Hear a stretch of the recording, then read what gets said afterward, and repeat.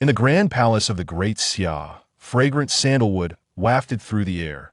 Qin Yun awoke upon the resplendent dragon bed, his gaze falling upon a classical beauty clad in imperial attire.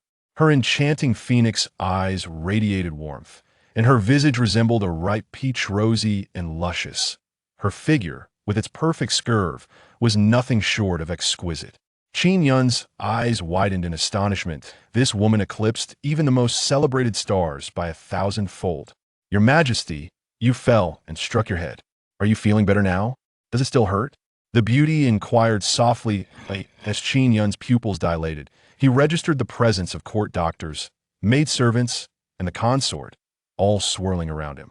Memories surged like a tidal wave, flooding his mind with clarity. It was the year of Gengzi in the Great Xia, and he was Emperor Qin Yun, also known as Pejun. I have traversed time. Fragments of two souls collided within him, inflicting a searing pain upon his mind. Da-da! He cried out, his complexion paling as he struck his head in distress. The sudden upheaval startled Consort Xiao, who rushed over, her face a portrait of concern. Your Majesty, what troubles you? Please do not frighten me. In a moment of chaos, Qin Yun succumbed to the softness of Consort Zhao's embrace, finding solace in her warmth. After a while, tranquility returned to the once tumultuous chamber. Lin Taiji, what is amiss with His Majesty? Consort Xiao inquired anxiously, embodying the essence of a devoted wife. Her fears lingered, for she understood that any injury to the emperor within her quarters could implicate her family. Your Highness, the emperor is not gravely harmed, he is merely fatigued in spirit. He struck his head, resulting in some bruising on his forehead, and requires rest, Lin Taiji reassured her. Upon hearing this, Consort Xiao exhaled deeply, a sense of relief washing over her, as she dreaded the emperor's notorious temper. Thank you, Lin Taiji. Of course, soon after, Lin Taiji distanced himself from the palace. Discreetly dismissing the maid Yenerd and the shadows, he released a carrier pigeon, which bore a brief message. The emperor's health is deteriorating. He has now become too weak to even fall. All is proceeding as planned. As the pigeon soared into the night, a grim smile crept across his face. Within the palace, Qin Yun stared blankly at the dragon bed ceiling, grappling with the reality of his situation. He had indeed crossed into another realm, standing atop the pinnacle of power as the rightful emperor, wielding dominion over the world while reveling in the company of beautiful women. This dynasty, known as Great Xia, existed not within the annals of history, suggesting he had entered a parallel universe. Your Majesty, since you are no longer in distress, I shall take my leave to allow you rest. Should you require anything, simply summon me. Consort Zhao's voice flowed like a gentle stream, captivating the heart. No, do not depart. Instinctively, Qin Yun grasped her delicate wrist, imploring, Stay with me, you shall not go anywhere. Xiao Shufei's brow furrowed slightly in pain as she spoke with a hint of grievance. Your Majesty, I shall not go anywhere. Please do not be angry. Qin Yun observed her expression, which seemed to betray discomfort, and pondered to himself how a mere gentle grasp on her wrist could elicit such a reaction. Instinctively, he pulled back the sleeve of Xiao Shufei's garment and was taken aback. Her wrist was delicate, as white as jade, yet marred by numerous bruises and scars that utterly defaced her inherent beauty, rendering it almost grotesque. The innate desire for beauty resides within all, and how much more so for one who is his wife in this lifetime. Qin Yun's anger flared. He furrowed his brow and shouted, Who did this? How dare anyone lay a hand on the esteemed consort? I shall flay them alive. Upon hearing his words, Xiao Shufei's eyes reddened, tears streaming down her cheeks as she knelt on the ground, her head bowed in silence. The emperor favored consort Wang above all, yielding to her whims, often chastising Xiao Shufei harshly. It was that vixen who had instigated the conflict leading to her punishment last night. Moreover, the emperor trusted the slanderous words of sycophants, favoring the Wang family and promoting its members to significant positions, allowing power to slip away and placing the imperial authority in jeopardy. Such truths were bitter to hear. As a consort lacking favor, how could she voice these concerns to an emperor so blinded by infatuation? Seeing her silence, Qin Yun grew more anxious that he pressed further. I demand to know who perpetrated this cruelty against my woman. They must not wish to live. With tear-filled eyes, Xiao Shufei felt deeply wronged as she glanced up at Qin Yun, contemplating whether he had truly forgotten the events of the previous night. After several inquiries, she finally choked out her words. "Your Majesty, yesterday I attended to you, giving you a massage. I lacked the skill of Consort Wang, and thus offended your royal countenance.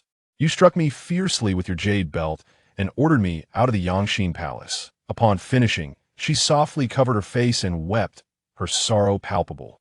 Qin Yun was astonished. Was his former self truly such a scoundrel? The injuries adorning Xiao Shufei's body suggested far more than a single instance of punishment. This was clearly domestic violence, indicative of repeated brutal assaults. Gazing at the heartbroken beauty, he felt a surge of compassion and profound guilt. Descending from the dragon bed, he grasped her tender shoulders with both hands. "Ahem, my beloved, please rise. I recall the matter. It was wrong of me to strike you, and I sincerely apologize." At his words, Xiao Shufei was taken aback. How could she allow the emperor to apologize? Surely, it was tantamount to courting death. "Your Majesty, I cannot accept such an apology. It was my own impetuousness that offended your Majesty, and it bears no relation to you." Upon hearing this, Qin Yun sighed deeply. Such a beautiful and dignified woman, so understanding, how could the former owner of her heart have inflicted pain upon her?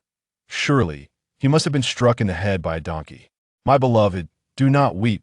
I assure you, I shall make amends and ensure you become the happiest woman in all the realm, second only to me."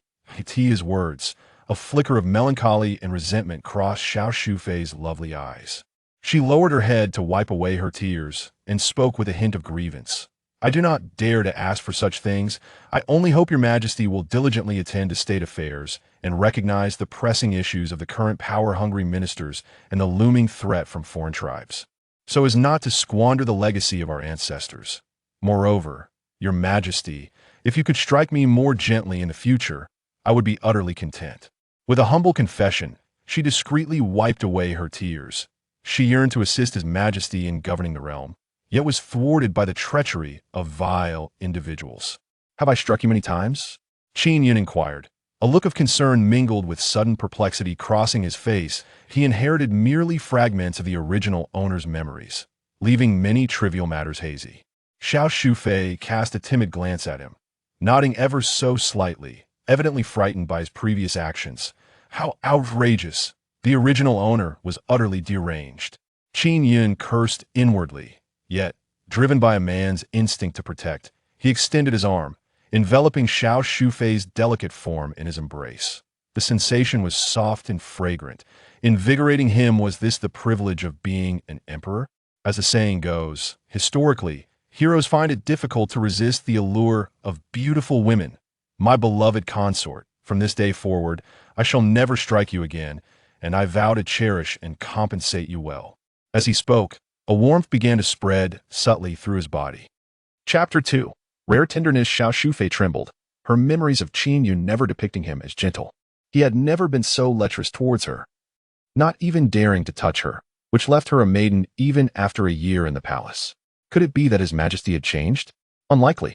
The emperor had long favored only Wang Min, the noble consort, and had listened to slanderous whispers. For so long, he had ignored the bullying she endured from that enchanting woman and the oppression of the Xiao family. How could he suddenly become benevolent? With this thought, a sense of desolation filled Xiao Shufei and Appos' heart. She feared this was merely a fleeting act of pity from the emperor. At this moment, Qin Yun inhaled the fragrance emanating from Xiao Shufei, and his heart was already ablaze with desire. "Your Majesty." Xiao Shufei's complexion changed as she realized her outer palace garments were slipping away unnoticed. "Your Majesty, the physician has instructed you to rest. Please take care of your health." Qin Yun's breath quickened. The physician said, "I am in need of stimulation. My beloved, come forth." With a sudden movement, he swept Xiao Shufei into his arms and cast her upon the ancient, ornate dragon bed. Xiao Shufei, who had remained untouched for over a year, was overwhelmed with embarrassment and anxiety. She wished to flee, but found herself paralyzed by fear. The notion that the husband was paramount, and the emperor above all, was deeply ingrained in her. Even if Qin Yun treated her poorly, her sole desire was to bear him a son. Qin Yun was as frantic as an ant on a hot pan, disregarding everything else as he pounced upon her. Her pale attempts at persuasion made little impact. As her outer garments were stripped away, her face flushed crimson, as if it could bleed. "Your Majesty, I bear injuries upon my body, and they may be unsightly. I fear they may offend you." Qin Yun's movements faltered, and he grew quiet, having noticed the scars marring Xiao Shufei's skin. Though she endeavored to conceal them, some remained exposed. Her fair skin was marred by scattered bruises and wounds, both fresh and old. As a man, Qin Yun felt genuine sorrow. "Is it not dreadful?" Xiao Shufei asked, her self-esteem faltering, her gaze dimming as tears brimmed at the corners of her eyes. "It is not dreadful." Qin Yun shook his head, filled with remorse. "It is my fault. I should not have struck you."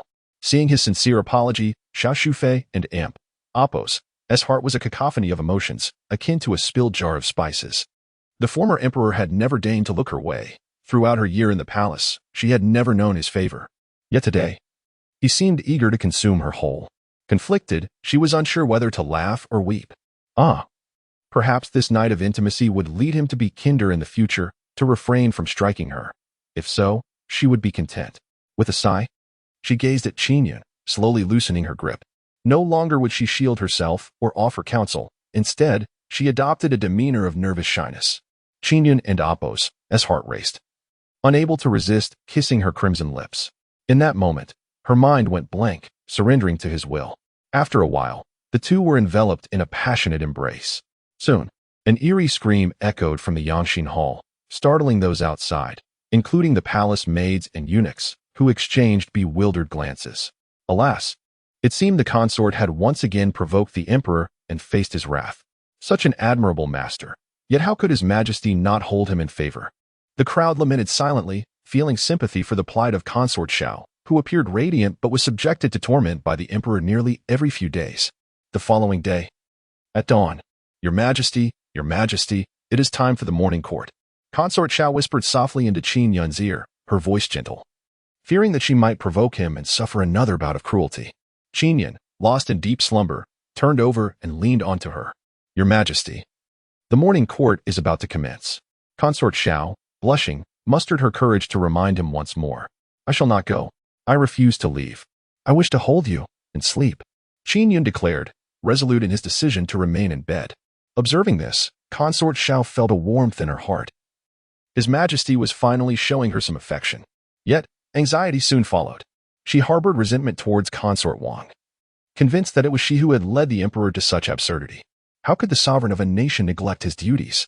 Sighing softly, she felt powerless against her grievances. Wang Min, the daughter of the Minister of Revenue, had siblings who were all significant officials within the court, and even the Chancellor had close ties with the Wang family. They wielded considerable power and enjoyed the emperor and Apos' favor. Who would dare to criticize her? Noticing her sighs, Qin Yun slowly opened his eyes. Consort Xiao had donned part of her attire, appearing markedly different from the day before. Her skin glowed with a lustrous sheen, and there was a newfound allure in her eyes, captivating and irresistible, invoking a desire to cherish her fragrance. "My beloved, what troubles you?" Qin Yun inquired tenderly. Her eyes reddened as she reproached herself. "Your Majesty is the ruler of the realm. Attending court is a timeless obligation. If I were to delay important matters of state due to my own desires, I would be beyond reproach. I implore you, Your Majesty, to heed my counsel and attend court first." The Great Xia faces internal strife and external threats. Natural disasters and the looming menace of the Xiongnu and Turkic tribes threaten our peace. If this continues, she cast a timid glance at Qin Yun, leaving her words unspoken, fearful of inciting his wrath. Last time, she had urged Qin Yun to focus on state affairs rather than be enamored by beauty, which had resulted in his furious retaliation. At her words, fragments of memories flooded Qin Yun and Apos' mind. Indeed, the once prosperous Great Xia was now in turmoil. Recent memorials reported droughts, banditry, and incursions by the Xiongnu. "No, I have just become emperor, just acquired such beauty. I cannot let it slip away. I must govern wisely and restore the glory of Great Xia." A flicker of determination crossed Qin Yun's eyes. He would not become a fallen ruler or a wretched sovereign. "I shall be the greatest emperor. My beloved, your counsel is well received. I shall attend court at once and address the affairs of state." Upon hearing this, Consort Zhao's delicate face expressed shock. She had not anticipated Qin Yun would not be angered, but instead readily acquiesced. Typically, he would have erupted in fury, even directing his ire towards her. Your Majesty, are you speaking truthfully? Indeed, I am. Qin Yun smiled and pulled her into his embrace. Prepare yourself. We must attend morning court. Qin Yun laughed heartily, as if he had ascended to the pinnacle of life, exuding an undeniable confidence that only a man could possess. Nothing invigorates the spirit more than hearing Yuan and Apos' wife proclaim their greatness. After a brief respite, he was meticulously attended to, changing attire and grooming himself with care, before proceeding with composure to the Golden Throne Hall to attend the morning court. Chapter 3: The Royal Family and Apos' Dominance in the Court in the Grand Tai Chi Hall. The civil and military officials stood in solemnity. The gilded dragon pillars adorned the magnificent hall as the common folk prostrated in reverence. Qin Yun had only ever seen emperors on television, yet, as he found himself in the midst of such grandeur, he felt his masculine ambitions and desires surging forth. This realm shall be mine. Whether tyrant or fool, I shall indulge as I please. Your Majesty, the Guangzhou region is suffering from a severe drought. Not a blade of grass survives, and there is not a single crowing rooster for miles. The people are in dire straits. We implore you to make a swift decision. An elderly man clad in red stepped forward, holding a jade scepter, tears streaming down his face. Upon hearing this, Qin Yun was struck by the gravity of the calamity. Maintaining the emperor's dignity, he exclaimed, "Disaster relief, disaster relief. Immediately initiate aid. Minister of Revenue, allocate funds and provisions at once to support Guangzhou and prevent further devastation." At this proclamation, half of the ministers exchanged perplexed glances. Is there still money in the treasury? A frail old man with a white beard emerged. His piercing eyes hinted at deep cunning. He was Wang Wei, the Minister of Revenue and father of the favored concubine, a prominent figure in the court. With a troubled expression, he bowed his head and replied, "Your Majesty, the treasury is truly depleted. Last year's construction of the Yongle Divine Palace and this year's renovations of the Imperial Garden have exhausted our resources. We now possess a mere 500,000 taels of silver." 500,000 taels? Qin Yun and Apos' face turned pale with disbelief. In his memory, the Daxia kingdom was vast and bountiful, with a thriving economy and foreign nations paying tribute. How could the treasury be reduced to such a pitiful sum? The only explanation he could fathom was rampant corruption among the ministers. "Bring me the account books at once," he commanded, his tone laced with dissatisfaction. Wang Wei, sensing the emperor and Apos' displeasure, was taken aback. Why had His Majesty suddenly demanded an audit? Yet, he remained unperturbed and promptly ordered the account books to be fetched. After the time it takes to burn half a stick of incense, the books were retrieved and presented to Qin Yun. He perused them for a moment, his expression darkening as he sighed. It turned out the funds had indeed been spent, squandered by the previous emperor himself, who had insisted on constructing a new Yongle Divine Palace and frequently indulged the favored concubine with extravagant excursions. However, he remained clear-headed, even with the previous ruler's reckless spending. The Daxia kingdom was robust enough that the treasury should not have reached such a dire state. There must be worms within this great tree. He mused silently. It is premature to investigate corrupt officials. I have yet to establish my footing or grasp the court's dynamics. Any hasty action may yield adverse effects. After a moment and Apos' contemplation, he spoke gravely. Cease all construction of the Yongle Divine Palace and the renovations of the Imperial Garden and Stone Temple immediately. Furthermore, sell off all that can be liquidated to obtain silver for disaster relief. The ministers were taken aback, their eyes wide with disbelief. The air thickened with silence. What transformation had befallen His Majesty? He was willing to halt the construction of the Divine Palace to aid the suffering populace, a stark contrast to his previous demeanor. Wang Wei and Apos' astute eyes suddenly lifted to glance at Qin Yun, his gaze filled with skepticism, yet he remained silent. Your Majesty, so enlightened, the disaster-stricken populace has found hope. A venerable minister clad in red knelt on the ground, weeping profusely, stirring the hearts of those present. Qin Yun recalled him as the scholar Guiziyun, an unrecognized elder from a humble background, whose heart was devoted to the people. For days, he had sought an audience to discuss disaster relief. But the former ruler had been preoccupied with indulgences, refusing to meet him and even allowing the old man to be subjected to punishment. Regret filled Qin Yun's heart, and he mused, indeed, this man is worthy of promotion for his dedication to the nation and its people. At that moment, Wang Wei discreetly cast a glance at one of the ministers from his faction. The minister understood at once and promptly stood to speak. Your Majesty, I have another matter to present. Speak. Qin Yun responded firmly. In the vicinity of Tsongshan and Jian and Apos, Nan, bandits are rampant, their numbers swelling to over 10,000. They pillage and burn at will, instilling fear in both the common folk and merchants. If the court does not dispatch troops soon, a calamity may ensue. Upon hearing this, Qin Yun felt a headache coming on. He pondered how the Daxia dynasty was plagued with troubles, natural disasters one moment, and banditry the next, portending ill omens. Dispatch troops, he declared decisively, scanning the row of military officials. Who among you is willing to go? The military leaders bowed their heads in silence, none daring to claim this lucrative opportunity, which was evidently preordained for the Wang family. Immediately, a civil official stepped forward and suggested, "Your Majesty, I believe General Wang Ming is suitable." Indeed, General Wang was known for his valor and prowess in battle, capable of quelling the bandits with ease. As a general of the Imperial Guard, he was well versed in military strategy, making him the ideal candidate to suppress the Tsongshan uprising. Qin Yun observed the scene before him with a cold gaze. It was evident that more than half of the ministers were rallying behind Wang Ming, creating an atmosphere of unanimity. Many generals, under pressure, hesitated to step forward and vie for the position. Just how substantial was the Wang family's influence? The Minister of Revenue, generals, and even the favored concubine, all hailed from the same lineage. Qin Yun was no fool. He knew that such powerful officials often led to chaos in governance. Are there no other generals willing to go? He inquired nonchalantly, seemingly going through the motions while secretly refusing to yield. The military officials exchanged glances, yet none spoke up. Most had close ties with the Wang family, and only a few held opposing views, but they understood that contention was futile. "Your Majesty, since there are no objections, I propose we appoint General Wang Ming as the Grand Marshal for bandit suppression, commanding all troops to quell the bandits." An elegantly dressed elder in purple stepped forward with a jovial demeanor. At this, Qin Yun was utterly incensed. This elder, Lin Changshu, was the prime minister. Was he also in league with the Wang family? This was a plot of monumental proportions. Simultaneously, a young general clad in black armor emerged. He was Wang Ming himself.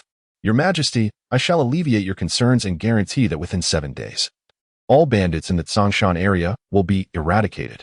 "Wang General, what bold assurance!" exclaimed the elder. "I propose we appoint General Wang Ming as the Grand Marshal for bandit suppression."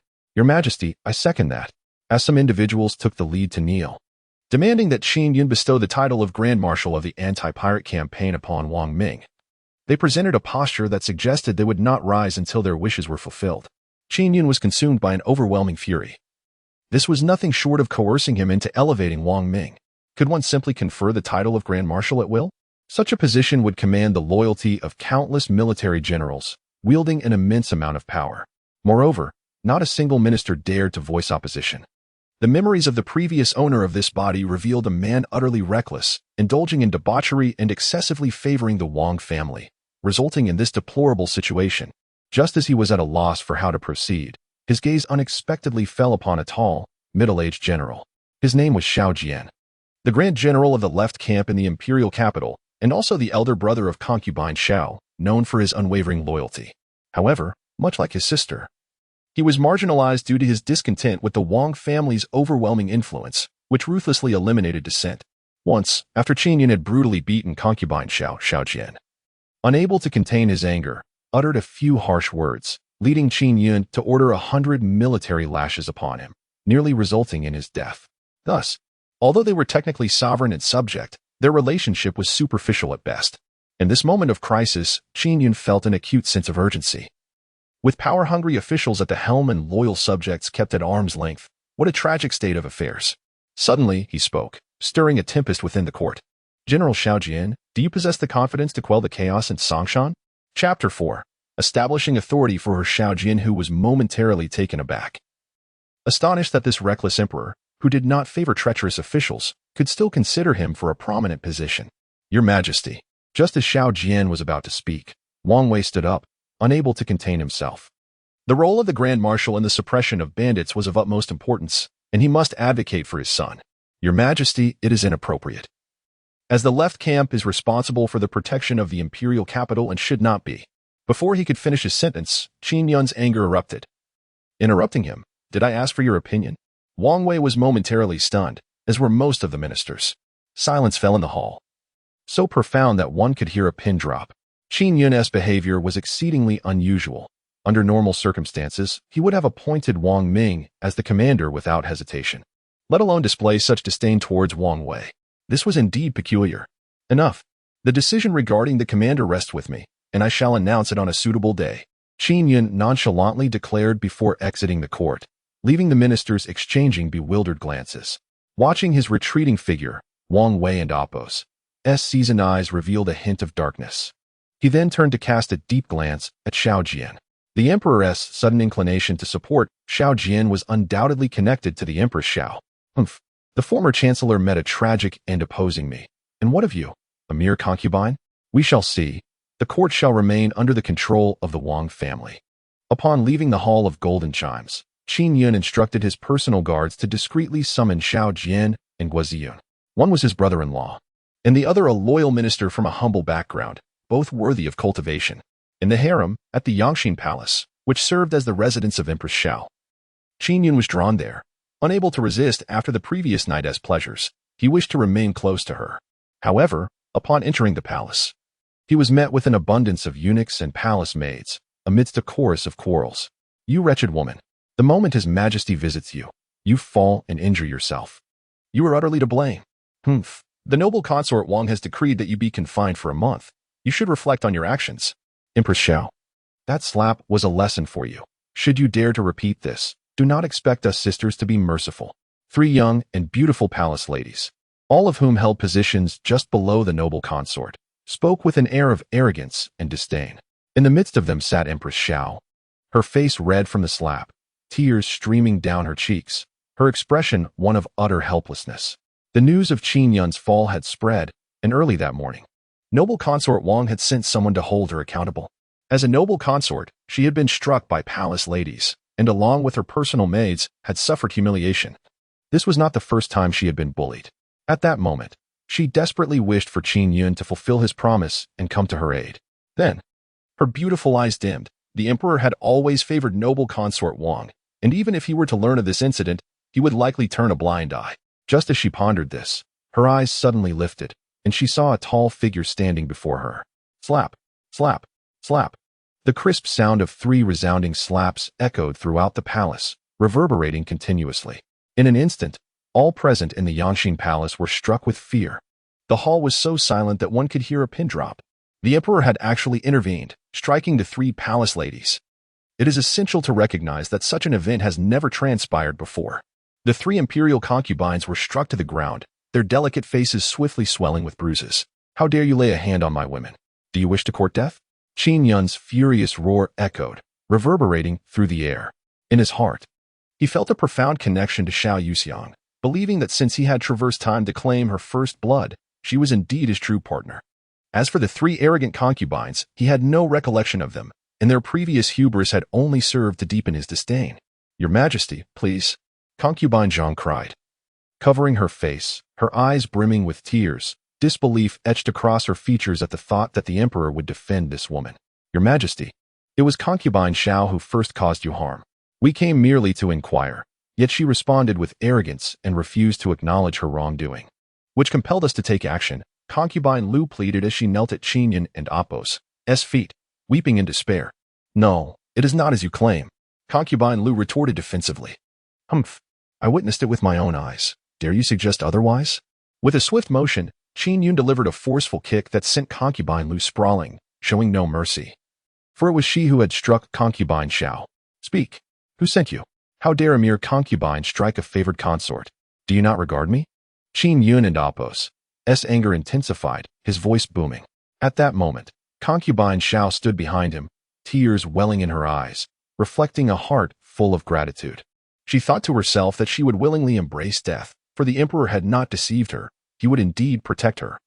And her days of suffering were finally drawing to a close. Last night, your Majesty was injured, and concubine Wang was concerned for your well-being. Hence our inquiry into the matter. Concubine Lu stammered, fear creeping into her expression as she invoked Wang Min's name. Concubine Wang once again. Qin Yun's countenance darkened. He harbored a certain aversion towards this woman. The daughter of a powerful minister, she was equally haughty within the harem. Without her command, the 3 concubines would not have dared to act so brazenly. Bring forth these 3 insolent women and cast them into the cold palace. Without my explicit command, none shall be released." The 3 concubines were overtaken by sheer panic. Their exquisite faces reflected horror at the thought of being consigned to the cold palace, a fate akin to death.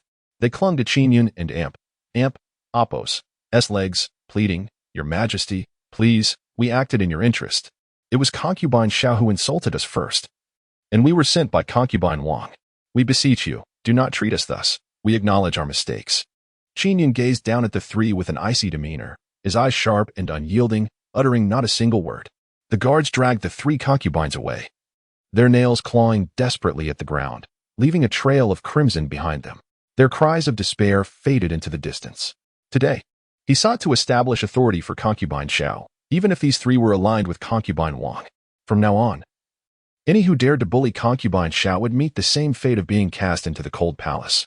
In the private chamber, Qin Yun tenderly cradled concubine Xiao and Apos' face, his brow furrowing with concern. "No, my beloved, I shall summon a physician for you." Concubine Xiao grasped his hand, a radiant smile illuminating her features. "Your Majesty, there is no need. I am well." Qin Yun sighed. "Xiang'er, it is I who have failed to protect you. Today, I allowed you to be bullied by those wretched women, but rest assured, I will seek retribution on your behalf. Imperial concubine Wang, I shall not let her off easily." "It matters not, Your Majesty." Consort Xiao nestled her head against Qin Yun's chest, whispering softly, "As long as Your Majesty cares for me, nothing else holds significance." A warmth enveloped Qin Yun's heart, deepening his affection for this woman. He effortlessly lifted her, tenderly caressing her smooth, delicate back as a gesture of comfort.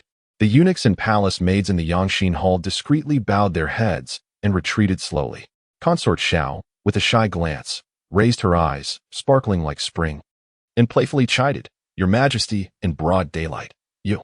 Qin Yun grinned, a hint of mischief glimmering in his eyes. "What, my beloved consort? Do you not wish for me to visit your chambers during the day? I have longed for this even in my dreams." Consort Xiao replied earnestly, her beautiful eyes wide open, before suddenly recalling something. "Your Majesty, I have something to show you." "What is it?" Qin Yun reluctantly released her, allowing her to fetch the item. She retrieved a white handkerchief from beneath her fragrant pillow, stained with droplets of blood, resembling blooming plum blossoms, strikingly vivid. Shyly, Consort Xiao approached, bowing her head as she presented it. "Your Majesty, this is my first blood. I beseech you to inspect it." In ancient times, women placed great importance on this. After consummating their union, they were obliged to present the blood-stained cloth, symbolizing purity. The presence of such a token directly influenced a woman's treatment within her husband's family. Qin Yun inhaled deeply, accepting the handkerchief, his heart racing. The sensation of possessing the blood of a beauty was truly exhilarating. "My beloved consort," he embraced Consort Xiao with one arm, his gaze turning intensely predatory. Sensing Qin Yun and Apos' intentions, Consort Xiao and Apos' exquisite face flushed a delicate shade, her eyes darting shyly. "Your Majesty, it is still daytime. This may not be quite appropriate." Chapter 5. Secret Investigation of Corruption. What does it matter whether it is day or night? Am I not allowed to touch my beloved consort? Is there a law that forbids it? Xiang'er, be obedient. I cannot bear to wait any longer. As Qin Yun spoke, he gently laid her down upon the soft, fragrant bed. Shashufei and Apos' complexion flushed, her delicate form trembled slightly, and her beautiful eyes slowly closed. She thought to herself that it was rare for His Majesty to be so affectionate, so if it must be during the day, so be it. She was willing to embrace him, though with a hint of shyness. Yet, she was concerned that Qin Yun might be as rough as he had been the previous night. With her delicate brows furrowed, she softly implored, "Your Majesty, please show mercy." Qin Yun responded with a soft then leaned in, kissing her crystalline red lips. The atmosphere in the fragrant chamber was palpably intimate. In the imperial capital, at the Wang residence, Wang Wei and Wang Ming sat in a grand hall, having dismissed all servants. "Father, what should we do now? How could His Majesty suddenly change his demeanor and begin to value Xiao Jin?" Wang Ming's resolute brow furrowed. Utterly perplexed, Wang Wei maintained a calm demeanor as he sipped his tea and replied, "What else could it be? Your younger sister has already spread the word that the girl from the Xiao family has climbed into the Emperor's dragon bed. She must be whispering sweet nothings in his ear." "Humph, I knew it." Wang Ming clenched his fists, his teeth gritted. "Father, we cannot remain idle. The position of commander-in-chief must be firmly in our grasp. The Xiao Jian is certainly not one of our own. Wang Wei frowned slightly and admonished Wang Ming. Be more composed, Minger. Upon hearing this, Wang Ming quieted down. This matter is rather suspicious. Do you not find it strange that His Majesty seems like a different person overnight? Wang Ming pondered and nodded. Indeed, it is quite odd. He usually caters to our Wang family, yet today, I have already sent your younger sister to test His Majesty. I believe we will soon uncover the truth. If it truly is Xiao Shufei scheming against us, then that wretched girl cannot be spared. After speaking, Wang Wei and Appo's murky, shrewd eyes sparkled with a fierce light. In the Yangxin Palace, after a passionate interlude, Xiao Shufei lay nestled in Qin Yun and Appo's embrace, as gentle as a kitten. Her skin, fair and rosy, appeared exceedingly alluring, as if she had undergone a baptism. Your Majesty, will you come to my Yangxin Palace often in the future? I have been in the palace for a year. Yet I have not borne you a son or daughter, and there are many idle rumors in the harem. Xiao Shufei raised her large, glistening eyes, filled with anticipation. As a woman, and a favored consort, how could she not wish for His Majesty to visit her daily? Haha, wonderful. Even if you do not permit me, I shall come every day. Qin Yun teased, playfully pinching her youthful, collagen-rich cheek. However, my beloved consort must remain as gentle and obedient as you were just now. He winked mischievously, revealing a playful grin. Xiao Shufei's cheeks flushed crimson, and she found herself at a loss for words. After a moment, she ventured to reveal her lovely face once more, unable to contain herself. Your Majesty, your words must hold true, Xiang and Appo's, or will heed all your commands. I hope you will not grow cold towards me again, for I fear losing this precious happiness. Qin Yun responded with a soft his gaze upon her brimming with affection. To possess such exquisite beauty, a woman who is both pure and gentle, he has no reason not to cherish her. Just as he contemplated further words, Yinner at the door could no longer restrain herself and reminded him, Your Majesty, General Xiao and Lord Guo have been waiting outside for quite some time. Within the inner palace, Qin Yun suddenly sat up, exclaiming, Oh dear, I completely forgot about the matter at hand. My beloved, quickly assist me in changing my attire. My brother-in-law has arrived. Xiao Shufei displayed a hint of shyness and embarrassment. The thought of being in bed with the emperor while her elder brother was present made her feel flustered. She promptly called for Yinner to help Qin Yun dress. Before long, the two were appropriately attired and entered the side hall. Xiao Jian and Guo Ziyin had already consumed several cups of tea while awaiting Qin Yun's arrival. Upon seeing him, both men knelt and clasped their hands, saying, We pay our respects to your Majesty. Qin Yun hurried forward, personally assisting them to their feet. And with a warm smile, he said, There is no need for such formalities, my esteemed ministers. Please, take your seats. Guo Ziyin felt both honored and surprised by Qin Yun and Appo's humble demeanor, for in his memory, the emperor was not typically so gracious. In contrast, Xiao Jian remained composed, unimpressed by Qin Yun's facade. Were it not for the distinction between ruler and subject, he would not have bothered with pleasantries. The resentment Xiao Jian harbored for Qin Yun's reckless behavior in court and the incident involving his sister ran deep. As they all settled down, noticing Xiao Jian's indifference, Qin Yun sensed an awkward atmosphere and decided to engage Guo Ziyun in conversation. Minister Guo, do you know why I summoned you? Guo Ziyun, a man in his 50s with a white beard, shook his head, hands clasped, and replied, Your Majesty, I do not know. I humbly request your guidance. I have summoned you to entrust you with an important task. I wonder if you are capable of shouldering such a responsibility, Qin Yun said, adopting an expression that suggested he intended to place great trust in him. Guo Ziyun, brimming with ambition yet lacking an outlet, felt a spark of hope in his eyes and immediately knelt again, declaring, Your Majesty, I will serve with utmost dedication until my last breath. Qin Yun smiled with satisfaction. Minister Guo, I wish for you to take full responsibility for disaster relief in Guangzhou. Do you accept? Upon hearing this, Guo Ziyun was taken aback. The emperor had entrusted him with such a significant duty. Tears of gratitude filled his eyes as he said, Thank you, Your Majesty, for your compassion towards the people. I accept. Do not be in haste to express your gratitude. In addition to this task, I have a secret mission for you, Qin Yun said, his gaze sharp. Guo Ziyun's expression grew serious, recognizing the gravity of the situation. Simultaneously, Xiao Shufei raised her hand, dismissing all the eunuchs from the side hall. I also require you to conduct a thorough investigation into the emptiness of the national treasury. Qin Yun enunciated each word with determination. Hearing this, Xiao Jian could not help but glance at Qin Yun, astonished that an emperor so enamored with beauty and indulgence would also seek to address corruption. Guo furrowed his brow, hesitant to speak. Qin Yun waved his hand, encouraging him. If you have something to say, please do. I hold you in high regard and trust you completely. I will not hold your words against you. Feeling a warmth in his heart, Guo Yun slowly began. His brow still knitted in concern. Your Majesty, are you truly resolute in this matter? The corruption among the officials of the Great Xia has persisted for quite some time. Within towering trees, pests abound. If we pursue this investigation, many may be implicated. Qin Yun, of course, contemplated these matters as he calmly declared. I possess the resolve to break the cauldrons and sink the boats. Do you not have the courage to accept this command, my dear minister? Guo Yun, his beard quivering, adopted a solemn expression as he knelt upon the ground and fervently proclaimed, what is there to fear? If His Majesty sends me forth, I, Guo Yun, shall advance unflinchingly. Excellent, excellent, excellent. Qin Yun exclaimed thrice, recognizing the unwavering integrity exuded by this venerable man, who was precisely the candidate he sought. Xiang and Apos, you shall personally draft the imperial edict on my behalf, appointing Guo Yun as the Inspector General with a second-rank position, tasked with disaster relief in Guangzhou and overseeing matters of finance and grain. Chapter 6. I wish to assist Xiao Shufei and Amp.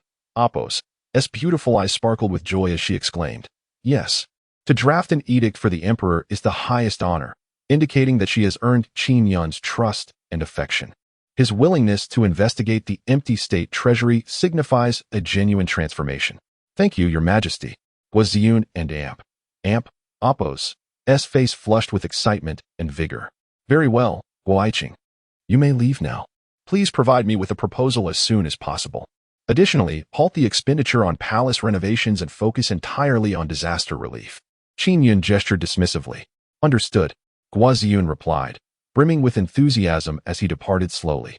In the side hall, only Xiao Jian remained, maintaining a calm demeanor tinged with formality and a hint of estrangement. Despite Qin Yun and Apos' apparent reformation, he still harbored discontent. Qin Yun felt a slight awkwardness as Xiao Shufei stepped forward, not wishing for any rift between her elder brother and the emperor.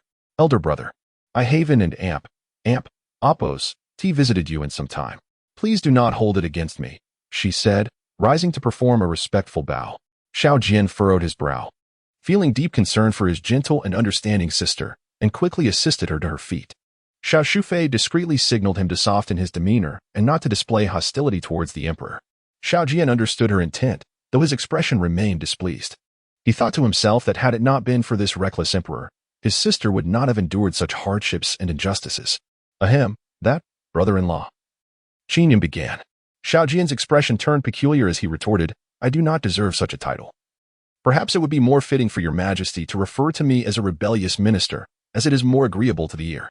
Qin Yun was left utterly embarrassed, realizing that his brother-in-law harbored considerable grievances against him, from the memories of the previous owner.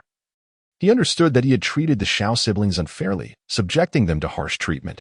Thus, he did not blame Xiao Jian for his attitude. Xiao Shufei and Apos' complexion paled as she knelt before Qin Yun in apology. Your Majesty, my elder brother is merely acting out of emotion. I beg you not to hold it against him. Qin Yun gently lifted her, his gaze filled with compassion. It is of no matter. I am at fault. And how could I possibly blame him? After all, we are family, and family does not speak as strangers. Upon hearing this, Xiao Shufei felt moved and cast a furtive glance at Xiao Jian. His expression softened as well, deeply gazing at Qin Yun, unable to comprehend how such words could emanate from him. Seizing the opportunity, Qin Yun continued, Xiao Jian, I intend to send you to Tsangshan to quell the bandits, appointing you as the Grand Marshal of Anti-Banditry. Upon your victorious return, I shall promote you to formal marshal, commanding a greater army to share in my burdens. A glimmer of light sparkled in Xiao Jian and Apos' eyes. As a loyal minister, he should indeed relieve the emperor of his concerns. Previously, the emperor had been swayed by sycophantic ministers, allowing treacherous elements to rise, leaving him with ambitions that had no outlet. If he were to become a marshal and achieve victory, he would no longer suffer under the oppression of the powerful factions led by the Wang family. Xiao Jian, do you consent? Qin Yun inquired again, noting his silence. Xiao Jian and Apos' gaze flickered, rife with doubt as he replied, Your Majesty, this matter bears great significance. Even if you wish for it, I fear we may not pass the approval of the Minister of Revenue. Upon hearing this, Qin Yun's eyes gleamed with determination. Realizing even Xiao Jian was wary of Wang Wei, suggesting that major decisions could not proceed without his endorsement. Regarding Wang Wei, this matter is indeed correct. Do I need his consent? To be frank, I have grown increasingly discontented with the demeanor of Wang Wei and other powerful ministers. And I have the intention of suppressing them. Otherwise, I would not have supported you in Guiziyun. Xiao Jian felt a tumult within, fixating on Qin Yun's sharp gaze, finding the emperor somewhat unrecognizable. After a prolonged silence, Qin Yun stood with his hands clasped behind his back and spoke with measured gravity. Xiao Jian, I shall ask you one final time. Are you willing to assist me? A flicker of hesitation crossed Xiao Jian and Appo's valiant visage as he pondered whether to place his trust in this errant emperor. Xiao Shufei cast him a hopeful glance, almost on the verge of pleading, as she wished dearly for her elder brother to wholeheartedly lay aside his grievances and pledge loyalty to his majesty. Observing his younger sister and Appo's expression, Xiao Jian sighed inwardly. He gazed deeply at Qin Yun and declared, If your majesty can truly amend your ways, I am willing to assist. Qin Yun broke into a radiant smile and approached to pat his shoulder. Very well, I promise you, I shall amend my ways. A weight lifted from Xiao Jian's heart. It is indeed a rare occurrence for a sovereign to speak with such earnestness, indicating at least a genuine desire for reform. What trials has Qin Yun endured to transform from a tyrant to a ruler who respects the virtuous? He felt perplexed, yet chose to place his faith in him. Shortly thereafter, Xiao Jian departed the palace, with Xiao Shufei personally seeing him off. As they walked along the grand avenue of the palace, a throng of eunuchs and palace maids trailed behind. Xiao Jian, puzzled, murmured, Why has His Majesty's temperament shifted so dramatically? And why does he seem to suddenly hold such trust in our Xiao family? Xiao Shufei replied in a hushed tone, Elder brother, His Majesty spent the night in the Yangxin Hall last night. Xiao Jian and Appo's expression turned incredulous. Sister, are you implying that His Majesty? She blushed slightly and nodded gently. Xiao Jian silently mused. No wonder his younger sister seemed to walk with some difficulty. He sighed. Alas, if this errant emperor sincerely repents, it would be well. Otherwise, I may have to confront him with the left camp.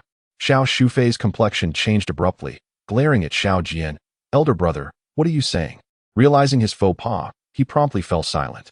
Just before exiting the palace gates, he furrowed his brow and spoke earnestly. Since His Majesty has shown a willingness to reform, I shall wholeheartedly assist him. The Wang family holds considerable power, and the Wang Guifei is not an easy adversary. Sister, you must exercise caution within the inner palace. Xiao Shufei nodded gently. Moreover, His Majesty still has no children. Sister, you must exert yourself and cultivate some vigor.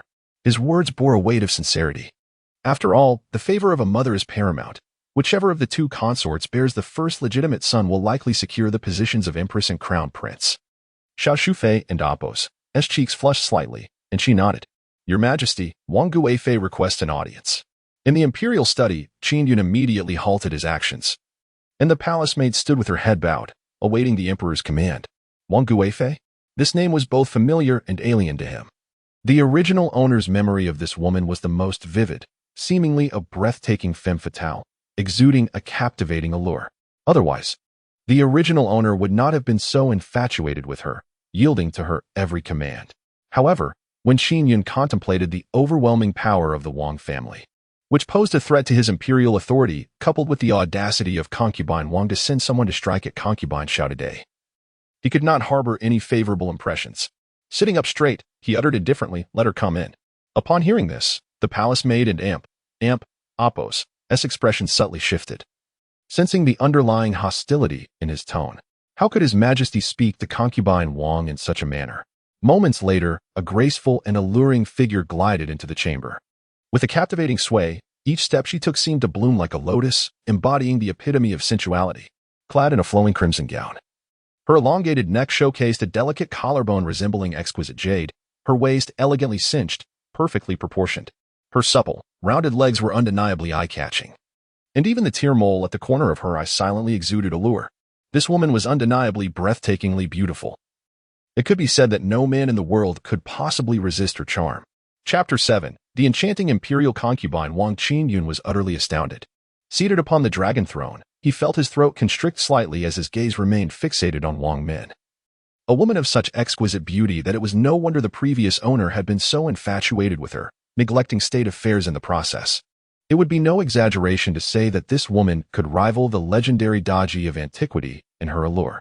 Your Majesty, why do you regard me so intently? Have you perhaps forgotten who I am? Wang Min's crimson lips curled into a smile as she approached languidly. Within, Qin Yun yearned to embrace her, to caress her slender waist. Yet the thought of her being a member of the Wang family, who had troubled Xiang'er, extinguished his desire. He subdued his astonishment and returned to composure.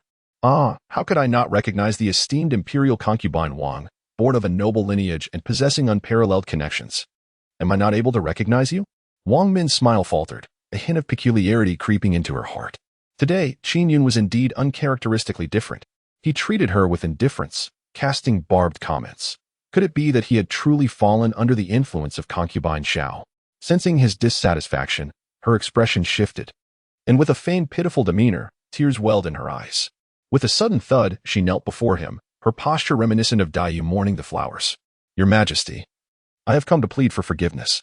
Please do not mock me so, for I am but a timid soul. From his elevated position, Qin Yun and Appo's gaze unconsciously drifted to her delicate collarbone. Plead for forgiveness? For what transgression? As she dabbed at her tears, Wang Min replied, not long ago. I instructed the three sisters of Zhang Jieyu to inquire about the circumstances surrounding your injury last night at the hands of concubine Xiao. I never anticipated that they would confront her. This is all my fault, and I am willing to accept any punishment. Drawing closer, she nestled against Qin Yun's right leg. A surge of unexpected heat coursed through him at the proximity of this enchanting imperial concubine. Clearing his throat, he maintained his stern demeanor. Then tell me, how should I punish you? Wang Min revealed a captivating and sensual smile, biting her lips shyly. Whatever punishment your Majesty desires, I shall acquiesce. Qin Yun and Appo's heart raced. There was an unmistakable ambiguity in her words. Was she attempting to seduce him? Absolutely not. Her father and elder brother were constantly scheming to undermine him. He must uphold his principles. Very well, given the recent depletion of the treasury and the inability to provide aid to the drought-stricken regions of Guangzhou, I shall impose a fine upon you. A fine? Wang Min's charming face momentarily froze, her flirtation dissipating as she scrutinized Qin Yun with renewed insight. It seemed her father had been right. The emperor truly appeared to be a different person. In the past, he would never have genuinely punished her. Your Majesty, you are so cruel. The funds I receive monthly are provided by you. Where am I to procure silver to donate to Guangzhou? Wang Min pouted playfully. Sinking into Qin Yun's embrace, her long, slender legs resting effortlessly upon his palm. Though he wished to maintain an aloof demeanor, Qin Yun's hand instinctively brushed against her smooth skin, as delicate as jade, leaving him utterly stunned. Sensing his subtle movements and the lingering gazes, Wang Min could not help but smile with satisfaction. No matter how much His Majesty changed, his infatuation with his own beauty remained constant. As long as this trait persisted, she was confident she could maintain the same level of control over Qin Yun as before. However, in the next moment, Qin Yun's words brought her disappointment. Ah, concubine. This fine must be imposed without fail. Rules must be upheld. Although you did not strike her, I must provide an explanation to Xiang'er. How shall I face the multitude within the palace otherwise? My authority must be preserved. All right, Your Majesty, whatever you say, Min and Appo's shall comply. She forced a smile, concealing her true thoughts. Qin Yun smiled in satisfaction. It was good that Wang Min accepted her punishment. Should she dare to be arrogant and defy his wishes? No matter how beautiful she was or how much power she held in her household, he would not hesitate to take decisive action. Wang Min suddenly rose, evading Qin Yun and Appo's impending embrace. Her lips curved into a smile. Your Majesty, look at my forgetfulness. You have been injured, and I fear that sitting on your lap might cause you harm. Qin Yun touched his nose, still lingering with her scent. A playful impulse arose within him, and he reached out to embrace Wang Min, saying with a grin, My beloved consort possesses a figure so graceful, akin to a slender willow. You are as light as a feather. It is nothing. Come, let me hold you. Wang Min's beautiful eyes flashed as she deftly twirled away from Qin Yun's wandering hand, bursting into a melodic laugh. Your Majesty, come catch me. With that, she kicked off her embroidered shoes, revealing her delicate feet, and scampered barefoot across the study. Qin Yun inhaled sharply, nearly overwhelmed, unable to resist her fair, exquisite feet. Wang Min had a remarkable talent for understanding her own allure. He thought to himself as he dashed forward to seize her, pulling her into his embrace. However, as he prepared to take the next step. Wang Min and Appo's lithe form slipped away once more, escaping his grasp. She took 2 steps back, her features enchanting, and teased, "Your Majesty, today you are not as formidable as before. You cannot catch me." Frustration brewed within Qin Yun. He longed to capture her and prevent her from escaping. Yet, Wang Min's form was like silk every time she anticipated his movements, evading capture just by a hair's breadth. Growing displeased, he preferred the obedient demeanor of Xiao Shufei.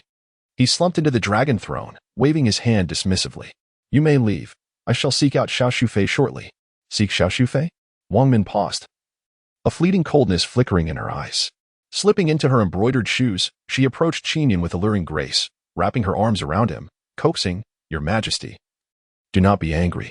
The imperial study is crowded and full of prying eyes. I cannot serve you properly here. Tonight, I shall be in the Linglong Palace, awaiting your esteemed presence." As she spoke, she playfully licked her red lips, offering a seductive smile that was utterly captivating. Seizing the moment, Qin Yun reached out and pinched her sharply, as if to punish her for teasing him. Caught off guard, Wang Min instinctively let out a soft sound, her beautiful, watery eyes momentarily betraying a flicker of disdain. Yes, it was disdain. "This evening at the Linglong Hall, Your Majesty must not fail to attend. Otherwise, I shall be consumed with jealousy." With that, she gracefully departed, leaving behind a lingering fragrance. Qin Yun gazed at her retreating figure, swallowing hard as he mused. Ah, truly a captivating enchantress capable of stealing one and Appo's very soul.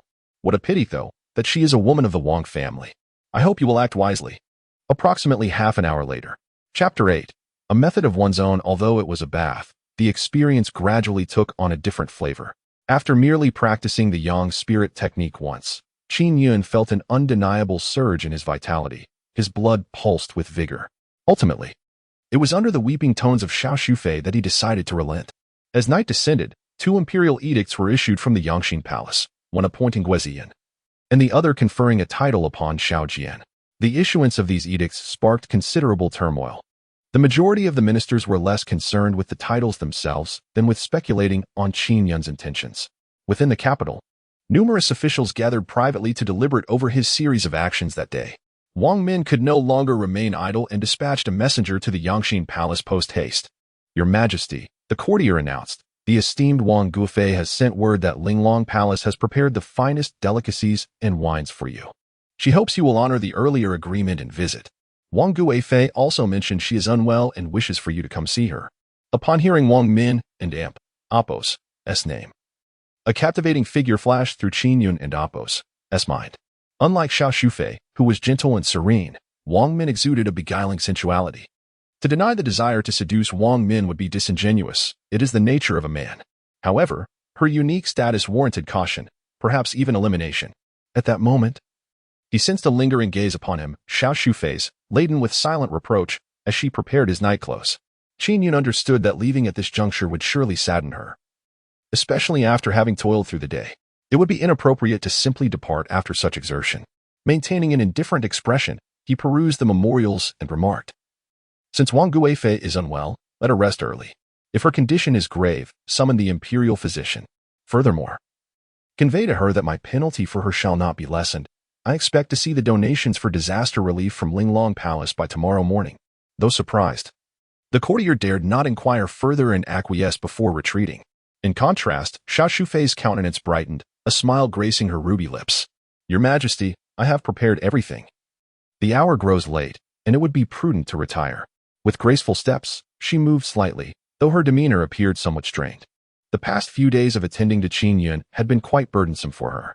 Qin Yun set aside the memorials and pinched the bridge of his nose. "Let us wait a moment. I must finish reviewing all the memorials. Guizian has proven efficient, already submitting a report." Sighing, he lamented, "The state treasury is depleted. Even if we cease a series of expenditures, disaster relief remains a formidable challenge." Xiao Shufei furrowed her brow, aware of these matters, yet hesitant to chastise Qin Yun for his prior extravagance. Turning towards the inner chamber, she retrieved a square box. "Your Majesty, I wish to alleviate your burdens." Qin Yun glanced at the pearwood box. "What is this?" "This is my dowry upon entering the palace, along with gold, silver, jewelry, and property deeds gifted by you." I intend to donate it all for disaster relief in Guangzhou, Xiao Shufei declared with a smile, moving closer to massage his shoulders. Feeling a twinge of embarrassment, Qin Yun, the emperor, found it awkward to accept a woman's financial contribution. With a rueful smile, he replied, "My dear consort, do not jest. The value of your adornments is trifling. They will scarcely make a dent in the vast needs of disaster relief. I punished the noble consort Wang purely to issue her a warning. There was no need for such a display." Xiao Shufei smiled gently, urging, "Your Majesty, do not underestimate this box. Why not open it and see for yourself?" Qin Yun hesitated for a moment. Then, filled with skepticism, he opened it. Inside sparkled a collection of exquisite jewelry, and within lay a stack of silver notes alongside several land deeds. To his astonishment, Qin Yun discovered that the stack of silver notes amounted to a staggering 100,000 taels, with the land deeds from the imperial capital collectively valued at no less than 200,000 taels. He gasped in disbelief and turned to Xiao Shufei, asking, "My beloved, from whence did you acquire such wealth?" With a mysterious smile, she replied, "Have you forgotten the origins of my family? The Xiao family does not hail from the ranks of civil or military dignitaries. Rather, we are descended from a family of super-rich merchants in Taiyuan. During the founding of the Great Xia dynasty, we supported the cause with funds and provisions, leading to the present circumstances." It seemed that the original owner had married Xiao Shufei precisely because her family was immensely wealthy, capable of bolstering the court, thus forming a strategic alliance. "Oh, how could I have forgotten? I nearly overlooked that you were indeed a little heiress," Qin Yun jested, embracing her and tenderly caressing her enchanting figure. Little heiress? Though Xiao Shufei did not fully comprehend the term, she discerned the teasing glimmer in Qin Yun and Appo's eyes. Her lovely face flushed with shyness as she playfully admonished, "Do not mock me, Your Majesty." Qin Yun laughed heartily, harboring a unique affection for Xiao Shufei, treating her as a beloved wife. In contrast, although the noble consort Wang was strikingly beautiful, she could only captivate his physical desires, failing to secure his heart. Upon hearing this, Qin Yun shook his head resolutely. "Xiang and Appo's, seeking financial assistance from your parents will not resolve the fundamental issue." Xiao Shufei nodded in understanding. "I recognize that, but we cannot afford to delay in disaster relief. We can manage with this for the time being. Rest assured, if I ask, my father will surely agree to provide funds for relief efforts." Yet, Qin Yun shook his head once more, gazing thoughtfully into the night beyond the palace. "This money should not come from the Xiao family. Whoever has benefited from my silver must return it. In times of distress, the officials should also contribute to the relief efforts." Xiao Shufei could not help but raise her beautiful eyes to regard him with admiration. He increasingly embodied the essence of a true monarch. "Xianger, I shall take these silver notes and land deeds. You shall receive credit for the relief efforts, but keep the jewelry for yourself. Do not seek assistance from your father. I have my own methods to address this matter. Tomorrow morning, I will devise a way for the civil and military officials to contribute willingly." Xiao Shufei nodded slightly, her mind deep in thought, contemplating how to assist Qin Yun without resorting to borrowing money. While the court was not a place for her voice to be heard, she could still navigate the intricacies of the inner palace. The following day dawned clear and bright. The imperial palace exuded an air of majesty, with rays of golden sunlight streaming into the chambers, illuminating the space in a breathtaking display. The pearl curtains fluttered in the gentle breeze, and garments were strewn carelessly upon the floor, enveloping the room in a tantalizing ambience. Upon the dragon bed, the sheets were in disarray, revealing a glimpse of the fragrant shoulder of the exquisite Xiao Shufei, her beauty both partially concealed and provocatively unveiled. Her delicate face flushed with embarrassment. She clutched Qin Yun tightly and hurriedly instructed the waiting Yin Heir, quickly prepare some warm water. His Majesty will be attending court shortly. Later, Qin Yun murmured indistinctly. Chapter 9, What if I do not? In the Hall of Supreme Harmony, a cacophony of murmurs arose from the assembled officials, creating a somewhat chaotic atmosphere. "Your Majesty, it is time," announced Eunuch Shi with a sharp voice, clad in a resplendent golden dragon robe. Qin Yun exuded an air of authority as he slowly took his seat, resembling a deity surveying the mortal realm. "Esteemed ministers, if you have matters to present, speak now," he intoned, adhering to his customary protocol. To his surprise, more than 10 ministers stood forth and knelt with a thud. Although Qin Yun was not entirely taken aback, suspecting they had conspired to challenge him regarding the appointment of Xiao Jian as Grand General, an unexpected turn of events unfolded. The pointed accusations were not directed towards Xiao Jian and Appo's, promotion but rather towards the esteemed concubine Xiao. Lu Zi, the minister of the imperial clan, took the lead, kneeling and proclaiming, "And Oppos, your majesty, we humbly beseech you to impose severe punishment upon concubine Xiao for her mismanagement of the harem." And Oppos, Qin Yun was momentarily stunned, the flames of fury igniting in his eyes. How could concubine Xiao, who diligently sought the prosperity of the great Xia, be guilty of such charges? Preposterous. Xiao Jian erupted, incensed. The accusations regarding harem mismanagement were grave. If substantiated, they could spell doom for his younger sister. He stepped forward, his imposing figure trembling with rage, pointing an accusatory finger at Lu Zi. "You scoundrel! Should you dare to slander my sister again, I shall end your life. Xiao Jian, you are exceedingly bold. In the Golden Hall, you dare to disregard imperial authority and insult the court." The ministers clamored, "Your Majesty, expel Xiao Jian to uphold the majesty of the throne." Indeed, such a brash individual deserved punishment and expulsion. The spittle of the crowd was nearly overwhelming, for how could a mere general contend with the eloquence of numerous literati? Before long, he found himself unable to defend concubine Xiao, instead branded with the charge of disrespecting the emperor. Fuming with indignation, Xiao Jian and Oppos, as nostrils flared, his fist clenched tightly, yearning to retaliate physically. Observing the turmoil, Qin Yun rose with a commanding shout, "Silence." The hall fell into an immediate hush.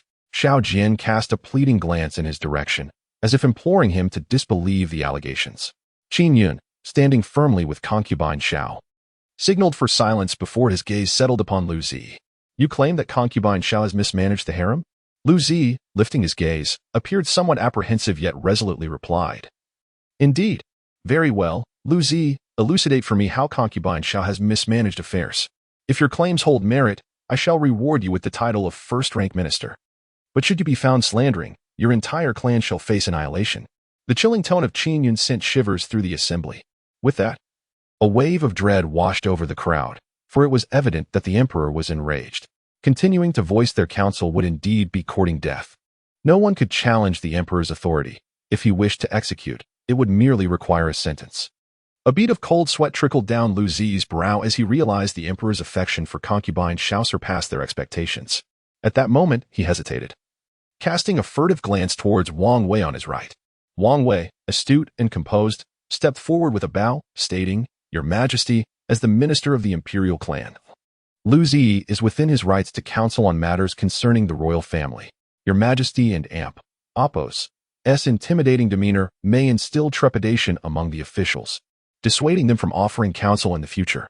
Qin Yun chuckled, questioning whether such counsel necessitates a multitude to kneel in unison. "Is this not an undue pressure upon the sovereign? I have declared that genuine merit will be rewarded, while deceit will be punished. Is there any fault in this clarity of reward and punishment? Your Majesty, I implore you to quell your wrath." Chancellor Lin Chashu stepped forward as a mediator, speaking gently, "Your Majesty, Lord Lu acts out of concern for the nation and its people. Might we not allow him to finish his discourse?" Qin Yun cast a cold glance downwards. Lu Zi wiped the sweat from his brow and inquired, "Your Majesty, was the decree issued yesterday to confer honors upon Guiziyun and Xiao Jin pinned by concubine Xiao Shufei?" Qin Yun and Oppos' gaze flickered. Could this indeed be a sign of chaotic governance? Lu Zi continued, "First, Xiao Jian and Shufei are siblings, thus this issuance of a decree carries the suspicion of favoritism. Second, the laws expressly forbid the involvement of palace concubines in state affairs. Yet, concubine Xiao not only engaged in governance, but also took it upon herself to draft decrees. Regardless of whether your Majesty sanctioned this, it constitutes a breach of order. If this persists, it is inevitable that unscrupulous individuals within the palace will fabricate decrees for nefarious purposes. Third, the decree was issued without the cabinet's consent, which is a violation of the law. Concubine Xiao must face severe punishment." Upon his conclusion, the dozen or so kneeling ministers remained prostrate, conspiring together. Xiao Jian's countenance darkened. He realized this oversight was on his part.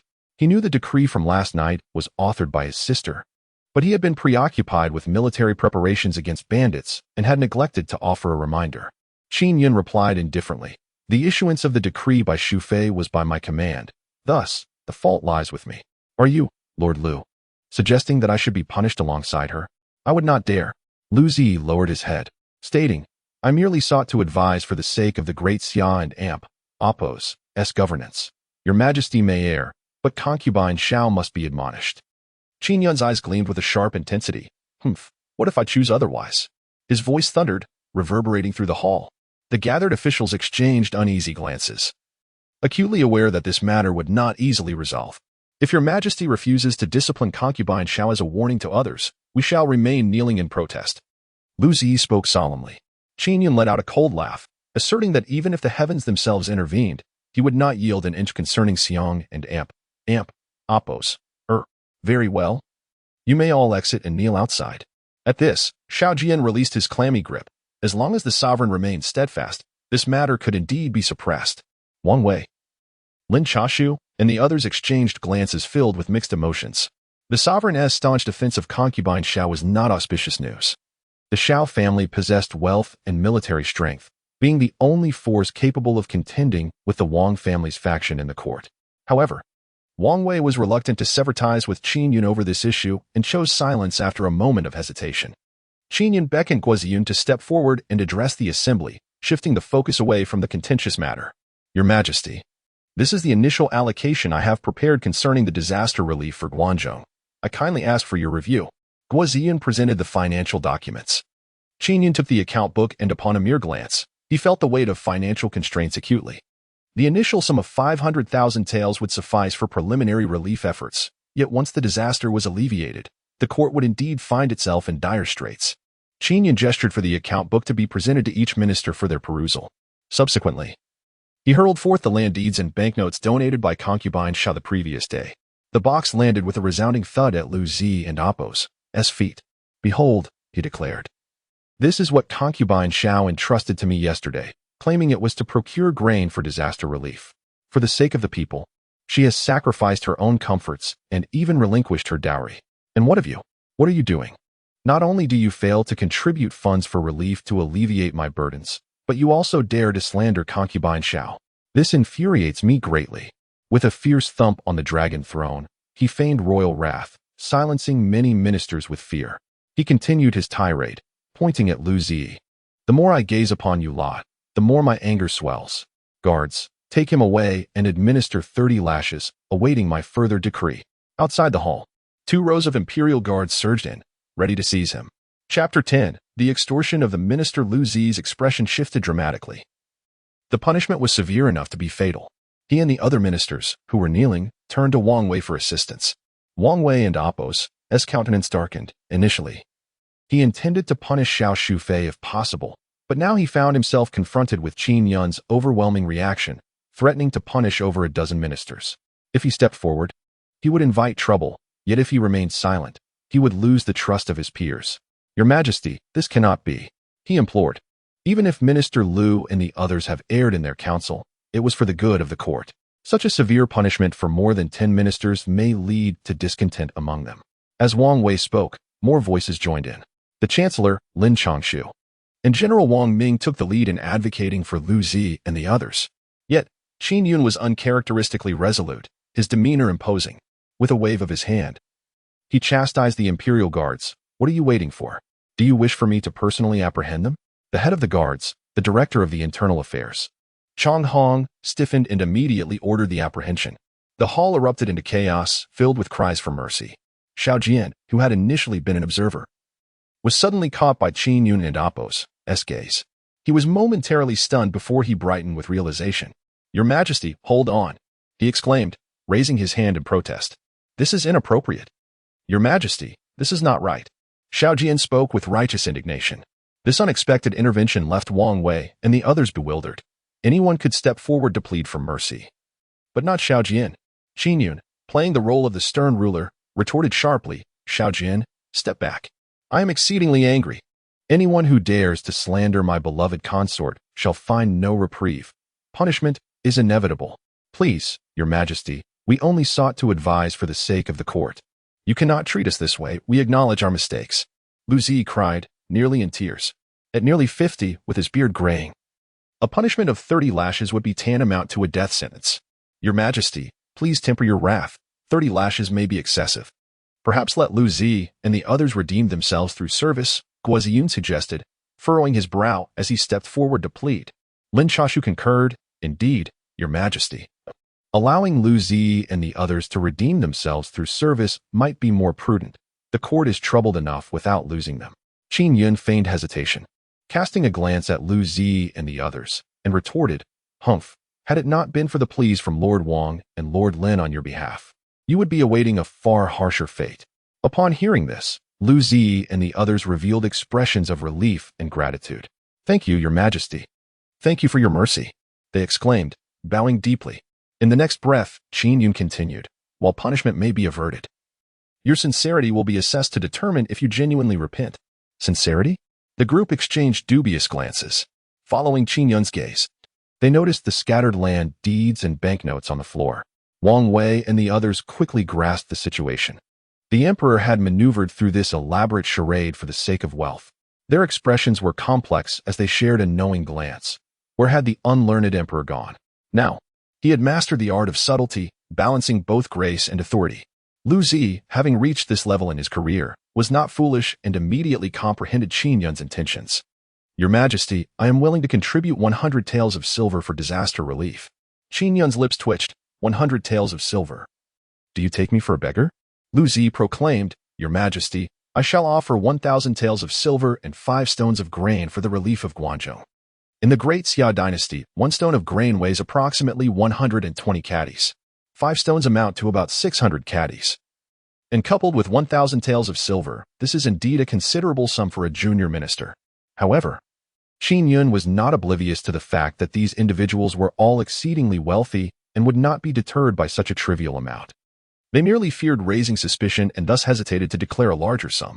Once all bids were made, the assembly turned their gaze towards Qin Yun. He remained unmoved, expressing indifference, and remarked, "This is but a drop in the bucket, far too little." With an arched eyebrow, he surveyed the crowd. "Lords Wang and Lin, along with the esteemed ministers, what are your thoughts? Surely this is insufficient, for the calamity in Guangzhou cannot be alleviated with merely a pittance of silver and grain." Qin Yun and Appo's implication was unmistakable. "Are you all merely spectators, unwilling to contribute?" The court officials exchanged glances. Xiao Jian, whose ancestors were merchants, was the first to step forward, declaring, "Your Majesty, in the name of the Xiao family, I shall contribute 100,000 taels of silver and 100 stones of grain to assist Guangzhou." Upon hearing this figure, the faces of Lu Zi and others darkened, pondering, "Are you not inflating prices? With such lofty standards, what do our 1,000 taels and 100 taels amount to? A jest, perhaps?" Wang Wei observed Qin Yun and Xiao Jian with a grave expression. The interplay of a ruler and his minister was evident, as it appeared they sought to exploit the situation. Money was of little concern to him. What troubled him was Qin Yun's transformation. The emperor fears the powerful, yet do the powerful not also fear an astute sovereign? "Your Majesty, I am willing to sell 3 properties and various land contracts, valued at approximately several tens of thousands of taels, in addition to 100 stones of grain to aid Guangzhou." Wang Wei forced a smile and signaled to Lu Zi and the others. They felt a pang in their hearts but found themselves helpless. The emperor did not wish to assign blame, so they resigned themselves to contribute. Slowly, he opened his mouth. "Your Majesty, I too am willing to liquidate my residence to raise several thousand taels of silver, along with 20 stones of grain. And I, as well, shall sell my estates and land contracts to support Guangzhou." In no time, over 100 ministers in the court began to voice their willingness to donate, feigning a desire to sacrifice everything for the victims of Guangzhou. Yet, truth be told, this was merely a gesture of compliance to absolve Lu Zi and his companions. This sum was but a mere trifle to them. Years of embezzlement and taking advantage of the treasury had rendered them all affluent. Few were the officials whose funds were earned through legitimate means.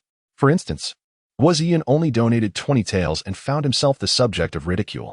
It was not that he was stingy, but rather that he genuinely lacked funds. The court's monthly stipend was meager, and through frugality, he managed only this amount. Through this semi-coerced fundraising event, Qin Yun gained insight into many officials within the court. While there were indeed honest officials, there were also plenty of corrupt ones. Everyone was well aware of the situation, yet no one dared to speak of it openly. Soon, the esteemed eunuch Shi recorded the donation data of all, inscribing it on rice paper and presenting it to Qin Yun. Overall, it is quite commendable. The funds amount to nearly 300,000 taels, and the grain supply reaches close to 2,000 stones, a staggering figure indeed. This should suffice for disaster relief. allowing the court to refrain from utilizing the meager 50,000 taels in the national treasury. Very well, Qin Yun. I grant you a period of 2 days to assemble the required funds, execute precise logistics, and extend aid to Guangzhou. Qin Yun, filled with excitement, knelt down, exclaiming, "Yes, Your Majesty, I shall not fail in my mission. I extend my gratitude on behalf of the people of Guangzhou." Qin Yun waved his hand and turned to Xiao Jian. "Xiao Jian, when can the left army camp be mobilized, setting its sights on Songshan?" Xiao Jian clasped his fists, his valiant visage radiating confidence. "Within 2 days, the left army can dispatch over 15,000 soldiers. We shall traverse the Jinnan Road to reach Songshan, which requires 5 days of travel. To quell the rebellious bandits, I need only 3 days. Within half a month, I assure you, the imperial capital shall receive news of our victory." Qin Yun smiled, feeling greatly reassured. His gaze inadvertently swept toward Wang Wei and the others. Surprisingly, Wang Wei did not step forward to oppose Xiao Jian's appointment as the Grand Marshal for suppressing the bandits, even though Wang Ming, begrudgingly, signaled him persistently with his eyes. Yet he remained still. Chapter 11. This woman is not simple. This left Qin Yun perplexed, wondering what secrets lay within Wang Wei and Apos' mind. At the Xuanwu Gate, the ministers departed after the morning court session. "Father, why did you not contest with His Majesty just now? That was a matter of military merit," Wang Ming exclaimed. His face flushed with anger as he harbored deep resentment towards Xiao Jian. "Silence," Wang Wei snapped, his expression darkening. "How can one achieve greatness with such impatience? Do you not perceive the emperor's stance? He is resolute in supporting the Xiao family." At this moment, Prime Minister Lin Chashu leaned in and remarked coolly, "General Wang, your father is correct. Given the emperor and Apos' disposition, it is unwise to provoke a confrontation." Wang Ming frowned, unwilling to accept the situation. "Are we to simply watch the Xiao family rise? We have labored for years, only to be thwarted." Slap. Wang Wei struck Wang Ming sharply, his beard quivering with indignation. "Unfilial son, cease your prattling." Wang Ming, acutely aware of his father and Apos' cunning nature, fell silent, covering his flushed face as he glanced around. Lin Chashu cast a disapproving look at Wang Ming, bemused by his audacity. "Lord Wang, the dynamics of the court have shifted dramatically. I believe it is time for us to take some action," he cautiously suggested. It was remarkable that the Prime Minister showed such deference to a Minister of Revenue. As he sought Wang Wei and Apos' counsel, Wang Wei and Apos' expression gradually softened. Lowering his voice, he said, "Arrange a meeting with the 9th Prince for me, and convey that I have matters of importance to discuss." Upon uttering this, a glimmer of shrewdness sparkled in his eyes. "Once Xiao Jian and Apos' main forces depart, the emperor shall find himself vulnerable. Let us see who will stand by the side of Consort Xiao." After the court session, Qin Yun proceeded directly to the Yangxin Palace, brimming with energy, his thoughts consumed by the enchanting silhouette of Consort Xiao and her graceful legs. Yet, midway, he was intercepted. Beneath the vermilion gate stood a sorrowful woman. It was Wang Min, clad in silk adorned with chrysanthemum patterns from the south, a water lily-colored sash cinching her waist. Her hair was elegantly styled, and her complexion was a delicate blend of pink and white, resembling a white lotus in a southern pond, strikingly endearing. It must be said, this woman was a marvel of transformation. Yesterday, she was alluring. Today, she appeared refined. With a pout, she elongated her voice in a mournful tone. "Your Majesty, you have deceived me. You promised to come to my Linglong Palace yesterday, yet I waited all night without your arrival. Here I am, alone in an empty chamber, alas." As she spoke, her eyes glistened with impending tears, a sight so pitiful it stirred a desire to cherish her tenderly. Qin Yun regarded her with skepticism, but opted against confrontation, playing along. "Ah, my beloved, how could I forget? I sincerely apologize. I was simply too preoccupied yesterday." With that, he stepped forward to embrace the slender Wang Min. This time, she did not evade him, but instead lifted her captivating gaze, teasingly replying, "Your Majesty, perhaps it is not that you forgot me, but rather that your heart was left with Consort Xiao. Alas, with a new love, you have forsaken the old. It deeply saddens me." Wang Min feigned belief in his words, but did not pursue the matter further, wary of provoking his irritation. She possesses a profound understanding of men's hearts, having previously manipulated Qin Yun with ease. "Your Majesty, I have brought forth all my wealth to demonstrate my sincere remorse and support your efforts in disaster relief." Qin Yun accepted the banknotes, astonished by the sum, a staggering 100,000 taels. Wang Min, with a voice as delicate as orchids, inquired, "I wonder if this will satisfy your majesty? This time, I shall overlook it as a minor reprimand. However, it would be prudent for the imperial consort to maintain a semblance of decorum henceforth." Wang Min's smile vanished in an instant, her charming visage turning serious. Although Qin Yun appeared to jest playfully, she discerned an underlying admonition in his words. He tucked the banknotes away, aware that Wang Wei, the Minister of Revenue, had embezzled far more from the court in private dealings. This was merely a fraction of the interest owed. "I understand, and I will uphold my duties within the harem." Wang Min appeared exceedingly obedient, much to Qin Yun and Apos' satisfaction. Once she entered the palace, she became his woman. Any defiance against the Wang family would lead to a singular, fatal consequence. Wang Min, with seductive eyes, leaned close to Qin Yun's ear, her breath like a gentle caress, sending shivers down his spine. "Your Majesty, do come to the Ling Long Hall tonight." Qin Yun and Apos' eyelids twitched. Was there a man in the world who could resist such temptation? He was eager to witness the enchanting grace of the stunning Wang Guifei. At that moment, Wang Min noticed the gleam of desire in Qin Yun's eyes, the corners of her lips curling upward, knowing that the bait had been taken. The emperor could not possibly forego a visit to her tonight. With a graceful slip, she glided away from him, her figure a mesmerizing vision. "Your Majesty, I take my leave to prepare the herbal remedies for your evening bath." Her retreating silhouette swayed enticingly, leaving him utterly captivated. This woman is not to be underestimated. She persistently employs her allure to entice me, and her skills seem formidable. Qin Yun and Apos' eyes widened in realization, a sharp glint illuminating his gaze. He sensed that Wang Min was not as straightforward as she appeared. His physique, while not frail, standing at an impressive stature of 7 feet, had been fortified by the training he received from Feng Lao, enhancing his strength to rival that of any ordinary man. During his intimate encounters with concubine Xiao, even a slight roughness on his part had left her bruised. Yet, when he had grasped Wang Min firmly, she had shown no sign of discomfort. Even in his embrace, she had managed to slip free, as if possessing a skill akin to contortion. Considering her background, suspicion began to brew within him. Tonight, he would seize the opportunity to test her. There could be no room for threats in his domain. A flicker of malice danced in his eyes. Despite Wang Min being the imperial consort, his nominal partner, should she harbor any treachery, she would meet a swift end. The day passed with meals, administrative duties, and meditation on the practice of Yangqi. It was a laid-back yet somewhat fulfilling day.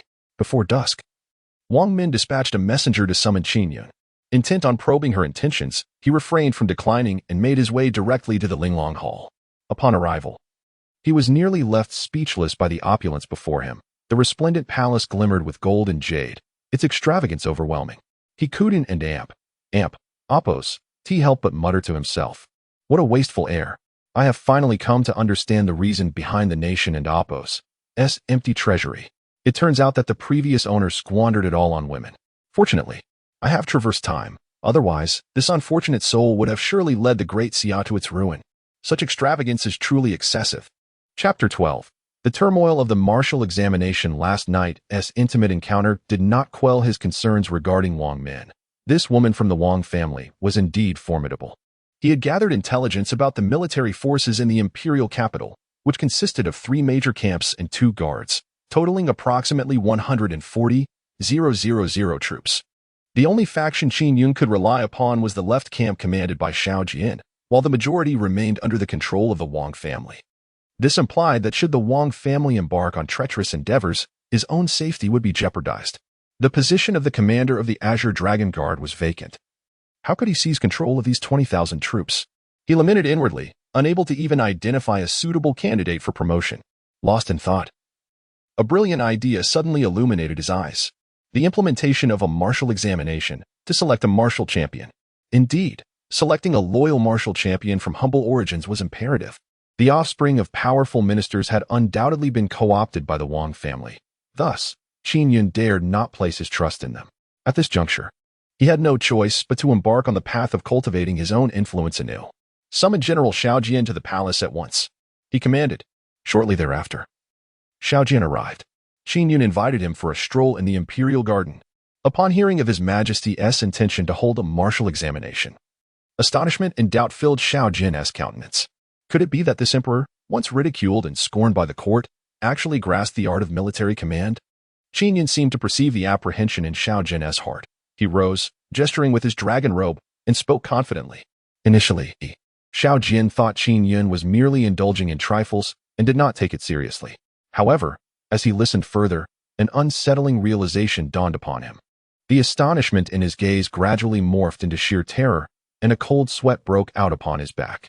Could this truly be the same emperor who had been deemed worthless for so long? Xiao Aiqing, do you believe what I propose is feasible? Qin Yun inquired, a smile gracing his face. Your Majesty, you are truly a paragon of wisdom and strategy. Xiao Jian is in awe. He exclaimed, excellent. Let us expedite the implementation of the martial examination for the selection of the champion. Qin Yun declared. Xiao Jian knelt before him, gazing at Qin Yun's imposing figure. Swallowing hard, could it be that the emperor, long derided as a fool, had been feigning ignorance all along? The following day, during the morning court session, Qin Yun announced a nationwide martial examination aimed specifically at the children of humble families, excluding the offspring of noble court officials. He subtly hinted that the martial champion would be appointed as the commander of the Azure Dragon Guard. The revelation sent shockwaves through the court and beyond. If the promotion of Xiao Jian had already unsettled powerful ministers like Wang Wei, this latest initiative to hold a martial examination for the commoners, coupled with the enticing prospect of the Azure Dragon Guard's command, sent them into a frenzy. Wang Wei led a faction of officials to vehemently oppose the decree. Your Majesty, should you persist in this obstinacy, we shall take our own lives here in the Taiji Hall to demonstrate our resolve, declared Li Feng, the Minister of Rights, his voice ringing out with fervor. Throughout the history of the Great Xia, there has never been a precedent for elevating commoners while marginalizing the nobility. Your Majesty, such actions will surely dishearten the noble families across the realm. Discord will inevitably ensue. Qin Yun furrowed his brow and retorted loudly. When have I ever stated an intention to marginalize the nobility? I merely wish to elevate a couple of scholars from humble origins. Is such a desire truly deserving of your fervent outrage? Upon hearing this, a faction of pedantic scholars, officials, and historians launched a vehement attack. Your Majesty, the late emperor once proclaimed that the nobility of the Great Xia dynasty has rendered immense service. Is your current course not a betrayal of our roots? The majority of the commoners belong to the lower echelons. How could your Majesty stoop so low as to promote them? Who has advised you with such misguided counsel? Qin Yun, parched and at a loss for words, found himself engaged in a war of wits with the ministers, yet ultimately, as a solitary figure, he was overpowered. Gradually succumbing to their fervor, he pressed his palm against his forehead, observing the agitated officials below, his head throbbing, while simultaneously feeling a surge of anger. He gritted his teeth, several times yearning to assert his authority, yet he restrained himself. This matter could not be rushed, for the rift between commoners and nobility has persisted through the ages. Thus, Qin Yun faced not only the opposition of Wang Wei and Appo's faction, but rather the collective dissent of all nobles within the court. Ultimately, the morning assembly concluded on an unhappy note. With a forceful kick, he overturned a delicate blue and white porcelain vase, shattering it to pieces.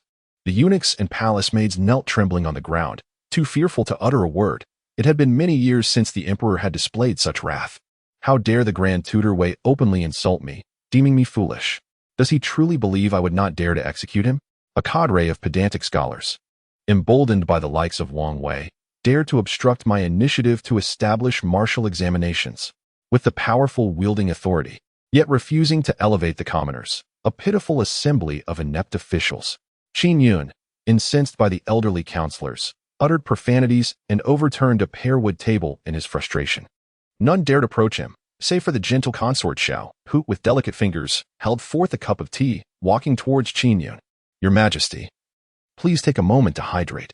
In his fury, Qin Yun instinctively swung his arm. With a crash, the teacup was sent flying, causing consort Xiao to lose her balance and fall to the ground. Witnessing this, Qin Yun's expression shifted to one of regret, and he hurriedly extended his hand to assist her, apologizing. Xiang, my apologies, it was unintentional. I mistook you for an inattentive maid. Consort Xiao, shaken but quick to recover, managed a warm smile, reassuring him, it is quite all right, Your Majesty. You must take care of your health and refrain from anger. If you wish to nurture your own, there are surely other avenues to explore without engaging in quarrels with the ministers. Upon hearing this, Qin Yun could only manage a bitter smile. The Xiao family, once engaged in commerce, also belonged to the lower ranks, not favored by the nobility. Today, many voices among the ministers had begun to echo towards the recently prominent Xiao Jian and his sister. accusing them of having poisoned the emperor's mind regarding the martial examinations for the commoners. By a twist of fate, both Xiao Jian and consort Xiao found themselves embroiled in this turmoil, incurring the ire of numerous noble officials, particularly Wang Wei. Contemplating these matters, Qin Yun found his headache intensifying. Resting his head upon consort Zhao's lap, her expression tender, she gently massaged his temples, with her deft touch and remarkable grace. After only a brief while, Qin Yun felt remarkably rejuvenated. "Ah, it is indeed your presence that brings such comfort, Xiang, he sighed contentedly, his eyes half closed in relaxation. Xiao Shufei revealed a blissful smile, gently parting her lips. "Your Majesty, I feel quite ashamed. As a mere woman, I am unable to assist you in any significant way. And I am deeply remorseful. How could you possibly be of no help? In the future, simply bear me several dragon sons," Qin Yun teased with a playful expression.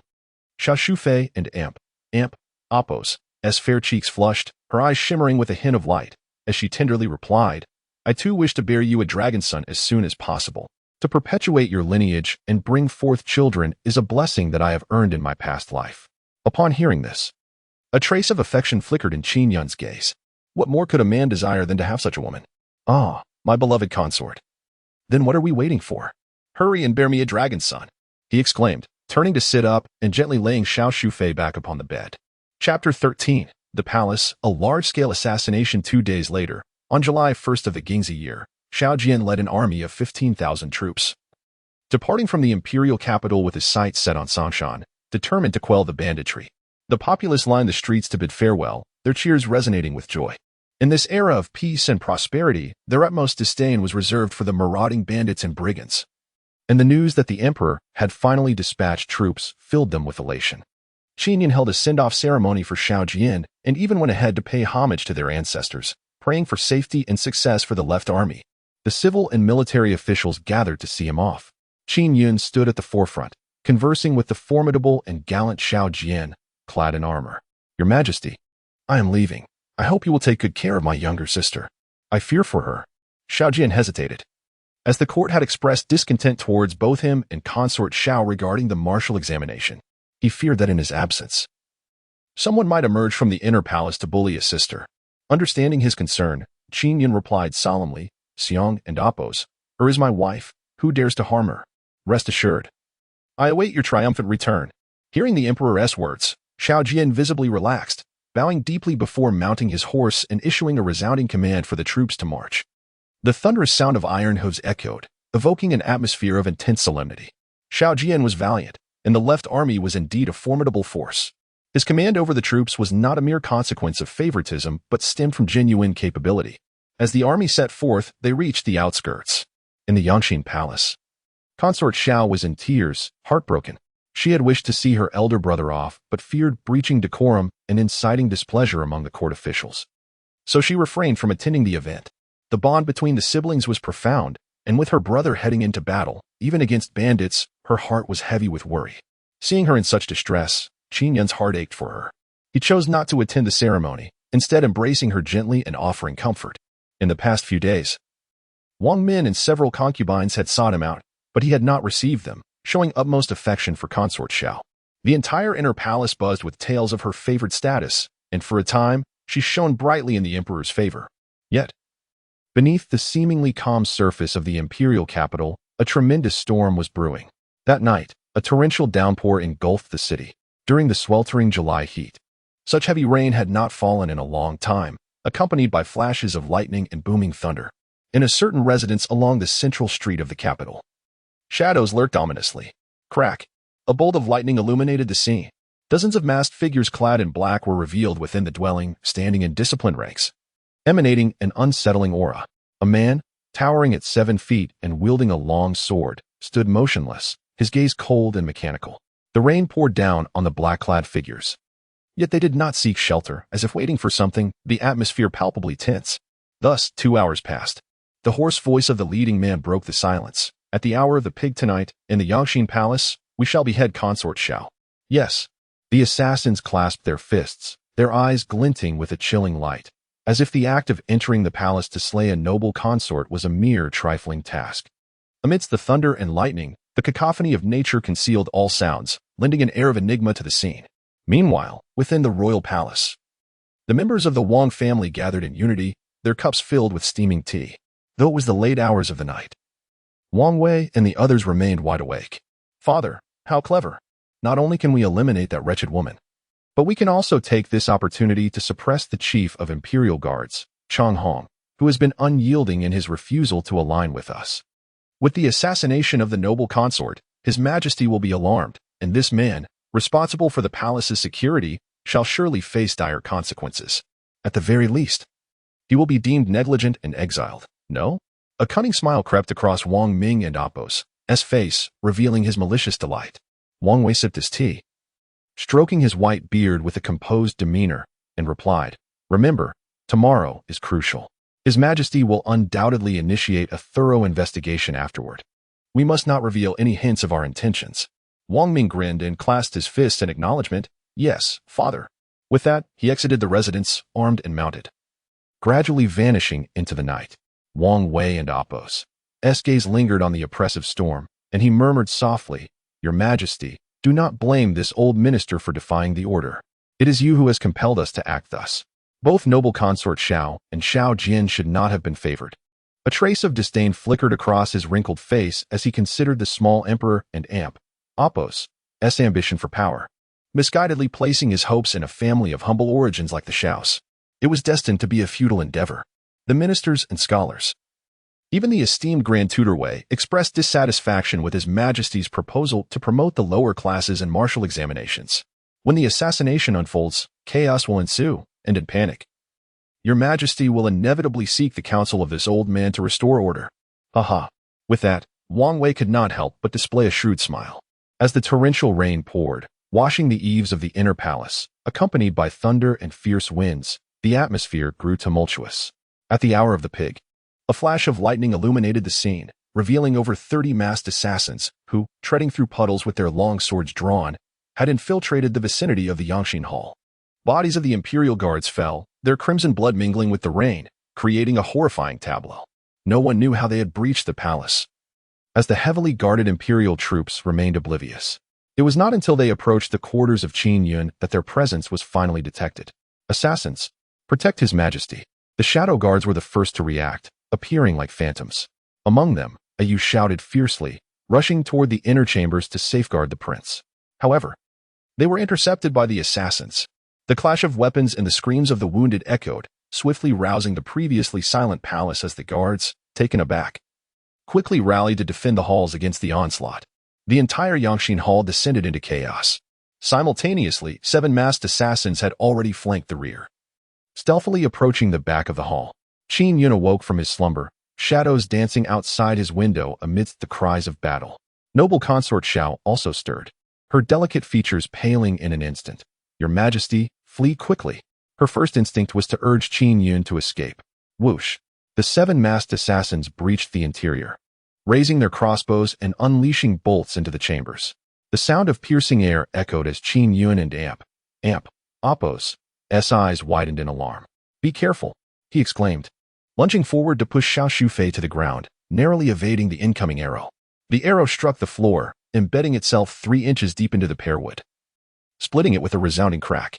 Undoubtedly, anyone struck would feel a chilling pain. Just as Qin Yun was about to cry out for help, he noticed Xiao Shufei beneath him, her fair face drained of color, a flicker of fear dancing in her beautiful eyes. A figure clad in black approached, sword raised, dangerously close. "Your Majesty, be careful."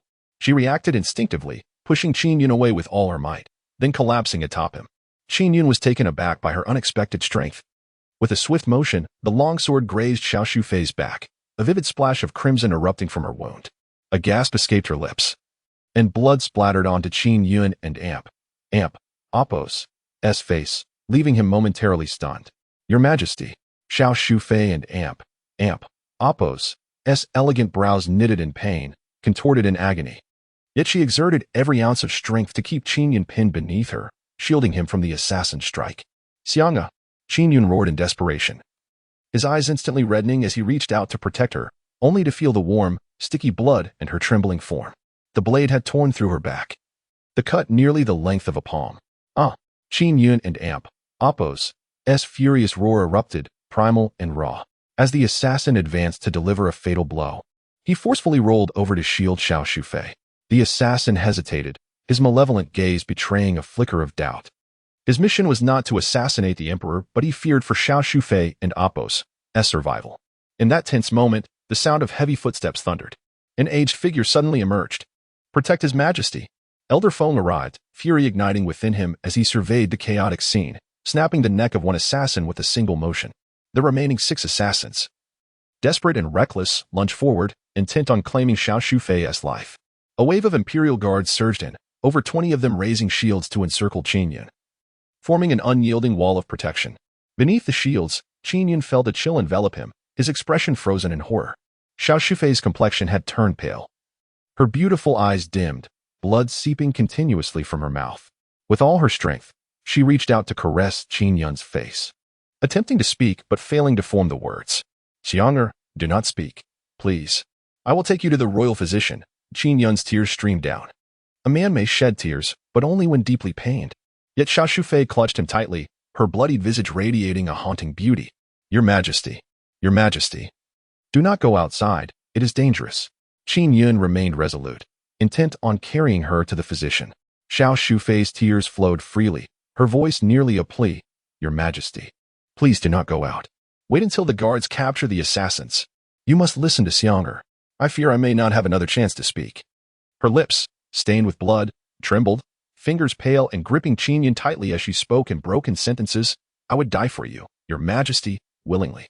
I am so happy. Since entering the palace, I have finally been able to do something for you and for Great Xia. The only regret, is that I could not continue your bloodline. Your Majesty, please do not forget Xiang and Apos. I am afraid of the dark and of being alone." As she spoke, tears cascaded down her cheeks, her heart heavy, blood staining her features. "Xiang'er," Qin Yun bit her lip, tears streaming down her cheeks, her heart feeling as though it were being torn apart by a knife. Chapter 14. On the brink of life and death, tears like rain beyond the shield formation. At the Yangshin Hall, the clamor of battle continued unabated, as more and more cloaked assailants infiltrated the premises. They had no intention of escaping alive. Their sole objective was to see Xiao Shufei's demise, which they deemed sufficient compensation. However, the Shadow Guards arrived in full force, instilling fear in the hearts of the intruders, who found it impossible to advance. Old Feng abandoned his own engagement and swiftly moved to Qin Yun's side. The moment his murky gaze fell upon the bloodied figure of Xiao Shufei, a profound sense of guilt washed over him. "Your Majesty, I have dispatched someone to summon the imperial physician. We must leave this place at once." Upon hearing this, Qin Yun could no longer afford to hesitate. He scooped up the frail Xiao Shufei and dashed toward the side hall. Over 20 elite guards held their shields aloft, wary of any stray arrows that might harm their sovereign. "Your Majesty, have the assassins been apprehended?" Xiao Shufei asked weakly, her body convulsing, blood dripping steadily from her back. "Yes, they have been captured. Now, I shall take you to the physician." Qin Yun's eyes were bloodshot as he ran, gritting his teeth and proclaiming, "Xiang and Apos, I will not allow you to perish. You must not die. You have yet to bear me a son. You have yet to witness the purge of treacherous officials. You have yet to establish our legacy. How can you leave this world?" In her haze, Xiao Shufei caught sight of the tears streaming down Qin Yun's face, and a bittersweet smile graced her lips. In that moment, she felt her life was worth living. On the brink of unconsciousness, she murmured faintly, "Your Majesty, I hail from Jiangnan. We do not address our husbands by name. May I call you Yungu?" Of course. Qin Yun nodded vigorously, his face a blur of rain and tears. "Yungu, ever since I entered the palace, I have pondered how to be a good wife to you, yet you scarcely spared me a glance. How heartbroken I was then. One day, by the Huaqing pool, I beheld you in your dragon robe, surrounded by your ministers in submission. My admiration for you is boundless. A few days ago, you rejected Consort Wang for my sake and confronted 3 of the concubines. Do you have any idea how happy that made me? In such a short period, you have been not only my husband, but also like an elder brother, a father, and an emperor to me. Xiang'er cannot bear to part with you. Truly cannot. I feel so cold, I can barely see you, Yungu." Her eyelids grew heavy, her breath shallow. Qin Yun felt a sharp pang in his heart, tears pouring down like rain. He had never wept so profoundly in his life. He vowed to prevent Xiao Shufei from dying, determined to make her the happiest woman in the world. "Yungu is holding you. Holding you will keep you warm. Xiang and Appos, you must hold on. You are my only kin in this world. Qin Yun choked on his words, overwhelming sorrow engulfing him. Xiao Shufei fell silent, gradually slipping into unconsciousness. Observing her faltering strength, Old Feng hesitated no longer. He seized Qin Yun and Xiao Shufei, executing a daring maneuver to rush into the side hall. 3,000 elite guards had also arrived, sealing off the entire Yangxin Hall, ensuring that not even a mosquito could enter or exit. The oppressive atmosphere of that rainy night weighed heavily upon them. Inside and outside the palace, layers of guards stood vigilant, as if anticipating a mutiny. A dozen imperial physicians braved the downpour, hastily escorted by the guards, fearful of wasting a single second. The sounds of combat gradually subsided. Under the relentless onslaught of the shadow guards and imperial army, all the black-clad assassins found themselves devoid of refuge and devoid of the chance to escape, meeting their demise in droves. Blood flowed abundantly, saturating the very air of the palace with a metallic scent. The Jinwu guards, led by Wang Ming, arrived to protect the emperor, yet were met with the impenetrable barrier of the palace gates, forbidding any entrance or exit from the entire side hall. The torrential rain cascaded relentlessly upon the eaves, as if it would never cease, only abating as dawn began to break. Qin Yun, his garments stained with blood and his face weary, grasped the hand of concubine Xiao at the bedside, his gaze vacant and unmoving. Concubine Zhao's visage was devoid of color. Her eyes firmly shut, with only the faintest breath escaping her lips, resembling a living corpse. Not long prior, her wounds had been tended to, yet she remained in a precarious state, teetering on the brink of life and death.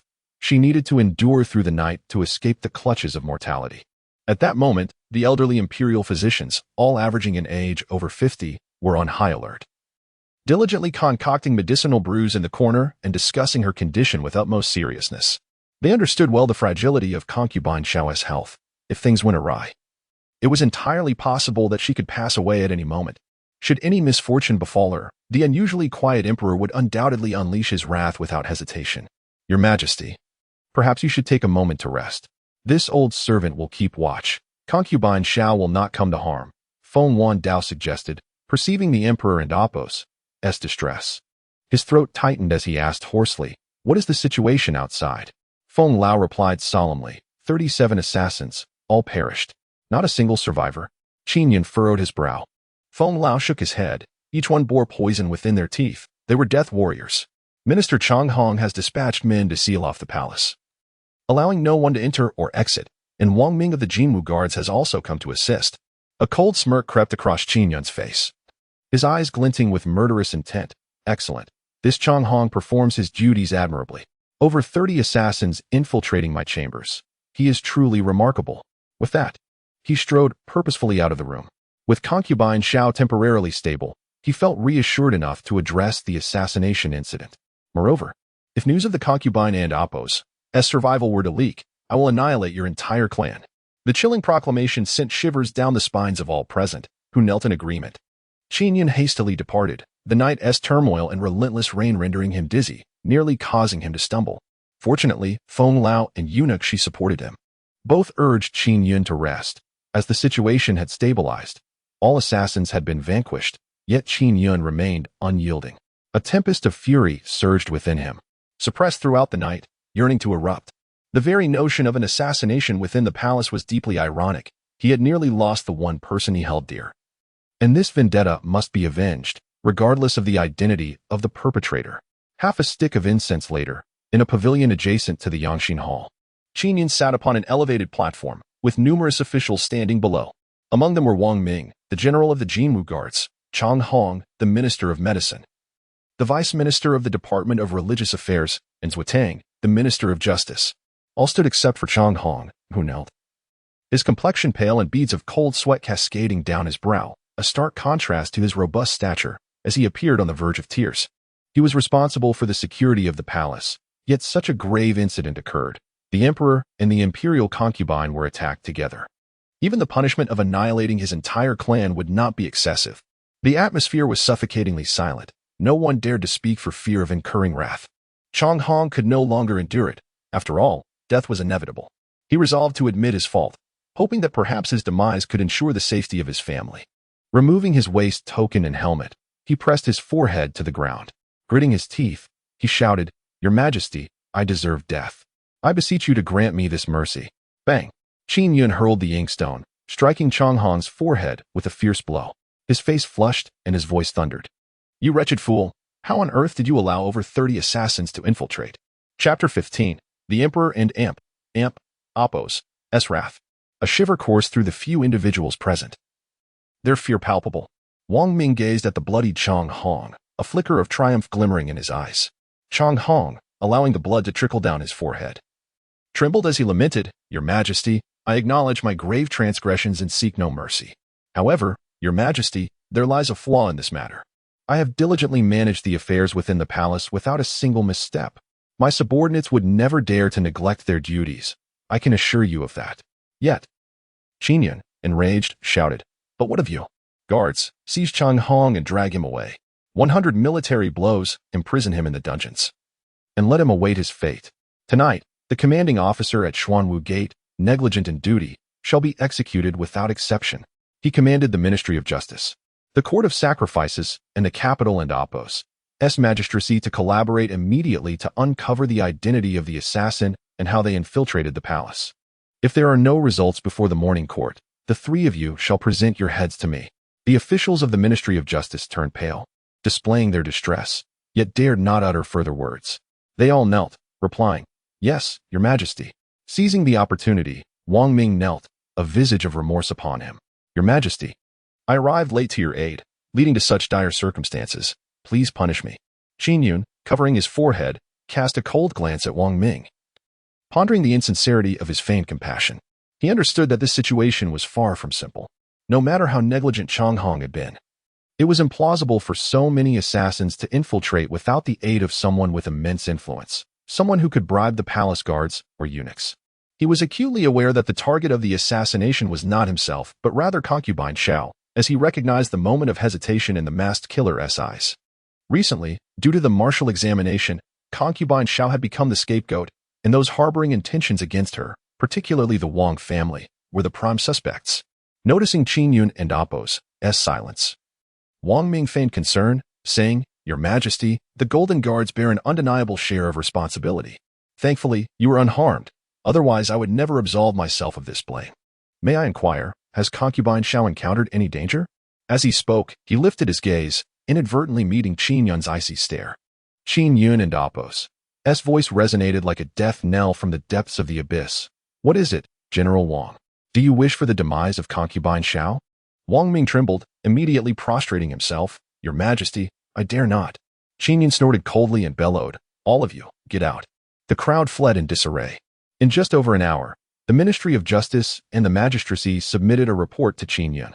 It elucidated the details of the assassination attempt. Over 30 assassins, mere rogues from the underworld, left no trace of family or ties, nor were they registered individuals in the capital. They had utilized more than 30 sets of military armor and corresponding identity tokens to stealthily infiltrate through Xuanwu Gate for the assassination. Shortly after the incident, all 30 of the missing token bearers from the military had committed suicide in fear of the consequences. The Ministry of Justice, tracing the tattoos on the corpses of the assassins, successfully uncovered a family located in the eastern outskirts of the capital. The family bears the surname Huang, once a noble lineage that has since fallen from grace, residing in a modest villa in the eastern outskirts. The head of the family, Huang Tao, unreservedly confessed to the crime, expressing his discontent with the deceitful words of Xiao Shufei, which he claimed misled the nation and its people. In his desperation, he resorted to bribing underworld assassins and palace eunuchs to carry out the murder within the imperial palace. After being captured and imprisoned, Huang Tao took his own life by biting his tongue. Around 10 in the morning, news of the assassination attempt on Qin Yun and Xiao Shufei reverberated throughout the realm, sparking widespread turmoil. In this day and age, how audacious it was for someone to brazenly attempt to assassinate the emperor. An atmosphere of dread enveloped the populace, with everyone gripped by fear. In light of such an incident, it was evident that a storm of retribution was imminent, and countless lives were likely to be lost as a consequence. Subsequently, the palace issued 4 imperial edicts that left everyone astounded. First, the annihilation of Huang Tao's entire clan. Third, nearly 200 eunuchs and over 70 palace maids were executed in various palaces such as Yangxin Hall and Taiji Hall. Fourth, all unregistered members of the underworld within the capital were to be exterminated without exception. That day, the markets of the capital were steeped in the stench of blood. With hundreds publicly beheaded, many officials, terrified, chose to remain indoors, hanging signs that declared their unwillingness to receive visitors, fearing collective punishment. No one dared to voice dissent against these decrees, even if it meant that Qin Yun might have mistakenly executed 100 while sparing none. The chancellor, Lin Changshu, along with Wang Wei and other officials, visited Qin Yun to inquire about the situation, while concubines from the inner palace, including Wang Min, also sought to visit Xiao Shufei. Yet, without exception, they were all denied entry. To this day, the fate of Xiao Shufei remained shrouded in uncertainty. As a day passed, the repercussions of the assassination attempt lingered, with the palace conducting thorough investigations. Anyone exhibiting unusual behavior, from consorts to maids, was apprehended. Additionally, the city defenses of both the capital and the palace underwent a major overhaul, with numerous generals implicated and dismissed. Observant individuals could discern that Qin Yun was seizing this opportunity to purge the palace of spies and those with ulterior motives. At noon, in the imperial study, Qin Yun personally appointed 13 senior city defense generals and several dozen captains. He also dispatched eunuchs to the palace's exterior to select palace maids and servants of unblemished backgrounds.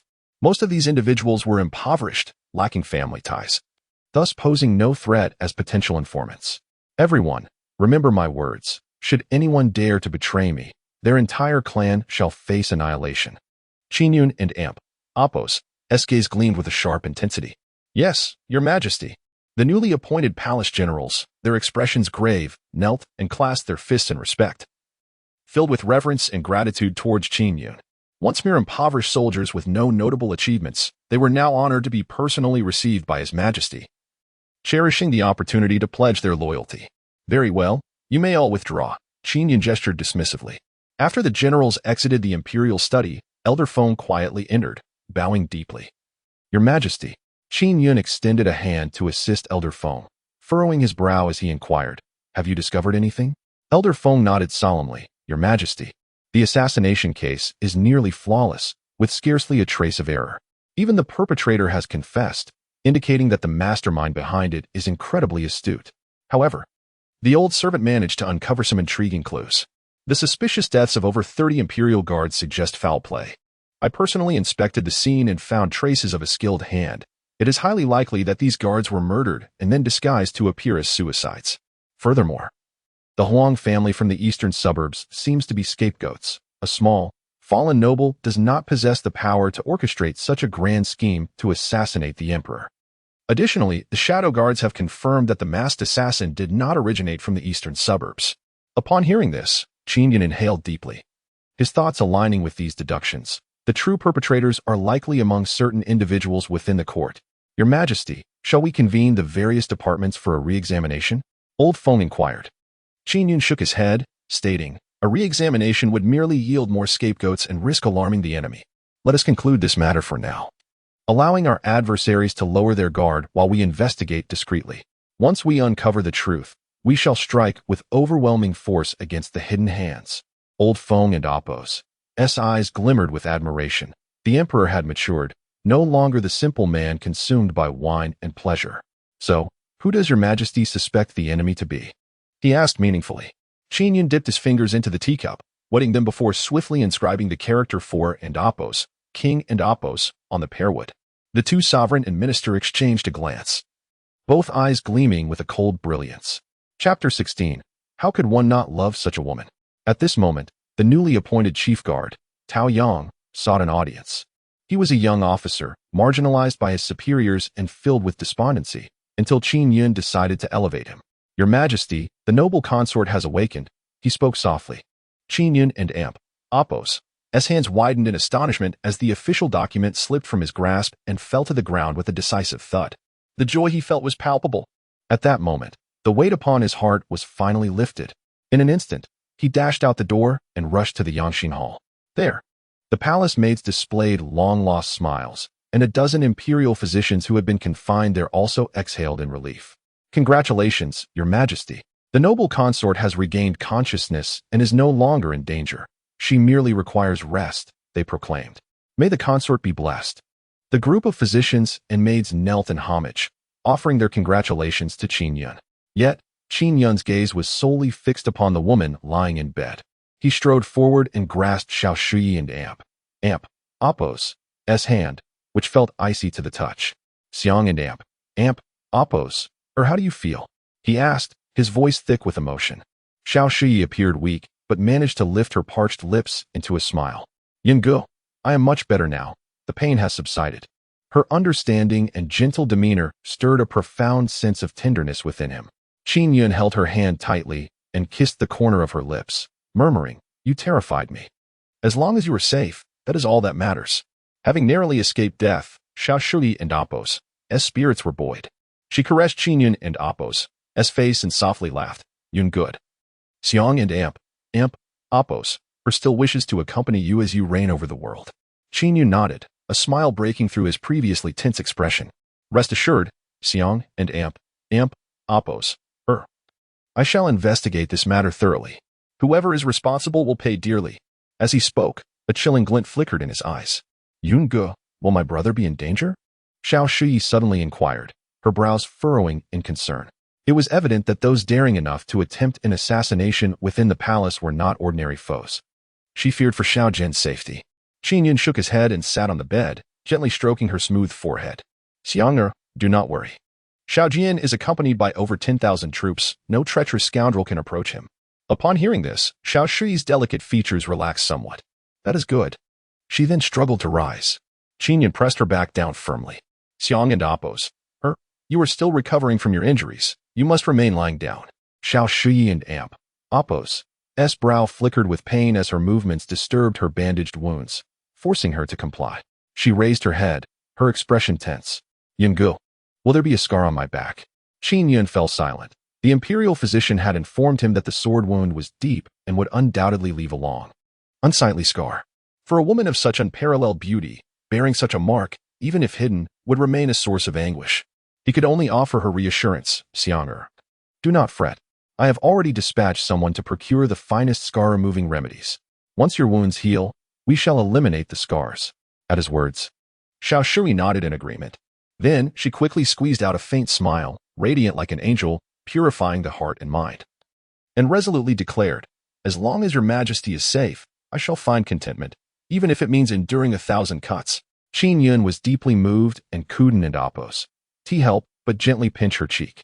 How could one not love such a woman? Soon after, news of the survival of Consort Xiao spread. The imperial physicians, who had been left in the palace, were released. They had been detained out of fear that the hidden hand behind the assassination would discover that Consort Xiao was alive and stir up further trouble.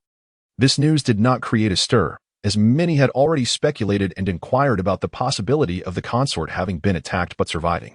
Throughout the afternoon, Qin Yun remained by Consort Zhao's bedside, not leaving her side.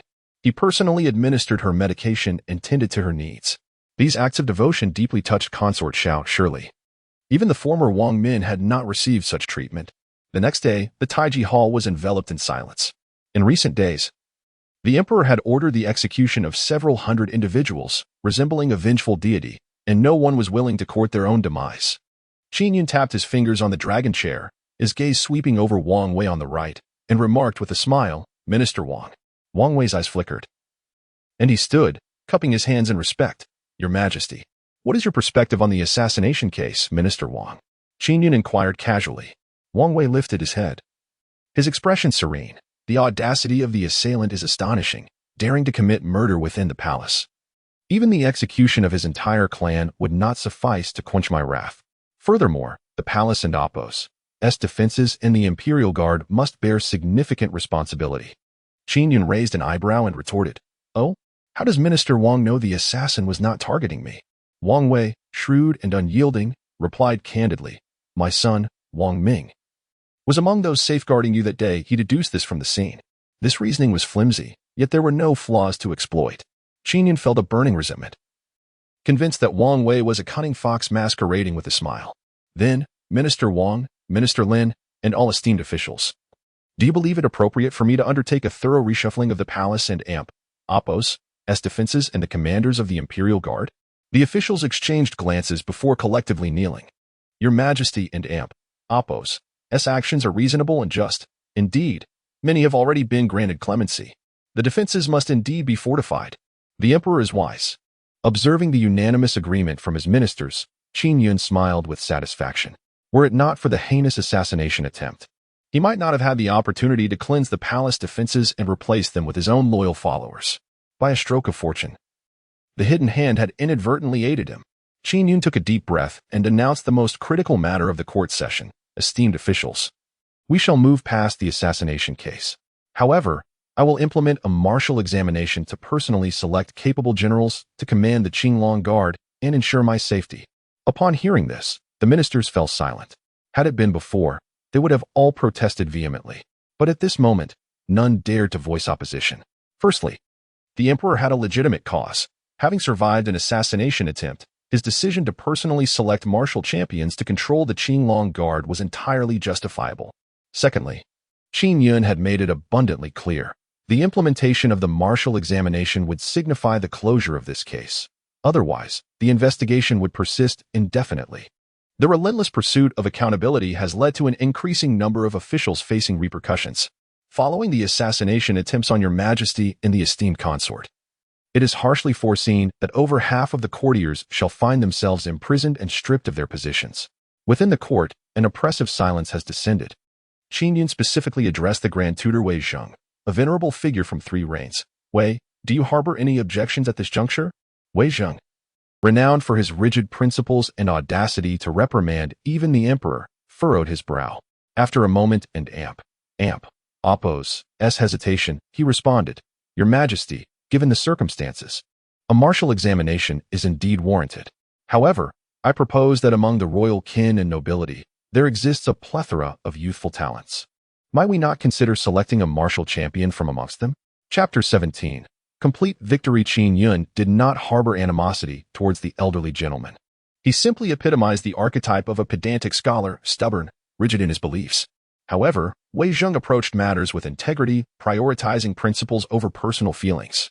If I were to choose one, would that still be called a martial champion? What I desire is genuine talent and expertise, a martial champion forged through merit. Wei Zheng, stooping with age, clasped his hands and continued, Your Majesty, what if we were to implement a martial examination, allowing the sons of esteemed nobility to compete for the title? The old minister was aware of numerous promising youths from military families, skilled in both command and martial prowess. Qin Yun furrowed his brow. Persuading this old man to support the elevation of commoners might be more distressing than executing him. The other ministers, including Wang Wei, observed the exchange without interjecting, finding entertainment in the spectacle presented by such a prominent figure as Wei Zheng. Understanding the complexity of the situation, Qin Yun decided to concede a point. Feigning displeasure as he stated, Then let it be so. The martial examination shall be open to all who hold no official position, regardless of their lineage, whether commoner or noble. If you cannot agree to this, do not blame me for being unfeeling. Upon hearing this, Wei Zheng hesitated, his brow furrowing. Yet he did not immediately oppose the idea. However, the ministers from the Ministry of Justice and the Chief of City Defense could no longer remain silent. Your Majesty, I believe this is acceptable. Your Majesty, I concur. Opening it to all will better facilitate the selection of talent. I second that. Like locusts swarming through a field. The ministers echoed their agreement. Qin Yun scoffed inwardly. These individuals were clearly unafraid of facing his wrath regarding the assassination incident, which prompted their consent. Lin Chashu's eyes flickered as he exchanged a brief glance with Wang Wei before stepping forward to speak. Your Majesty, since the ministers have expressed no opposition to this matter, I believe we should expedite the scheduling of the martial examination to ensure the safety of the palace and your person. I humbly request to oversee the preparations for the martial examination. You? Qin Yun cast a sidelong glance at him, feeling displeased. A puppet chancellor, obedient to the powerful, would eventually be dismissed by him. The responsibility for the martial examination should naturally rest with the military generals. Lin Aiqing, you already bear enough burdens. Let us select someone more capable for this task, he declared in a tone that brooked no argument. The Ministry of War shall be in charge of the martial examination, and I will personally supervise it. Whoever dares to engage in favoritism or corruption shall face annihilation. The Minister of War, Qin Yun, wore a peculiar expression. He felt as though this hot potato had been thrust into his hands. Yet, recognizing the circumstances, he had no choice but to comply. I will not fail in my duty. After the ministers deliberated, they each voiced their agreement. We shall obey your Majesty's decree. Subsequently, Qin Yun briefly addressed various matters regarding regional taxation and governance before retiring from the court. This time, he emerged triumphant, while Wang Wei's demeanor remained calm. He was in a foul mood. The original plan had completely unraveled. Concubine Xiao was still alive, and the emperor had not descended into chaos. In the end, Qin Yun had seized the opportunity to secure unanimous support from the ministers for the martial examination. Moreover, years of palace spies had been eliminated in a single sweep.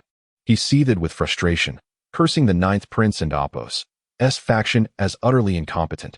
Useless. All of you are useless.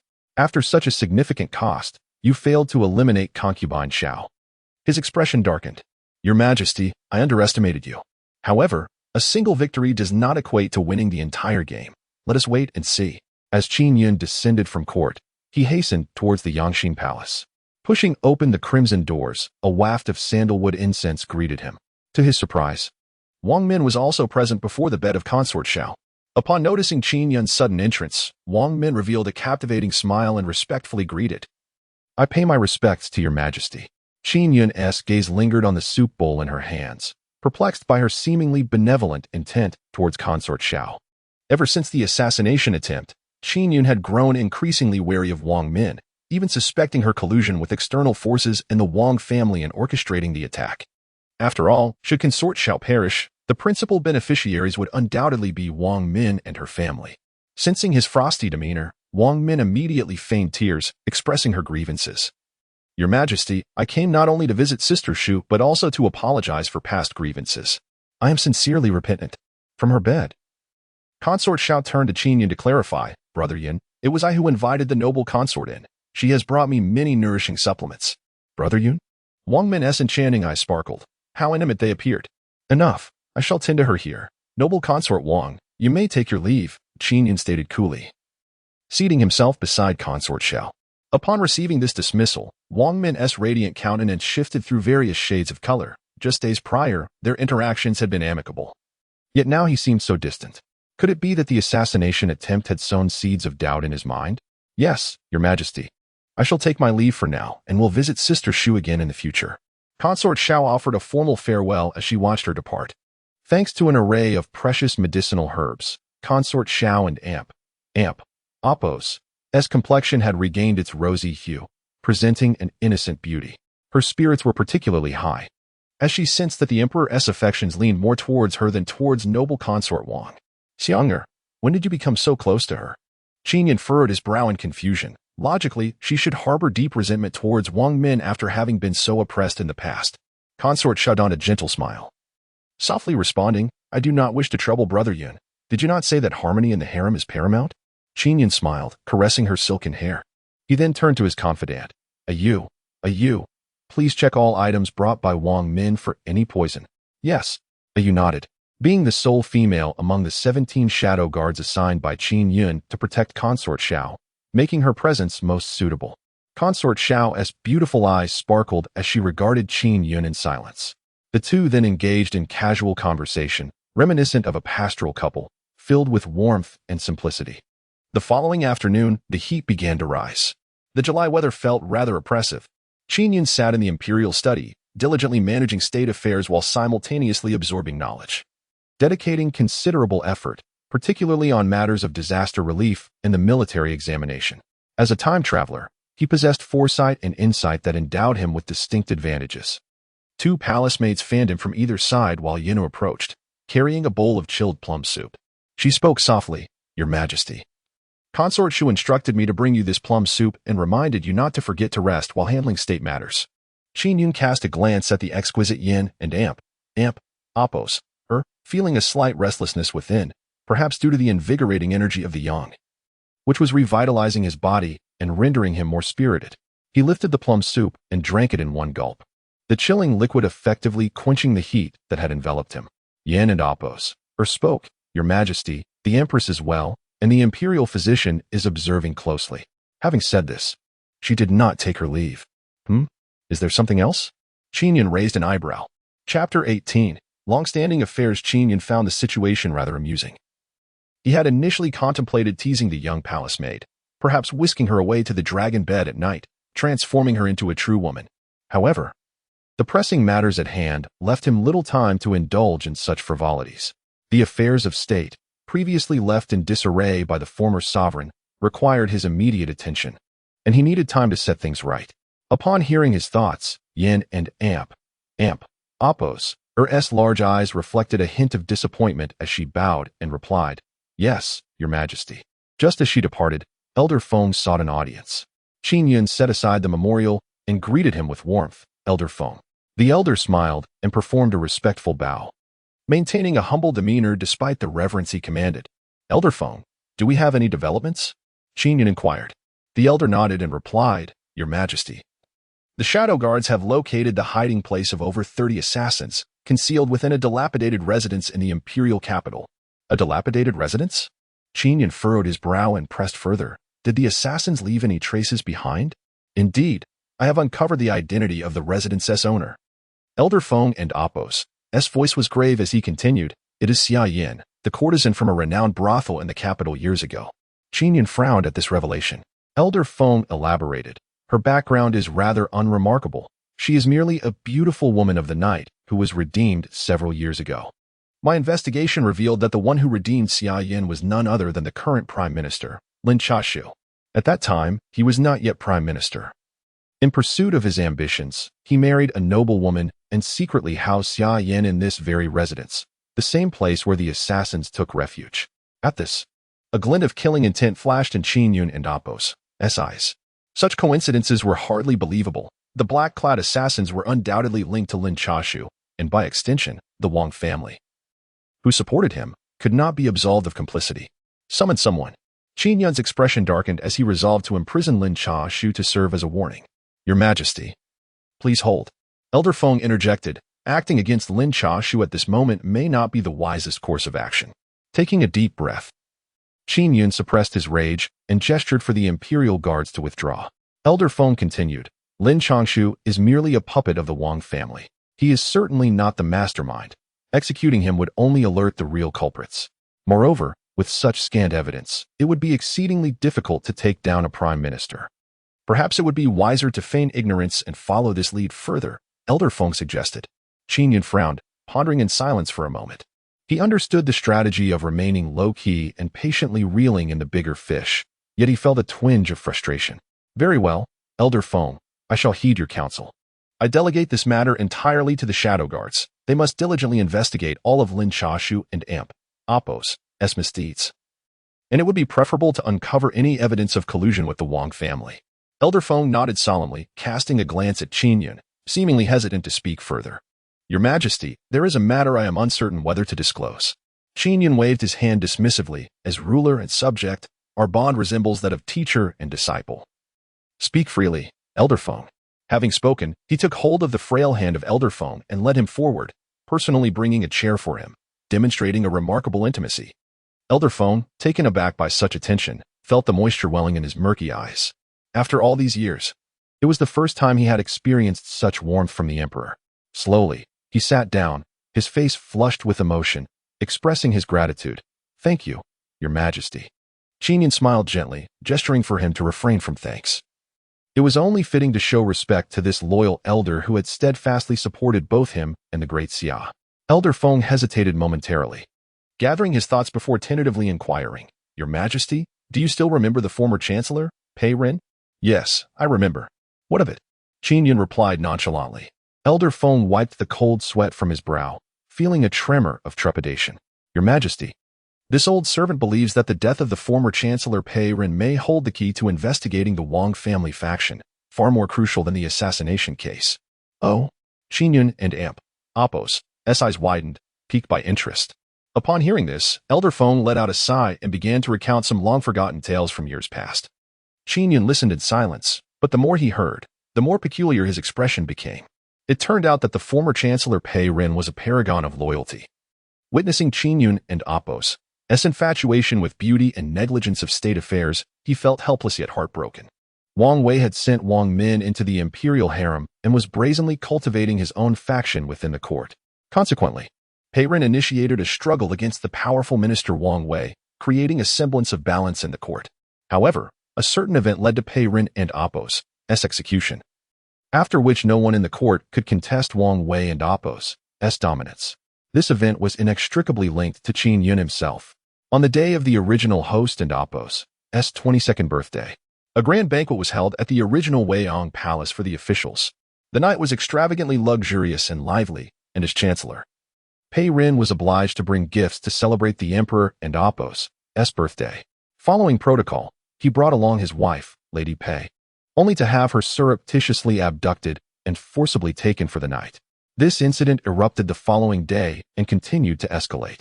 As a scholarly man, Pei Ren could not endure such humiliation. Standing in the Tai Chi Hall, he pointed an accusatory finger at Qin Yun, hurling every curse imaginable.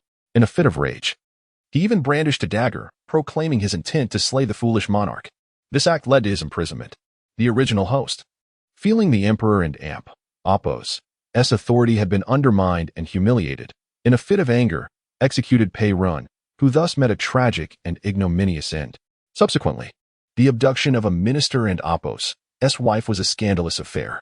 To cover up the disgrace, Lady Pei was assigned a new identity and granted the title of Jiu. Subsequently confined to the Cold Palace, the entire chancellor's residence faced repercussions, leading to a sweeping exile. Anyone daring to mention the incident faced immediate execution. Over the years, this matter became a taboo, and no one dared to speak of it again, tarnishing Qin Yun and Appo's reputation as emperor. Perhaps this was why many ministers chose to align themselves with Wang Wei. After hearing all this, Qin Yun remained silent for an extended period. Chapter 19. The Canine Emperor. Perish. He felt a twinge of embarrassment, for ultimately, the original owner of this body was none other than himself. Engaging in such actions was indeed a source of shame. Master Feng, in a bid to preserve his dignity, chose not to linger on the subject but rather hinted subtly, "Your Majesty, I wish to convey that this matter appears to be rather intricate." After casting a glance at Qin Yun's expression to ensure there was no displeasure, he continued, "Initially, there was an irreconcilable conflict between Pei Ren and Wang Wei. Pei Ren was intent on toppling the Wang conglomerate and seemingly had already acquired some compromising information about Wang Wei, which ultimately led to the incident in question." Qin Yun furrowed his brow.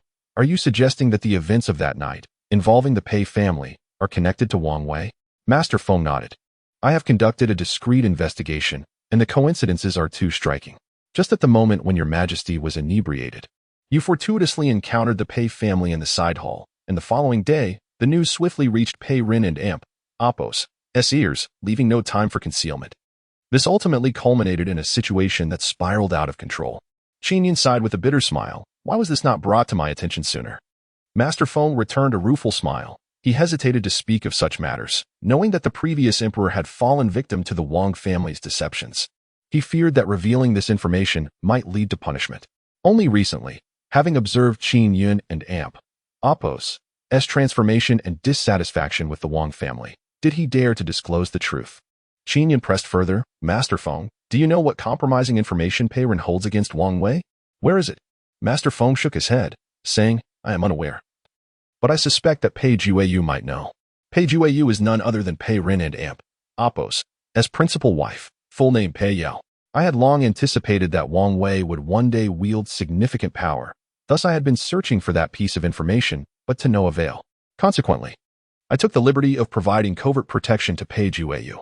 Qin Yun struck the dragon throne with his palm, exclaiming, "Excellent. Well done. If we can obtain that information through Pei Yao, toppling Wang Wei will be an imminent reality." Master Feng chuckled softly, hesitating, "Your Majesty, I fear that it will require Pei Jueyu's cooperation, which may prove to be quite challenging." Qin Yun felt as though a bucket of cold water had been thrown over him, bringing him back to a state of calm. Indeed, having usurped her not only meant taking her position but also dismantling her entire family. Such a grudge would endure for generations. How could she possibly cooperate with him? Alas, what a transgression wrought by the original owner. Qin Yun pondered silently. "Where is she now?" Master Feng replied, "Your Majesty, she is in the Cold Palace's side courtyard. To untie the knot, one must find the one who tied it. The error was mine, and today I shall acknowledge my fault and seek to make amends." Qin Yun spoke earnestly. Master Feng nodded inwardly. It was commendable that Qin Yun could think this way, demonstrating a sense of responsibility and magnanimity. Qin Yun summoned Eunuch Shi, instructing him to prepare some silks, gold, luminous pearls, rouge, and other gifts. As night began to fall, Qin Yun made his way to the cold palace's side courtyard. The area was overgrown with weeds, the vermilion walls faded and weathered, long neglected, to the point that even the eunuchs and palace maids seldom ventured here. An aura of desolation permeated the air. A normal person would likely lose their sanity in such a place. Upon setting foot in this courtyard, Qin Yun was overtaken by a wave of sympathy. Pei Yao should have been living a life of splendor, yet fate had dealt her a cruel blow, landing her in this predicament. It was likely that her survival hinged upon Master Feng and Amp Apos' intervention, preventing her from taking her own life. Whether it be the intrigues of the imperial court or mere happenstance, this woman remains the most innocent among them all. Pushing open the weathered door, the courtyard was not as desolate as one might imagine. Rather, it was tidy and orderly, with weeds evidently tended to by someone. 2 palace maids, tasked with duties here, turned pale with fright and hastily bowed to Qin Yun, exclaiming, "We pay our respects to your majesty." "Where is Lady Pei?" Qin Yun inquired. "How dare you impose such menial labor upon her?" he reprimanded, instinctively believing these maids and eunuchs were bullying Pei Yao. The maids trembled, their delicate faces drained of color. At that moment, a woman clad in simple attire emerged from within. "It is I who wish to do this." "It is not their fault," she spoke in a calm and unassuming tone. Looking closely, Qin Yun recognized her as Pei Yao. Moreover, she possessed a mature demeanor, remarkably composed. As she approached, a flicker of resentment flashed in her almond-shaped eyes, yet it was masked with great skill. "Your servant greets your majesty," she said, gracefully bending her elongated form in a bow. Qin Yun had envisioned this woman rushing towards him in disheveled fury, but he never anticipated her to be so tranquil and submissive. This very tranquility rendered him more apprehensive. Casting a glance at the elderly Feng, who bowed his head, he felt a slight reassurance. "Rise, I have brought you some gifts, and I insist you accompany me. The cold palace is unfit for a woman," Qin Yun stated earnestly. Pei Yao's gaze remained frosty as she stood and replied calmly, "Your majesty, I am quite well as I am. There is no need for these treasures. Please use them for disaster relief instead." Qin Yun raised an eyebrow. "You are aware of disaster relief?" "Just the other day, I overheard the palace maids mentioning that Consort Shu had mobilized many concubines to contribute," Pei Yao responded. Qin Yun nodded. "The court does not lack such trifles. You should keep them." Pei Yao refrained from further refusal and asked, "Your majesty, will you be staying here tonight?" Qin Yun was momentarily taken aback, pausing to gather his thoughts before responding. "I came to speak with you and to take you away from this cold palace. I have arranged accommodations at the Choya Hall." Pei Yao nodded appreciatively. "Thank you, your majesty." Qin Yun furrowed his brow. This woman was unsettlingly placid, contrasting with his memory of her deep-seated animosity towards him. He exchanged a glance with Feng and waved his hand. "Then, let us depart at once. The maidens will handle your belongings." Pei Yao inclined her head slightly, obedient as a dutiful wife. Soon after, Qin Yun personally escorted her to Choya Hall and commanded the royal kitchen to prepare a sumptuous feast. That evening, the two sat across from one another. "Why do you not eat?" Qin Yun inquired. A hint of a smile graced Pei Yao and Amp Apos' mature visage as she replied, "It is my first time dining with your majesty, hence I feel somewhat anxious." Qin Yun discerned the underlying meaning in her words. Turning to Feng and the imperial guard Tao Yang, he instructed, "You may all withdraw. I wish to converse privately with Lady Pei." Tao Yang bowed and retreated. Yet Feng remained, frowning. "Your majesty, this. It is of no concern. You may leave as well," Qin Yun insisted. Upon hearing this, the elderly Feng had no choice but to retreat slowly, casting a lingering glance at Pei Yao as he departed. Yet, he did not withdraw too far, ensuring he could protect Qin Yun at a moment's notice. "Now, only the two of us remained here. Let us dine," Qin Yun remarked, his gaze clear and serene. Pei Yao observed the enigmatic figure of the elderly Feng as he left, and with no one else around, a glimmer of murderous intent suddenly flickered in her beautiful eyes. Her previously tranquil and exquisite visage transformed in an instant, becoming as chilling as snow in the depth of winter, even bearing a hint of ferocity. "Dog Emperor, perish!"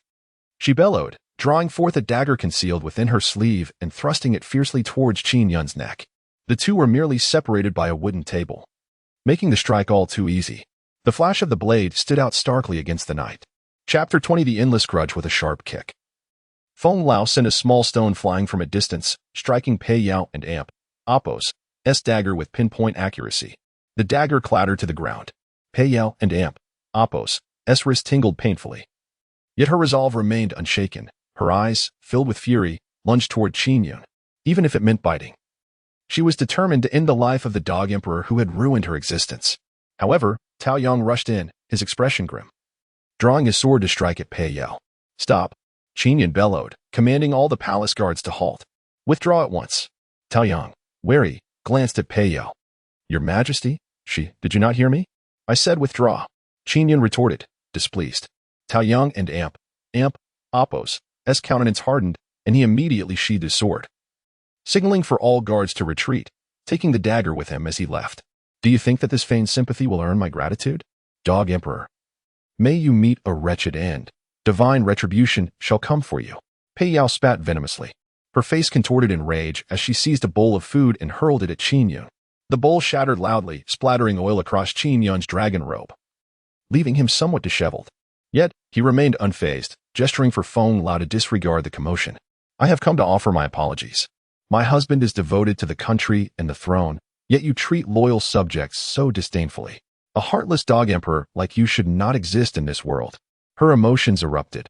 While she could not slay Qin Yun, her sharp tongue pierced deeply.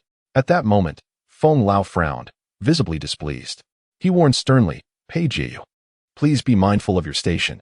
You are the Empress of the Great Xia, the Emperor's consort." "Ha ha." Pei Yao burst into manic laughter, tears streaming down her cheeks. "What?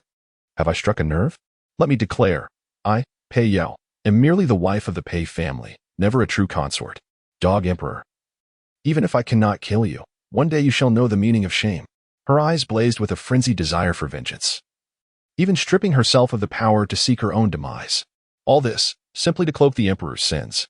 For a full incense stick's length of time, Pei Yao unleashed a torrent of curses, from calling him a Dog Emperor to a thief, wishing him ill and foretelling the fall of Great Xia. She vented her rage, each word more scathing than the last, yet none of the palace guards dared to listen closely. Upon hearing her, they instinctively forgot her words. Qin Yun remained remarkably composed, allowing her to vent her frustrations and shatter objects without hindrance or anger. Only when she grew weary, her face flushed and breath ragged, did he exhale slowly, furrowing his brow. "I have wronged you. I have no further words. As for Pei Run, I recognize him as a loyal minister and shall eventually rectify his case." Pei Yao paused, momentarily immobilized, her beautiful eyes reflecting a tempest of emotions. "Is there still someone alive from the former Prime Minister and Apos' estate?" Seeing the topic becoming increasingly sensitive, Feng Lao gestured to disperse the maidservants and guards. Qin Yun continued, "Do you not find the events of the past rather perplexing?" Pei Yao's gaze flickered, aware that the situation was not merely a result of the foolishness of the Dog Emperor, but was undoubtedly entwined with political strife. "I desire to know what leverage Pei Ren held over Wang Wei. If you can provide that, I shall use it to eradicate the Wang family, avenging Pei Ren." "Enough." Pei Yao interjected sharply, a cold smile gracing her lips as she regarded Qin Yun with disdain. "Dog Emperor, my husband once dedicated himself to you, aiming to eliminate the treacherous Wang family. But what were you doing at that time? Now that the Wang family has risen in power, threatening the imperial authority, you seek my assistance? Even if Wang Wei played a role in this, the one who ordered the murder of my husband and tarnished my honor is undeniably you.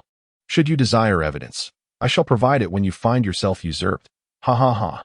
Pei Yao's laughter rang out, sharp and piercing, as if she could foresee the day of Qin and Apos' downfall. The old man Feng and Apos' expression turned as cold as ice. In his heart, Qin Yun was an exalted emperor, not to be insulted by anyone. He approached slowly, whispering into Qin Yun and Apos' ear, "Your Majesty, this old servant has a method to make her speak. Perhaps you should take your leave for now." Ultimately, the blame lay with the original owner of this body. Having traversed into this world, he must bear the consequences. No matter the circumstances, he desired to make amends. The sins of the original owner had far exceeded the limits of tolerance. Qin Yun gazed earnestly at Pei Yao, saying, "Since you are unwilling to assist, I shall not force you. The former Chancellor and Apos' household will be well taken care of. As for you, whether you choose to remain in the palace or depart, I can discreetly arrange your exit. However, whatever we have discussed today must remain confidential. The path you take is yours to decide." Pei Yao fixed her eyes upon him, a visceral desire to consume him whole coursing through her veins. What value did such compensations hold? She was already isolated and alone, Even if she encountered old acquaintances from the former chancellor's household, how could she face them? As a consort, or as the wife of the former chancellor? It would be easier to embrace death. Yet, she was unwilling to perish without witnessing Qin Yun and Apos' misfortune or exacting her revenge. I shall take my leave now. Should you come to a decision, you may seek me out at any time, Qin Yun remarked, rising to his feet with a sigh. Surely, he could not truly sacrifice himself. This was all he could offer, granting her freedom and compensating the Pei family. As Qin Yun departed, she bit her lip until it bled. Her eyes fixed intently upon the night sky. In a hushed tone, she murmured, "This hatred shall endure endlessly, Dog Emperor. If I cannot kill you, then I shall not slay you. I will ensure that your harem knows no peace, and you shall taste the same anguish I have suffered." Kneeling upon the ground, her face like frost, her delicate fingers dug into the earth. "Pei Gong, forgive my cowardice. I am unworthy to call you husband. For all the members of the Pei family, I shall seek vengeance on your behalf." Chapter 21. Loyalty in the prison. In the dead of night, the palace loomed ominously. Qin Yun donned a simple black brocade robe, resembling a handsome young gentleman. As he made his way to the imperial capital's prison under the vigilant protection of the imperial guards. In the dimmest corner, in the innermost cell, Chang Hong lay on a wooden bed, clad in prison attire. Having recently endured 100 strokes of the military rod, his back was raw and bruised, rendering him unable to sit comfortably. Nevertheless, his garments remained surprisingly tidy and not disheveled. "Your Majesty." Upon spotting Qin Yun, Chang Hong was instantly invigorated. Disregarding his pain as he descended from the bed and knelt before Qin Yun with a thud. Tears streaming down his face, he exclaimed, "Thank you, Your Majesty, for sparing my life. Thank you for your mercy." Tao Yang brought forth a pear-blossom chair for Qin Yun. He seated himself, gazing at the pale-faced Chang Hong, and spoke coolly, "Grateful for my mercy? Are you so certain it was I who spared you, rather than Wang Wei who intervened?" Chang Hong hesitated, his countenance betraying his anxiety. "Your Majesty, this is the prison. The only one capable of sending an imperial physician to tend to a convict's wounds, apart from you, is simply impossible. Moreover," he added with a bitter smile, "having caused such a grave calamity, I doubt anyone would be willing to plead for my clemency." Qin Yun cast him a sidelong glance. "At least you possess some wit. I punished you with 100 lashes, though I turned a blind eye. I have heard that the punishment left you in a ghastly state. Chang Hong, do you harbor resentment towards me?" Chang Hong trembled, forehead pressed to the ground, filled with trepidation. "Your Majesty, I would not dare. Your Majesty has already shown leniency. Otherwise, I would have been a lifeless corpse. I am profoundly grateful." Pleased with his attitude, Qin Yun waved his hand. "Tao, bring a chair for Lord Chang." "Yes." Tao Yang promptly fetched a wooden stool, assisting Chang Hong to sit upon it. Chang Hong winced in pain as he settled down, his mouth twitching, sweat trickling down his face. Qin Yun cut straight to the point. "Do you know how many people in the court wish for me to execute you?" Chang Hong and Apos' complexion turned pale, and he fell silent, his head bowed. "You, a high-ranking official, have such poor connections that not a single soul rises to your defense. For years, you have treaded cautiously. Yet in the end, you cannot ensure your own safety," Qin Yun remarked with a hint of profundity. Chang Hong remained silent, casting a furtive glance at Qin Yun, puzzled as to why the emperor was sharing this with him. "Do you know whose grace allowed you to survive this time?" Qin Yun inquired coolly. "Yours, Your Majesty," Chang Hong replied. Qin Yun pressed further. "Then, who do you believe this realm belongs to?" Hearing this, Chang Hong shivered, glancing at Qin Yun's meaningful expression, and blurted, "This realm undoubtedly belongs to Your Majesty. Then let me inquire once more. Do you understand the principle of unity under heaven?" Qin Yun shot him a look that seemed casual yet bore deeper significance. Chang Hong and Apos' eyes widened. "Unity under heaven? Has the emperor finally grown discontent with those in the court?" "I'm asking you a question," Qin Yun huffed, realizing the gravity of the moment. Chang Hong fell to his knees with a thud, declaring, "Your Majesty, I understand this principle. After the recent calamity, the minister suddenly awakened to his senses. From now on, he vowed to serve His Majesty with unwavering loyalty, striving to eliminate those with ill intentions and to achieve unity in the realm." The moment these words were uttered, the entire prison fell into a profound silence. Chang Hong could not resist stealing a glance at Qin Yun and Apos' countenance. The old fox of the court, having navigated its tumultuous waters for decades, still possessed a keen ability to read the atmosphere. The current emperor was different. A conflict between imperial power and the Wang Wei faction was inevitable in the future. Although the position of Minister of Imperial Guard was modest, it held significant importance. Overseeing palace security, the safety of daily life, and the imperial troops among various other responsibilities. Qin Yun narrowed his eyes and scrutinized Chang Hong for a long while before slowly speaking. I do not favor those who harbor ulterior motives or lack loyalty. Chang Hong, my ability to spare you from death also means I can end your life at any moment. Do you comprehend? Under the weight of that penetrating gaze, Chang Hong felt goosebumps rise upon his skin. Your Majesty, I understand. I shall devote myself wholeheartedly, without the slightest hint of disloyalty. He kowtowed fervently, the sound echoing, for he had narrowly escaped death at Qin Yun's hands, and his emotions were understandably tumultuous. Qin Yun nodded in satisfaction, feeling justified for making the late-night visit, combining both grace and authority, thus granting him a new lease on life. As Qin Yun turned to leave, Chang Hong immediately raised his head. Worry etched on his face. Your Majesty, what of my family? Chang Hong was on the verge of tears, while he himself was not particularly afraid of death. He feared for his family. His beloved concubine had just borne him a son, the sole heir in his lineage. Overwhelmed with gratitude, he bowed deeply. Thank you, Your Majesty. Your immense grace shall be etched in my heart, and I vow to repay you with my life in the future. Qin Yun's lips curled into a satisfied smile before he waved his hand and departed. Upon leaving the prison, he found the main hall vacated by the Empress Dowager Xiao, who insisted on moving to the side hall to clear space for Qin Yun, claiming her injury brought bad luck. With no choice, Qin Yun acquiesced. Just as he entered the main hall, a soft, trembling voice called out, Your Majesty. Yin and Appos, dressed in a delicate green palace gown, gracefully performed a deep bow. Tonight, she appeared somewhat different, her cheeks adorned with rouge, her oval face blooming like the pink blossoms of March, resembling a gentle neighbor girl, exuding elegance like jade. What brings you to seek me at such a late hour? Qin Yun inquired. The young mistress has instructed Yin and Appos, to attend to Your Majesty and Appos' rest, she replied. Her face flushed, radiating allure. Qin Yun furrowed his brow. Xiang that girl, was excessively virtuous, always considering his needs without a hint of complaint. He waved his hand dismissively. I do not require company tonight. You may withdraw. Yen's beautiful eyes widened, her delicate form trembling as she suddenly knelt heavily on the ground. I implore Your Majesty not to send Yin and Appos away. Her fair head bowed deeply to the floor. Tears streaming down her cheeks, she continued. The young mistress has commanded that if Your Majesty harbors any dissatisfaction tonight, Yin shall never see her again. Upon hearing this, Qin Yun let out a long sigh. Everyone may leave, he instructed the other attending maids and eunuchs. As they departed, the more attractive maids cast envious glances at Yin and Appos, filled with jealousy and disdain. It is evident to all that Yin has struck a stroke of fortune, destined to be favored by His Majesty. Soaring to the heights like a phoenix. As the door closes, Qin Yun lifts Yin effortlessly, striding purposefully towards the dragon bed.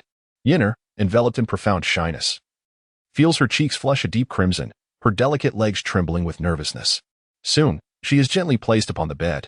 Her figure is far more impressive than it first appears. Though she is yet to reach her 20s, her development is remarkably pronounced. Qin Yun's gaze is stirred, as he slowly removes the palace robe draped over Yin and Appos.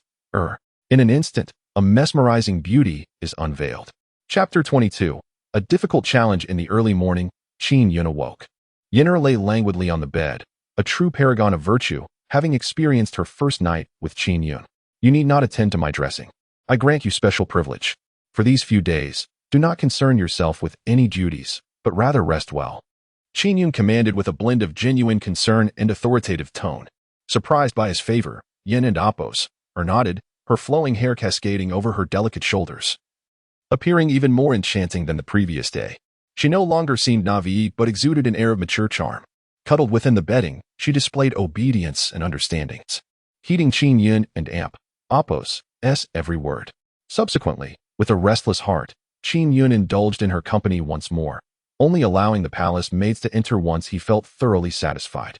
In a swift transformation, Yin and Appos, once merely a close attendant of the noble consort, became the center of attention among the palace maids. According to custom, with court sessions held every other day, today Qin Yun was free from morning court. He entered the imperial study with a buoyant spirit, his stride filled with vigor. In his past life, finding a pure woman was a formidable task, and encountering one of genuine virtue was even more arduous. Yet, he had clearly witnessed the telltale mark of crimson on the bedding from the previous night, a feeling of accomplishment that all men can comprehend.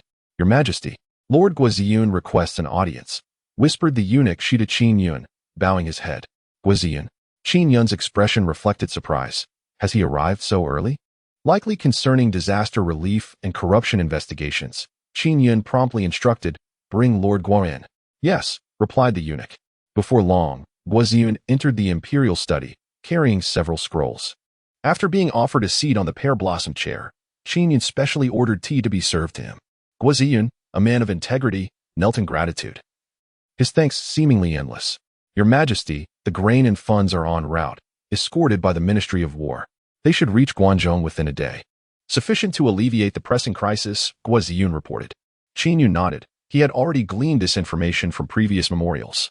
"Lord Guo, your hard work shall be duly rewarded once the disaster in Guangzhou is resolved."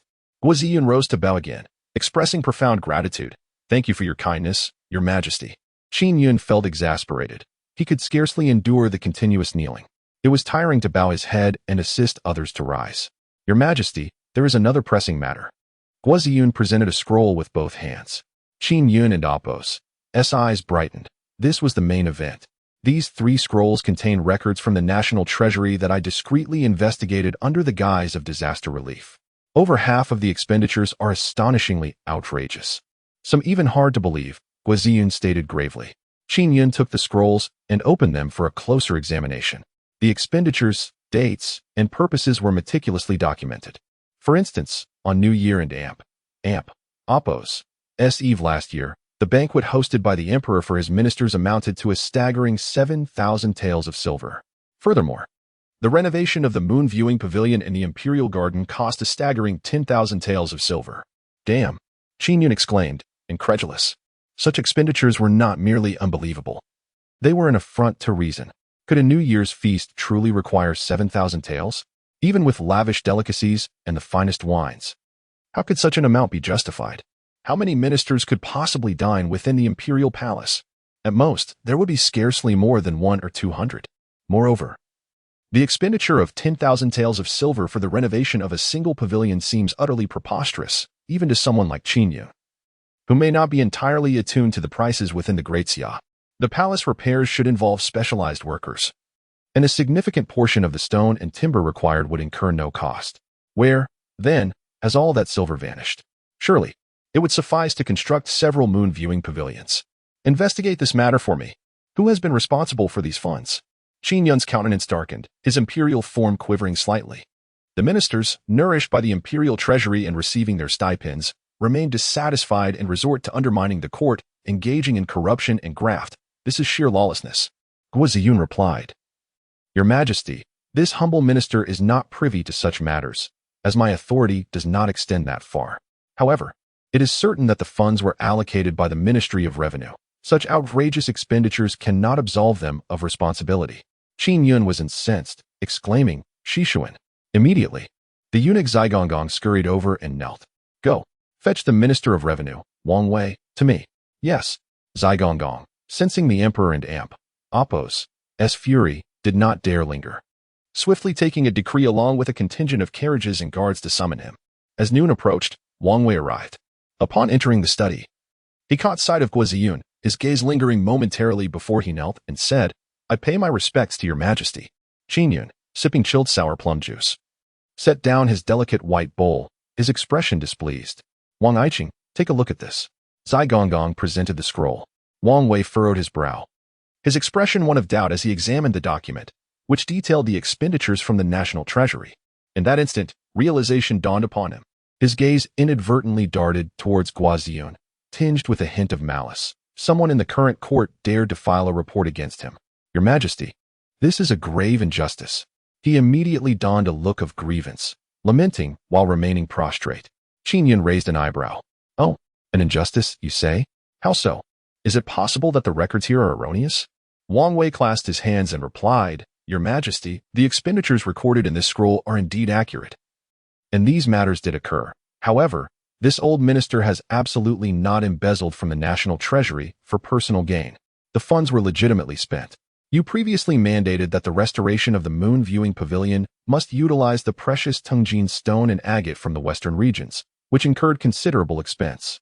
Furthermore, during last year and AMP, Oppos, New Year and AMP, Oppos, Eve banquet for the ministers, you approved all expenses after review, and even deemed it too frugal, instructing us to procure numerous delicacies to assemble a table with 1,000 dishes, symbolizing the eternal prosperity of the great Xia. Qin Yun paused momentarily, reflecting on his past life, recognizing that such actions were indeed plausible. Guoziyan and Oppos' expression shifted to one of bemusement. Did the emperor truly have knowledge of this? Even so, the Ministry of Revenue has not fulfilled its duties. With such colossal expenditures, you still allocated funds? What if one day the treasury could not disperse any money? Qin Yun remarked coolly, do not speak of a few thousand taels. Should your majesty require it, even tens of millions of taels, this old minister would allocate without hesitation. His voice rang with fervor, reverberating powerfully in the air. Qin Yun was momentarily taken aback. The old fox has now pledged his loyalty. How troublesome. He inwardly cursed. Guoziyan and AMP. Oppos' gaze reflected a sense of helplessness. Many of the absurdities from the past had indeed been acquiesced to by Qin Yun.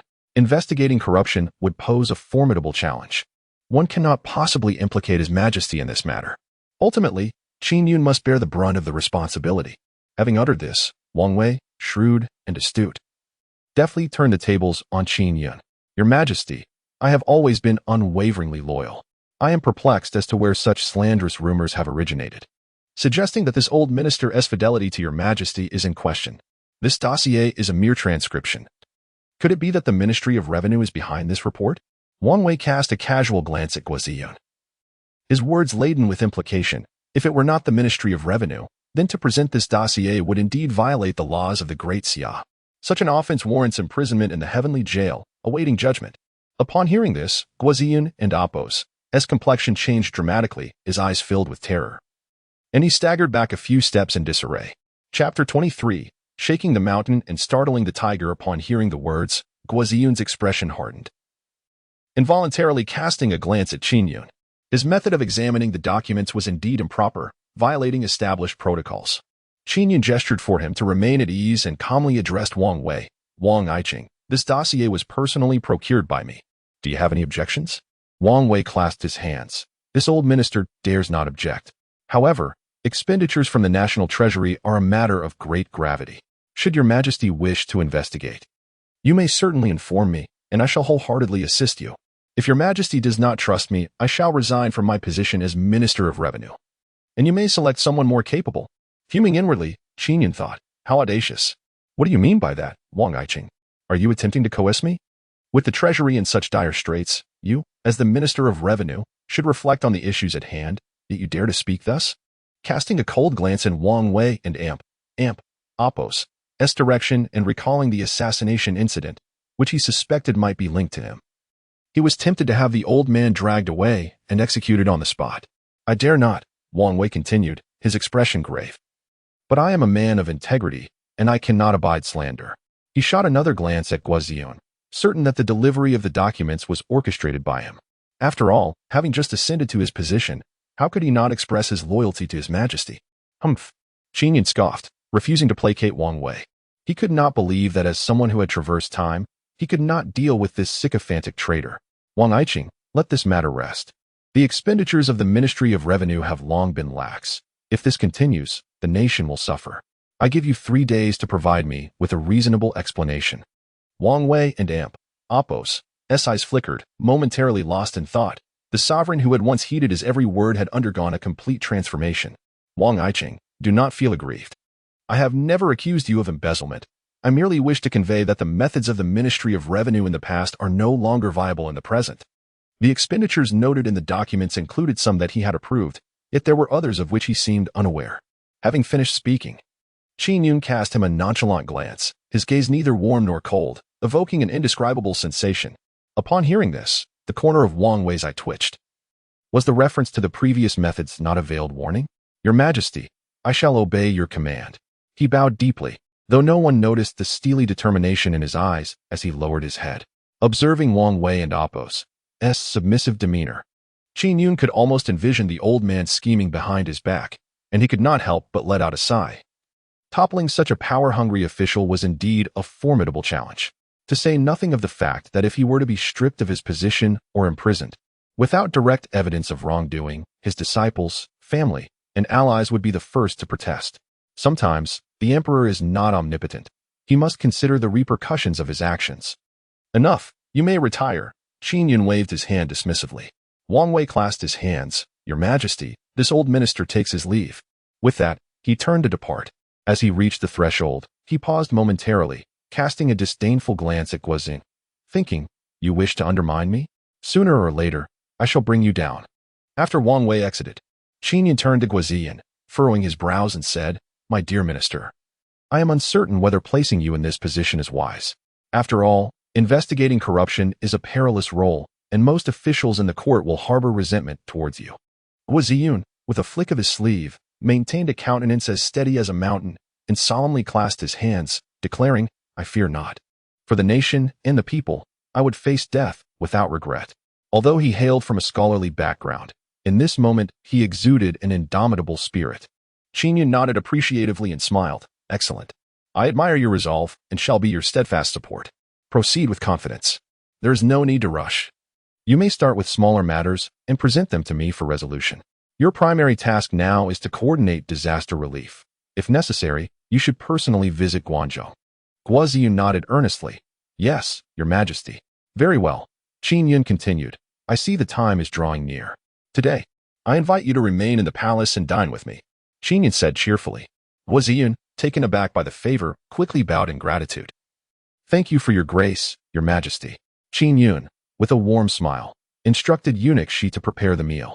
Around 1:00 and Oppos, clock in the afternoon. After partaking in the imperial feast, Guozin exited the palace. Qin Yun attended to state affairs for a while longer before leisurely making his way to the Yangxin Hall. Upon entering, he encountered Consort Xiao reclining on the bed, whispering with Yinner in a sisterly manner, both appearing joyous with rosy cheeks. Clearing his throat, Qin Yun approached them. Your Majesty, the two enchanting beauties exclaimed in unison. Qin Yun halted Consort Xiao's attempt to rise, widening his eyes and feigning anger. How many times must I remind you? Your injuries are not yet healed, so you must not rise to pay your respects. Consort Xiao and Amp, Oppos, S lips curved into a blissful smile as she replied, Your Majesty, I momentarily forgot. Please forgive me. Qin Yun affectionately brushed her exquisite nose with his fingers, his gaze filled with tenderness. What were you two discussing just now? He inquired. Consort Xiao giggled. Just now, Yin and Amp, Oppos, mentioned that Your Majesty was quite impressive last night. At this, Yin and Amp, Oppos, lowered her head in embarrassment, her face ablaze. Qin Yun erupted into hearty laughter, feeling an exhilarating sense of satisfaction. Being an emperor is indeed delightful, especially when Consort Xiao herself orchestrates such encounters. By the way, Xiao and Oppos, how is your back? Does it still hurt? Qin Yun asked with concern. Consort Xiao shook her head. It no longer hurts, and I feel much better today. Likely due to the efficacy of the imperial physician's remedies. Just a moment ago, Yinner even checked my back. It has begun to scab. Such rapid recovery? Qin Yun exclaimed in astonishment, yet it was understandable, considering the imperial physician was the finest in the realm, unmatched by the quacks of later generations. Yinner, dismiss everyone. I wish to examine the consort's wound. Yes. Yinner bowed and promptly ushered everyone out, securing the palace doors tightly. Your Majesty, please. Consort Xiao appeared exceedingly embarrassed. Her brows knitted tightly, refusing to allow Qin Yun to see. Qin Yun's hand hovered in the air, lips pressed together, fully aware of her apprehensions.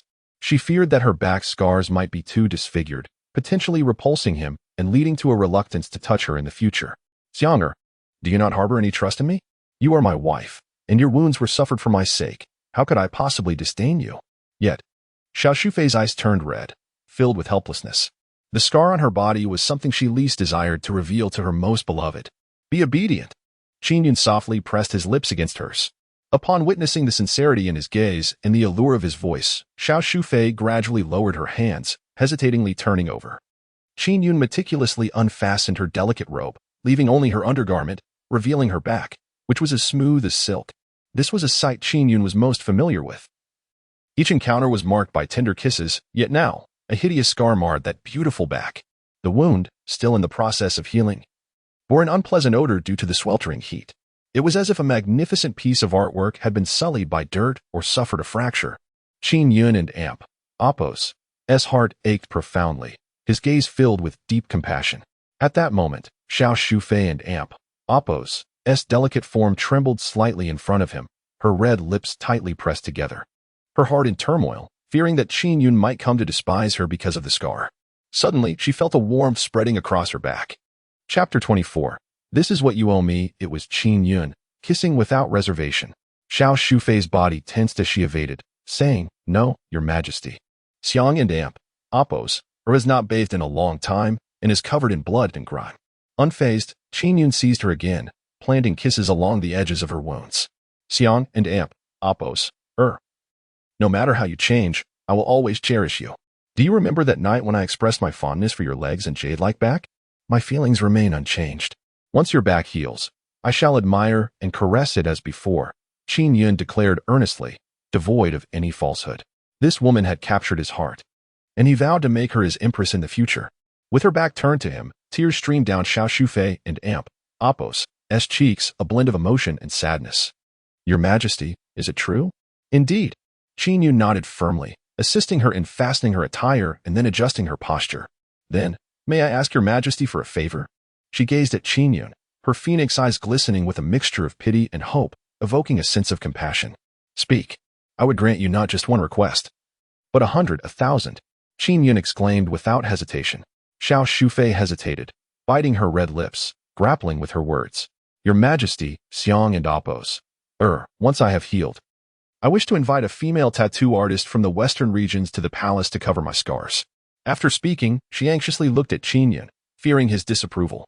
To conceal her wounds would require extensive tattoos, and such adornments were considered a barbaric custom among the Han people of Daxia, particularly for women.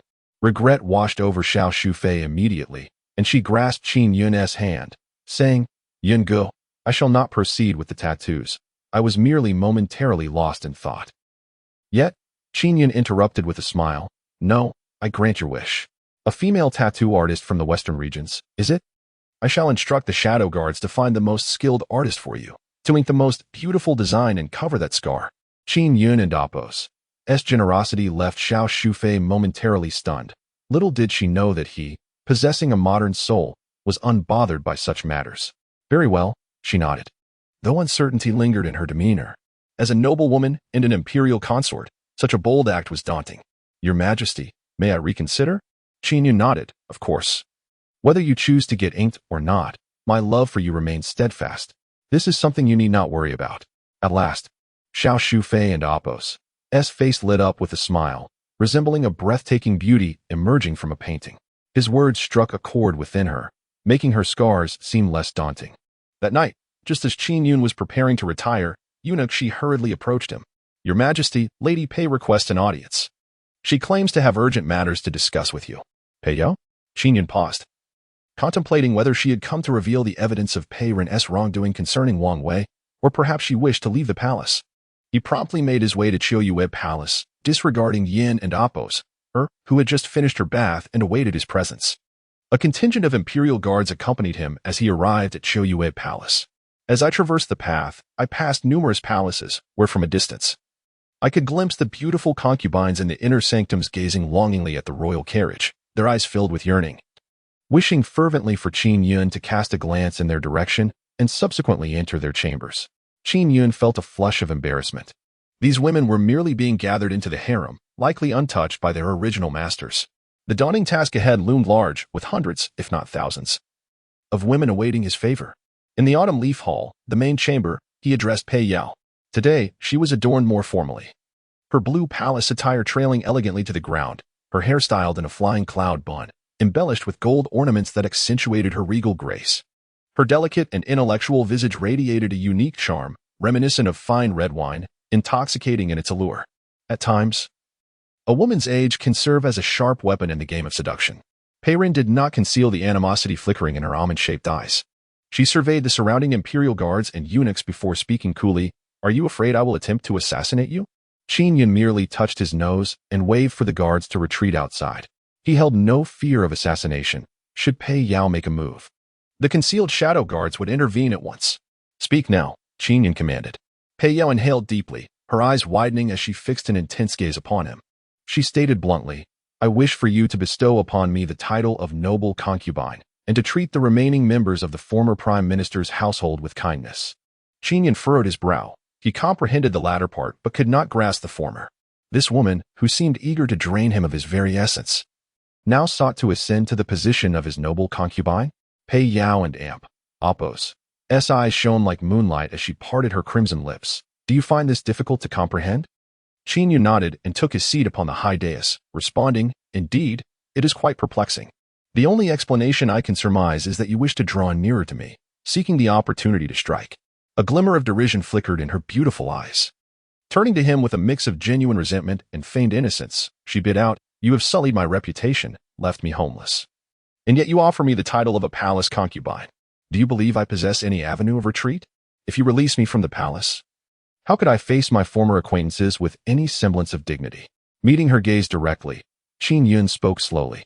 I can grant you a new identity and compensate you with wealth and luxury. You could lead a fulfilling life. Pei Yao scoffed, her eyes flashing with determination. No. I demand the title of noble concubine, and you must regard me as you do the other concubines. This is what you owe me. Qin Yun chuckled, revealing a broad smile, not out of mockery but genuine amusement. Pei Yao, you are the first to speak defiantly to me. You are a woman of remarkable inner strength, and I hold you in high regard. However, regardless of your motives, I am acutely aware that this request stems from a desire for revenge, and thus, I must regretfully decline. Pei Yao and Apos. S brows knitted tightly as she clenched her teeth. You truly refuse to acquiesce? Qin Yun shook his head, despite her status as a victim. He could not afford to keep a woman who harbored intentions of murder close at hand. After all, the outcome of such a dangerous liaison could lead to a tragic end. A glimmer of despair flickered in Pei Yao and Amp, Apos, S eyes, and then she astonishingly drew a dagger. Not aimed at Qin Yun, but rather at herself. She intended to commit suicide before his very eyes. Her resolve was truly formidable. Her actions were not mere theatrics. If she plunged the blade, it would likely spell her demise. In that critical moment, Elder Feng hurled a stone, no larger than a fingernail, into the room from outside, striking the dagger with perfect precision and sending it clattering to the ground with a crisp clang. Pei Yao shot an angry glance towards the door, then lifted her head defiantly to meet Qin Yun and Amp, Apos, S gaze.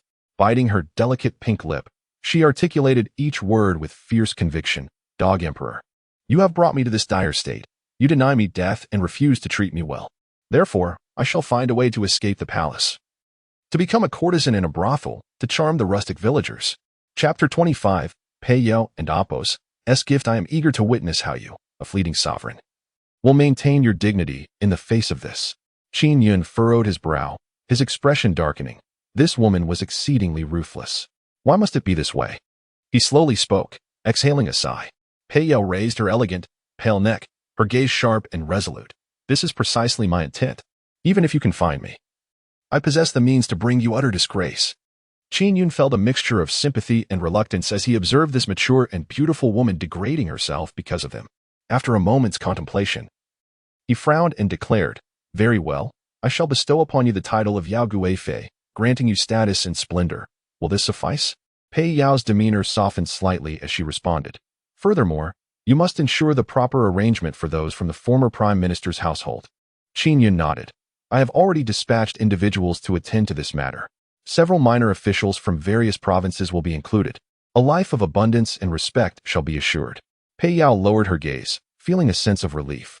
Now, you may enlighten me about the evidence that Pei Ren possesses against Wang Wei, correct? Qin Yun inquired tentatively, still clinging to hope. After all, possessing irrefutable evidence to topple the Wang family conglomerate would be within reach. However, Pei Yao shook her head resolutely. I am unaware of this matter. It may merely be a rumor. Qin Yun scrutinized her, attempting to discern any signs of deception. Yet, within Pei Yao's large eyes, there was an untroubled calm, as still as a tranquil lake. Could it be that the evidence was destroyed by Wang Wei, or perhaps buried alongside Pei Ren? Qin Yun speculated inwardly. Seeing that Pei Yao did not appear to be lying, he felt it unwise to press further, ultimately sighing and relinquishing his pursuit of incriminating evidence. Regarding the decree to bestow upon you the title of Gui Fei, I shall instruct the Ministry of Rites to expedite the process. Should you have any requests, you may communicate them through Eunuch Shi, who will relay them to me. Additionally, since you have chosen to remain in the palace, it would be prudent for you to conduct yourself accordingly. Though I owe you much, it does not grant you the liberty to act without restraint. Do you comprehend my meaning? Qin Yun gazed into her eyes. Do you not intend to stay in Shuyue Palace? Qin Yun was utterly perplexed. Did this woman genuinely aspire to become a favored concubine? No, that could not be. She was certainly not that kind of woman. Qin Yun furrowed his brow, his intuition sharp. This Pei Yao was not a woman who coveted status or wealth. Otherwise, she would not dare to wield a dagger against him. Pei Yao, sensing his thoughts, spoke up. Since you have conferred upon me the title of Gui Fei, you ought to treat me accordingly. You are the sovereign. If you do not regard me as a wife, what difference is there between my existence in Shuyue Palace and that in the Cold Palace? Qin Yun remained silent, standing still and gazing at her. Pei Yao raised an eyebrow. There is no need for such a look. I have already been ruined by you. As a mere woman, bearing the title of your consort, who would dare to desire me, given that this situation is now settled? Is it wrong for me to strive for some semblance of advantage? Qin Yun and Apos' gaze flickered as he observed her, yet found no trace of deceit in her demeanor. Rubbing his temples, he remarked, even so, you should not transform so rapidly, should you? Pei Yu replied coldly, I have been confined by you for nearly 3 years. How much longer must I endure this transformation? Qin Yun smiled. Logically, he should have rejected her to ensure absolute safety, for she was akin to a dagger suspended above his head, posing a threat. Yet, Pei Yao's icy allure and resentment, along with her erratic behavior and stubbornness, ignited a profound curiosity within him. He took 3 steps closer, gazing directly into her eyes, and the faint, distinctive fragrance emanating from her was almost palpable at the tip of his nose. I do not entirely believe your words. However, I acquiesce, Qin Yun declared, reaching out to lift her effortlessly into his embrace. Pei Yao's body trembled slightly, her large eyes reflecting a flicker of discomfort, yet she offered no resistance, surrendering to him. This time, the choice was yours. From this moment onward, there shall be no turning back. I shall never allow my woman to leave the palace, he said, looking down at her exquisite face with an air of dominance. Pei Yao and Apos' crimson lips curled into a smirk, tinged with disdain and aloofness, as she uttered a provocative remark that sent Qin Yun into a frenzy. Dog Emperor, your words are excessively verbose. Damn it. Qin Yun and Apos' heart raced tumultuously. Her words felt like a direct challenge. Did Pei Yao truly believe he would refrain from dealing with her? This was nothing but a provocation, exploiting his sympathy and regret. Do not cry later. As the clock struck midnight, the Autumn Leaf Palace lay shrouded in tranquility, guarded by the imperial troops whose vigilance was as steadfast as iron, preventing even a fly from entering, a precaution implemented following the recent assassination attempt. Within the chambers, a low cry suddenly pierced the silence, unheard by anyone.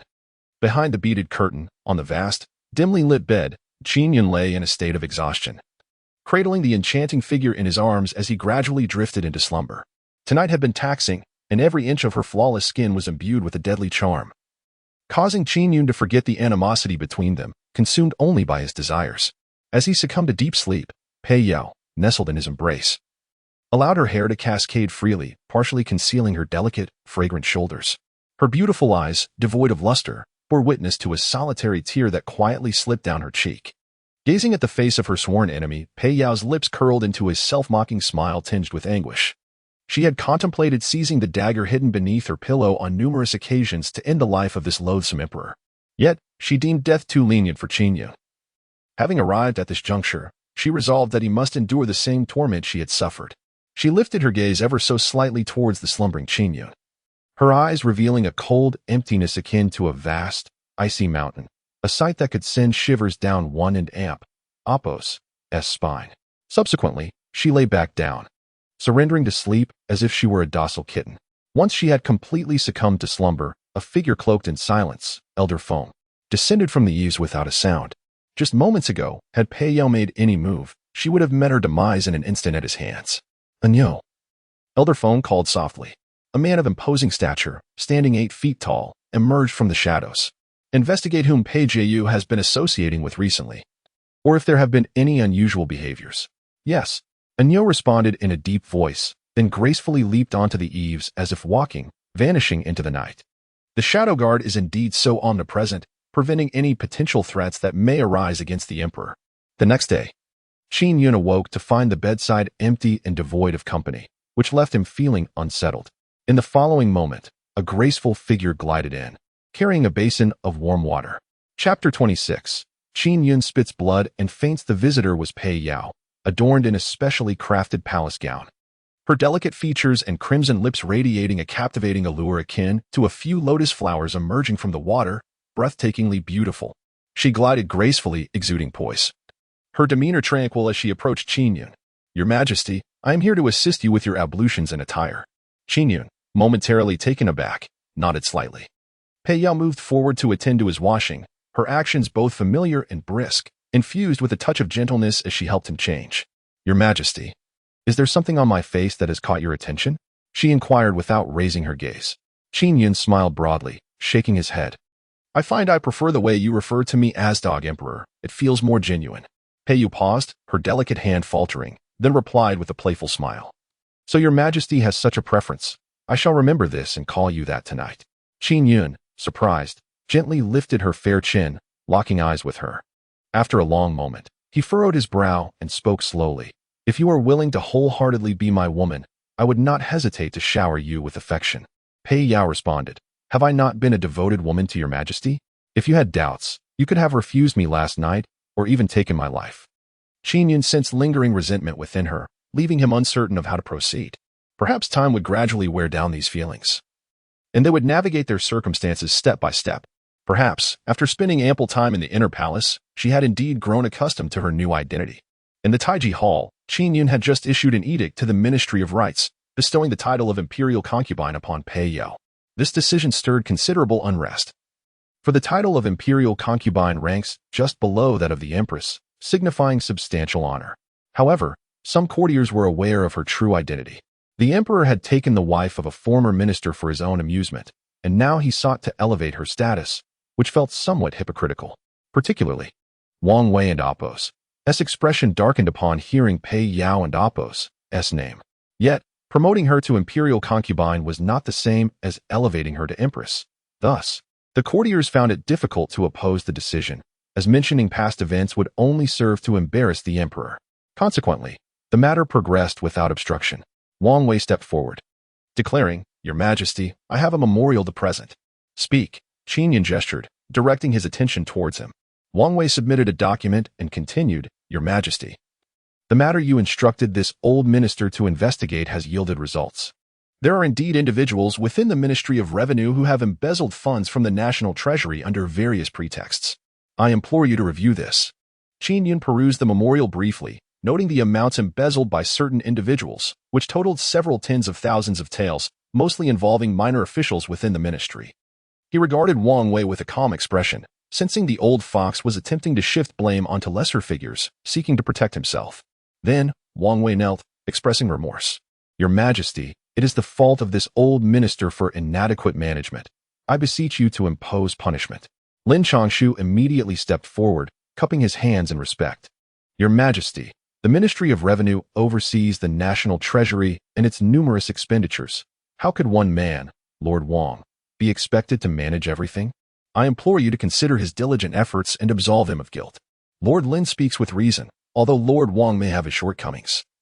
He does not deserve to be punished. I beseech your Majesty to show magnanimity." Qin Yun found the performance of the ministers tiresome. He had no intention of addressing Lord Wang's dereliction of duty, nor was it a matter of sufficient gravity to warrant such action. "Very well. I shall not hold Lord Wang accountable for this matter. Ministry of Justice, you are to immediately apprehend these corrupt officials and investigate them. If the allegations are substantiated, let them face execution." Suddenly, Qin Yun felt a wave of dizziness wash over him, nearly causing him to collapse from the dragon throne. Gripping the armrests tightly, he managed to remain upright. The ministers exchanged glances, bewildered by His Majesty and Apos' condition. "Your Majesty." Eunuch Shi, ever quick on his feet, rushed to his side.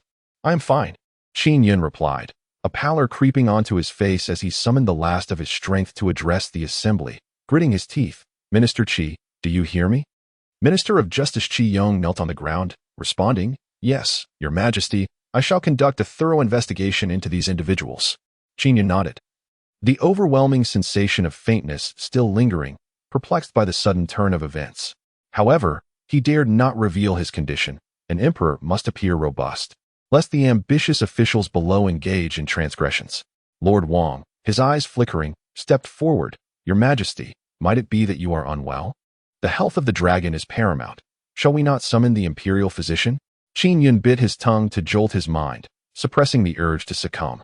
Frowning, he asserted, I am quite well. Observing this, Lord Wang concealed a faint smile, bowing respectfully. Your Majesty has been diligent in governance. Do take care of your health. Qin Yun inwardly cursed the pretense, then addressed the assembly. Gentlemen, if you have matters to discuss, please proceed. Lord Wang glanced at his subordinates, prompting a series of ministers to voice their grievances. Your Majesty, the oppressive heat of July has arrived, and you must retreat to the summer palace to manage affairs. Your Majesty, it is July. Funds for the incense offerings at the temples of Zhongnan Mountain, as well as for the renovation of new temples, must be allocated. I refuse to allocate funds. The court is destitute. Why should we provide money to those old monks? This year, I shall not even pay the incense offerings. Let it be known that this money should be used to fortify Guanzhong and aid the common folk.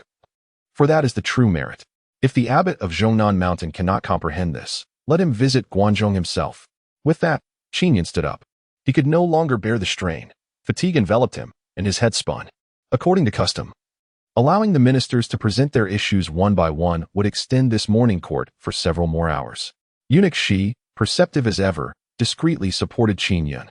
Noble ministers, it is sweltering. Let us not dwell on trivial matters. I have pressing issues to attend to today. Should you have concerns, come to my study this afternoon. Dismissed. Qin Yun called out, lifting his foot to leave, but stumbled slightly. Had it not been for Eunuch Shi's support, he would surely have fallen. The ministers gasped in shock. Your Majesty, is your health truly so poor?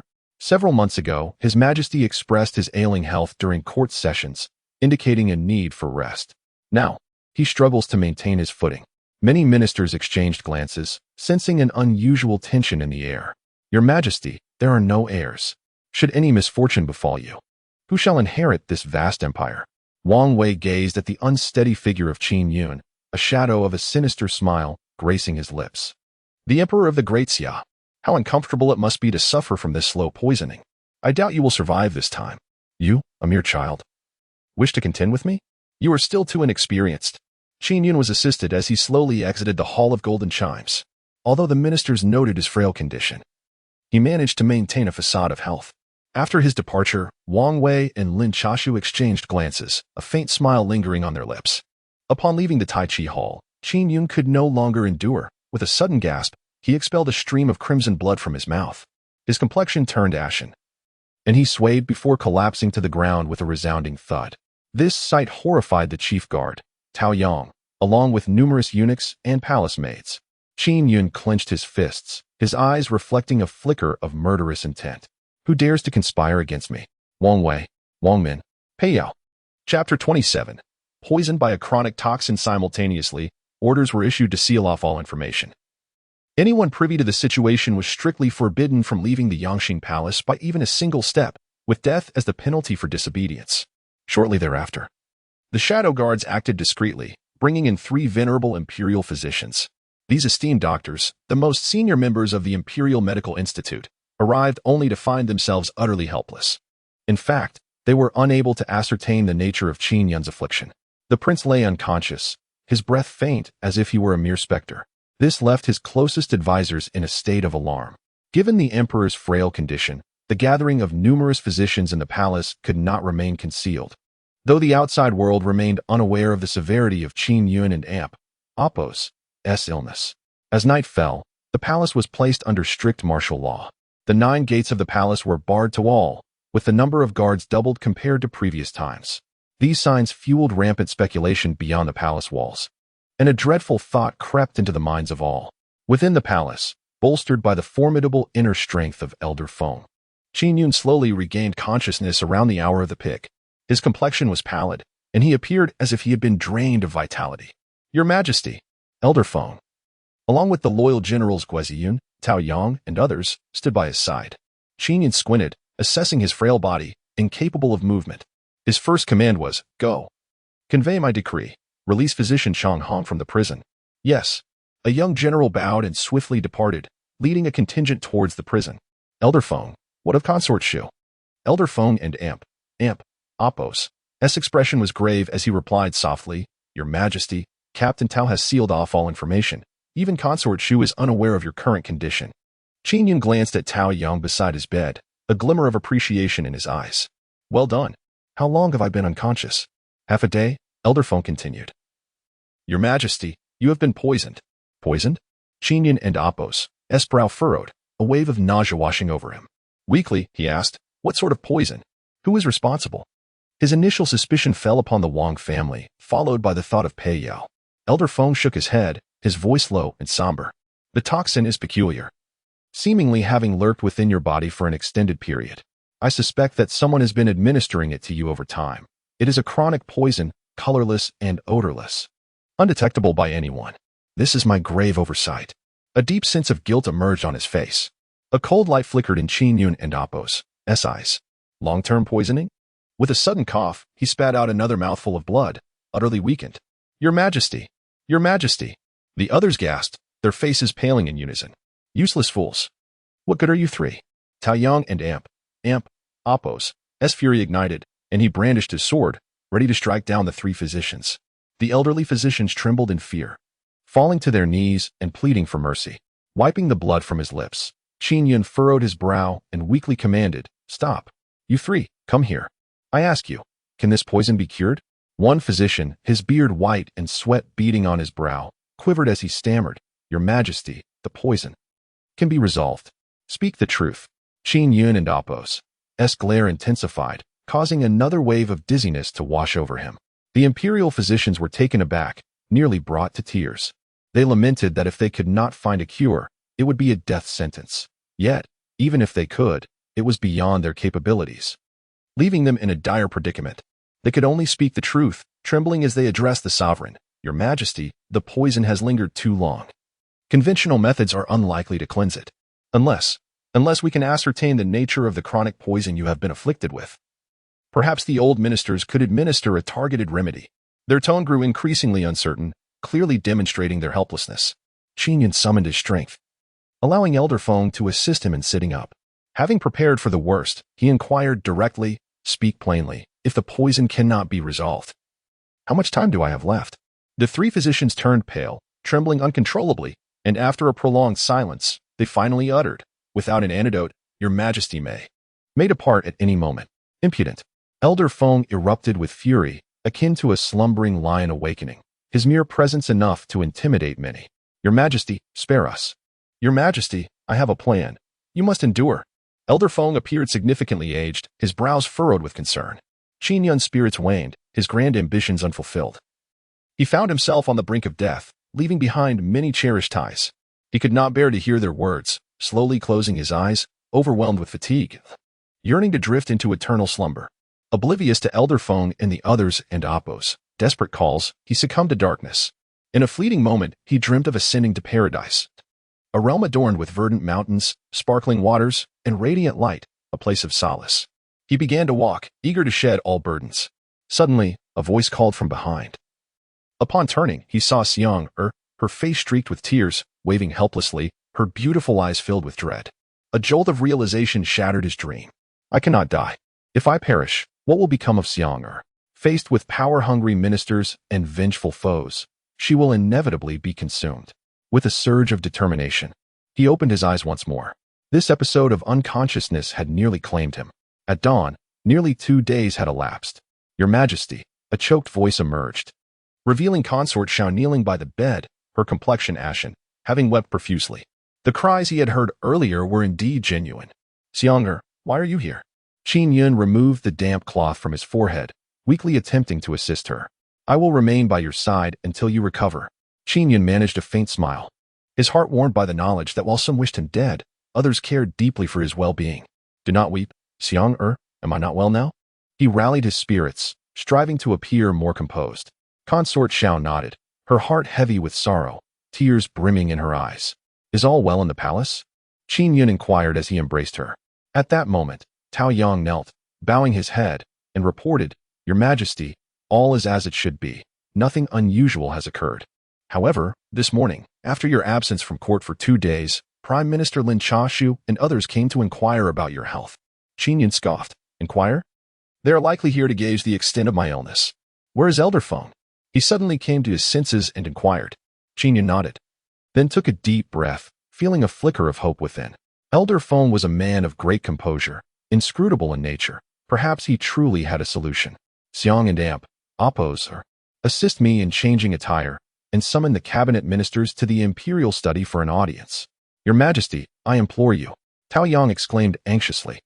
Elder Feng instructed before his departure that you must not overexert yourself, otherwise, the consequences could be dire.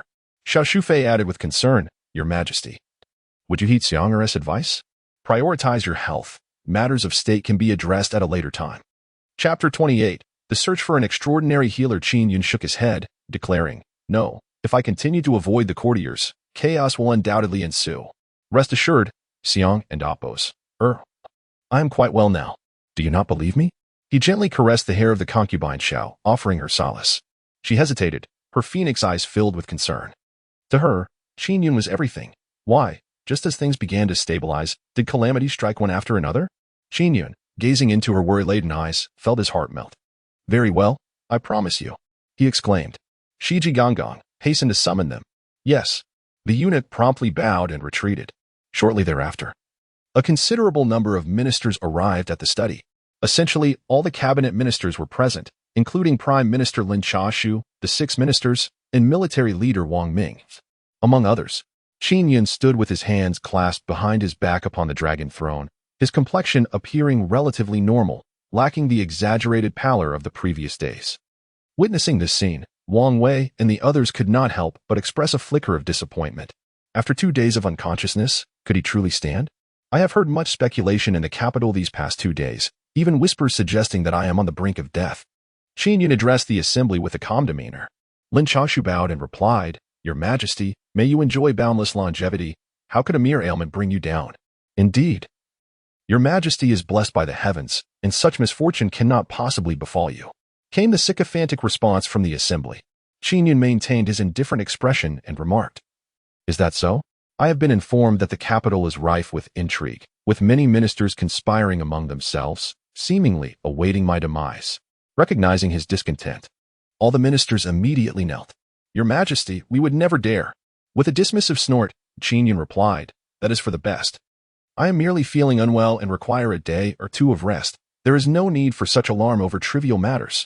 If there are important state affairs, submit your memorials directly. If not, Lin Aiqing, you shall handle matters on my behalf. Qin Yun and Amp, Oppos, eyelids grew heavy as the effects of the poison began to resurface. He was unsure when he might faint or cough up blood. Biting his tongue to endure, he feigned nonchalance and inquired, Esteemed ministers, is there anything else? If there are no pressing matters, you may take your leave. The ministers exchanged glances, communicating silently.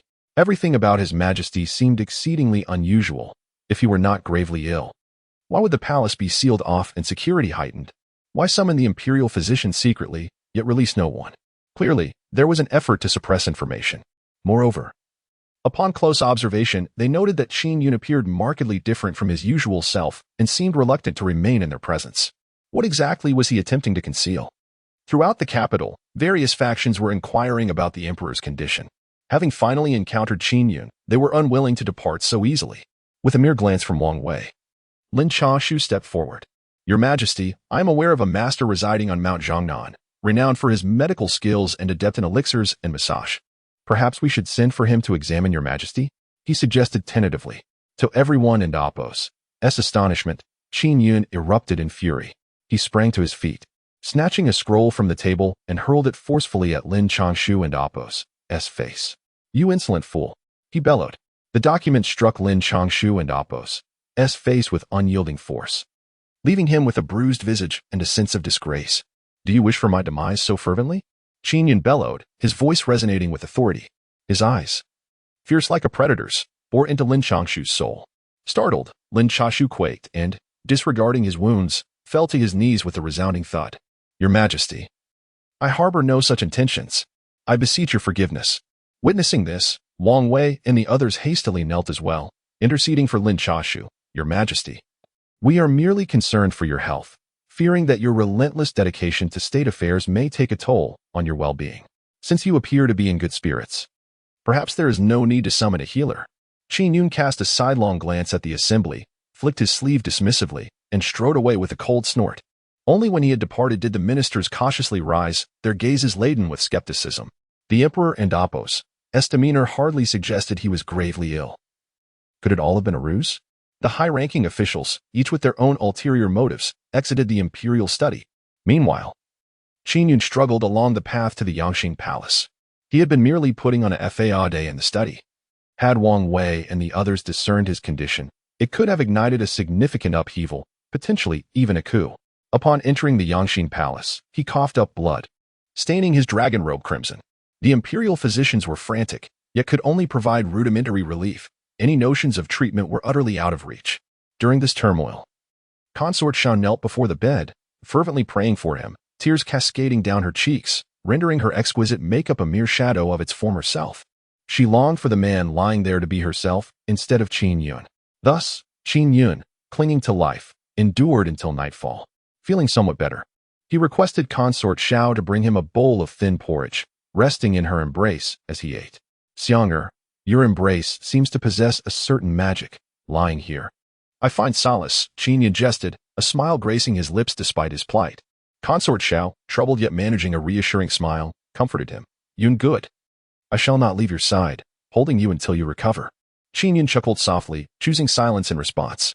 Two figures, bearing the Emperor and Apos' granted Wei's token, swiftly entered the palace, flanked by the imperial guards, their movements shrouded in secrecy.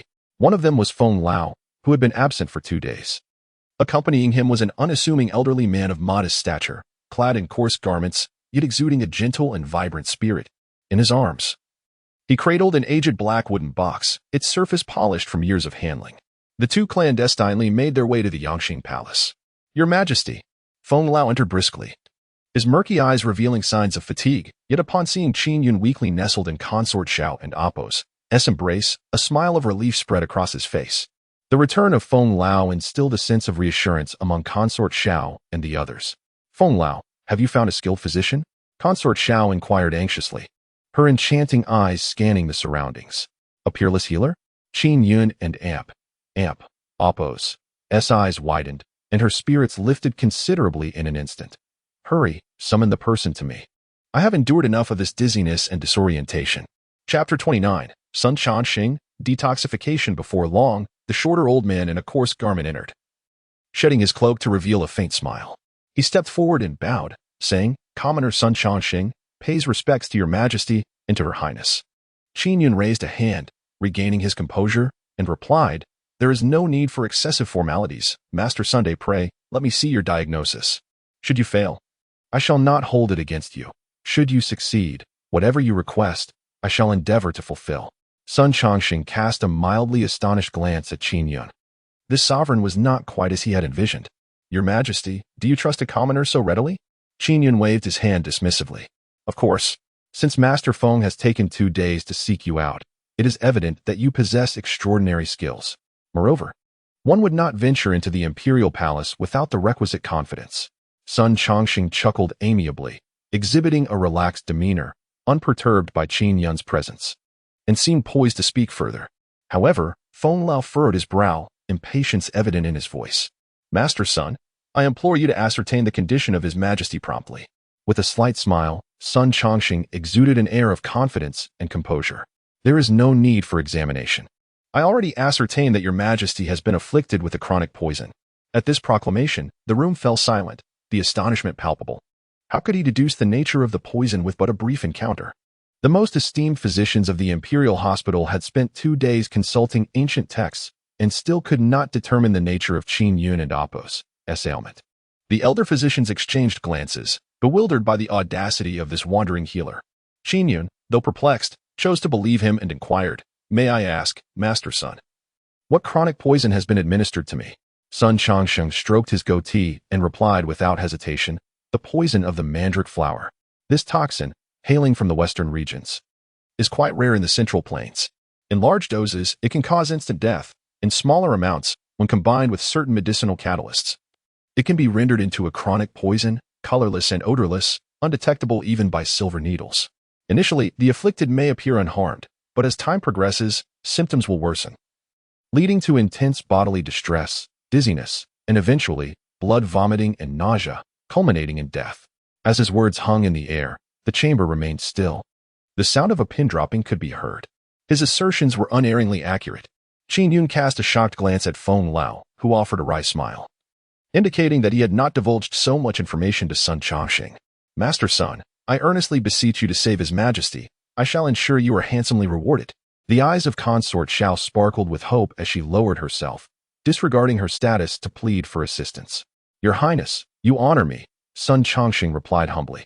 I shall begin at once, and I trust you will assist me. Promptly, Qin Yun, complying with his request, dismissed the onlookers and summoned 3 renowned physicians to assist Sun Chongqing. On the dragon bed, Consort Shao helped Qin Yun remove his garments, then stepped back, anxiously observing Sun Chongqing as he retrieved silver needles from a small black box and skillfully began to insert them into Qin Yun and Appo's body. Before long, Qin Yun was transformed into a veritable pincushion. After the silver needles were removed, Sun Chongqing was drenched in sweat. He instructed someone to heat a white cloth in boiling water and then wrapped it around Qin Yun and Appo's feet. After approximately half a stick of incense, during which the cloth was continuously replaced, Qin Yun felt his head gradually becoming lighter, the heaviness dissipating, and even the nauseating sensation vanished. He was elated and repeatedly expressed his intention to reward Sun Chongqing generously. After another half stick of incense, Sun Chongqing withdrew the last silver needle. At the moment the final needle was removed, Qin Yun and Appo's blood circulation returned to normal. Revitalized, he slowly rose to his feet under the anxious gazes of Xiao Shufei and the others. Everyone smiled, but in the next instant, Qin Yun suddenly expelled a large mouthful of black blood. The faces of Feng Lao and the others changed drastically. Sun Chongqing remained composed, saying, "Do not worry. What you have expelled is black blood, toxic in nature. Once this blood is released, you will feel significantly better." Everyone looked down, indeed. The blood on the ground was black, accompanied by a foul stench. Xiao Shufei gently wiped the corner of Qin Yun's mouth with her sleeve, her tender expression marred by concern, asking, "Your Majesty, how do you feel?" Qin Yun spat out the remaining black blood, feeling an indescribable lightness wash over him, and smiled broadly, exclaiming, "Ha ha! I am well. I am completely healed. Physician son, I shall reward you handsomely." Sun Chongqing chuckled, replying, "Your Majesty, I came to repay a favor, so there is no need for a reward. Furthermore, please keep this prescription safe. Although you have escaped the brink of death, some toxins may still linger in your body. Following the instructions, you must brew and consume the medicinal soup for 7 days to truly cleanse your system." Qin Yun gestured for Xiao Shufei to secure the prescription, then turned to Sun Chongqing, his eyes brimming with joy. He had already begun to contemplate how to persuade Sun Chongqing to willingly remain in the palace as his personal physician, thus alleviating his fears of hidden threats. Feng Lao, noticing Qin Yun and Appo's intentions, approached and asked, "Physician son, would you consider staying in the palace for a couple of days?" Sun Chongqing displayed a hint of reluctance. He was accustomed to roaming freely, saving lives, and was not particularly fond of palace life. However, recalling the kindness Feng Lao had shown to his master in the past, he felt it inappropriate to refuse, reasoning that 2 days would not be burdensome. "Very well, I can take this opportunity to help the emperor regulate his health," he said, bowing slightly, his demeanor humble and amiable. Qin Yun smiled broadly, realizing that if Sun Chongqing stayed for 2 days, he could devise a plan to keep him in the palace permanently. "Come, immediately escort physician son to rest and attend to him well. Should there be any negligence, I shall not be lenient." "Yes." Tao Yang acknowledged the command and led Sun Chongqing away. "Your Majesty, do you possess an affinity for talent?" Feng Lao inquired once they were alone. Qin Yun nodded. With a physician as extraordinary as Sun Chongqing, it is akin to gaining an additional life. Sun Chongqing is a wandering immortal, a master of medicine, trained under the lineage of the Medicine King. He is indeed a treasure. It was fortunate that I managed to track him down in a rural area. However, to retain him may prove challenging. Feng Lao furrowed his brow, appearing troubled. Qin Yun followed suit, his expression mirroring the concern. "Such individuals are undoubtedly extraordinary, yet I believe that with the right effort, we shall not fail to attract them. Tomorrow, Feng Lao, you shall convey it is my wish to present him with some wealth." Feng Lao smiled wryly, for he did not believe that money could sway such a wandering divine physician. "Your Majesty, Perhaps we might consider a different approach? He whispered a few words into Qin Yun and Apos' ear. The expression on Qin Yun and Apos' face shifted to one of intrigue, unable to suppress a glance at Feng Lao. Realizing that this composed elder possessed a rather mischievous side, Feng Lao, feeling rather embarrassed, replied, "Your Majesty, I merely wish to help you retain talent." Qin Yun patted his shoulder, his gaze softening as he said, "I am aware of your intentions, Feng Lao, and I must thank you this time. Without your assistance, I fear I would have met my end." Feng Lao bowed deeply, responding, "Thank you, Your Majesty, it is my duty," just as Qin Yun wished to express more. A guard entered the room. "Report, Your Majesty, Consort Wang seeks an audience." Qin Yun narrowed his eyes. Wang Min? So, the cunning fox comes to probe by day, and now the charming fox returns to test by night? Chapter 30. Eerie clouds hovering over the imperial capital, dressed in a resplendent palace gown that accentuated her voluptuous figure. Wang Min knelt outside the Yangxin Hall, having awaited an audience for quite some time. At last, a member of the Imperial Guard emerged to summon her inside. Upon entering the hall, her enchanting gaze swept across the surroundings. Her eyes flickered as she discerned that the situation was far from ordinary. Firstly, there were traces of blood on the floor. Although cleaned, faint marks remained visible. Furthermore, it was the middle of the night. Yet the palace was filled with numerous individuals, 3 aged imperial physicians and countless palace maids who were tirelessly standing vigil. The atmosphere was grave and oppressive. In such a state, the emperor hardly appeared to be suffering from a mere ailment. Rather, he seemed gravely ill. She slowly approached, kneeling on the ground. And through the beaded curtain, she caught sight of Qin Yun lying on the bed. In a gentle tone, she spoke, "Your Majesty, I have come." "Ah, Guifei. What brings you here at such a late hour?" Qin Yun and Apos' voice sounded particularly frail. Wang Min and Apos' beautiful eyes sparkled with concern as she replied, "Your Majesty, I have been tossing and turning in Linglong Hall, unable to sleep out of worry for your health, so I thought to come and see you." The incessant coughing was quite distressing to hear. Wang Min's exquisite eyes continued to search for the true state of affairs. Without seeing him in person, she could not ascertain the truth. She squeezed out tears, feigning distress. "Your Majesty, your cough is so severe. I am deeply worried. May I be allowed to enter and attend to you? I implore you to understand my feelings." Upon hearing her plea, Qin Yun slowly sat up in bed, the silhouette behind the curtain appearing to struggle, even needing support from Xiao Shufei. "Very well, my beloved, you may enter." Wang Min and Apos' brows arched in delight, and a smile involuntarily graced her lips as she rose and gracefully stepped inside. Lifting the beaded curtain, their eyes met. Qin Yun's complexion was pale, with traces of blood at the corners of his mouth that had not been wiped away. Witnessing this, Wang Min and Apos' hearts soared with joy. Yet her stunning visage betrayed none of her elation. Instead, she feigned sorrow, hastening to kneel before Qin Yun, weeping uncontrollably. Her genuine voice and tearful gaze evoked profound sympathy. Qin Yun almost fell for it. The poison of the mandala flower could only be administered by someone from the harem. And given that Qin Yun had previously favored only one person, various factors indicated that Wang Min was likely the perpetrator. Initially merely a suspicion, her unexpected late-night visit solidified his conviction. "Your Majesty, what has happened? You were well just days ago. Why have you suddenly fallen ill?" Wang Min choked on her words, her makeup slightly disheveled. Qin Yun, with a weary gesture, waved his hand as if he were an ailing elder. "Alas, the imperial physicians have declared it merely a case of overexertion, nothing serious."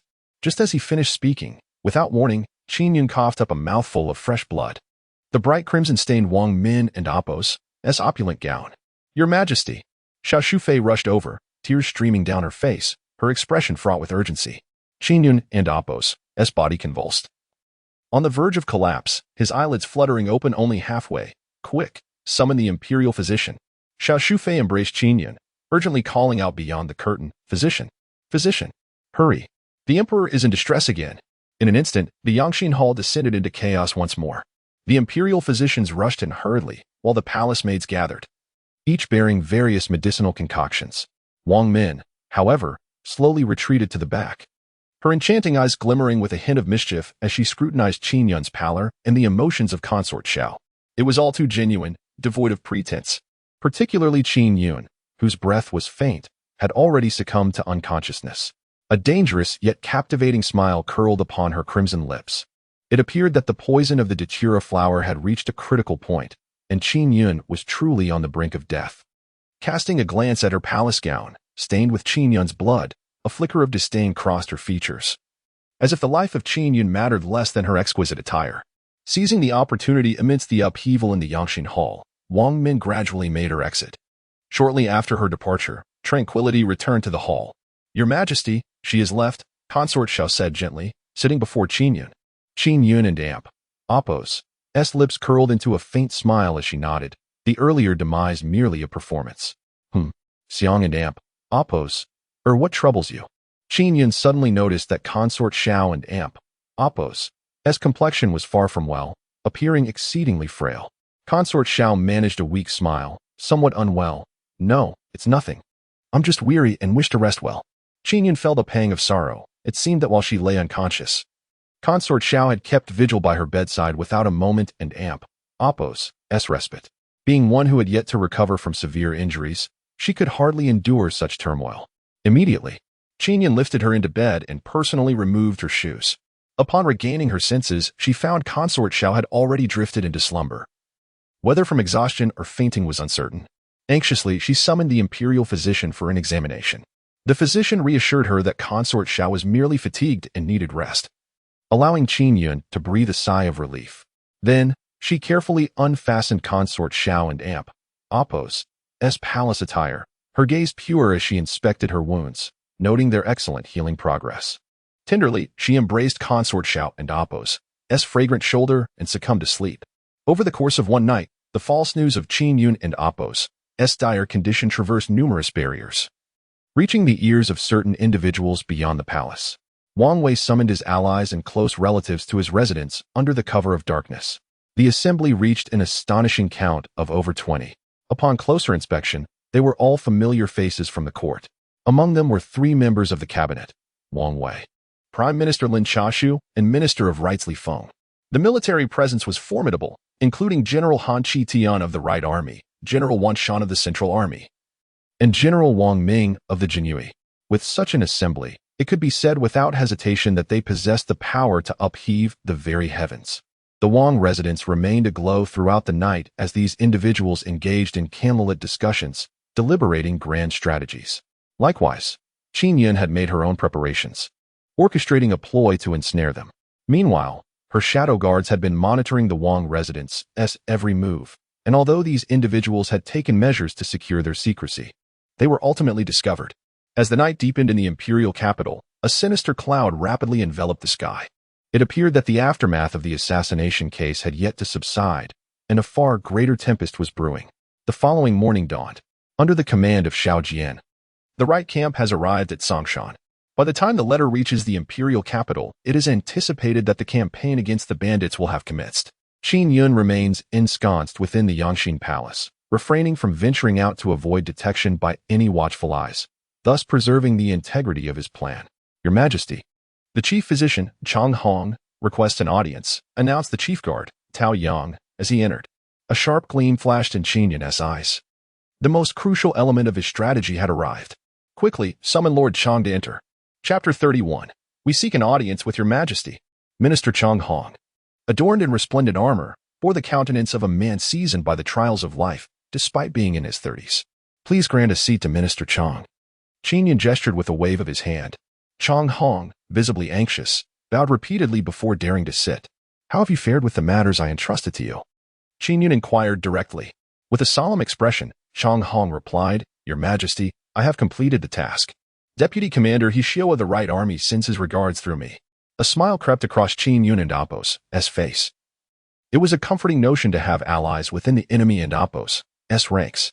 Not long ago, the Shadow Guard had reported that General Han Chi-Tian of the Right Army was at odds with Deputy Commander Hishio, seemingly over military affairs and perhaps over a courtesan. Han Chi-Tian was a confidant of Wang Wei, unyielding to coercion. Thus Qin Yun resolved to have Chang Hong sway Hishio instead.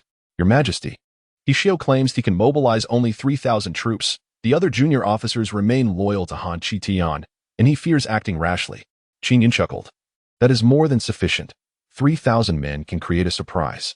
Furthermore, it may not even come to arms, depending on what those of Wang Wei and Appo's faction intend to do while I am unwell."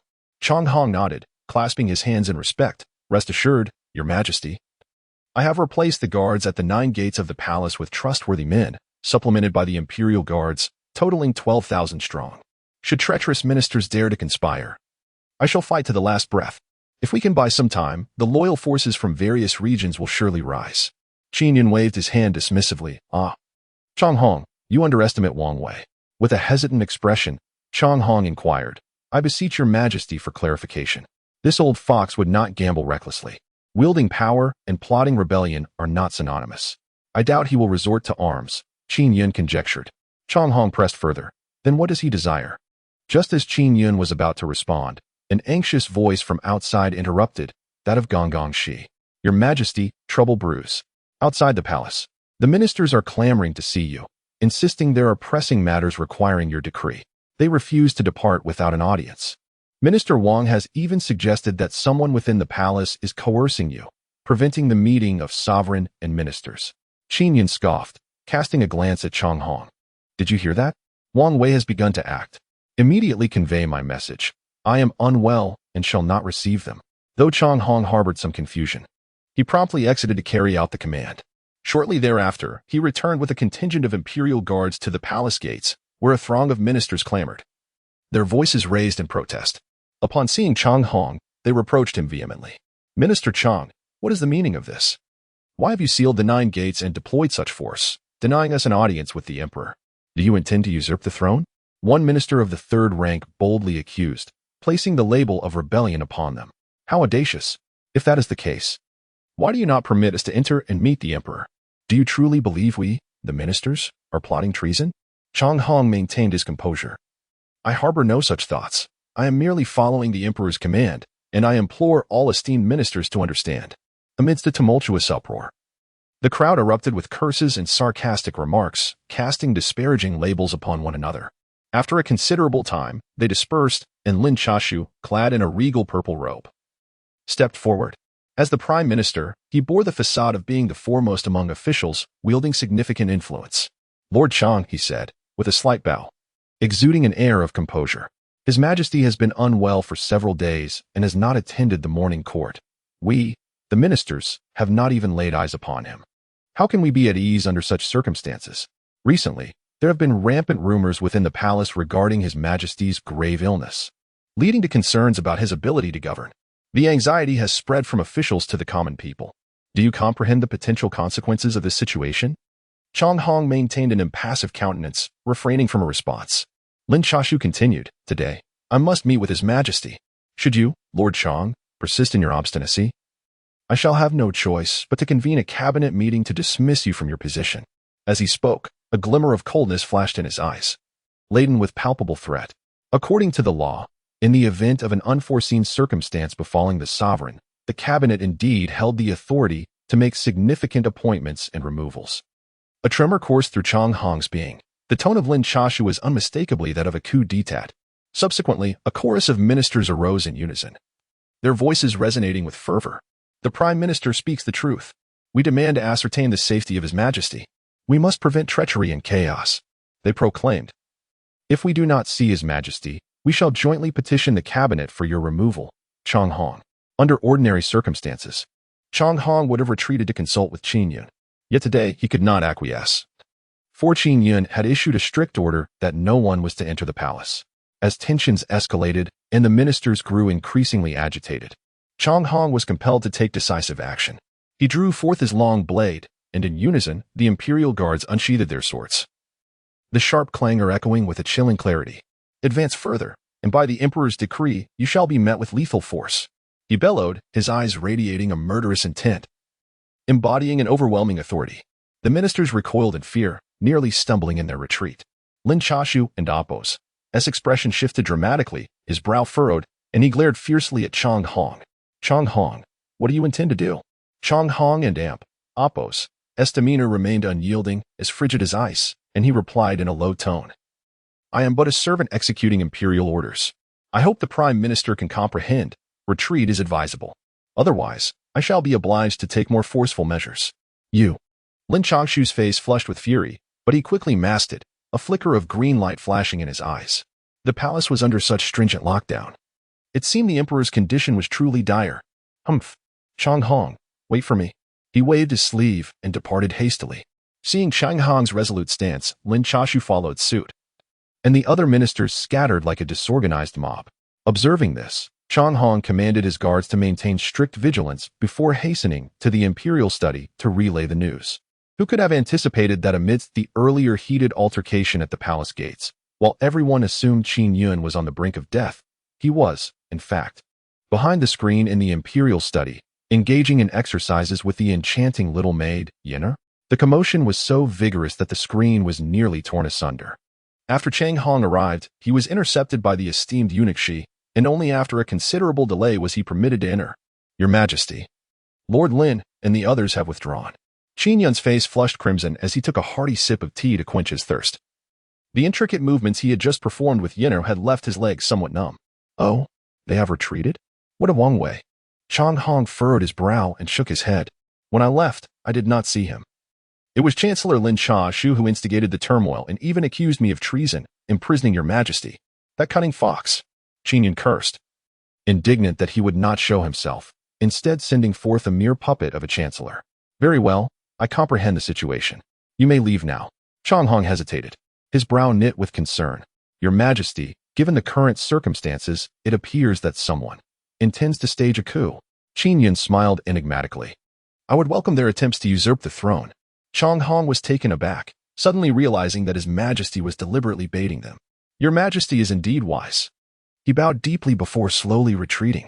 Once he had departed, Qin Yun reclined on the dragon throne and called out, Yenner, come forth and give me a massage. Dressed impeccably, with her complexion still flushed, Yenner emerged, her skin glistening like dew, radiantly beautiful. She approached with a slight tremor, gracefully climbing onto the throne to gently massage Qin Yun and Apos' head. Your Majesty, is this comfortable? Qin Yun grinned mischievously. And how do you find it? Yen and Apos. Her cheeks flushed with embarrassment. Yen and Apos, shyly replied. Just now, Your Majesty and Apos' regal presence. I found it quite delightful. Chapter 32, The Palace Coup, The Conspiracy. As night fell, a resplendent moon hung high in the sky. The majestic palace floor reverberated with the sound of myriad footsteps, akin to thousands of individuals moving in unison. The guards stationed at Xuanwu Gate were immediately thrown into disarray. Quickly, secure the city gates. Summon the chief physician and Lord Cheng. Before long, a throng of soldiers emerged before Xuanwu Gate, densely packed as if they were a single entity. Had they not advanced at a languid pace, the palace guards would have surely drawn their arrows. Chang Hong, in a frenzy, dashed to the battlements and gazed down, his expression shifting dramatically. Lord Lin, what are you attempting? Are you staging a rebellion? He bellowed. At the forefront, Lin Chashu sat astride his steed, his countenance as cold as a starry night. He replied coolly, Do not hastily label me, for I come to confer with His Majesty. His Majesty is unwell, and I must enter the palace to ensure his safety. In the name of the Chancellor, I command you to open the gates at once. Otherwise, you shall be charged with treason.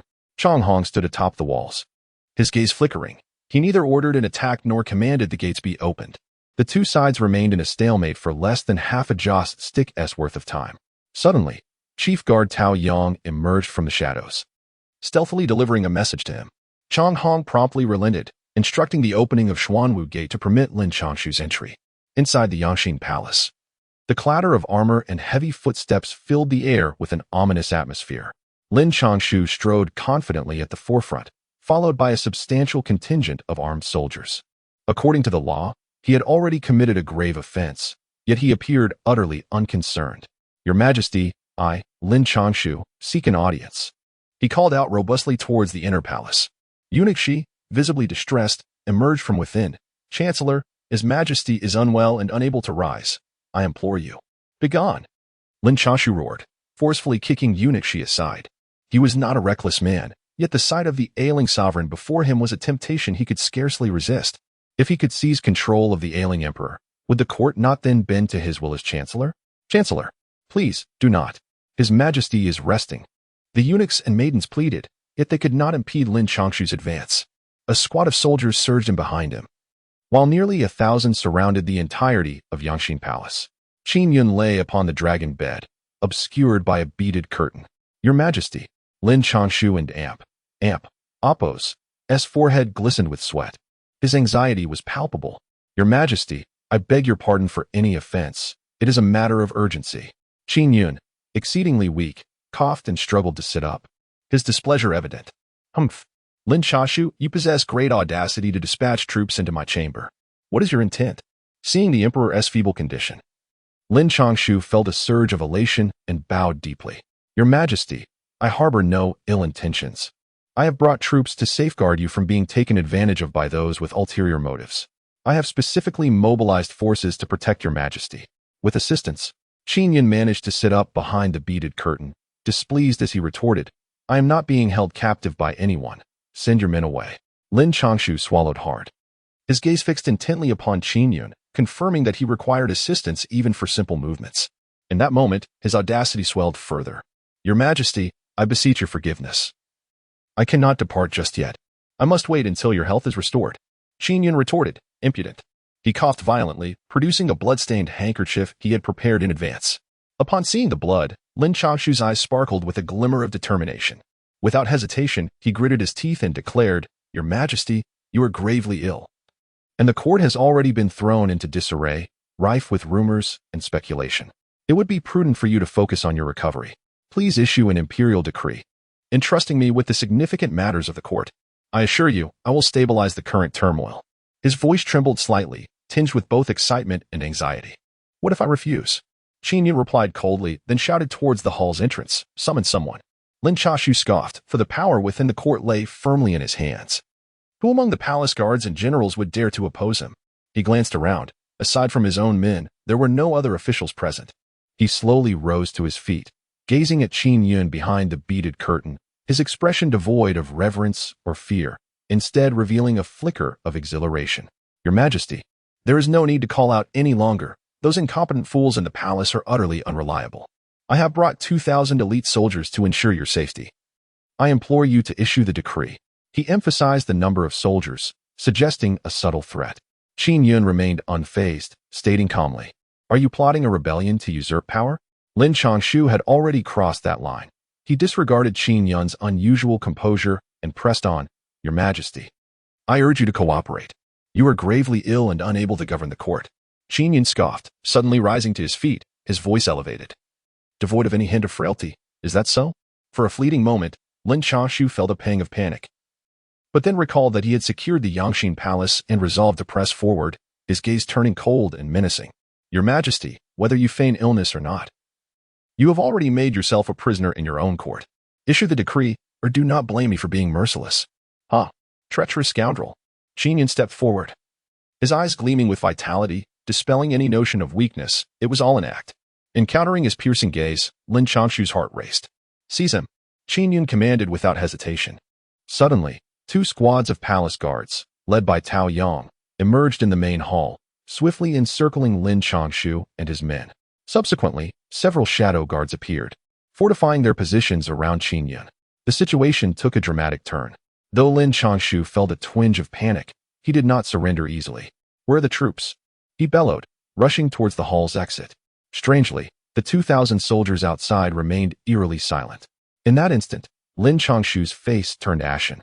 A dreadful thought creeping into his mind. Something was amiss. Could it be that trouble had arisen? Qin Yun looked at him with disdainful laughter, declaring, Fool, you cannot even breach the Xuanwu Gate without my permission. Did you think you were the only force to enter? Upon your entry into the Yangxin Hall, it is likely that those outside have already surrendered. No, it cannot be. Lin Chashu, losing control of his emotions, exclaimed, I have brought the elite forces of the right camp. They cannot have vanished without a sound. Qin Yun, with a mocking expression, replied, If you had not mobilized the troops from the right camp, you might have had a glimmer of hope, but you insist on deploying them. With a sharp clap of his hands, Qin Yun summoned attention. Outside the hall, a figure strode in, towering at 7 feet.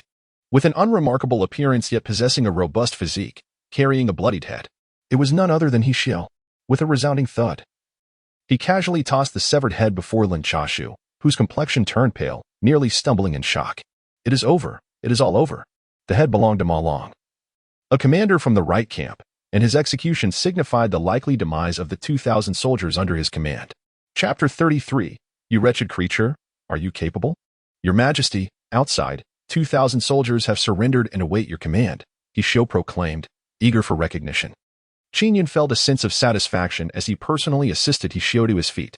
The fact that 2,000 soldiers had yielded with barely a sound in such a short time indicated that this individual possessed some merit. Bang! Bang! Bang! The soldiers behind Lin Chashu cast away their weapons, their faces ashen, collapsing to the ground. Lin Chashu glared fiercely at Hsiao. Realizing that his side had encountered a dilemma, he sighed deeply, lamenting, I hate it. I hate it. Qin Yun scoffed dismissively, stating, a mere pawn. A sacrifice from start to finish. Speak. Who instructed you to come? Who granted you the audacity to mobilize the right great camp? One way? Hanchi Tian? Lin Changshu and Appos. S expression twisted with rage as he bellowed. Regardless, death awaits us all. Do not expect to extract any information from me. This was my own decision. Ma Long is my trusted confidant, and I mobilized him under the command of the Prime Minister. What of it? Is it unacceptable? Qin Yun's demeanor turned frigid. It seems you possess a stubborn spirit.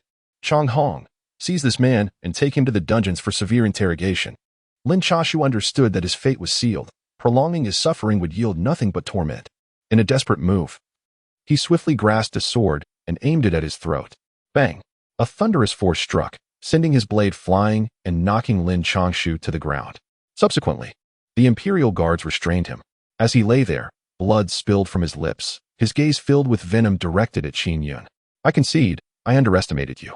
Your trickery of feigning death and deceiving the heavens has ensnared me. Lin Chashu, justly. Qin Yun's expression remained cold as he stepped forward. Placing his foot upon Lin Changshu's head, wretched creature, dare to defy me, can you? Even with another decade, you would still fail. The assassination attempt, you were involved. Were you not? How dare you look at me with such disdain? You are but a puppet, unworthy. I offer you a chance at life. Betray your accomplices. Or face the torments of the dungeons. You would do well to contemplate your words. Qin Yun furrowed his brow, resolute in his intent to not spare Lin Changshu, especially after the assassination attempt on Xiao Shufei that resulted in her injury. Better for you to perish alone than for your entire family to be executed, is it not? Lin Changshu erupted into a manic laughter. To the victor belong the spoils. I have nothing more to say. Do not harbor hopes of my confession. Qin Yun replied with indifference. Oh, is that so? I have heard of your wife, a noble from Hebei, cultured and graceful, though somewhat aged. And what of your favored concubine, the courtesan? Have you not considered their fates? If I were to bring them to the palace for my amusement, it would all be your doing. Lin Changshu and Appos. S countenance turned a shade of ashen fury, veins bulging as he glared at Qin Yun. You dare? You tyrant? Do you not fear the scorn of the world? Qin Yun sneered. What is there to fear? I would seize the former Prime Minister and Appos' wife without hesitation. What of it?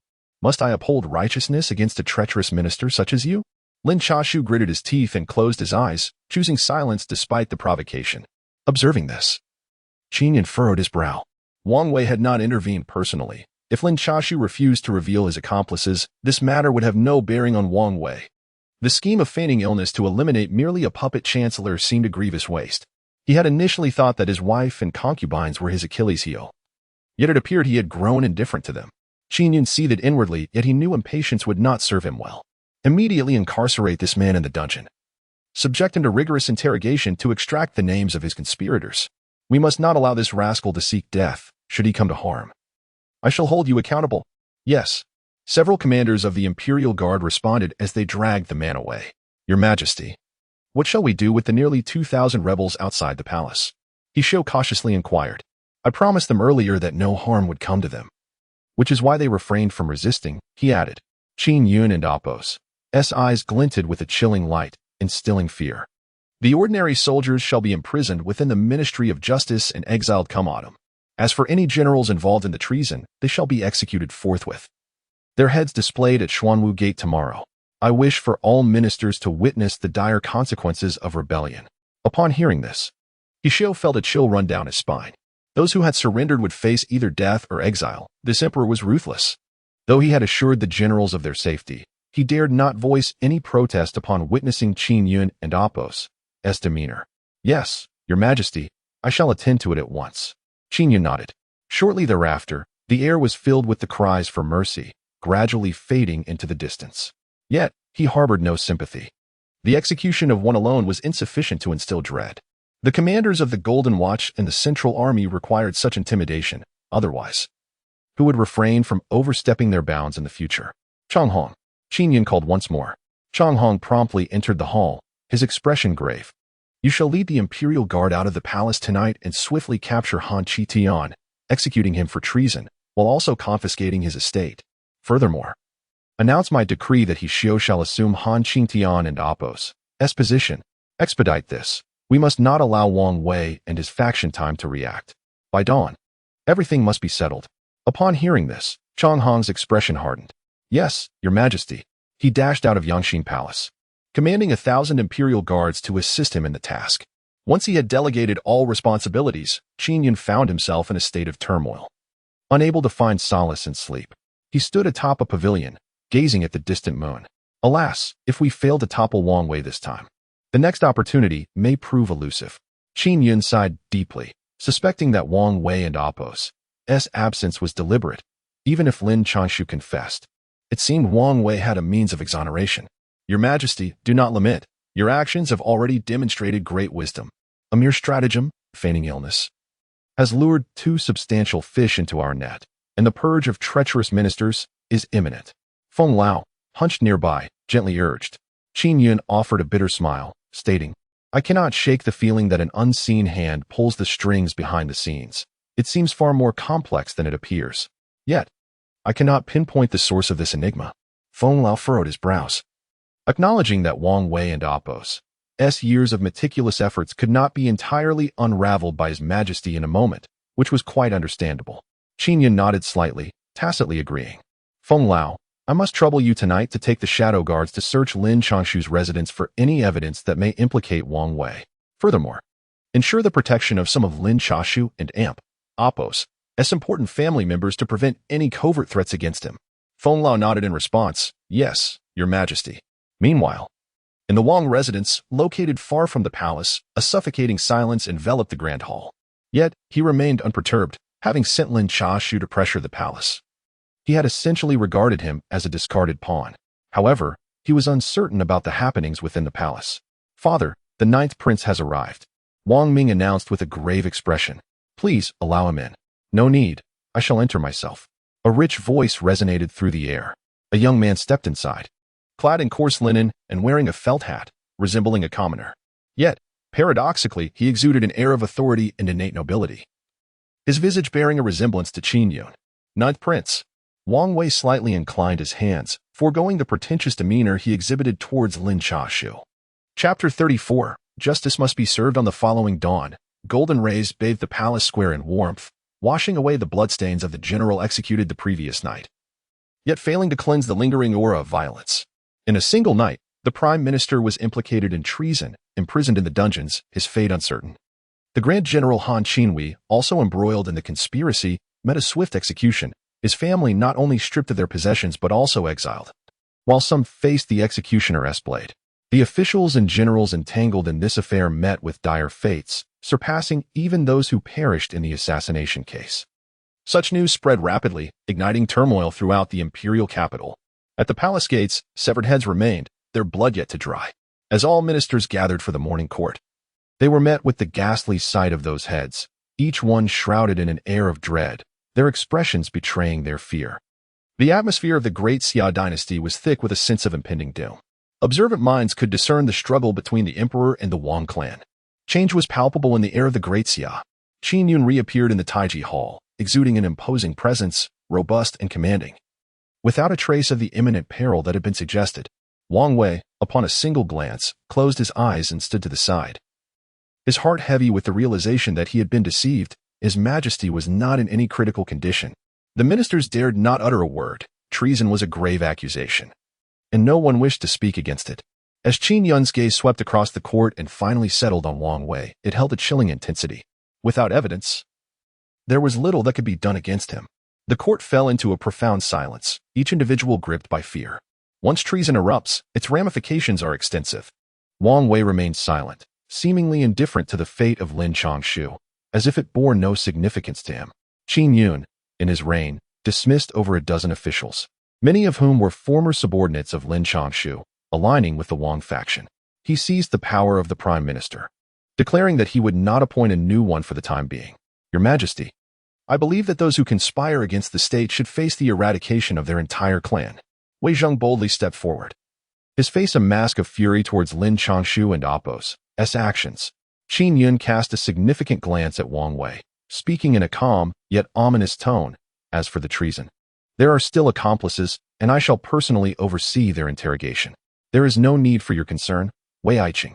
Several ministers' faces paled, particularly those aligned with the Wang clan. Very well then, Ministry of Justice, ensure you thoroughly interrogate those implicated. Capture one, and we shall apprehend all. I find myself fatigued. You may disperse. Qin Yun rose and departed, his demeanor surprisingly light rather than the expected fury. Ultimately, this treason was a scheme he orchestrated. While the Wang faction had merely fallen into his trap, with a meaningful smile, he remarked, justice must be served, as long as you ministers remain blameless. I shall not act arbitrarily. Should any of you harbor guilt, come forth to the imperial study and confess sincerely. I may grant you a chance for redemption. As his words lingered in the air, the ministers bowed their heads, exchanging glances filled with complexity, particularly towards Wang Wei, as they weighed their options.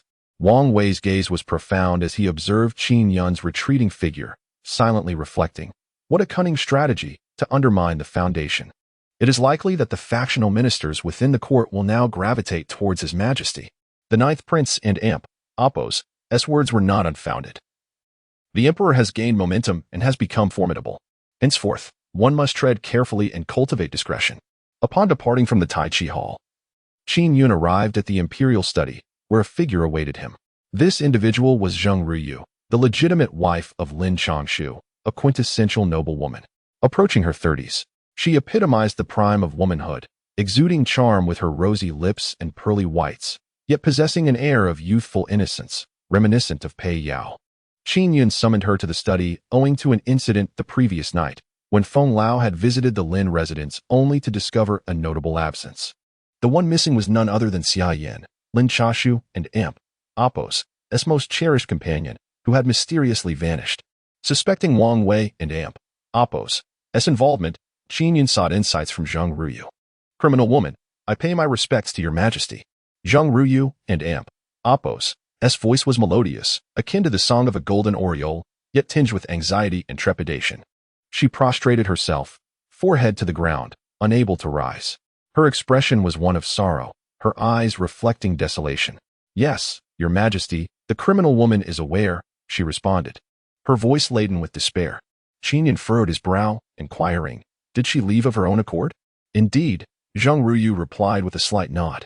At that moment, Feng Lao stepped forward and whispered into Qin Yun and Apos' ear, your majesty, I have learned through interrogation that Lin Chashu and Apos' infatuation with Xia Yan was profound.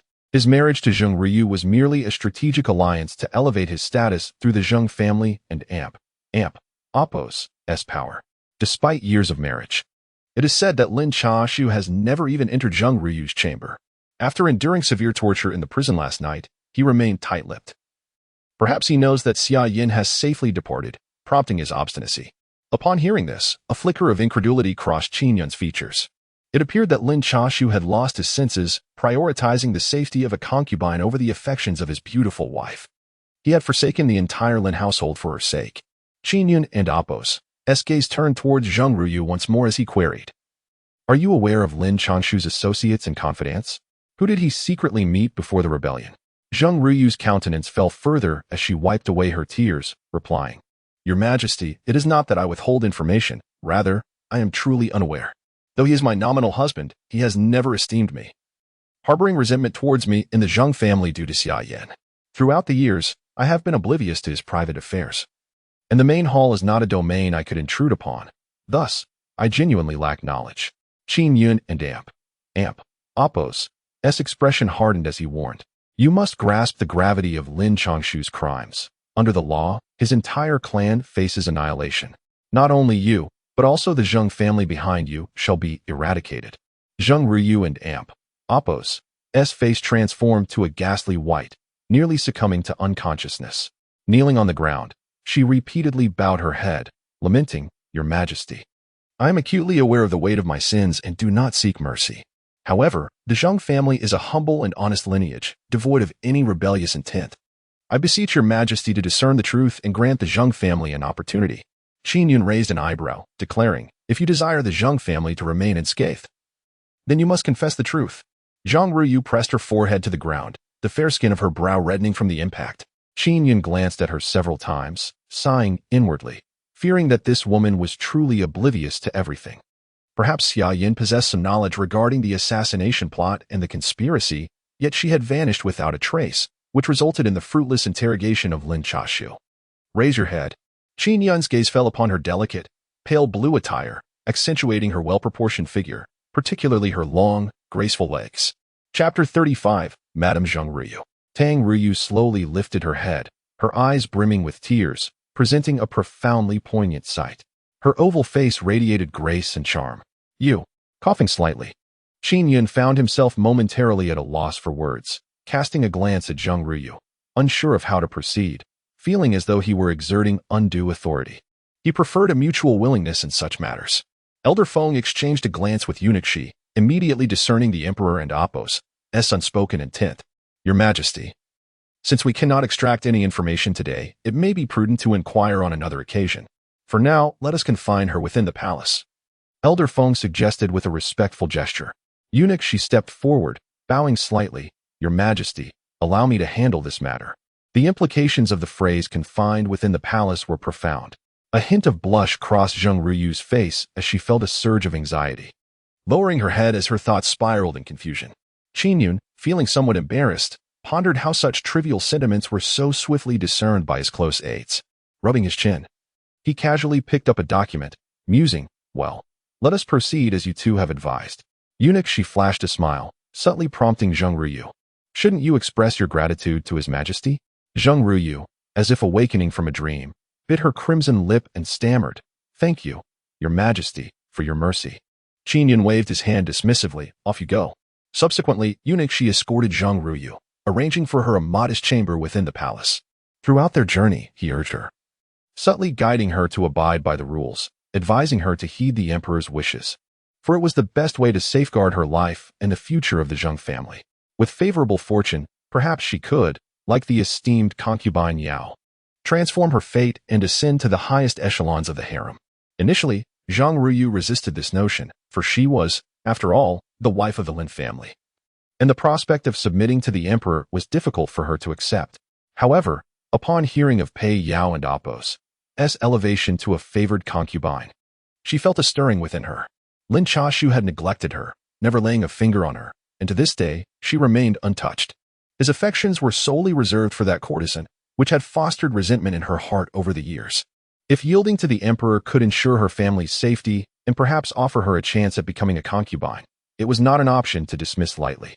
With a deep sigh, her gaze lowered, she ultimately gritted her teeth and acquiesced to Eunuch Shi and Apos' arrangements. At that moment, Qin Yun was in audience with He Xiao and Chang Hong, discussing military matters and the defense of the palace. The safety of the bedchamber must be diligently preserved. Let us conclude the day's discourse here, General He. I grant you the authority of life and death. Any commander of the right camp who dares to act disloyally, you may execute first and report later. Chang Hong, should you require anything regarding city defenses, do not hesitate to communicate with He Xiao. The security of my palace, both within and without, rests upon the two of you. When I have purged the power-holding ministers, I shall not forget your service. He Xiao and Chang Hong were visibly shaken, both kneeling and proclaiming, we shall faithfully adhere to your command, Your Majesty, dedicating ourselves until death. Qin Yun smiled with satisfaction, gesturing for them to rise and depart. Once the imperial study fell into silence, tranquility enveloped the room. As the esteemed eunuch approached, he bowed and said, Your Majesty, everything has been arranged. I have had the old matron in the palace examine Zheng Ruyu, and she has confirmed her purity. Moreover, I have also provided her with guidance. Qin Yun raised an eyebrow, inwardly acknowledging the eunuch and Apos' astuteness. He had indeed taken care of every detail. Very well. I shall reward you with 20 taels of gold shortly for your diligent service, he declared. The eunuch and Apos' face lit up with joy, for as a eunuch, he was devoid of certain human pleasures, yet wealth was his greatest delight. Thank you, Your Majesty. Qin Yun stood, stretching his back after a day of sitting. Feeling a slight ache, the eunuch promptly stepped forward. Your Majesty, You have yet to choose a consort today. Will you visit the noble consort Shu or the Zheng family maiden? Have the imperial study prepare something splendid. I shall dine with consort Shu first, and then proceed to see Zheng Ruyu, Qin Yun instructed. As you wish, your majesty. The eunuch, swift in his actions, immediately dispatched several young eunuchs to convey the message. After the time it takes to burn an incense stick, within the Yangxin hall, consort Shu exclaimed, Your Majesty, I have missed you dearly. As she flung herself into Qin Yun and Apos' embrace. After the tumultuous events of the previous night, she had been worried throughout the night, but felt immense joy upon hearing the news of the failed rebellion and the downfall of many powerful officials. Had she not feared interrupting Qin Yun, she would have already sought him out despite her injuries. Qin Yun gently caressed her soft hair, greedily inhaling her fragrance, and murmured, Am I not here with you? The Yangxin hall has nearly become my chamber. Why do you still seem reluctant to part with me? Consort Shu smiled radiantly, Your Majesty. Even a mere half an incense stick's time without you makes me long for your presence. Qin Yun chuckled as he embraced her and asked, How is your wound? Does it still hurt? It no longer pains me. The wound is healing swiftly, she replied. Qin Yun nodded and retrieved a letter from his robe. After the last incident of being impeached, she had become exceedingly cautious, fearing any potential trouble. Really? So soon? Consort Shu and Apos' eyes sparkled with joy, a brilliance long unseen illuminating her features. Your elder brother is exceptionally brave. Those mere bandits are nothing but insignificant foes, as I had anticipated, he responded. At his words, Consort Shu paused, momentarily taken aback. Her surprise mingled with confusion. Her cheeks flushed, and she shyly averted her gaze. Your Majesty, I never aspired to be empress. I doubt I possess the capability for such a maternal role. Seeing her hesitance, Qin Yun could not help but smile, gently teasing her delicate nose. As long as I decree it, who would dare oppose? The title of empress is rightfully yours. It is merely a matter of time. Consider this my assurance. Consort Shu and Apos' heart raced, her face aglow with crimson. To be empress, the sovereign of the inner palace, would elevate her entire family. How could she not feel elated? Suppressing her emotions, she immediately performed a deep bow and softly said, Thank you for your affection, Yungu. I am at a loss for how to repay you. Aha. Once you have recovered, the best way to repay me would be to bear me a dragon son, he replied with a hearty laugh. Consort Shu's cheeks flushed deeper, her long eyelashes fluttering with hope. I shall certainly strive to bring honor to Yungu. Ha ha ha. Qin Yun laughed heartily, gazing at the table laden with exquisite dishes. Let us dine. In the evening, after having enjoyed dinner, Qin Yun spent some time in the company of Xiao Shufei before proceeding to Shengqing Palace, the temporary residence of Zheng Ruyu. Chapter 36. Enlightenment in the Shengqing Palace.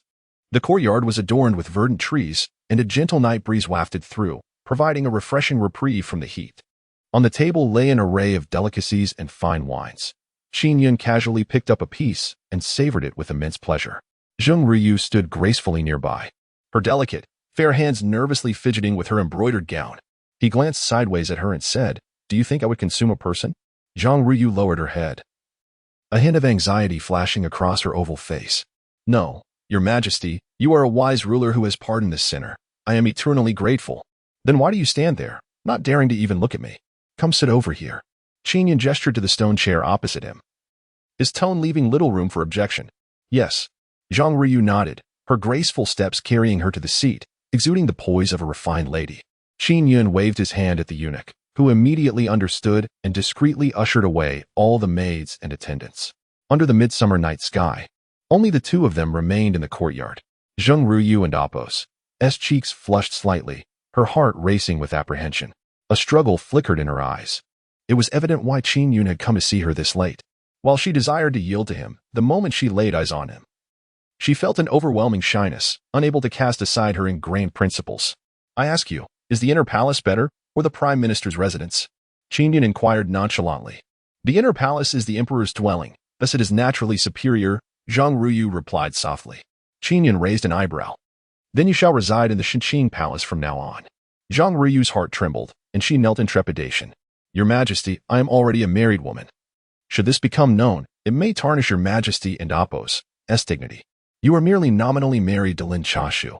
I wish to see who dares to speak such nonsense. Qin Yun replied indifferently. Your Majesty, but I. Zheng Ruyu bit her lip, hesitating to continue. Qin Yun, intrigued, smiled and asked, So, does this mean you are rejecting me? Zhang Ruyu was on the verge of tears, hastily responding, "Your Majesty, I would never dare.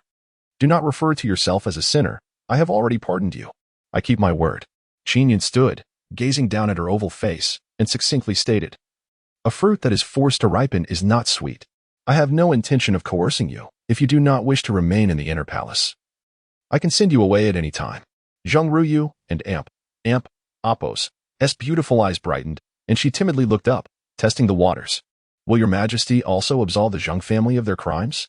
Qin Yun's lips curled into a smile as he squatted before her, gently lifting her delicate chin with one hand. "What do you think?" Zhang Ruyu and Apos' gaze dimmed, and she lowered her head in silence. In her heart, she harbored intense resentment towards Lin Chashu. She wished to rebel, yet it would implicate her and her family.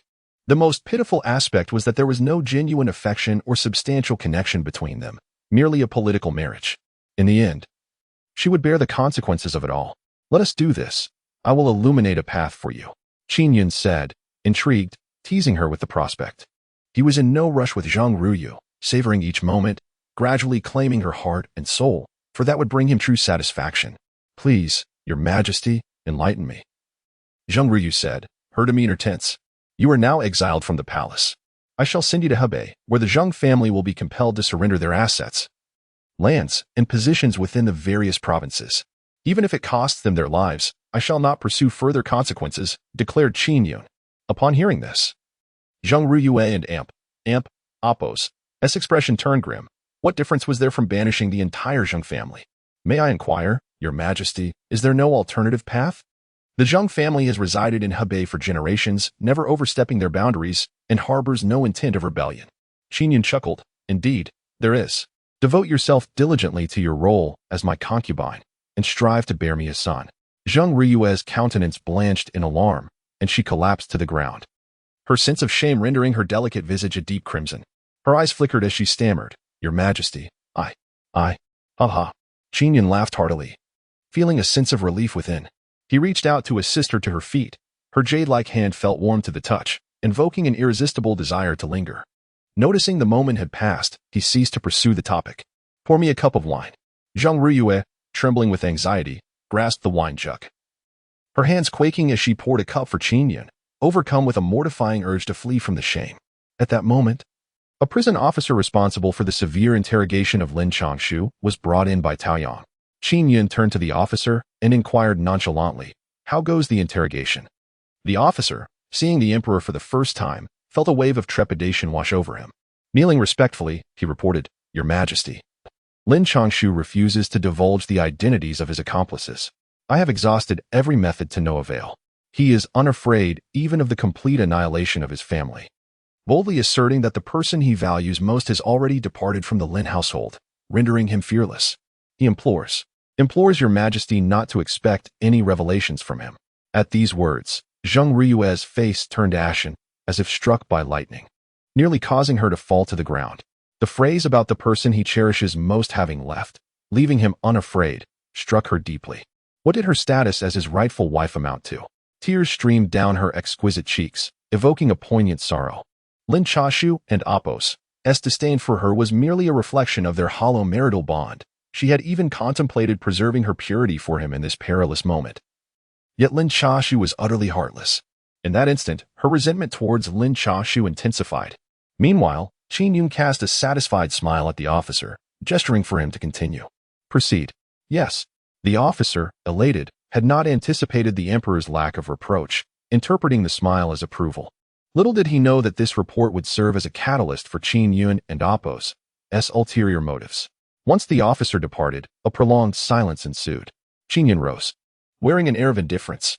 "I tire of this. I shall grant you additional time to ponder." With that, he turned to leave. After taking just 3 steps, Zhang Riyue reacted, wiping the tears from her eyes. Summoning her courage, she knelt before Qin Yun and beseeched, "Your Majesty, the guilty one has come to a realization. I implore you to grant the Zhang family clemency once more. I assure you, the Zhang family will wholeheartedly support the great Xia and your Majesty." Zhang Riyue paused, then, realizing the weight of her words, bit her crimson lip in distress. As she spoke, her face flushed a deep scarlet, radiating an alluring beauty, while her heart raced like a frightened deer. At nearly 30 years of age, she exudes the essence of youthful femininity, embodying a woman at her most exquisite, akin to a fine aged wine that elicits desire. Qin Yun extended his hand to assist her up, a satisfied smile gracing his lips. The night is splendid. Why not indulge in some wine together, my beloved? Zheng Ryu trembled at the term my beloved, as it struck her heart with a blend of anxiety and shyness. Ultimately, she sighed softly, setting aside her reservations.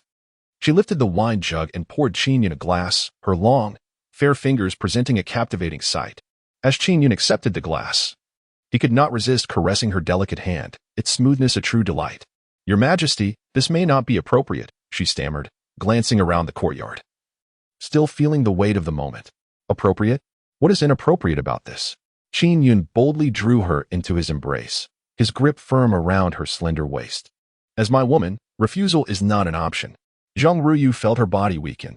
This was her first experience being held by a man, and the shame was overwhelming. Yet Qin Yun and Appo's commanding gaze rendered her motionless. My beloved, come, let us drink. He brought the wine to her crimson lips. She fluttered her long eyelashes, half resisting, raising her graceful neck to sip. Upon finishing, her brows slightly furrowed, hinting at her low tolerance for alcohol. In no time, her cheeks flushed a captivating red, enhancing her allure. Qin Yun continued to encourage her to drink, for it is said that wine emboldens men and liberates women, urging her to partake more for their forthcoming endeavors. Your Majesty, I truly cannot drink any more, she protested. My beloved, allow me to feed you, he insisted. Your Majesty. Chapter 37 The Loyalty Declarations of the 7 Ministers Seated upon the Gilded Dragon Throne. Qin Yun gazed at the assembled ministers with a semblance of a smile. He slowly inquired, Esteemed ministers, what brings you to seek an audience with me so early in the day? The ministers exchanged glances. Qin Yun, the Minister of Justice, gradually lifted his head and clasped his hands in reverence, stating, Your Majesty, I have come regarding the treasonous plots of the sycophants. Over the past few nights, the Ministry of Justice has conducted rigorous interrogations and has managed to extract confessions from several conspirators. In total, over 10 high-ranking military officers and more than 20 officials from various departments have been implicated. Here are their offenses for your review. Upon receiving the document, Qin Yun noted a common thread among these individuals, their connections with Wang Wei and his associates. This was not merely a list of crimes. It was a declaration of loyalty brought forth by Qi Yong, seeking to distance himself from Wang Wei's faction. Pleased, Qin Yun remarked in front of all the ministers, Excellent. Eunuch Shi, prepare a decree to reward Lord Shi with 100 taels of gold, several night pearls, and an assortment of silks and jade. Qi Yong and Appo's expression brightened, and he knelt in gratitude, exclaiming, Thank you, Your Majesty, for your immense grace. I shall vow my unwavering loyalty. Very well, Lord Qi. You shall take charge of the names on this list. Execute them all, Qin Yun abruptly declared. Sweat beaded on Qi Yong's forehead. To carry out the executions would undoubtedly incur the wrath of Wang Wei and Appo's faction. Yet he dared not hesitate, responding, Yes, Your Majesty, I shall commence immediately. Meanwhile, the Minister of Works and others observed that Qin Yun had not reprimanded Qi Yong, but had instead rewarded him with gold and jewels, which stirred a sense of relief among them. They hastened to speak. Your Majesty, I have come to address the corruption within the Ministry of Works. I confess my negligence, as I have only just discovered that many of my subordinates have colluded to embezzle from the national treasury. Here's the list of those to be impeached. I humbly request your judgment upon me as well, Minister Huang Yanqing implored, kneeling with utmost sincerity. Qin Yun accepted the document and nodded in acknowledgement. This list of impeached officials largely comprised Wang Wei and Appo's former associates, mirroring Qi Yong and Appo's actions. Rise, Lord Huang. Acknowledging one and Appo's errors is commendable, as I have stated. I shall not impose penalties, Qin Yun stated magnanimously. Eunuch Shi, arrange for the rewards accordingly. Subsequently, the Minister of War Zhao Hong and the Grand Tutor Xin Qin stepped forward in succession. Your Majesty, there are individuals within the Ministry of War who have been siphoning funds. I have uncovered their deeds. Your Majesty, numerous individuals within the Academy have been covertly slandering you and extolling the Wang family. I have conducted a thorough investigation, and here is the list for your perusal. In total, 7 impeachment documents implicated over 100 individuals, the highest ranking among them being the Deputy Minister of Works, a 4th-rank official, while the lowest included various scholars and junior officers. The assembled ministers bowed their heads, unable to meet Qin Yun and Apos' gaze, their hearts racing with trepidation. Should the emperor doubt their loyalty, their positions within the court would become untenable.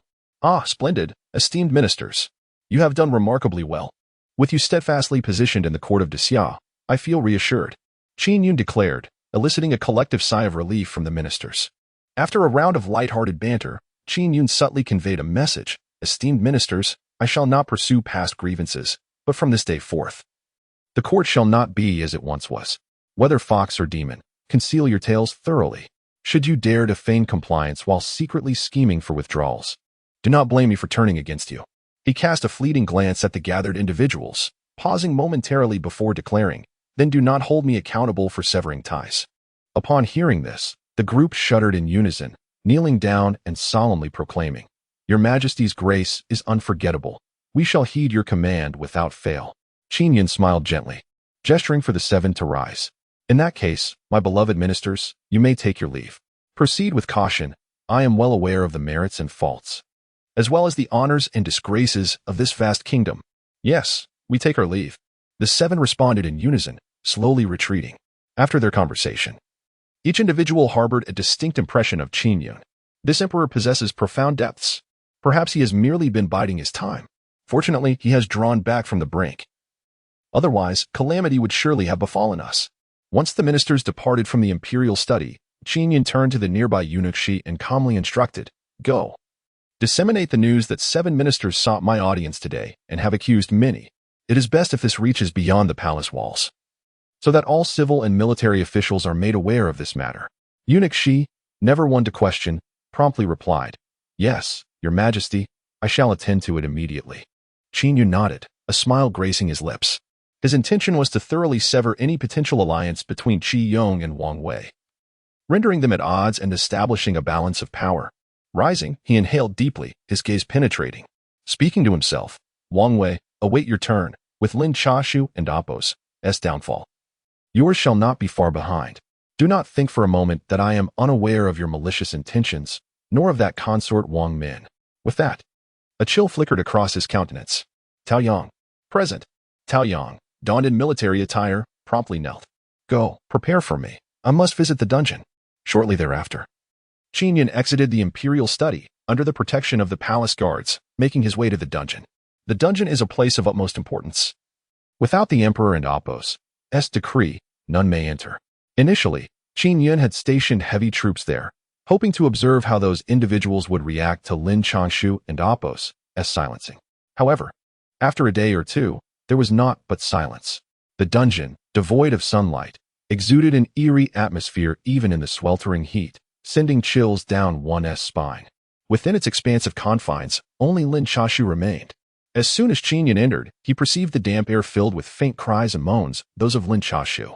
This wretch had been beaten beyond recognition, subjected to various tortures, leaving nearly no unscathed flesh upon his body.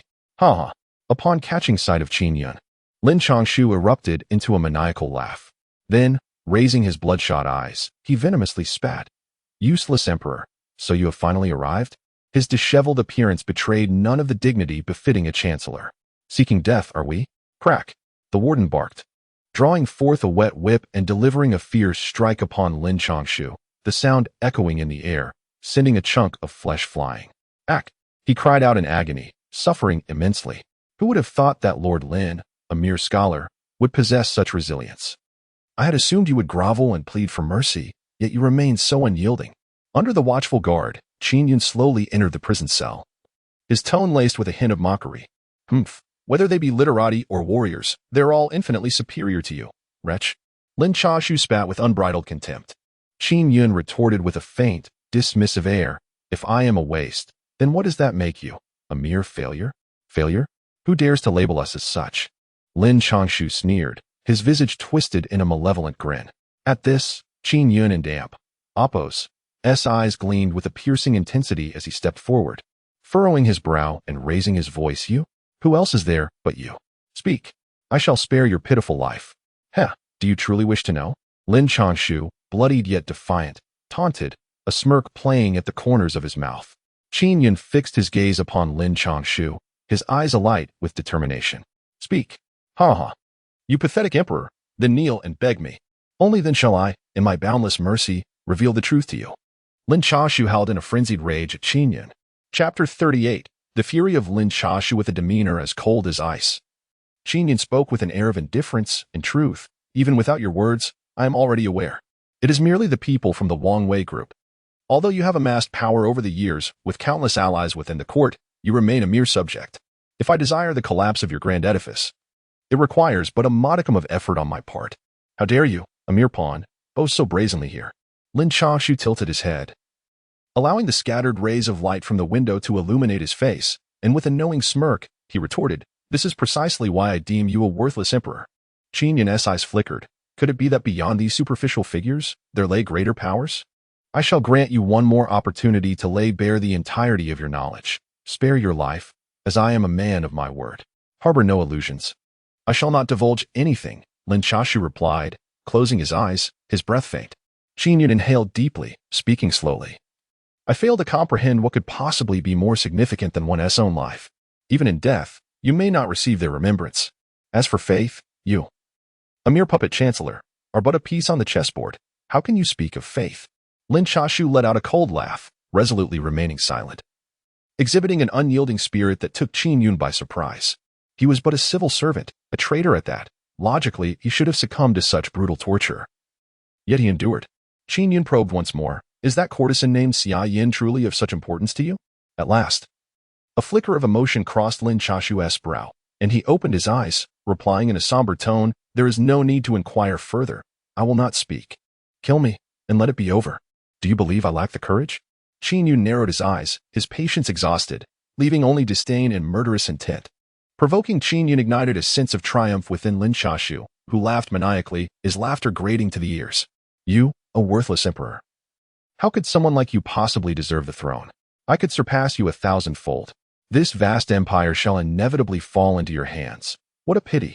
He continued to mock, seeking pleasure in the torment. Though anger simmered within Qin Yun, he maintained a facade of composure. His gaze fixated on Lin Chashu, a peculiar smile suddenly gracing his lips. He stepped forward, leaning closely to Lin Changshu's ear and provocatively announced, "Last night, I welcomed a new concubine into my harem, Zheng Jiu." Lin Changshu's smile faltered, his face turning an ashen hue, akin to that of a liver. It was as if he had bitten into a dead fly, rendering him speechless. Qin Yun reveled in his triumph, thinking to himself, "You wish to play with me? I shall ensure your fury knows no bounds." Lin Aiching, indeed. It is precisely as you envision. What courage you possess to forsake the entire Lin family for the sake of a courtesan. Such valor is truly commendable. Yet, alas, you have squandered the opportunity of such an exquisite woman from the Zheng family. But fret not, you remain but nameless strangers in the end. With that, Qin Yun displayed a cheeky, insufferable grin. Unable to contain himself any longer, Lin Changshu erupted in a furious roar, veins bulging as he shouted, "Wretched emperor! May you meet a fate worse than death. I curse you to suffer 1,000 cuts, your empire shall be overturned, and your favored consorts shall endure untold humiliation until their demise. Ah, you despicable wretch!" He continued to roar in fury, desperately charging forward. Yet his body was firmly restrained by the wooden stake, unable to break free no matter how hard he struggled. Qin Yun intervened to halt the jailer and Appos, and guards and Appos, actions. Gazing coolly at Lin Chashu, "I am no gentleman, but I have always been clear in my rewards and punishments. Who gave you the audacity to conspire with treacherous ministers to rebel? The day you led troops into the Yangxin Palace sealed your tragic fate." Lin Changshu and Appos' face flushed crimson, blood oozing from his wounds, on the verge of fainting. Gritting his teeth, he glared fiercely at Qin Yun, wishing to devour him alive. Although he bore no fondness for Zheng Ruyu and had never shared a marital bond with her, she was, after all, his wife in name. This was undoubtedly a profound humiliation for him. Qin Yun relentlessly assailed his psychological defenses, adopting a villainous demeanor, and chuckled, "I shall grant you another chance. Will you speak or not? Curse your ancestors." Lin Chashu roared, wild as a beast. "Very well, if that is your choice, do not blame me for my ruthlessness. That courtesan named Xia Yin, once I find her, I assure you she will suffer greatly." Qin Yun threatened. A flicker of panic crossed Lin Changshu's pupils, only to be swiftly engulfed by rage. He howled in rage, "You tyrant, you will die a terrible death. You shall not extract any information from me. You will never find her." Witnessing this, Qin Yun sighed inwardly. It appeared that Lin Chashu had no intention of yielding, and there was little more he could do. He clasped his hands behind his back and slowly turned away, dismissing, "Indeed, I am the tyrant, the very tyrant that you rebels fear. To deal with treacherous ministers like you, I shall be not only ruthless, but also merciless. Since you refuse to speak, you shall remain in this lightless abyss, enduring torment for eternity." With that, Qin Yun departed the dark prison under the escort of his guards. The echoes of Lin Changshu's howls and curses filled the air, persistent and laced with hatred, sending chills down one's spine. After leaving the prison, Qin Yun had his lunch. Yet, scarcely 2 hours had passed when news arrived from the prison. Lin Changshu had died. His death was described as tragic, with the royal physician stating he had perished suddenly, essentially from rage. Qin Yun was taken aback in the Yangqin Palace. Had this fellow truly met his end so swiftly? However, he felt no sorrow. Such a death was a mere mercy for Lin Chashu. Had the treacherous minister succeeded that day, his own fate would have been far worse. Later that evening, Qin Yun visited the Xinqing Palace to convey this news to Zheng Ruyu. She paused momentarily, her feelings complex, her delicate features betraying a sense of relief. Qin Yun, casually holding a teacup, remarked lightly, "My beloved, do you wish to pay your last respects?" Zheng Ruyu trembled, clearly startled. She immediately knelt, explaining, "Your Majesty, I am already yours. How could I speak of past matters? Now, I only wish to serve you diligently, to bear heirs for the royal family. Nothing else holds any significance." He gently helped her to her feet, wrapping his arm around her slender waist, and smiled, "Do not be anxious, my beloved. I hold you in great affection." Zheng Ruyu's oval face bore a smile, yet within her heart lingered a tinge of trepidation. Would a misstep in her words lead to a loss of his majesty and Appos as favor? She cautiously ventured, "Your Majesty, the sweltering heat outside is unbearable. Perhaps we could retreat to the inner chambers for a moment and Appos as respite?" Qin Yun playfully squeezed her firm, delicate thigh, laughing heartily, "Indeed, that is precisely my intention." Zheng Ruyu's cheeks flushed crimson as memories of the previous night's intimacy flooded her mind, leaving her both anticipatory and apprehensive. Chapter 39. The return to the capital. Time swiftly passed, and 7 days had flown by. It had been over half a month since General Xiao Jian and Appos' departure from the left army camp to quell the bandits in Songshan. At this moment, Qin Yun was in the imperial garden, admiring the blossoms, accompanied by the gentle Lady Xiao. Today was intentionally set aside for her to enjoy the fresh air. Her severe injuries had healed, and she moved gracefully among the flowers, exuding vitality and elegance. As for Sun Chasheng, the esteemed physician, he ultimately declined all of Qin Yun's kind offers and departed the imperial city. As evening descended, the sky was ablaze with vibrant hues, and the breathtaking scenery was adorned with clusters of crimson clouds. In this campaign against the bandits, the left army camp had suffered fewer than 500 casualties, achieving a decisive and overwhelming victory over the marauders. Although a few bandits remained in hiding, they no longer posed a significant threat. Qin Yun, accompanied by numerous officials, personally ventured outside the city to welcome Xiao Jian, hosting a grand banquet in the Taiha Hall to honor his return.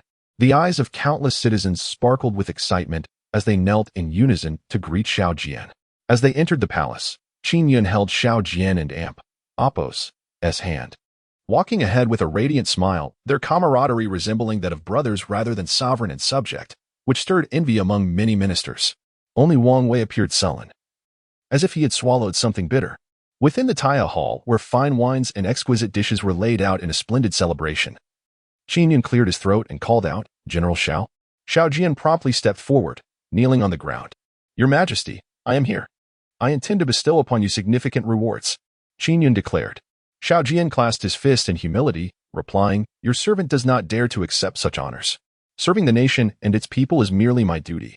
I ask for nothing more." The Minister of Justice, Qi Yong, stepped forward with a cheerful demeanor, saying, "General Xiao, what is there to hesitate about? His Majesty is a ruler who distinguishes between merit and punishment. Since you have achieved great deeds, you must be generously rewarded. Your Majesty, I propose that General Xiao Jian be appointed as the Divine Might Marshal, commanding the 3 military camps of Mongshan, Guchuan, and Qingping. What do you think?" Uncertain about the court's affairs, Xiao Jian cast a curious glance at Qi Yong, pondering why this old fellow was advocating for him. Little did he know that in the current Great Xia, most high officials had already pledged their allegiance to Qin Yun. "Your Majesty, I believe this is a fine suggestion," Minister of War Zhao Hang interjected, kneeling in the hall. Mongshan, Guchuan, and Qingping are responsible for guarding the imperial tombs and other crucial duties. For many years, there has been no suitable candidate to lead these troops. I believe General Xiao is the right choice. As more ministers voiced their support, Wang Wei clenched his fists, his expression dark as the depths of water. The Mongshan garrison was responsible for the imperial tombs, comprising 30,000 troops, while Guchuan and Qingping guarded vital passages to the capital, each with 20,000 soldiers. Altogether, this amounted to 70,000 elite forces, all critical to the realm and Oppo's defense. With Xiao Jian's promotion and the favor bestowed upon him by the imperial consort, Lady Xiao, the rise of the Xiao family appeared unstoppable. Though he wished to bide his time, Wang Wei realized that this could not continue, and he resolved that Xiao Jian must be eliminated. Very well. Since no objections have been raised by the ministers, this matter is settled. Let it be decreed that General Xiao Jian is appointed as the Divine Might Marshal, commanding the 3 armies of Mongshan, Guchuan, and Qingping from afar.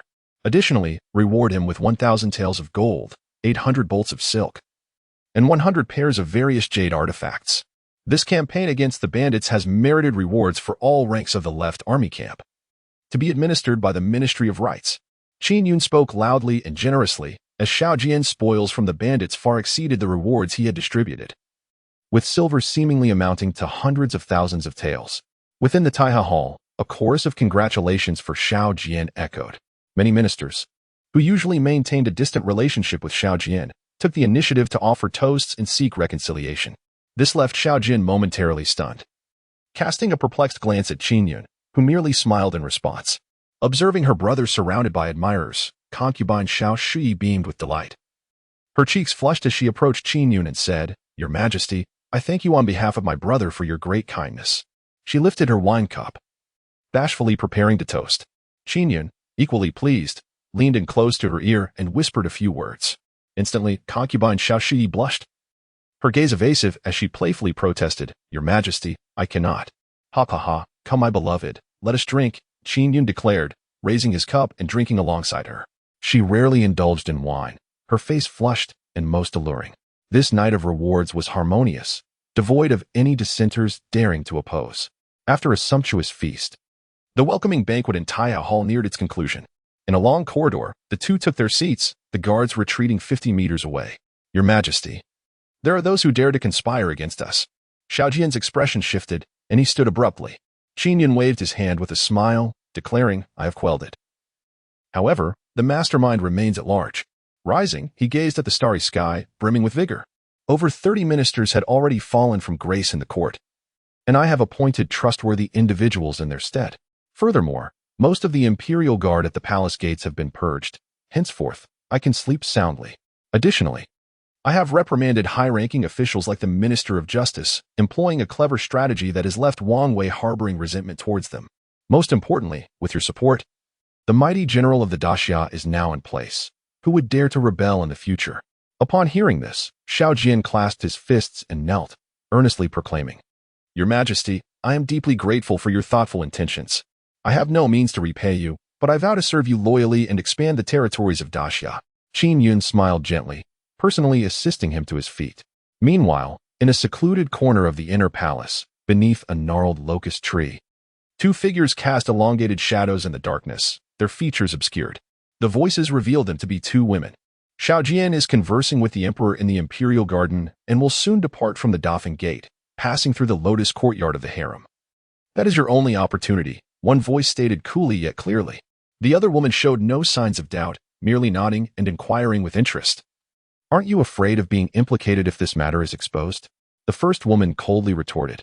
"I only fear that you cannot bring Xiao Jian down and that the dog emperor's wings remain unbroken." With that, she vanished without a trace. The remaining woman smiled, her lips curving in triumph. As the clouds parted, the moonlight shone down, illuminating her features. She was none other than Wang Min, who had not shown herself in the palace for many days. Chapter 40. Your Majesty, something awful has happened. The following day, Qin Yun awakened in the fragrant embrace of concubine Xiao Shufei, the scent enveloping him like a gentle caress. As he squinted his eyes, a mischievous thought flickered in his mind to tease her further. At that moment, Eunuch Shi burst into the Yangxin Hall, stumbling and breathless, shouting from outside, "Your Majesty! Your Majesty, something terrible has occurred. His voice was laced with panic and a hint of something more ominous. Upon hearing this, Qin Yun straightened his posture, a sense of unease creeping into his heart. In such a situation, if it were not of utmost importance, even 100 doses of courage would not compel Eunuch Shi to intrude. Your Majesty, it's General Xiao. Eunuch Shi hesitated, seemingly struggling to articulate the matter. The mention of Xiao Jian caused Qin Yun's brow to furrow in impatience. What has happened? Speak plainly. Eunuch Shi, his face a mask of anxiety, leaned in to whisper urgently in Qin Yun and Apos' ear. Instantly, Qin Yun and Apos' eyes widened in shock, as if struck by a bolt of lightning. His entire being rendered rigid. Go, immediately summon Tao Yang and order him to seal off the Lotus Courtyard. I shall arrive at once, he commanded. Eunuch Shi, in a flurry of panic, hurriedly departed, his movements somewhat unsteady. Qin Yun, observing the scene, furrowed his brow in contemplative silence. Finally, he waved his hand dismissively. It's nothing. I have official matters to attend to. Xiang and Apos, please have your breakfast without me. Seeing his expression, Xiao Shufei understood that something significant was amiss. Yet she refrained from pressing further. She promptly rose from the bed, kneeling on the ground to assist Qin Yun in donning his shoes and attire. The Lotus Courtyard, a secluded corner of the imperial harem, belonged to the late emperor's concubine, Lady Ma. When Qin Yun arrived, he found the courtyard already cordoned off by the imperial guards, completely sealed. His expression darkened as he stepped inside. Upon pushing the door open, he beheld a scene that sent his heart plummeting. A man and a woman occupied the room. The man was Xiao Jin, stark naked with his armor strewn across the floor, now awake. His rugged face bore a hint of shame and pallor. The woman, a striking figure in her 30s, was none other than Lady Ma herself. Her palace gown lay tattered on the ground, her hair disheveled, clutching the bedding tightly in terror, revealing bruises on her exposed shoulder. Upon seeing Qin Yun, her eyes widened in panic. Tears cascaded down her delicate face as she fell to her knees, pleading, Your Majesty, please grant me justice. This man trespassed into the Lotus Courtyard, taking advantage of his drunken state to violate me. I wished to resist, yet he assaulted me. I am a concubine of the late emperor. How could I endure such humiliation? At her words, the surrounding eunuchs and guards averted their ears, casting furtive glances outside, fully aware of the gravity of the situation. Such an incident was nothing short of a royal scandal. As Lady Ma and Apos' lament echoed in his ears, Qin Yun felt a deafening buzz, his heart sinking into despair. Such occurrences were strictly taboo. Once they transpired, there was no recourse but to eliminate the perpetrators. Even if Qin Yun wished to protect Xiao Jian, the imperial family and nobility would never tolerate it. As anger gradually welled up within him, he reflected on the considerable efforts he had invested in elevating Xiao Jian's status, only for him to embroil himself in such a disgraceful affair. With a resounding thud, Xiao Jian hastily donned his trousers and knelt before Qin Yun, bowing deeply. With dim eyes and a bowed head, he spoke, Your Majesty, it is my grave sin. Please grant me death. This matter has nothing to do with the Xiao family or the noble consort. Scoundrel! Qin Yun's rage surged, his veins bulging as he seized the man's neck, shouting, Grant you death? Xiao Jian, you wretched creature, I bestowed upon you the title of General of Divine Might. And this is how you repay me? Xiao Jian's face flushed with shame, leaving him speechless. Bang! Observing his tacit acceptance, Qin Yun's fury intensified, and with a swift kick, he sent him sprawling. Witnessing the scene of disarray, with both men in disheveled states, he erupted once more. Arrest this scoundrel Xiao Jian and throw him into the dungeon. The Lotus Courtyard is off limits to all. Seize the guards on duty last night, and the eunuchs who escorted Xiao Jian out of the palace. Yet, good news seldom travels far while bad news spreads like wildfire. How could such events remain concealed from the discerning eyes of those in the court? Before the morning court session, the scandal of Xiao Jian and Apos' debauchery with the former emperor and Apos' concubines had already leaked. Qin Yun was infuriated. Prior to the assembly, he berated Tao Yang furiously. Did I not command you to keep this under wraps? What are you doing? He continued, and where is that dog, Chang Hong? Do you dare challenge my authority? Tao Yang, trembling with fear, nearly wept, Your Majesty, it is not negligence on my part. I have already apprehended all the servants of the Lotus Courtyard and the patrolling imperial guards. Lord Chang is also handling the situation and has issued a gag order. However, I do not know how the news escaped. Qin Yun and Apos' expression shifted from furious to ominously calm as he stood there, silent for a long while. He gradually realized the strangeness of the situation. Just like the previous assassination attempts and conspiracies, it seemed as though someone was secretly orchestrating these events. Setting aside Xiao Jian and Apos' unwavering loyalty, he would never commit such an outrageous act. The mere spread of the news was absurd. Who would dare circulate royal scandals, knowing it could lead to execution? The only plausible explanation was that someone intended to escalate the situation. Go, investigate thoroughly, and uncover who leaked this information. Before I leave the court, I must know the entire sequence of events. If this is mishandled, Tao Yang, you and Chong Hong shall both lose your positions. Tao Yang trembled, collapsing to the ground, repeatedly affirming his obedience. Humph. Qin Yun scoffed, fuming as he departed. In the Tai Chi Hall, chaos ensued. Numerous censors and officials gathered, discussing heatedly and vociferously condemning Xiao Jian as a fool who, while feasting at the royal table, dared to engage in such disgraceful acts. Qin Yun took his place upon the dragon throne, and the assembly quieted somewhat. The court session commenced. Among the officials, an elderly man stood forth, his white beard and vengeful countenance marking him as a figure of integrity. He was Wei Zheng, a veteran of 3 reigns, the most upright minister of the great Xia dynasty. He had scolded 3 emperors, yet remained steadfastly alive. The late emperor once declared, "Wei Zheng is a mirror. Your Majesty," he began, "today the palace and the realm buzz with rumors of royal scandal. May I inquire if there is any truth to these claims? If they hold true, then Xiao Jian and consort must be executed immediately to uphold the reputation of the late emperor. Conversely, those who spread falsehoods should be met with severe punishment, even to the extent of annihilating their entire lineage, as a deterrent to others."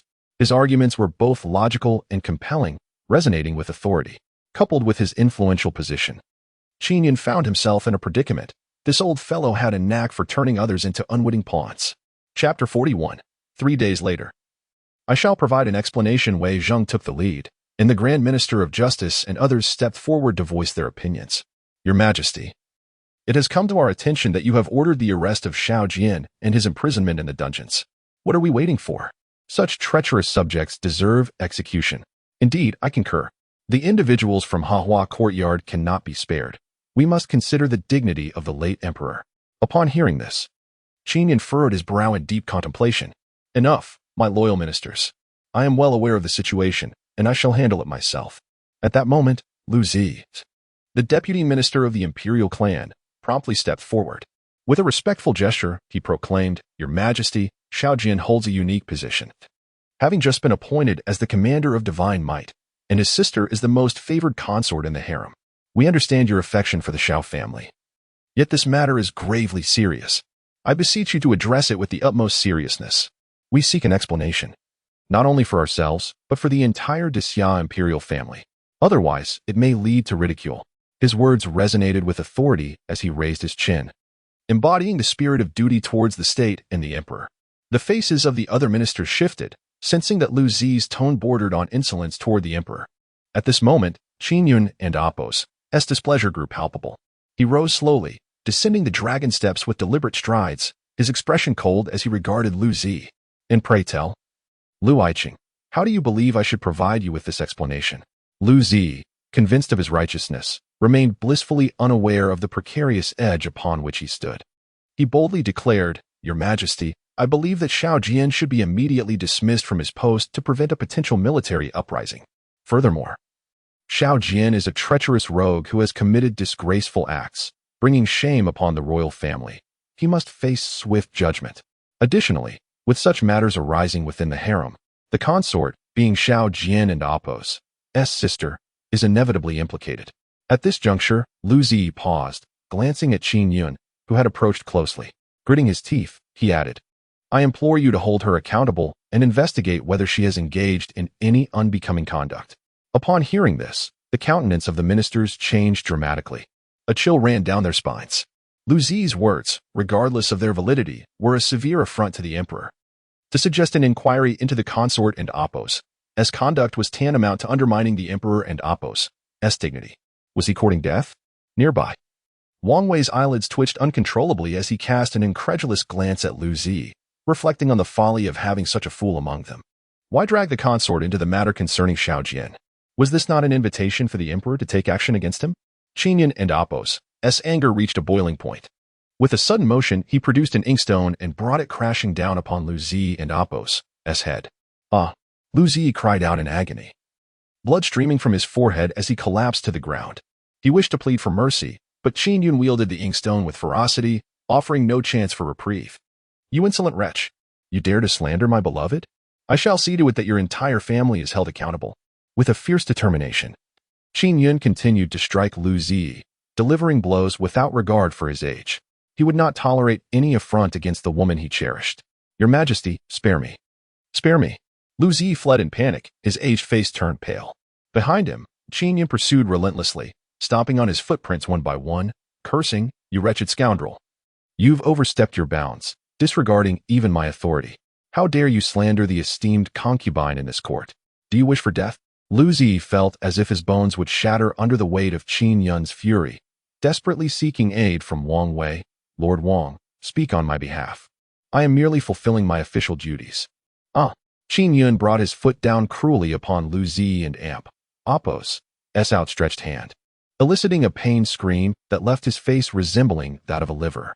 Turning to Wang Wei, Qin Yun and Apos' expression darkened. Lord Wang, do you also find merit in Lu Zi and Apos' words? Wang Wei cast a fleeting glance at Lu Zi before bowing his head. Your Majesty, I dare not. Lord Lu has spoken in error and must be punished. This matter bears no relation to Her Highness, who has always been gentle and virtuous. I trust she would not favor her brother in such a grievous offense. At these words, Qin Yun cursed silently, directing his ire once more at Xiao Jian. Your Majesty, it would be prudent to cease this, Wei Jing interjected, frowning. Assaulting a minister in court undermines the dignity of the sovereign and contravenes decorum. Qin Yun snorted derisively, casting a disdainful glance at the prostrate Lu Zi. Bring this wretch before me, give him 100 slaps, and deprive him of his salary for 3 years. No, Your Majesty, I serve the nation with all my heart. Lu Zi implored, tears and mucus streaming down his face as he turned to Wei Zhong. Lord Wei, I beseech you to intercede on my behalf. My advanced age cannot withstand such punishment. Wei Zhong furrowed his brow and murmured to Qin Yun, Your Majesty, while such a punishment is not beyond reason, I fear it may invite accusations of tyranny against you from those with ill intentions. Qin Yun scoffed again, delivering another kick to Lu Zi before ascending the dragon steps.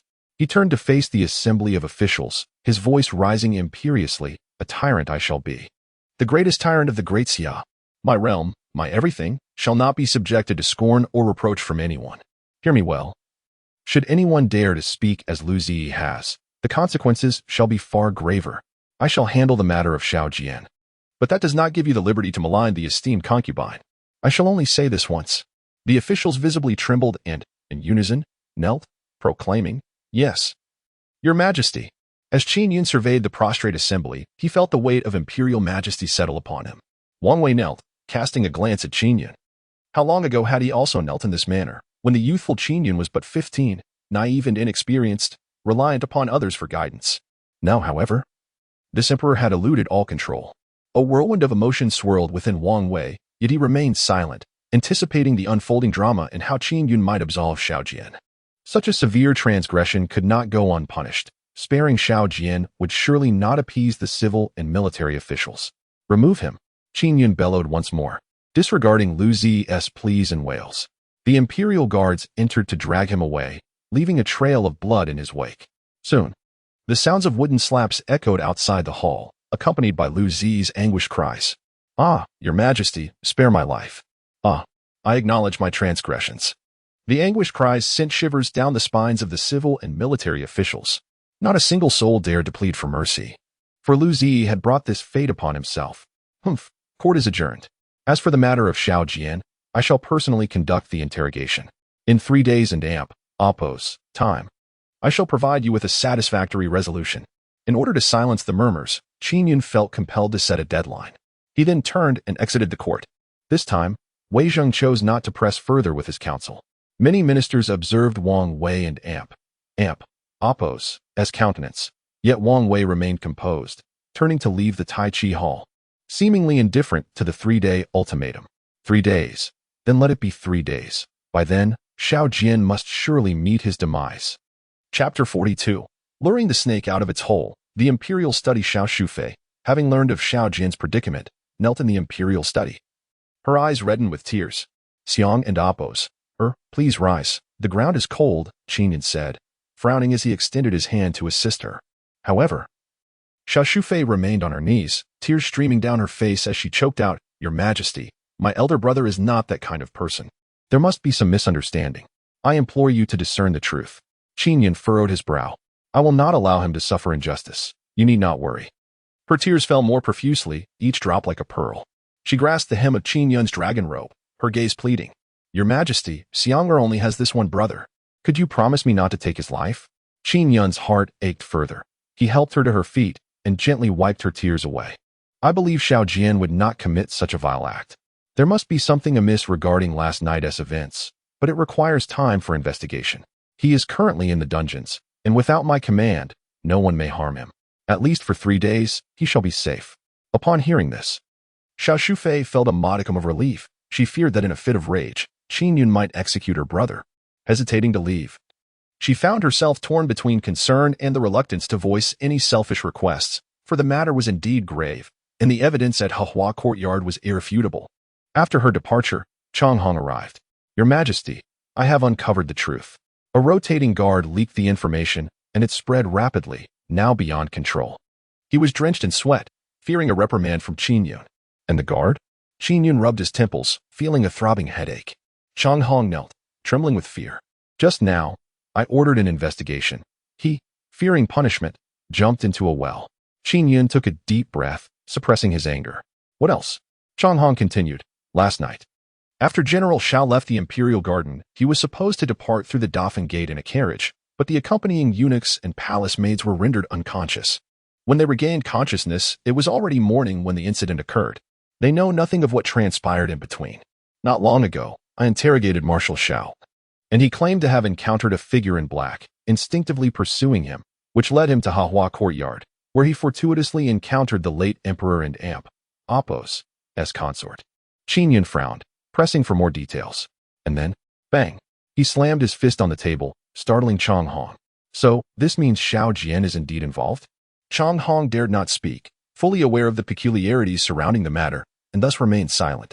The atmosphere in the imperial study was thick with tension. At that moment, Feng Lao, who had been standing quietly to the side, stepped forward and spoke slowly. Your Majesty, there are too many uncertainties surrounding this affair. Although the situation seems to have been settled, if we can uncover the truth, the consequences need not be so severe. Qin Yun replied, elaborate further. Feng Lao's murky eyes suddenly cleared, and he continued. Firstly, very few are aware of General Zhao's activities in the Imperial Garden last night. If this is a trap, who could have disclosed his time of departure en route? Secondly, the figure in black could not have entered such a secure area as the inner palace. I suspect that the individual who lured General Xiao to Hehua Courtyard must be someone from within the palace.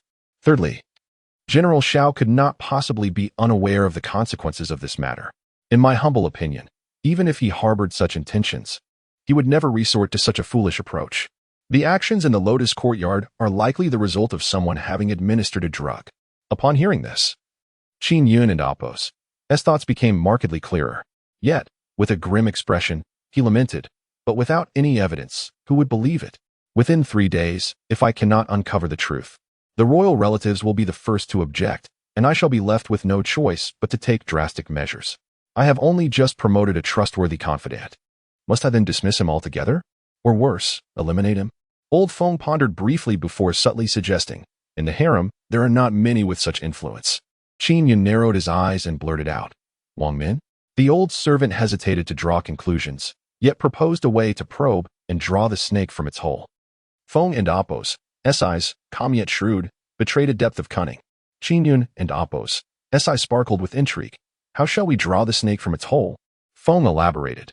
Since there were black-clad individuals who enticed General Xiao into the Lotus Courtyard and incapacitated numerous palace maids and eunuchs, it is evident that someone has orchestrated this trap, and it is likely from within the harem.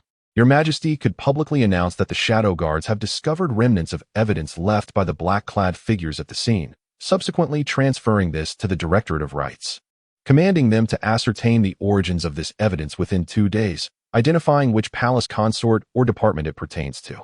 This way, the black-clad individuals will surely be unable to sit idly by and will attempt to retrieve the evidence from the directorate, allowing us to draw them out and capture them directly. After listening, Qin Yun regarded Old Feng with renewed respect. Indeed, one who works with the Jinui possesses a sharp intellect and a keen strategy. Yet, Old Feng, are you certain this black-clad individual will take the bait? Absolutely, Old Feng asserted confidently. As long as the black-clad figure truly exists and is not merely a fabrication of General Xiao, he will undoubtedly reveal himself. After all, framing the current esteemed general, the divine might marshal, and endangering the former emperor's consorts is a grave offense punishable by extermination of the 9 clans. Regardless of whether the mastermind suspects anything, he will come to the directorate to investigate. At that time, I shall personally lie in wait. I am not concerned about his escape. Even if, by some chance, the black-clad figure is merely a pawn, it would still suffice to prove that Xiao Jian was framed. At the very least sparing him from capital punishment, if not alleviating his severe charges. Qin Yun contemplated this carefully and found the reasoning sound. Go. Immediately convey my decree to summon Minister Tang of the Directorate. Taoyang, spread the word that this case has made progress. And the Shadow Guards have found evidence left by the black-clad individuals. Soon, he began to implement Old Feng's proposal, meticulously setting the stage to draw the snake from its hole. He was the head of the Directorate, while Lu Zi was his deputy. Given that Lu Zi was gravely injured today, he would personally oversee this matter, unperturbed by the possibility of news leaking to the Wang family. Thus, a grand net was gradually woven, forming a counterattack in the shortest time possible.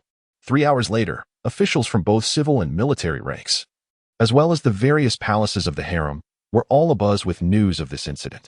The figure in black has framed Xiao Jian, leaving behind incriminating evidence at the scene. Minister Tang Ling of the Zongjing Temple has already received orders to retrieve the evidence and place it under stringent guard at the temple. Within 2 days, he must ascertain from which palace and from whom this evidence originated. A wave of turmoil ensues. Having concluded these matters, Qin Yun hastens to the dungeon. This morning, in a fit of rage, Qin Yun had acted impulsively, his mind clouded by anger. Now, having regained his composure, he reflects deeply and realizes that Xiao Jian is, in fact, the true victim. Regardless of his ties to the noble consort or the bonds of loyalty between sovereign and subject, it is imperative that he offer some solace. In the damp, frigid dungeon, amidst the overgrown weeds, sits Xiao Jian clad in prison garb. His disheveled appearance and downcast gaze belying the fact that he was once the newly appointed general of divine might. Upon seeing Qin Yun's arrival, he immediately kneels and, with a voice choked by anguish, proclaims, "Your Majesty, the guilty minister Xiao Jian has brought shame upon you." Chapter 43. Alas, their target is the celestial prison. Qin Yun sighed as he observed his companion's disheveled state, choosing not to reprimand him, for he was, after all, a loyal subject devoted solely to his emperor. He extended a hand to assist him, saying, "This matter is not your fault. You have been ensnared by others, likely due to the rewards I bestowed upon you yesterday. They're unwilling to witness the rise of the Xiao family." Xiao Jian, still overwhelmed by shame, knelt once more, exclaiming, "But, Your Majesty, regardless of the circumstances, I have indeed committed a grievous sin." Qin Yun waved his hand dismissively. "It is not as severe as you believe. If all goes well, I shall clear your name within 2 days. In that case, the death penalty shall be averted, though you may have to endure some indignities." Xiao Jian raised his head, a glimmer of doubt in his eyes. "Your Majesty, can you truly exonerate a guilty minister?" "Indeed, I have come to inform you of this, so you may rest assured. Do not entertain thoughts of despair. Today, Xiang'er wept to me for an eternity. Once you are free, be sure to visit her." Qin Yun spoke softly. Hearing such familiar reassurances, Xiao Jian and Amp, Apos, fierce eyes reddened, nearly shedding tears. He bowed his head vigorously, declaring, "Your Majesty and Amp, Apos, profound grace shall never be forgotten, regardless of your punishment. I shall accept it. If I can preserve my life, I will certainly strive to atone for my sins through future service." Qin Yun smiled gently and helped him rise once more. At that moment, Tao Yang produced a carrying case, revealing some imperial delicacies. "Partake of these. Xiang'er was so fearful I would execute you that she came to the imperial study in tears for quite some time, so I brought you some food. Rest assured. This is not a meal fit for the gallows," Qin Yun jested. Xiao Jian offered an awkward smile, expressing his gratitude. "Thank you, Your Majesty." Linglong Palace. Wang Min, draped in a flowing silk gown adorned with tassels, wore a subtle makeup that accentuated her allure, reclining languidly upon her bed. Her demeanor a blend of languor and irritation. Miss, the master has sent word that he has probed the situation at the Zongjing Temple. Today, a large force has indeed mobilized, and the evidence is being meticulously guarded within the Yun Pavilion. As for the nature of the incriminating evidence, the news is tightly sealed, and we are unable to ascertain it. A tall, unremarkable maidservant knelt on the ground, reporting. Wang Min slowly rose, donning her embroidered shoes with elegance, her graceful steps leading her to stand before the maidservant. Slap. A sharp sound echoed as a resounding slap landed. You incompetent wretch. You could not even handle such a trivial matter last night, leaving behind incriminating evidence. What use are you to me? Wang Min's brows furrowed, her beautiful eyes reflecting both anger and disdain. The maid fell to the ground, blood trickling from her nose, yet she dared not wipe it away. Instead, she crawled back to her knees and pleaded, Miss, it is my fault. I went to the Zongjing Temple last night and destroyed the evidence. Wang Min, in a fit of rage, laughed bitterly. The Zongjing Temple is not impenetrable, but do you think the emperor is a fool? Such crucial items can't simply be pilfered. The maid, trembling, pressed her forehead to the ground. Miss, the master has already devised a way to facilitate my passage.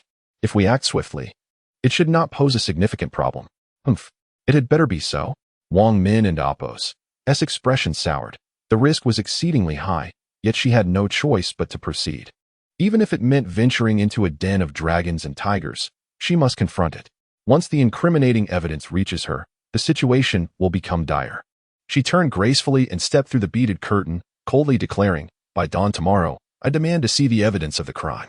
Even if you perish, you must ensure that evidence is destroyed. The maid trembled, too fearful to rise. Yes. Emerging from the dungeons, Qin Yun made her way to the Yangxin Palace. In the courtyard, Xiao Shufei was wiping away her tears, although she was aware that Qin Yun had discovered some evidence implicating Xiao Jian. Her elder brother remained imprisoned in the dark dungeons, and the matter concerning the late empress was still a looming shadow. The more she pondered, the more fearful she became, her phoenix eyes glistening with red. Beside her, Pei Yao comforted her, her expression one of concern, akin to that of a sister. This glance eased Qin Yun's wariness towards Pei Yao.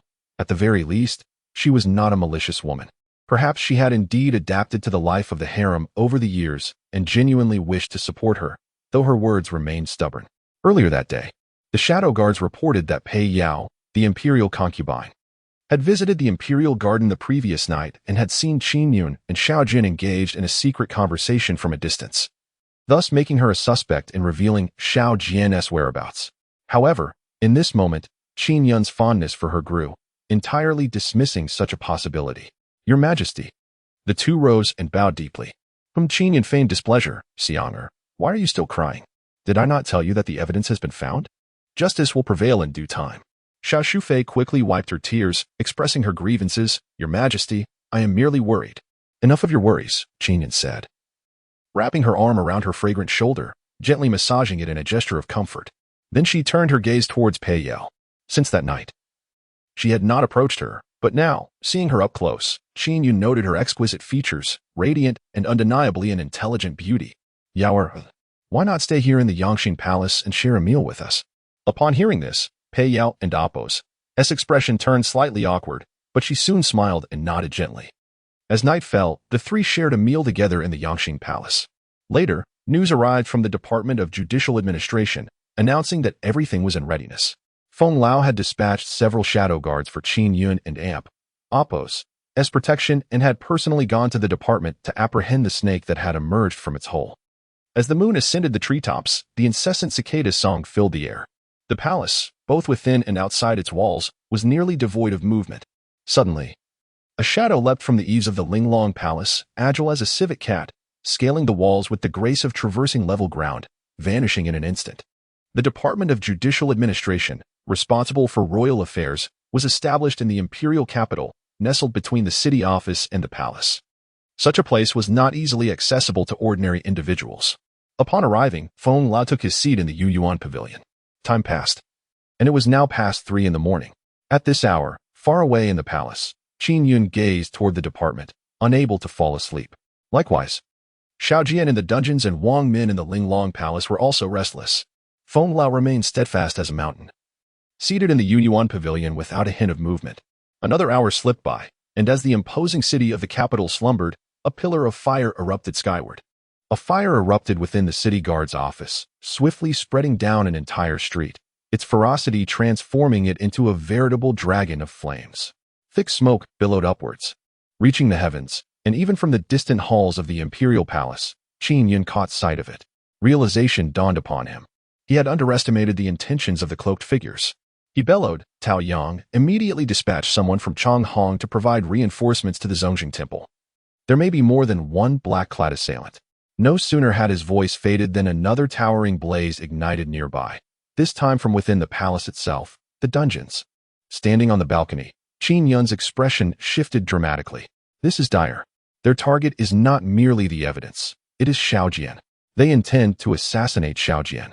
Shadow guards. Qin Yun roared, bolting from the hall. Chapter 44. The Emperor wields the blade. The dragon robe billows. The Imperial Guard rushed to the prison in haste to quell the flames. Meanwhile, Qin Yun, under the vigilant protection of the Shadow Guards, hastened his steps toward the inferno. The prison was ablaze, its fiery glow illuminating the chaotic dance of blades. Qin Yun's expression was icy, his heart ablaze with fury. His palace had transformed into a playground for others, where they could kill and set fire at will, utterly disregarding his authority as emperor.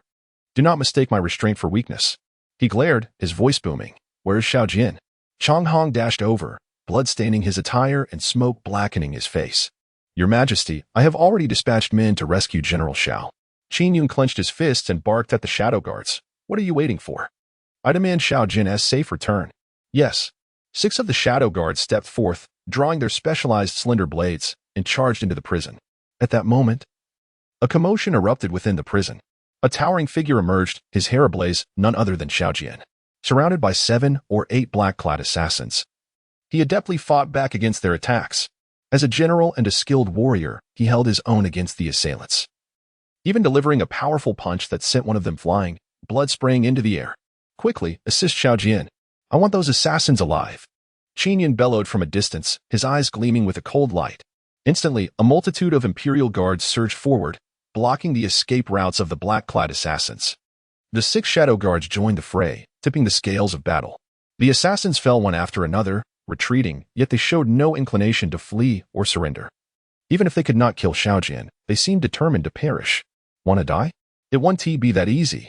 Xiaojian roared, his muscles rippling like stone.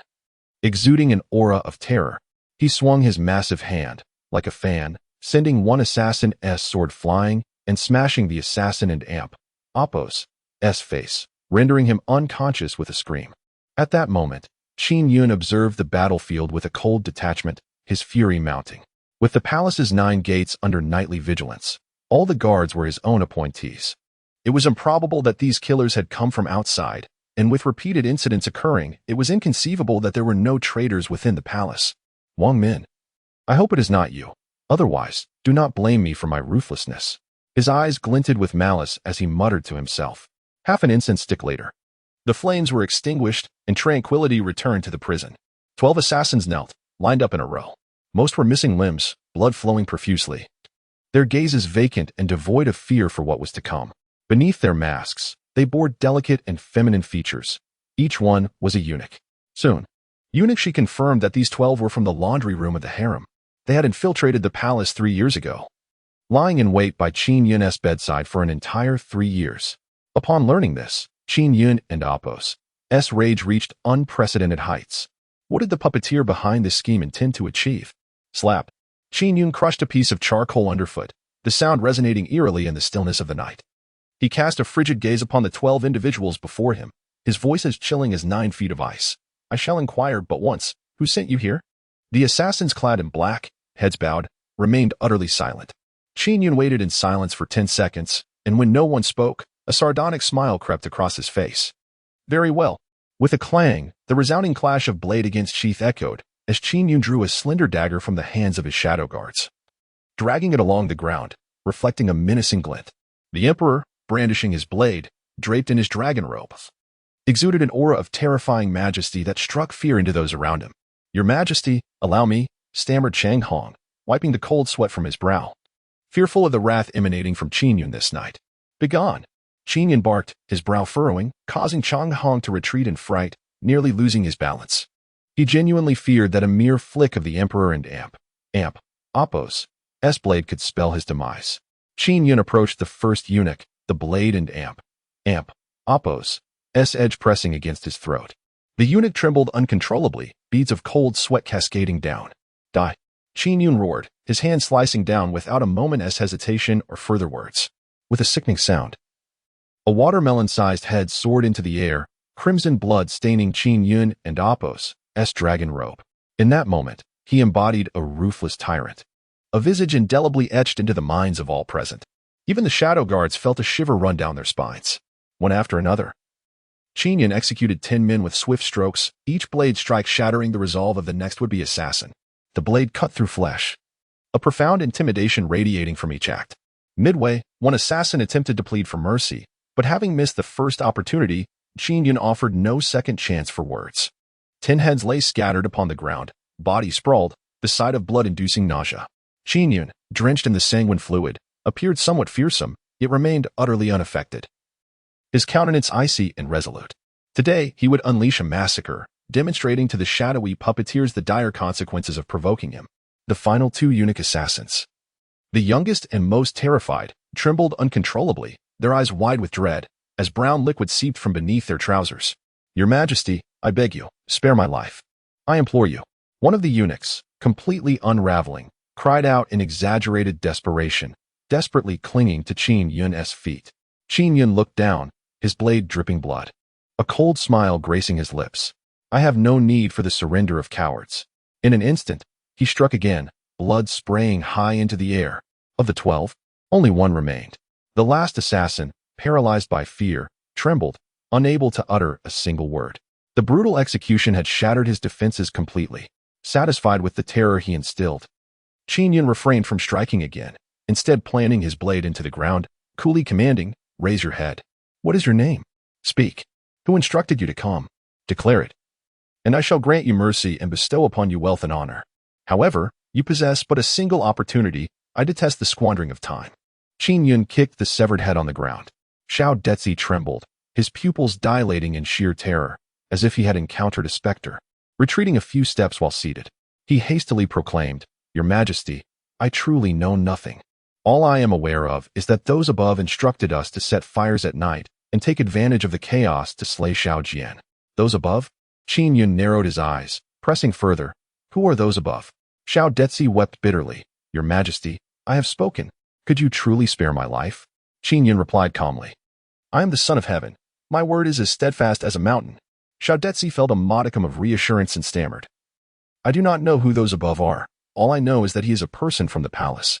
He never reveals himself, but issues commands to us in various ways, instructing us on our tasks." Qin Yun frowned. "You have never encountered the one who gives you orders?" Xiao Detzi, fearing the wrath of the tyrant before him, divulged all without reservation, knowing that withholding information could lead to a swift demise. "We were raised by a mysterious lord who taught us martial arts and subsequently sent us into the palace. His sole requirement was our obedience. Those who disobeyed met with bizarre and untimely ends." Upon hearing this, Qin Yun raised an eyebrow. To cultivate a legion of assassins and infiltrate the palace, what was their ultimate aim? The implications were staggering. It was as if he glimpsed a monumental conspiracy unfolding before him. Is the lord the very individual who issues commands within the palace? Xiao Detzi shook his head, asserting, "No." "Why not?" Qin Yun pressed. "Because before entering the palace, the mysterious lord instructed us that someone within the palace would assist us and assign us tasks," Xiao Detzi explained. Qin Yun furrowed his brow, piecing together the information. This organization was a coordinated effort. The outside was represented by the lord, while there lay a hidden leader within the palace. Could it be Wang Wei and Wang Min? That seemed the only plausible explanation. How many more such hidden assassins are there within the laundry room? Qin Yun inquired. Xiao Detzi replied uncertainly, "Perhaps many, or perhaps not so many. We are unaware of each other and Oppos' existence." Qin Yun gazed intently at him, finding no evidence of deceit. "In the palace, how would your superiors contact you? Be more specific." Xiao Detzi elucidated, through notes and envelopes, which appear suddenly in various locations. As he spoke, he retrieved a note from his waist. Qin Yun promptly took it and examined it. It read, "After the ugly hour, set fire and slay Xiao Jian in the dungeon." The handwriting was vigorous yet possessed an elegance reminiscent of a woman's script. Qin Yun's expression turned peculiar. Why did this handwriting appear somewhat familiar? Chapter 45. A scheme of sacrifice. He strained to recall the details, yet his mind remained blank. Suddenly, Qin Yun's eyes sparkled with realization. Engrossed in the affairs of the dungeon, he had completely overlooked the situation at the Zongjing Temple. Bring Xiao Detzi down and ensure he is well concealed. Furthermore, announce to the public that all 12 assassins from the dungeon have been eliminated, with none surviving. Qin Yun stated with grave seriousness, recognizing the magnitude of the situation. Should the news of a surviving assassin leak, it would undoubtedly alert the enemy. Yes, Your Majesty. Hundreds of voices reverberated in unison, their gazes filled with reverence for Qin Yun. Was this still the same monarch who once appeared timid and distracted? Zhang Hong, Tao Yang, and the others were all taken aback by the recent bloody scene. Qin Yun continued, Go, summon Feng Lao and Xiao Jian to the imperial study. I shall first cleanse myself, washing away the blood, and then I will join you. As the flames at both the Zongjing Temple and the dungeon extinguished, those with keen insight had already received the news.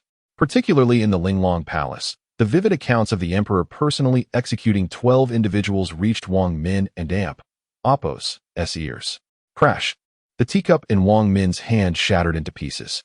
Sleepless, she sensed that something ominous was afoot that night, and she had not anticipated an assassination attempt in the dungeon. Was it the Ninth Prince? A flicker of worry crossed her eyes. Surely, the operation had failed. What to do? Orchid must also be in peril. How could she distance herself from this? A sense of urgency enveloped her, and surprisingly, she felt a vague fear towards Qin Yun. In the past, she had never regarded him with any respect. In a solemn mansion somewhere in the imperial capital, a figure clad in a python robe gazed towards the palace. The night breeze gently tousled his hair, revealing an exceptionally handsome face. Brother, how swiftly you have grown. Is this the reason father chose you back then? In the imperial study, the woman present was none other than the intruder who attempted to steal evidence from the Zongjing Temple. Xiao Jian, unscathed except for some blisters from the fire, glanced at the woman in black as soon as he arrived. His tiger-like eyes widened, and he immediately declared, Your Majesty. She is the one who lured me to the Lotus Pavilion that night. Qin Yun narrowed his eyes, fixing his gaze upon the woman. His tone was icy. Lift your head. The woman, her hands bound, appeared exceedingly tense and did not comply. Tao Yang stepped forward and forcefully turned her head up. Upon seeing her face, Qin Yun was momentarily stunned, then stood abruptly. It's you. He recognized her from his previous encounter in Linglong Palace. She was Wang Min's servant. In that instant, Qin Yun and Amp Appo's suspicions were confirmed. The one stirring chaos within the harem was indeed Wang Min. She had sent someone to frame Xiao Jian. And perhaps that mysterious elder was Wang Wei, the one who had given Xiao Detzi his orders. Fury surged through Qin Yun. Tell me, was it Wang Min who sent you to steal the evidence? He roared. The woman, named Orchid, a maid from Linglong Palace, realized her identity was at stake and immediately denied it. No. Dare you still deny it?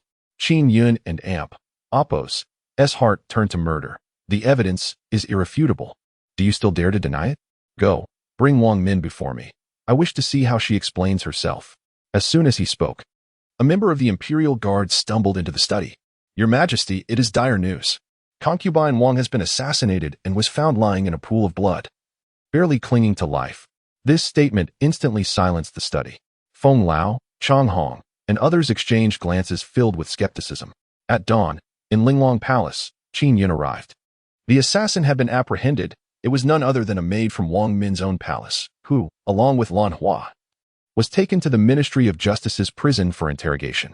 Qin Yun cast a casual glance at a royal physician and asked with subtle intent, Is the concubine's injury severe? Rubbing his temples, he felt a wave of headache wash over him. The matter had become increasingly convoluted. He waved his hand dismissively, allowing the physicians to depart.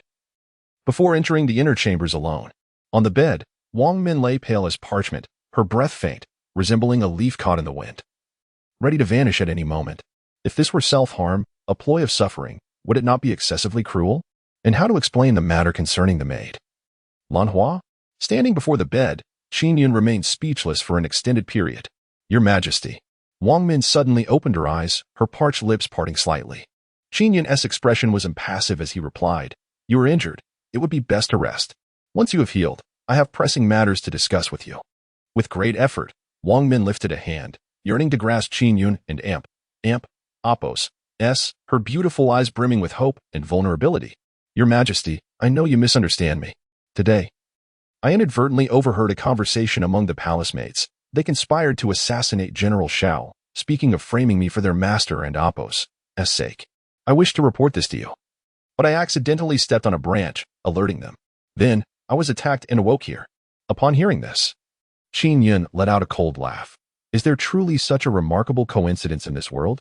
The maids in your own palace, who were in fact assassins lurking for others, and you just happened to overhear their conversation today. Humph. He snorted disdainfully, his revulsion for Wang Min's duplicitous nature reaching its peak. Seeing this, tears streamed from the corners of Wang Min and Apos' eyes, a sight that evoked sympathy. Your Majesty, it is indeed as I say. Would I jest with my own life? Though the Wang and Shao families have long been at odds, and Wang and Apos' family rejoices in Shao and Apos' downfall, do not forget, Your Majesty, that the Wang family also harbors many formidable foes. Qin Yun and Apos' expression remained frosty. Since the first assassination attempt and the fire last night, so many events had transpired. To claim that the Wang family had no involvement would be absurd. And how could Wang Min, as a woman of the Wang family, possibly stand idly by? These excuses were merely figments of Wang Min's imagination to evade responsibility. At that moment, Wang Min struggled to rise. Her delicate face was pallid, bearing an unhealthy hue. Barefoot upon the ground, with her left hand pressed against the wound on her abdomen and her right hand gripping the edge of the bed, she furrowed her brows, struggling immensely to kneel. Your Majesty, if you doubt my loyalty and believe that the incident involving the maidservants of Linglong Palace and the assassination of General Shao is linked to me, then imprison me in the dungeons. Once the truth is uncovered, releasing me would be but just, she spoke weakly. A trace of understanding and a gentle smile gracing her lips, evoking a sense of sympathy. If the original owner of this body were present, she would likely be heartbroken. Yet now, Qin Yun felt no stirrings of emotion. Instead, he found this woman rather formidable, calculating, and deeply astute. Whether it is true or not, I possess my own clarity. I shall ascertain the facts before reaching a conclusion. Upon hearing this, Wang Min trembled slightly, her expression darkening. Was this a veiled form of house arrest? Your Majesty, will you come to see me? She implored, taking a few steps forward on her knees, only to collapse and clutch at Qin Yun and Apos' feet. However, he merely swept his sleeve aside, looking down at her with indifference.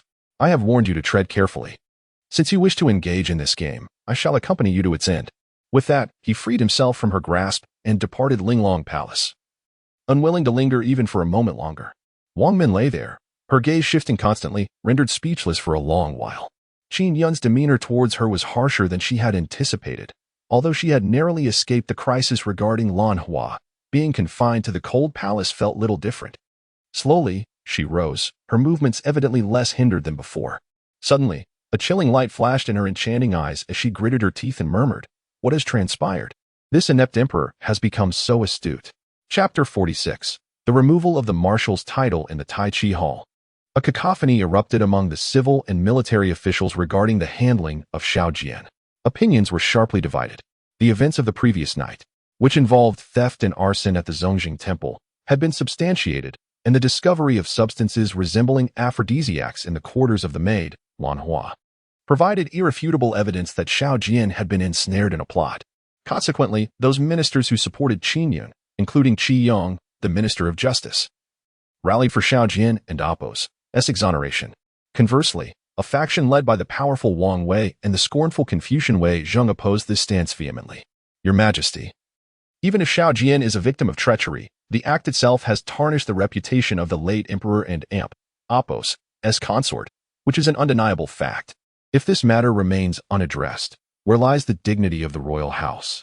Wei Zheng's voice boomed like a furious lion. Wang Wei remained silent, observing the unfolding drama. Qi Yong, Zhao Hong, and others leaped to defend Shao Jian, embroiling themselves in a heated dispute. The potential punishment of Shao Jian, the foremost general of the realm, would incur substantial losses for Qi Yong and his allies, as their enmity with Wang Wei was irreparable, rooted in a blood feud signified by their previous oath. Qin Yun regarded the tumultuous scene below with a calm demeanor, unperturbed by the discord. Such a significant affair inevitably required a scapegoat, and the maids, particularly Lan Hua, would surely face execution. As for Shao Jian, a superficial punishment was necessary to maintain appearances. Gentlemen, enough with the uproar. He spoke slowly. The assembly fell silent, turning their attention to Qin Yun. The instigators, including the maid Lan Hua, shall face execution in due time. As for Ma Jieyu, she is to be sent to a convent to pray for the prosperity of Daxia. Xiao Jin Qin Yun paused, contemplating his words. He shall be fined 1 year's salary, stripped of his title as Grand Marshal, and retain command of the troops in the 3 regions of Mongshan as a second-rank general. What say you, esteemed ministers? Qin Yun surveyed the assembly. The officials fell into deep contemplation. The proposed punishment was, in fact, rather reasonable. The removal of Xiao Jin's Grand Marshal title, demoting him from first rank to second rank, constituted a significant penalty, reducing him to parity with generals like Wang Ming. Those who wished to see the Xiao family's influence curtailed deemed this punishment acceptable. Wang Wei gradually stepped forward, clasping his hands in a respectful gesture. Your Majesty, I believe this is acceptable, yet still insufficient. Oh? Qin Yun and Appo's eyes flashed with coldness. I have yet to deal with Wang Min, and you, old fellow, dare to oppose me? Truly, you are oblivious. Then, what punishment do you deem appropriate, Minister Wang? Wang Wei stroked his beard, a serene smile gracing his face as he proclaimed, Your Majesty, considering the incident at Hua Courtyard along with last night and Appo's affairs, it is utterly outrageous. The beloved consort has been attacked and now lies bedridden. I believe we must rigorously investigate and uncover the true masterminds behind Lan Hua and her cohorts. Thus, he did not oppose the handling of Xiao Jian, but simultaneously distanced the Wang family and Wang Min from the conspiracy. Qin Yun regarded Wang Wei, the cunning old fox, with a placid gaze. Did he truly believe that Lan Hua and the others would remain silent? In the court, there were certain officials who rose to express their support for the favored concubine and to denounce the unseen culprits. Without absolute evidence or a definitive upper hand, Qin Yun, of course, would not sever ties with the Wang family. Thus, he smiled amiably and said, Minister Wang, you are overthinking. I believe the concubine is a victim and bears no relation to the framing incident. Those who claim the Wang family is involved are simply fabricating stories. I shall not heed the tide of public opinion without just cause, so rest assured. Wang Wei revealed a subtle smile, kneeling respectfully as he proclaimed, Your Majesty is wise. Seeing that Qin Yun and Wang Wei were in agreement, the other ministers, as if in tacit understanding, echoed, Your Majesty is wise. Thus, on the surface, the matter was swiftly brushed aside. Xiao Jian was promptly released and reinstated, though he tragically lost his title as marshal, and many pedantic scholars would quietly scorn him. During the morning court session, Guoziyan reported that the famine in Guangzhou had shown signs of improvement. The treasury and Appo's funds had already arrived, and they awaited the second batch of resources to enter the region. Qin Yun, without hesitation, allocated an additional 600,000 taels of silver from the national treasury and commanded various states and counties to provide grain for disaster relief. This could be considered a case of taking from the people to give back to the people.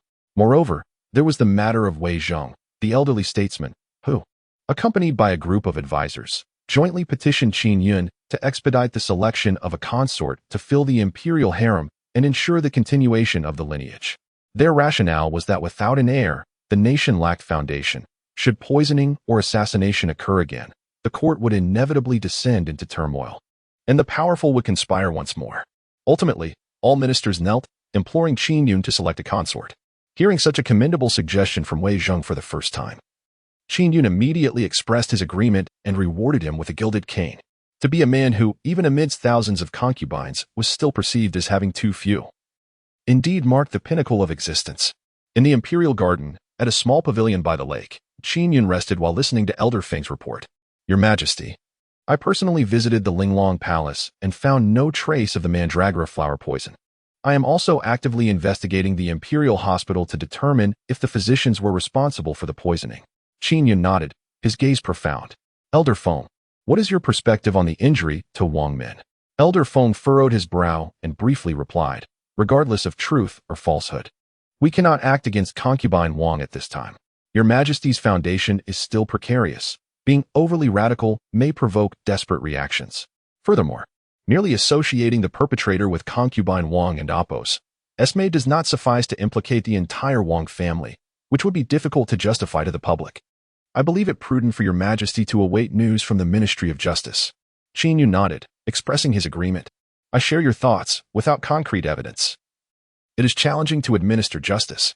The Wang family is powerful. We must proceed cautiously, like boiling a frog in warm water. He instructed. Have our shadows monitor Linglong Palace day and night. There must be no further disturbances in the harem. Elder Feng nodded in acknowledgement. At that moment, Tao Yang approached to report, Your Majesty, the Minister of Justice, Qin Yun, requests an audience. Let him enter, Qin Yun replied, raising an eyebrow. Could it be that there was progress in the interrogation regarding the orchid? Only then did Qin Yun's expression darken as he knelt by the small pavilion, trembling with fear. Your Majesty, all those who committed offenses in Linglong Palace have taken their own lives by biting their tongues, including Lan Hua. Chapter 47. The Emperor and Appos, S. Aura. A heart in turmoil. Qin Yun and Amp. Appos, S. expression darkened instantly. The demise of Orchid and the others meant the loss of irrefutable evidence. How could he investigate Wang Min now? How could he continue to strike against the Wang family conglomerate? Qi Yong and Amp. Appos, S. face turned pale, and he dared not meet Qin Yun and Amp. Appos, S. gaze. He hastened to explain, Your Majesty. The women were remarkably obstinate. I had my men employ various tortures, yet they remained silent. Seizing an opportunity, they chose to bite their tongues in despair. And this was not the first instance. They had succumbed to unconsciousness from the torture just recently. Enough. Qin Yun interjected with a sharp reprimand. His tone laced with irritation. What use are you to me if you cannot manage even this? Qi Yong and Appos, S. countenance reflected bitterness, and he refrained from speaking further. He too found it puzzling that these women could withstand such trials. Had they been men, they would have surely confessed under duress. Your Majesty, I have failed in my duties. I beseech you to punish me. He prostrated himself and remained there. Qin Yun furrowed his brow and sighed. Very well. These individuals have undergone professional training, and I harbored little hope of extracting confessions. With Orchid's death, I still have other means at my disposal. Thank you, Your Majesty. Thank you. Qi Yong and Amp. Appos, S. face brightened, and he expressed his gratitude repeatedly. I shall entrust you with another matter. Should you mishandle it, you may as well relinquish your cap of authority voluntarily. Qin Yun raised an eyebrow and spoke suddenly. Qi Yong and Amp. Appos, S. expression tightened, and he clasped his hands in respect. Your Majesty, please instruct me. I shall handle it well. Secretly procure a few adept scribes skilled in calligraphy from outside the palace for me, Qin Yun instructed. Qi Yong was taken aback by the simplicity of the task.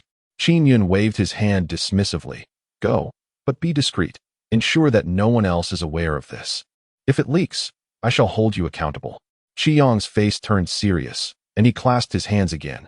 Yes, Your Majesty. I shall keep it confidential. After Qi Yong departed, Qin Yun retrieved the note that Xiao Detzi had submitted. Since the investigation into the maid Orchid had reached an impasse, he would begin with the note.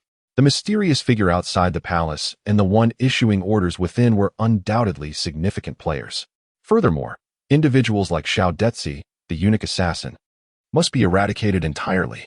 That night, Qin Yun arrived at Pei Yao and Amp. Appos, S. Autumn Leaf Pavilion. He had spent most of his time with Consort Xiao and was primarily occupied with court affairs during the day. After rectifying Xiao Jin's grievances today, he finally had a moment of respite. Your Majesty, it is indeed a rarity for you to grace my humble abode, Pei Yao remarked while assisting him in changing attire. Her cool demeanor laced with a hint of playful mockery. There was an underlying sting to her words, as if she still harbored resentment for the way Qin Yun had once taken her against her will. Yet, paradoxically, she continued to draw closer to him. Qin Yun was particularly fond of such sharp-tongued women. As an emperor, he was accustomed to reverence and submission, and it was refreshing to experience a touch of playful banter. What, am I not allowed to visit? He inquired, his voice laced with jest. Pei Yao arched an elegant brow. The world belongs to Your Majesty, of course. You may come. Qin Yun shed his dragon robe, feeling considerably lighter, and reclined comfortably in a grand chair. His gaze fell upon Pei Yao as she bent to pour tea, her figure showcasing an exquisite curve from her waist to her hips, both voluptuous and slender. A vision that was truly captivating. She approached gracefully, presenting the tea to Qin Yun. Qin Yun drained his cup in one swift motion, then, with a firm pull, drew Pei Yao into his embrace, their bodies colliding in a fervent embrace. The delicate fragrance of orchids wafted into his nostrils, igniting a wave of restlessness within him. Disregarding any pretense of gentlemanly decorum, he, as he candidly admitted, was the sovereign, and thus the world belonged to him. There was no need for subtlety.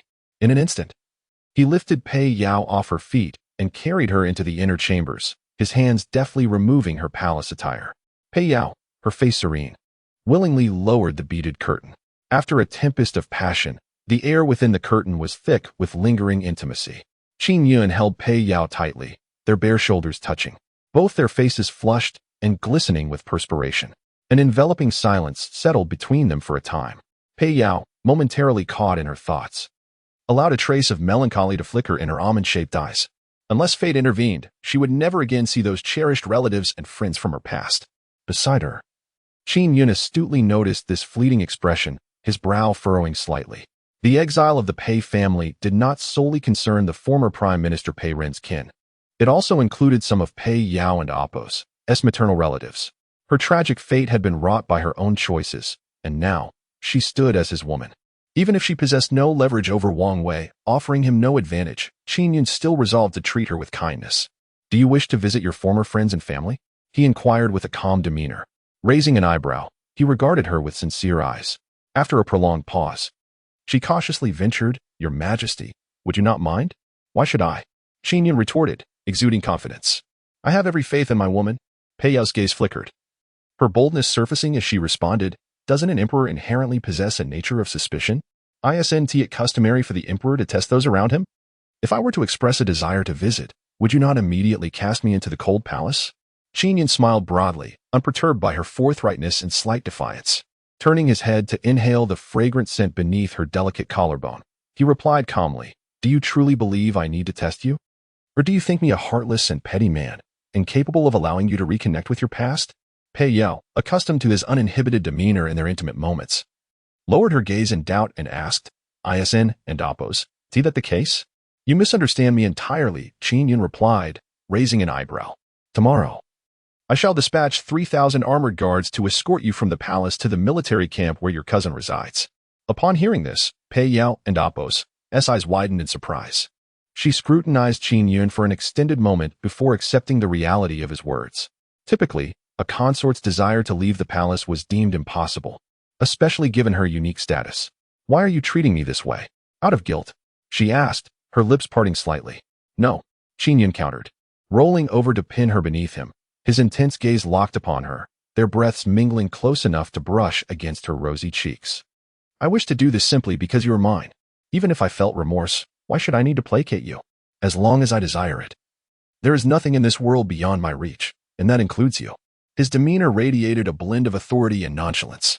Pei Yao felt for the first time the regal aura emanating from him, causing her heart to flutter uncontrollably. She turned her head away, rendered speechless for a long while.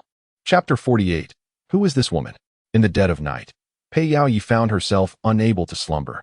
Her beautiful eyes widened as she gazed at the ceiling, wishing to extricate herself from Qin Yun's embrace, only to discover that he held her tightly, rendering her efforts futile. With a slight furrow of her brow, she ultimately surrendered, lest she awaken him and provoke the lustful inclinations of the dog emperor, preventing her from rising the next day. As she observed Qin Yun's chiseled profile in silence, she was struck by the realization that this man, whom she loathed so deeply, had evoked within her a flicker of twisted affection or perhaps admiration. In anguish, tears pooled at the corners of her eyes. Finally, biting her crimson lip, she forcibly suppressed those unwarranted emotions, enduring a sleepless night. The following day, Qin Yun awoke. Pei Yao resolved to visit the military camp to see her younger cousin. Without hesitation, Qin Yun commanded Yi Xiuqin to lead 3,000 armored soldiers to escort Pei Yao to the camp. As she prepared to ascend the carriage, adorned in a veil and stepping gracefully, she was suddenly halted by Qin Yun's voice. He strode forward and swiftly draped his dragon robe over her delicate form. His tone was calm, devoid of any flattery, reminiscent of a couple married for years. Pei Yao's gaze was complex as she gave a slight nod and performed a respectful bow before boarding the carriage and departing. Qin Yun watched as the convoy disappeared from view. "Your Majesty, Lord Qi, the Minister of Punishments, requests an audience and has brought several esteemed scholars from outside the palace," announced Gong Shi. Qin Yun raised an eyebrow. "This old fellow is unusually prompt today. Let us proceed to the imperial study." In the imperial study, Qi Yong appeared as though he had not slept all night, his aged visage marred by signs of fatigue, the wrinkles on his face deeply etched. "Your Majesty, as per your instructions, I have brought them. I assure you, not a whisper of this has been leaked." Qin Yun glanced at the 3 elderly scholars kneeling before him in trepidation, nodded, and instructed Gong Shi to offer them seats. "Fear not, for I am no monstrous creature. The reason for your summons is to enlist your assistance." One elderly scholar, with scarcely any teeth remaining, excitedly clasped his hands and replied, "Your Majesty, you honor us too greatly. It is our privilege to serve the Emperor." Without further ado, Qin Yun produced a slip of paper and presented it to the three men. "I require you to replicate the script upon this note with exact precision. Furthermore, maintain utmost confidentiality regarding this document.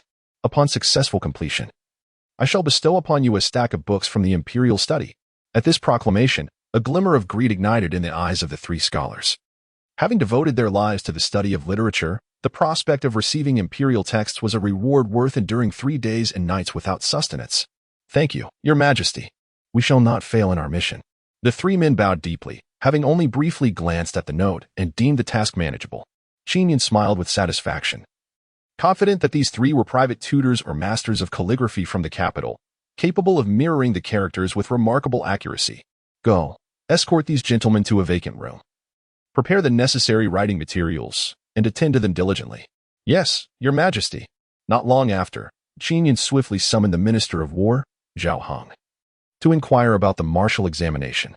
"Your Majesty, the announcement regarding the martial examination has already been made public some time ago. Presently, the official offices in the imperial capital have received registrations from over 1,000 individuals. Coupled with the lists submitted by various provincial governments, the total exceeds 10,000. The Ministry of War is diligently sifting through the candidates, eliminating those of dubious merit, awaiting your decree to set a date for the martial arena," Zhao Heng said. Kneeling on the ground, Qin Yun nodded, tapping his fingers on the table, and suddenly asked, "Among these 10,000, how many belong to aristocratic families or royal kin?" Zhao Heng hesitantly raised his gaze, responding, "Most are of noble birth, but there are also scholars from humble origins." Frowning slightly, Qin Yun expressed his displeasure. "I seek a champion of martial prowess, indifferent to their background. Are you not aware of this?" "Your Majesty." Zhao Heng, filled with trepidation, knelt deeper, explaining. In the vast expanse of the Great Xia, traversing through 13 provinces, the news of the martial examination has not reached some remote areas. Furthermore, many noble youths refrain from coming to the capital due to the lack of travel funds. Additionally, I have been meticulously filtering through the candidates and have found that many of those from humble backgrounds are largely unrefined, lacking knowledge of military strategy and command. It is. Zhao Heng cautiously glanced at Qin Yun, truly challenging to select. Upon hearing this, Qin Yun sighed. In such ancient circumstances, achieving a fair selection across the realm seemed to be an insurmountable task. "Very well. Proclaim my decree. This martial examination will not only include the champion, but also a runner-up and a third place, along with an additional selection of 20 outstanding young individuals who will be granted significant roles within the military. Appointed as 7th-rank lieutenants. With more positions available, perhaps it will incite a greater desire for participation among the populace." Zhao Heng nodded affirmatively. "Yes, Your Majesty." Qin Yun narrowed his eyes, continuing his instructions. "When reviewing the lists, pay special attention to the candidates' backgrounds, ensuring that no schemers infiltrate our ranks. Do you understand?" Zhao Heng and Oppo's expression hardened, and he promptly replied, "Yes, Your Majesty, I comprehend. Let us tentatively set the date for August. The first 2 rounds of screening will be your ministry and Oppo's responsibility, while I shall personally oversee the final round," Qin Yun declared. Zhao Heng nodded again, "As you command." "Your Majesty." "Depart now." Qin Yun waved his hand, turning his attention to the memorials. Zhao Heng quietly withdrew, leaving only a few palace maids fanning themselves and the eunuch. Gongshi. Qin Yun picked up a stack of scrolls and began to examine them with keen interest. Recently, during court, Wei Zheng had advocated for him to take concubines to enrich the harem and ensure the continuation of the imperial line, a proposal he had accepted. To his surprise, in such a brief period, a list had been submitted along with these scrolls. The exquisite artistry depicted the portraits of beauties from various regions. The first scroll captured his attention, and he found it difficult to part with it. The woman's ancestry, age, and essential information were all meticulously detailed. He murmured to himself, "Goodness, the Emperor's selection of a consort is remarkably indulgent, akin to my past life when I frequented nightclubs to choose charming ladies. No, that is not quite right. Compared to these pure and classical beauties, the women from my previous life were mere trifles." He scrutinized each painting, some of the enchanting figures even eliciting a profound longing within Qin Yun. Each one possessed unique attributes: long legs, exquisite beauty, an air of cold elegance. or the coyness of a lowered gaze, a veritable array. When his gaze fell upon the final painting, he was utterly astounded. This woman evidently surpassed all the preceding beauties, existing on an entirely different plane of magnificence. Her brows resembled distant mountains, her eyes mirrored autumn's gentle waves. On her exquisitely beautiful visage lay a unique charm that could etch itself into one and Apos' memory for a lifetime. Her hair was modestly tied back, her attire as pure as snow, so unadorned that even rouge was absent, yet she possessed an innate beauty, her skin flawless and delicate. In her hand, she held a sword, which added an element of gallant grace to her feminine allure. The painting seemed almost alive. Who was this woman? Qin Yun gripped the scroll tightly, his eyes wide with astonishment, his voice barely concealing his excitement. At the sound, Feng Lao instinctively lifted his gaze. And upon seeing the beauty depicted in Qin Yun and Apos' scroll, his expression quickly morphed into one of bewilderment. Your Majesty, what is it about her that captivates you so? Chapter 49. Invitation to the trap. Eagerly, the esteemed eunuch, she stepped forward to assist Qin Yun in identifying the individual. Your Majesty, this painting was presented by the governor of Yunzhou some time ago. I dared to bring it forth, unsure if it might be to your liking. He inquired with utmost caution. To my liking?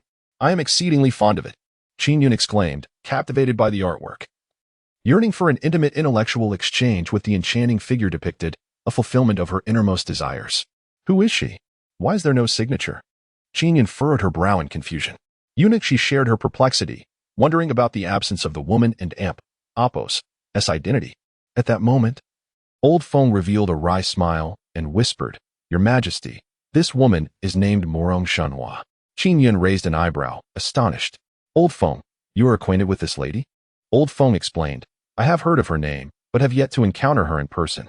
It is known that her martial prowess is extraordinary. Throughout Yun and Jing, admirers abound. Her beauty is renowned across the land, yet many remain unaware that her true distinction lies in her martial skills. Oh, Qin Yun and Apos' eyes sparkled with newfound interest in such a woman. It is often said that beauty is akin to a fragile vase. Yet it seems that is not necessarily the case. Old Feng, in comparison to you, who is more formidable, you or this Miss Morong? Old Feng frowned, contemplating deeply.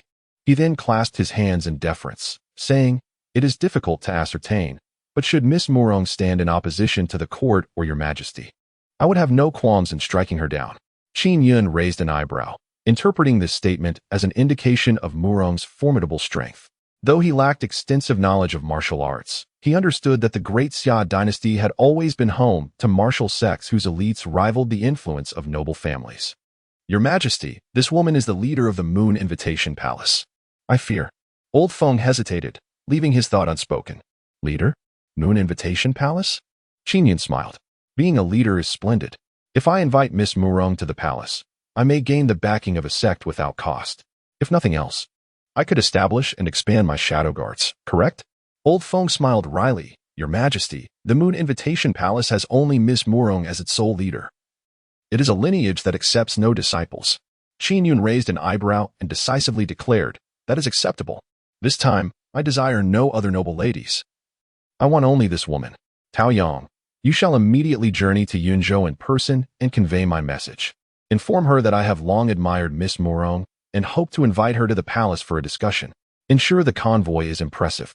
Do not disgrace the leader and Apos' reputation, understood? Tao Yang knelt and clasped his fists. Yes, your Majesty, I will see to it. Upon hearing this, old Feng and Apos' expression grew peculiar. He harbored doubts about the feasibility of inviting a woman of such stature to the palace, yet with the Emperor and Apos' being so firm, he felt it unwise to voice his concerns. That night, as Qin Yun prepared to visit the Yangxin Palace to take a stroll with Xiong and Apos', he received word that 3 venerable scholars had nearly replicated the characters from the note with remarkable accuracy. He promptly changed direction and proceeded to the side hall. On the pearwood table, the floor was strewn with discarded notes, numbering in the hundreds. 3 venerable gentlemen knelt on the ground, almost in unison proclaiming, We have had the honor of seeing His Majesty and, fulfilling your command, we humbly present our work for your inspection. Qin Yun received 2 identical notes from one of them. Upon examination, he discovered that the notes were indistinguishable in both the style and size of the characters, revealing not a hint of disparity. Qin Yun was taken aback. He could no longer discern which note was presented by the young Daxia. Excellent, splendid, Qin Yun exclaimed, a smile gracing his lips. The three elderly scholars, invigorated after completing their task, appeared quite elated. Now, I require you to compose additional notes in this same style, Qin Yun instructed. We shall obey. The three responded with a formal gesture, exuding confidence. Qin Yun promptly arranged for notes of uniform size to be cut, then dismissed the surrounding eunuchs and palace maids. He directed the three scholars to write, at the hour of the pig tonight. In the Orchid Heart Pavilion of the Imperial Garden, we shall once again ambush Shao Jian. Qin Yun intended to utilize these notes to ensnare the lurking eunuch assassins all at once.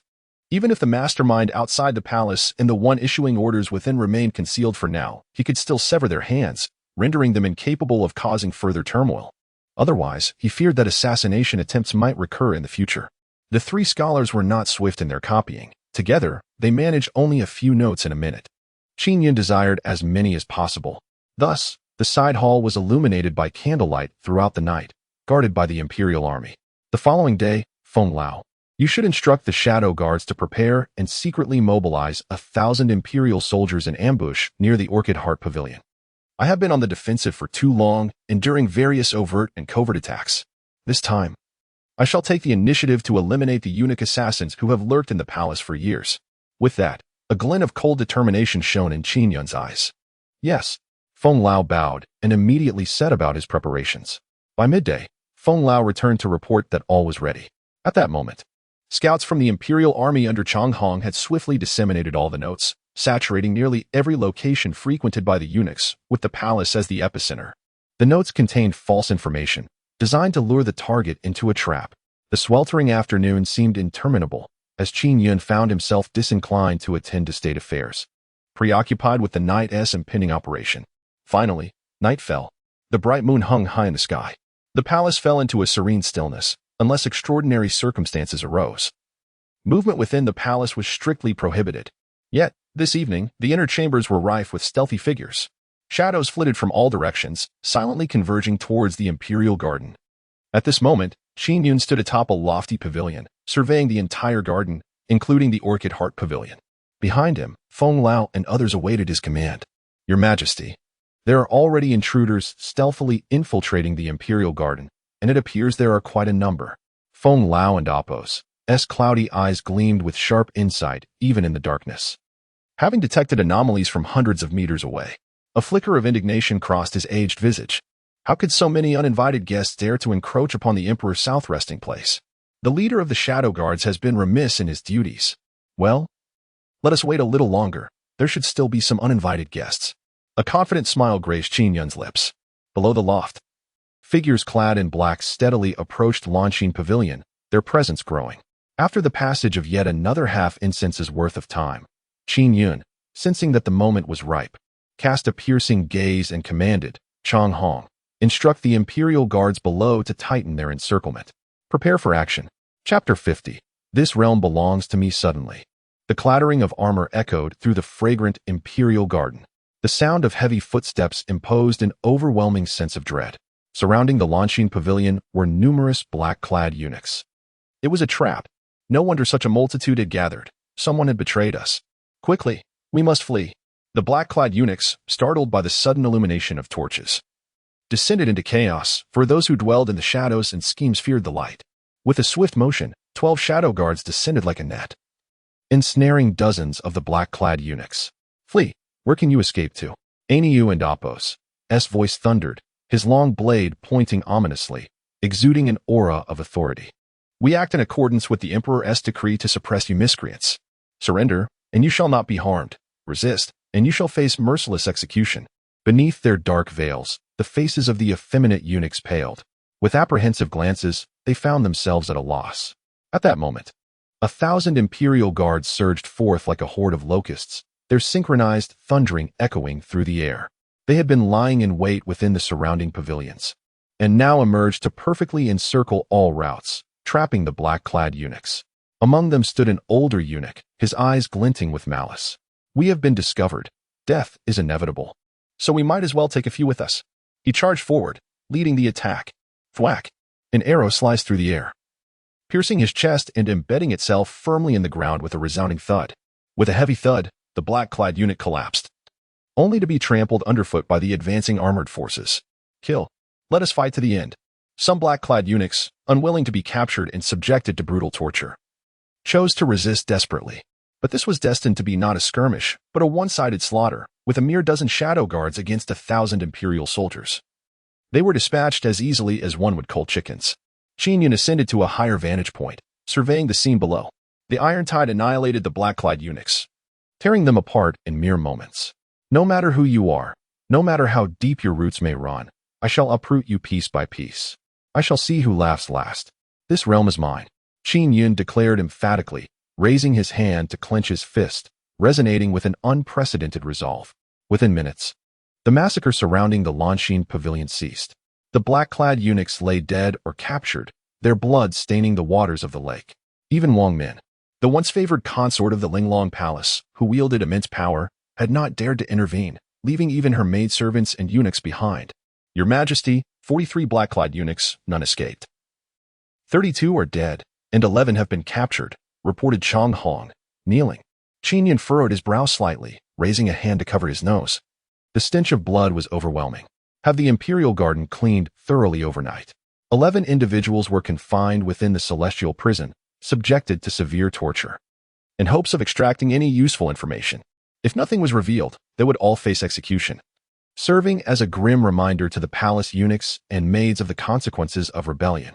Yes, responded Chang Hong and the others, clasping their fists in acknowledgement. Qin Yun waved his hand dismissively and turned away from the vicinity of Lanshin Pavilion. The following dawn, the Imperial Garden returned to its pristine state. The bodies and bloodstains had been meticulously cleared away, even the grass replaced with new sod. The events that transpired here remained undisclosed, akin to a clandestine execution. Those within the palace were aware yet dared not inquire further, only noting the mysterious disappearance of several eunuchs from various departments in the harem. Qin Yun returned once more to Lanshin Pavilion, requesting a brew of tea sourced from the southern Jiangnan region. Before him stood a figure, none other than Wang Min. She had applied a touch of powder to conceal her pale face, still marred by unhealed wounds. Adorned with a hairpin and dressed in a flowing gown, she exuded an enchanting charm, each smile and frown capable of captivating the heart of an emperor. In terms of beauty, her sensuality and allure were unparalleled. Each time Qin Yun beheld her, he felt a pang of regret, lamenting that such a captivating woman was so restless, even secretly opposing him. Are you aware of what transpired in the Imperial Garden last night? Qin Yun finally initiated the conversation, his gaze distant. Wang Min's enchanting eyes flickered as she timidly replied. Last night, I found myself unable to sleep, and I heard the sounds of a struggle in the garden. I was initially concerned for your Majesty and wished to inquire further, but recalling your Majesty's words, I dared not step beyond Linglong Palace. Qin Yun smiled broadly, observing her with calmness. Would you truly remain so composed? Wang Min's expression faltered, revealing her surprise. Your Majesty, I do not comprehend your meaning. Qin Yun smirked slightly. I summoned you today to have an earnest discussion.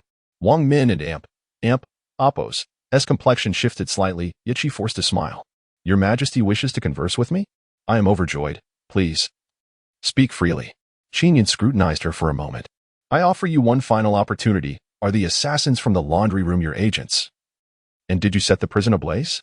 Wang Min's reaction was excessively intense. Her face paled instantaneously as she fell to her knees, tears streaming down her cheeks as she stammered, Your Majesty, I truly do not know.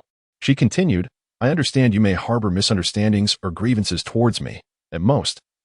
I engage in rivalry within the harem, but I would never dare to overstep my bounds. After speaking, she clutched her wounded abdomen, her brow furrowed in pain.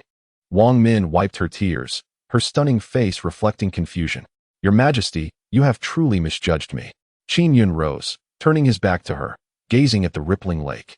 Last night, I executed over 40 dark-clad eunuchs, and I shall continue to do so. More will follow. Those who align with me shall prosper. Those who oppose me shall perish. Anyone who harbors treachery shall meet their end. Not even the mightiest shall be spared. Wang Min was momentarily taken aback by his resolute demeanor and unwavering tone, feeling a twinge of panic. At that moment, Qin Yun turned, his gaze unwavering. Reveal the truth to me. I despise the betrayal of those close to me. Wang Min felt the scrutiny and pressure emanating from an emperor. For a fleeting moment, she hesitated, but soon her inner resolve overshadowed that doubt. Leaning forward, she spoke softly yet decisively. Your Majesty, I am afraid I do not quite understand. Qin Yun, somewhat disheartened, had summoned her today not only to test her resolve but also to offer her a chance. Yet, the outcome was less than satisfactory. He firmly believed that Wang Min was far from the facade she presented. An opportunity had been granted. Thus, in the future, no leniency would be extended. Wang Min slowly lifted her gaze, her eyes shimmering with a profound intensity as she regarded Qin Yun and Apos' silhouette. In this world, you are unworthy. I, too, deem you unworthy. You are merely a worthless emperor, relying solely on the privilege of your birthright as the eldest son to ascend the throne. Chapter 51. Murong refuses the edict. The martial arts examination commences. 2 days have elapsed. Life within the palace continues as usual, and the court has grown significantly quieter. Perhaps this tranquility is attributable to Qin Yun's recent and relentless displays of authority, executing a group of individuals every few days, with each execution claiming no fewer than dozens of lives. Ultimately, even Wang Wei has chosen to lie low, while other powerful officials have adopted a more subdued demeanor. During this time, rumors of Qin Yun's ruthless bloodlust have circulated among the populace, giving rise to children's songs that mock the tyrant. When the willow is alive, hundreds perish. When the willow turns green, the Han family is implicated. When the willow dies, the chancellor is executed. Willow buds are buried with the eunuchs. In the year of Qingxi, the great Xia is unsettled. The eldest son does not return. 9 out of 10 households are empty. Unbeknownst to Qin Yun, who resides in the imperial palace, these malicious whispers abound. At this moment, he has just risen from the embrace of the delicate Xiao Shufei, her fair skin and long, elegant legs leaving him in a state of disarray.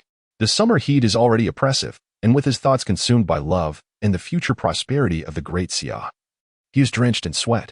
After a refreshing bath under Yinner's gentle touch, Qin Yun, raising an eyebrow, swiftly summoned Taoyang. He had dispatched him days prior to Yunzhou to invite the esteemed Murong, the head of the moonlit palace, to the palace for a discussion. Though he was uncertain of the outcome, having traversed into this world as the sovereign of Great Xia, Qin Yun's primary ambitions lie not only in eliminating power-hungry officials and solidifying his reign, but also in gathering the most exquisite beauties of the realm, with hopes of a lineage of countless sons and grandchildren. In the imperial study, designated for discussions of state, kneeling before him is the weary Taoyang, clad in military garb. The poor fellow seems to have met with some misfortune. His face is pressed to the ground, and he dares not raise his head. Taoyang, rise. You have worked hard on your journey, Qin Yun remarked, raising an eyebrow. Reluctantly, Taoyang lifted his face, revealing a battered visage, with a blackened eye and what appeared to be a missing tooth. Qin Yun was taken aback. Taoyang, nearly 25 years old, brimming with youthful vigor, now appeared utterly disheveled. Did you fall while riding? With a wry smile, Taoyang clasped his hands and replied, Your Majesty, it is not as it seems. He hesitated, reluctantly confessing, Your Majesty, I failed to accomplish the task. This injury was inflicted by Murong, the head of the moonlit palace. Why did she strike you? Does she not realize you are in my service? Or did you commit some egregious act that might have offended Miss Murong? Qin Yun pressed. Taoyang thought to himself that it was precisely because she knew he was in the Emperor and Apos' employ that she had struck him so fiercely. But he dared not voice this thought. Wiping the sweat from his forehead, he stammered, Your Majesty, I did not offend Miss Murong. I acted with utmost courtesy, as you instructed. However what? Speak plainly, or I shall have your tongue. Qin Yun and Apos' impatience was palpable.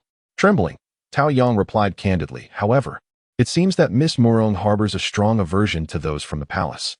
Her demeanor was cold, and upon my conveying your message to her, her expression darkened. Before I knew it, my colleagues and I were swiftly overpowered, unable to put up any resistance. Even when I drew my weapon in self-defense, it was akin to striking a rock with an egg, resulting in my current injuries. Taoyang glanced at Qin Yun's expression and finally conveyed a message from his superior. Qin Yun understood that he had been rejected, and the envoy he sent had even been assaulted. Murong Zhangjiao, how imposing you are. He felt a wave of displeasure. How dare this woman disregard the Emperor and Apos' invitation? With a scoff, he inquired, What message did she send you? Taoyang and Apos' face turned pale, stuttering like a child reporting mischief. Murong Zhangjiao said Your Majesty might want to avoid leaving the palace, otherwise. Taoyang hesitated, knowing that continuing would earn him a reprimand. At this, Qin Yun and Apos' expression darkened. How could anyone dare to threaten him so brazenly? Even if you, Murong Shunhua, are a transcendent master, ethereal and untainted. You are but a small fish in the vast sea under the Emperor's rule. He inwardly scolded, humph, with such a wild temper. If I do not teach you a lesson, you shall not know who truly holds power in this realm. Feng Lao. Your Majesty, what are your commands? Qin Yun declared. Send the shadow guards to capture this little wild horse and bring her into the palace. Feng Lao never refused Qin Yun and Appo's orders, merely nodding in acknowledgement. He would not hesitate to fulfill any command, be it binding a Murong Zhangjiao or retrieving stars from the sky. Having finally set his eyes on a beauty, Qin Yun was disheartened by the rejection and waved his hand dismissively. Taoyang, you may leave. I do not hold it against you. Let the royal physician attend to you. Yes. Taoyang promptly withdrew. Shortly thereafter, 6 shadow guards were dispatched to Yuzhou to capture Murong Shenhua. Yet, it seemed that Murong Zhangjiao anticipated Qin Yun's persistence. She left a letter for the shadow guards, stating to cease all further attempts and warning that any future intruders would be met with force. Upon receiving this news, Qin Yun grew somewhat serious. Such a formidable opponent could not be subdued without a large military presence. However, he decided to postpone the matter for now, prioritizing the affairs of the palace and the martial examination. As the seasons changed, the summer heat finally waned. The scorching sun of July gave way to the gentle warmth of August. On this day, the 12th of August, a momentous occasion unfolded, the first martial examination of the Great Xia dynasty. Prior to this, candidates had been meticulously filtered through multiple rounds from various provinces in the Ministry of War, and today, the final selection would be presided over by the Emperor himself. Qin Yun. The competitors would vie for the titles of champion, runner-up, and third place. The court and many noble scions were aware that the victor would be granted the title of general, commanding the Qinglong Guards. Thus, everyone was charged with excitement. At dawn, the entire imperial capital buzzed with fervor. Many outsiders had gathered, brimming with enthusiasm for the martial examination. Early in the day, Consort Shao prepared the most majestic dragon robe for Qin Yun, carefully grooming his face to present a spirited appearance. After a hearty breakfast, Qin Yun, accompanied by the officials of the Ministry of War, proceeded to the venue, the Shifang training grounds outside the palace. He placed great importance on the selection of the martial champion, having already reviewed many of the candidates' names. Upon arriving at this place, witnessing the immense crowd, all kneeling and fervently shouting "Long live your Majesty," filled Qin Yun with a sense of delight. However, in the next moment, his expression darkened considerably. Outside the Shifang martial arts arena, more than 30 robust young men dressed in simple garments, their trousers caked with mud, simultaneously knelt down and thundered in unison, "Your Majesty, please uphold justice for us." The shadowy dealings of the martial examination, with officials protecting one another, where lies the path for us, the humble sons of the common folk. Chapter 52. We are all united in our devotion to the nation. In an instant, the entire Shifang martial arts arena fell into a hush. A multitude of gazes converged. Thousands of commoners gathered to witness the spectacle, alongside numerous officials and a host of young gentlemen participating in the martial examination. The expression of the Minister of War, led by Zhao Hong, shifted dramatically. In the distance, over 30 kneeling figures appeared. This was unmistakably a petition to the throne. In matters concerning the martial examination, every individual within the Ministry of War was invariably implicated. Zhao Hong immediately exchanged a knowing glance with the officer stationed nearby. The latter understood the unspoken command and promptly directed the soldiers to obstruct the view, employing rather rough tactics to shove the 30 or so individuals, their demeanor and words laden with menace. "Your Majesty, do not linger on this. The auspicious time has arrived. You may announce the commencement of the martial examination." Zhao Heng explained with a forced smile. Those individuals were merely lacking in strength, possessing evident shortcomings, and upon being eliminated, they resorted to causing a disturbance. A resounding slap echoed through the air. Qin Yun, without a shred of mercy, struck the esteemed Minister of War across the face in front of the gathered crowd, leaving him dazed and disoriented. "You wretched scoundrel, do you dare to play tricks under my very nose? Clear your men away at once, or I shall have you executed on the spot." Qin Yun roared like an enraged lion, his fur bristling with fury. He had witnessed the officials manhandling the over 30 young men, even resorting to beating them with clubs, leaving some bloodied. Such a sight ignited his indignation. If he was outraged in this moment, what would transpire in his absence? How could he hope to promote those talents he desired through such means? Zhao Hong, witnessing Qin Yun's unprecedented fury, felt his legs weaken in terror, stammering, yes, your Majesty." He hastily scrambled out of the martial arts arena. dispersing the soldiers maintaining order. The 30 young men, tattered and some injured, yet with eyes gleaming with clarity and resolve, stood unbowed against tyranny, merely seeking fairness. Qin Yun held them in high regard. Even if these 30 individuals were not outstanding, he would embrace them. Before the dignitaries and countless commoners, Qin Yun strode forth. Adorned in his dragon robe, and where he walked, no one dared to meet his gaze. I am here. Speak of your grievances and injustices to me, he declared, forthright and unambiguous. The 30 men stiffened, being mere rustic villagers, and were naturally rendered speechless in the presence of the emperor.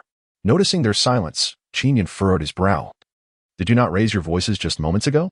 Why have you turned into meat creatures now? Surely you are not lying. No. A robust young man suddenly shouted from the back. Gritting his teeth, he mustered his courage and knelt before Qin Yun.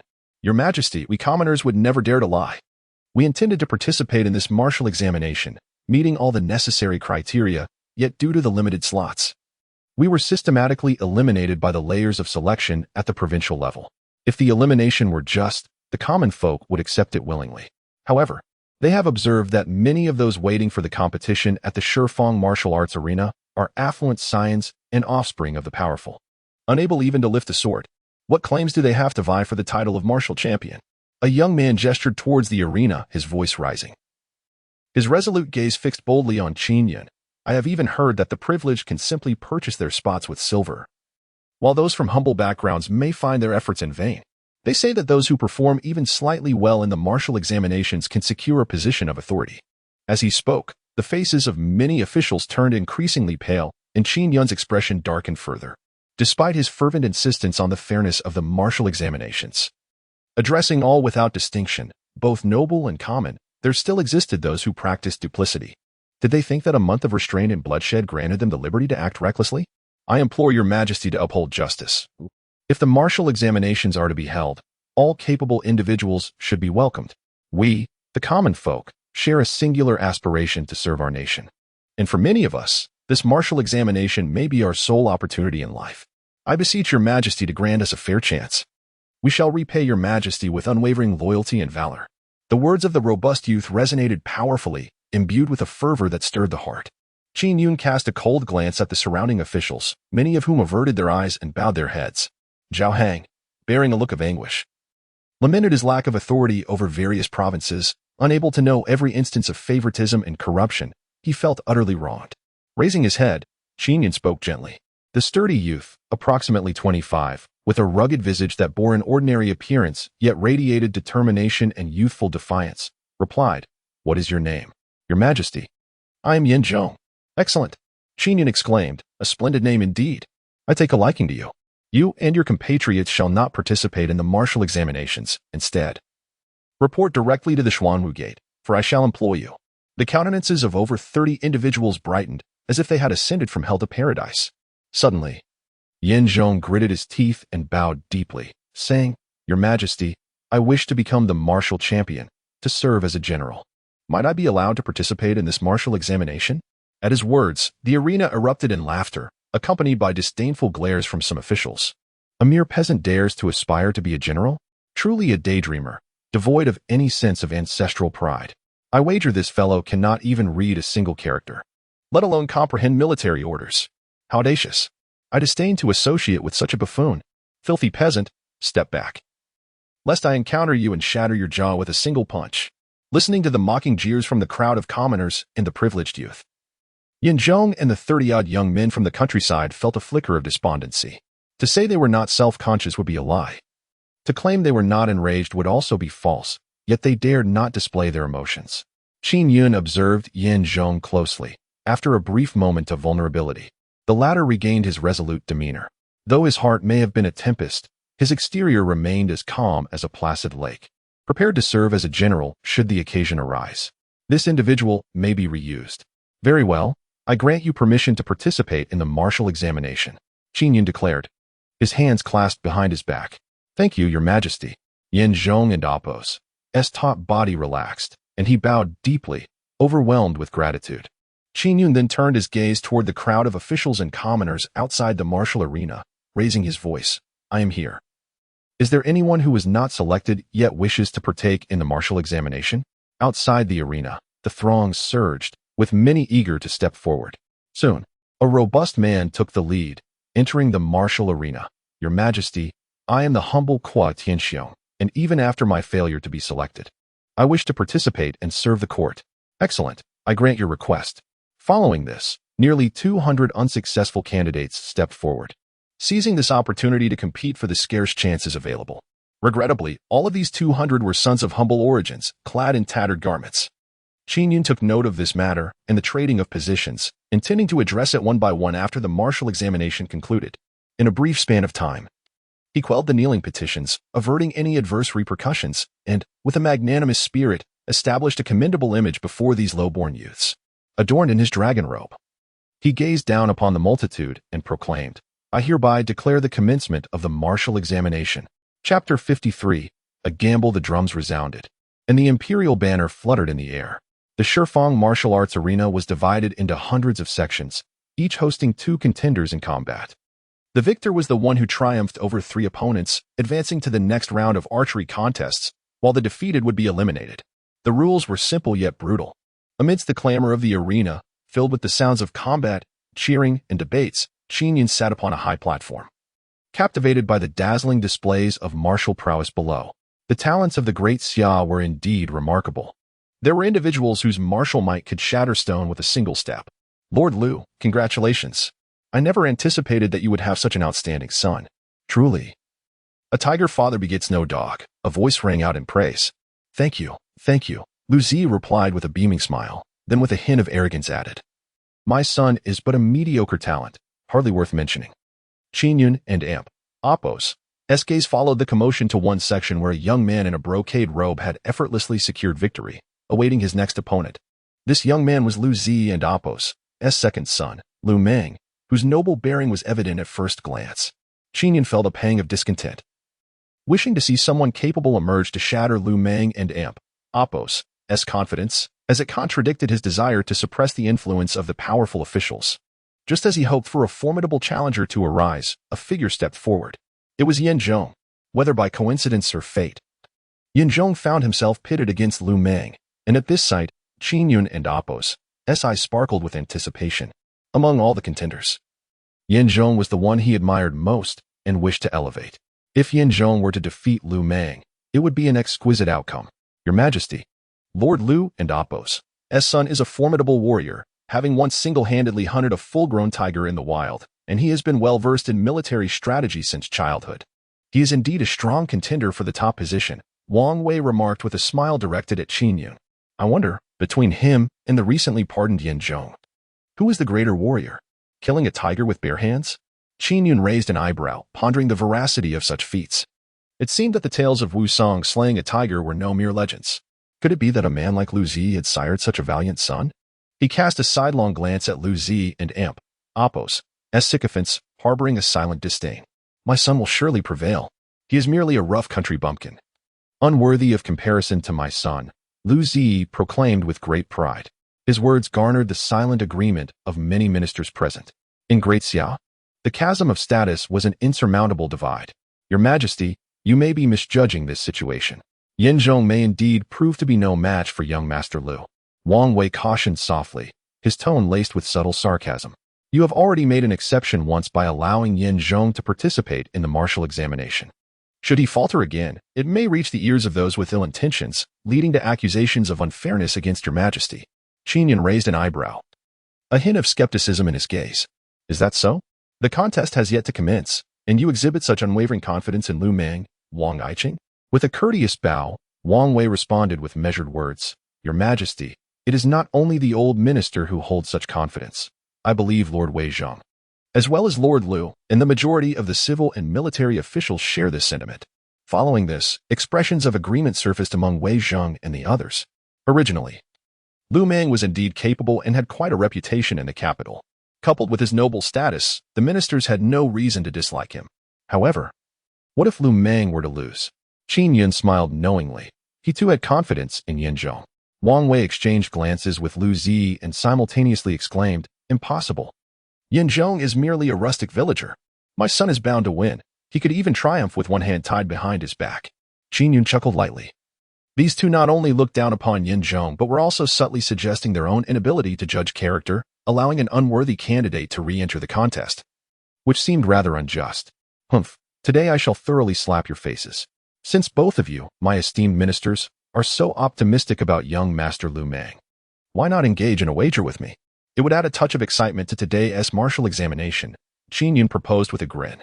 Wang Wei's shrewd eyes sparkled as he slowly clasped his hands in respect and inquired, Your Majesty, may I ask how we shall wager?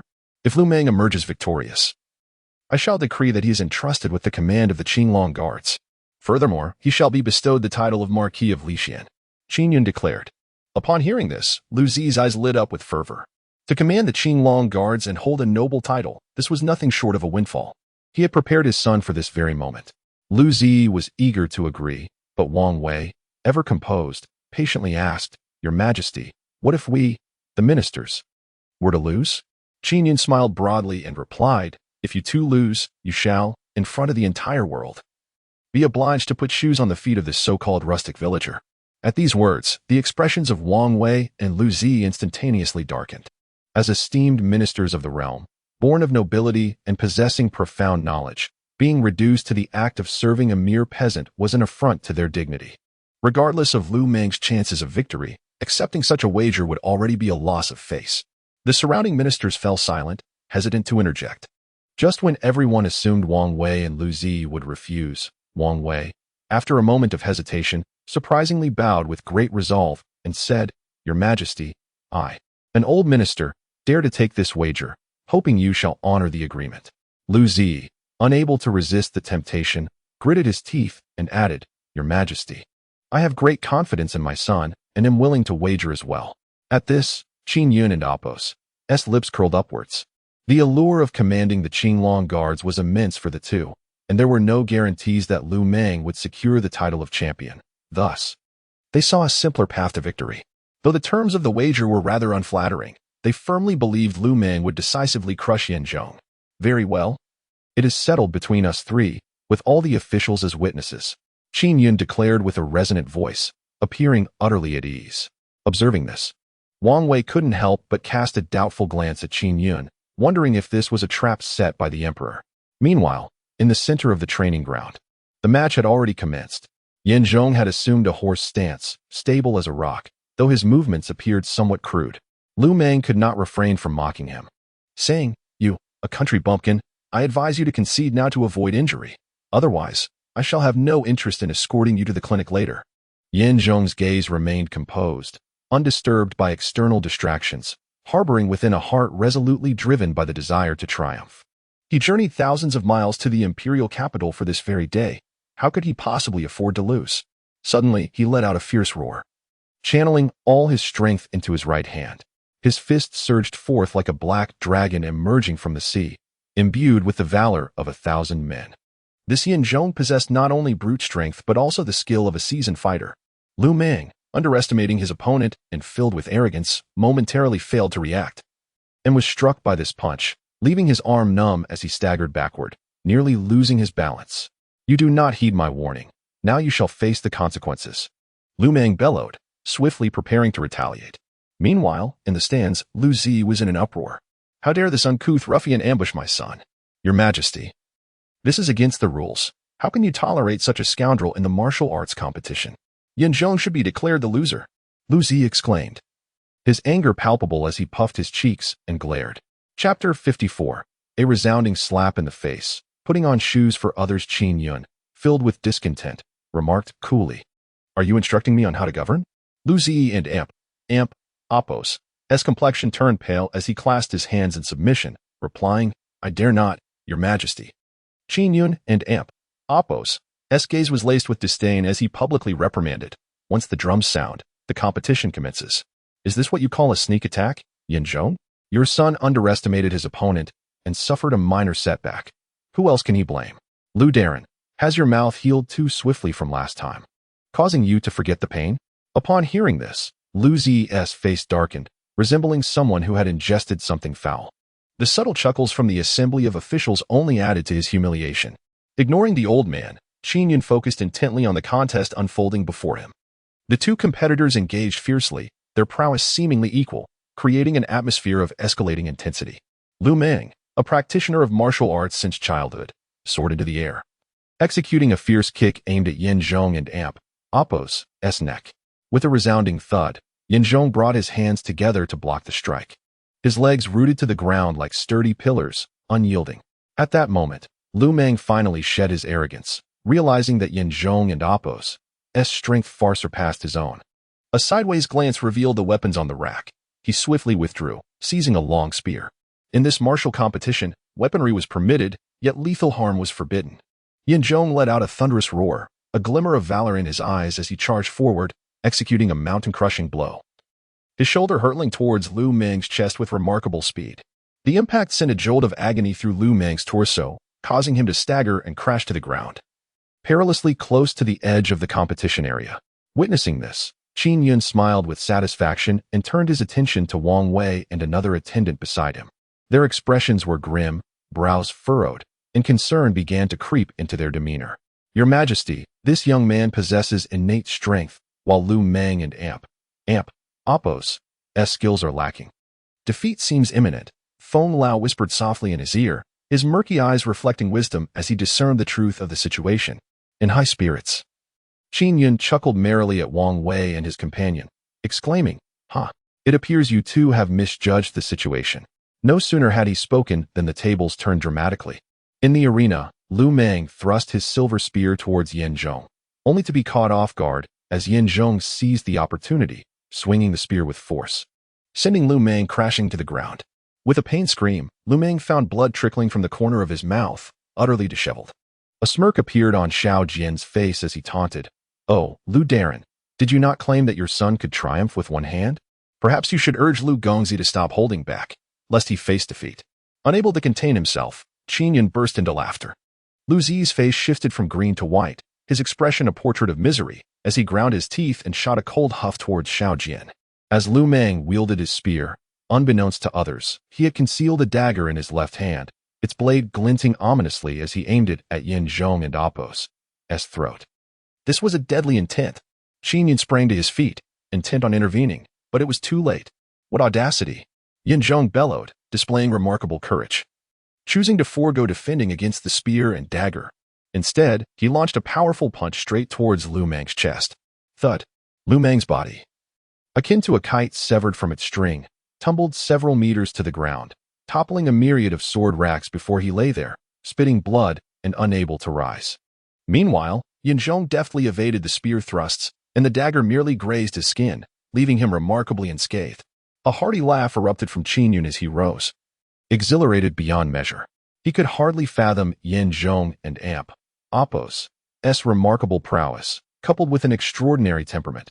He felt as though he had stumbled upon a treasure. Hailing from Zhuo County in Yunzhou, Yin Zhong emerged victorious. With the examiner and Apos' resounding declaration, Lu Meng was unequivocally defeated. Wang Wei and Lu Zi and Apos' faces contorted in disbelief. Akin to having ingested something foul, their throats constricted in shock. How could Lu Meng possibly lose to a mere rustic? Their hearts brimmed with fury and regret. Qin Yun, grinning widely, turned to the two and taunted, "My esteemed courtiers, this humble villager has triumphed over young Master Lu. Do you have anything to say?" Wang Wei and his companion clenched their teeth, engulfed in shame. Their earlier confidence had now morphed into a stinging rebuke. The thought of having to submit to this peasant filled Wang Wei with a desire to flee. How could he have ever agreed to such a wager? Now that he had lost, who would dare defy the Emperor and Apos' decree? The martial arts competition at the Shifang Arena continued unabated. Out of 3,000 participants, 1,000 advanced. Then 100, and ultimately, 10 individuals would emerge to claim the titles of champion, runner-up, and third place. Events included martial arts contests, archery, and equestrian trials, all unfolding with fervor. As the rounds of eliminations progressed, Qin Yun was astonished to observe that amidst the throngs of noble offspring, a select few from humble backgrounds fought valiantly, breaking through the ranks. Some rural youths showcased remarkable talents. One such individual, named Ko Tianxiang, a hunter, exhibited astonishing accuracy in archery, surpassing many signs of military families. Yin Zhong had no rivals, effortlessly dominating the competition. It was evident to all that Yin Zhong possessed unparalleled martial prowess. Barring unforeseen circumstances, he was destined to become the champion. It was not that the commoners were incapable. Rather, they simply lacked opportunities. Qin Yun mused that since the martial examination had commenced, The civil examination ought to follow suit. Ever since Lin Changshu's demise, the position of prime minister had remained vacant. Only martial generals could pacify the realm, while scholars governed the state. 2 hours later, as the sun began its descent, the final duel concluded with Qin Yun narrowly defeated by Yin Zhong, marking the end of the martial examination. Qin Yun promptly summoned eunuch Shi to announce the imperial edict. As over 1,000 individuals knelt in the arena, enveloped in profound silence, by the grace of heaven, the emperor proclaims, on the 12th of August, the martial examination has concluded successfully, and I am exceedingly pleased. I hereby appoint Yin Zhong, the champion, as Grand General of the Qinglong Guard, with a third-rank official title, and grant him a residence in the imperial capital. I bestow the title of runner-up upon Qin Yun, appointing him as Vice General of the Qinglong Guard, with a fourth-rank official title, and grant. I confer the title of third place to Yuan Chishu, with a fourth-rank position as a captain. Furthermore, I select Fan Lin, Zhang Yun, Wan Xiao, and 7 others, bestowing upon them the rank of fifth-rank lieutenant to enter the Imperial Guard for training, with the expectation of serving the court in the future. With the decree proclaimed, the matter was settled. All accolades were earned through merit, devoid of any favoritism. Even the offspring of certain court officials who failed to achieve commendable results were left without grounds for complaint. As the common folk dispersed with lingering sentiments, many dejected young men who had failed to succeed quietly wiped away tears. Missing this martial examination, they pondered the possibility that there might not be another opportunity.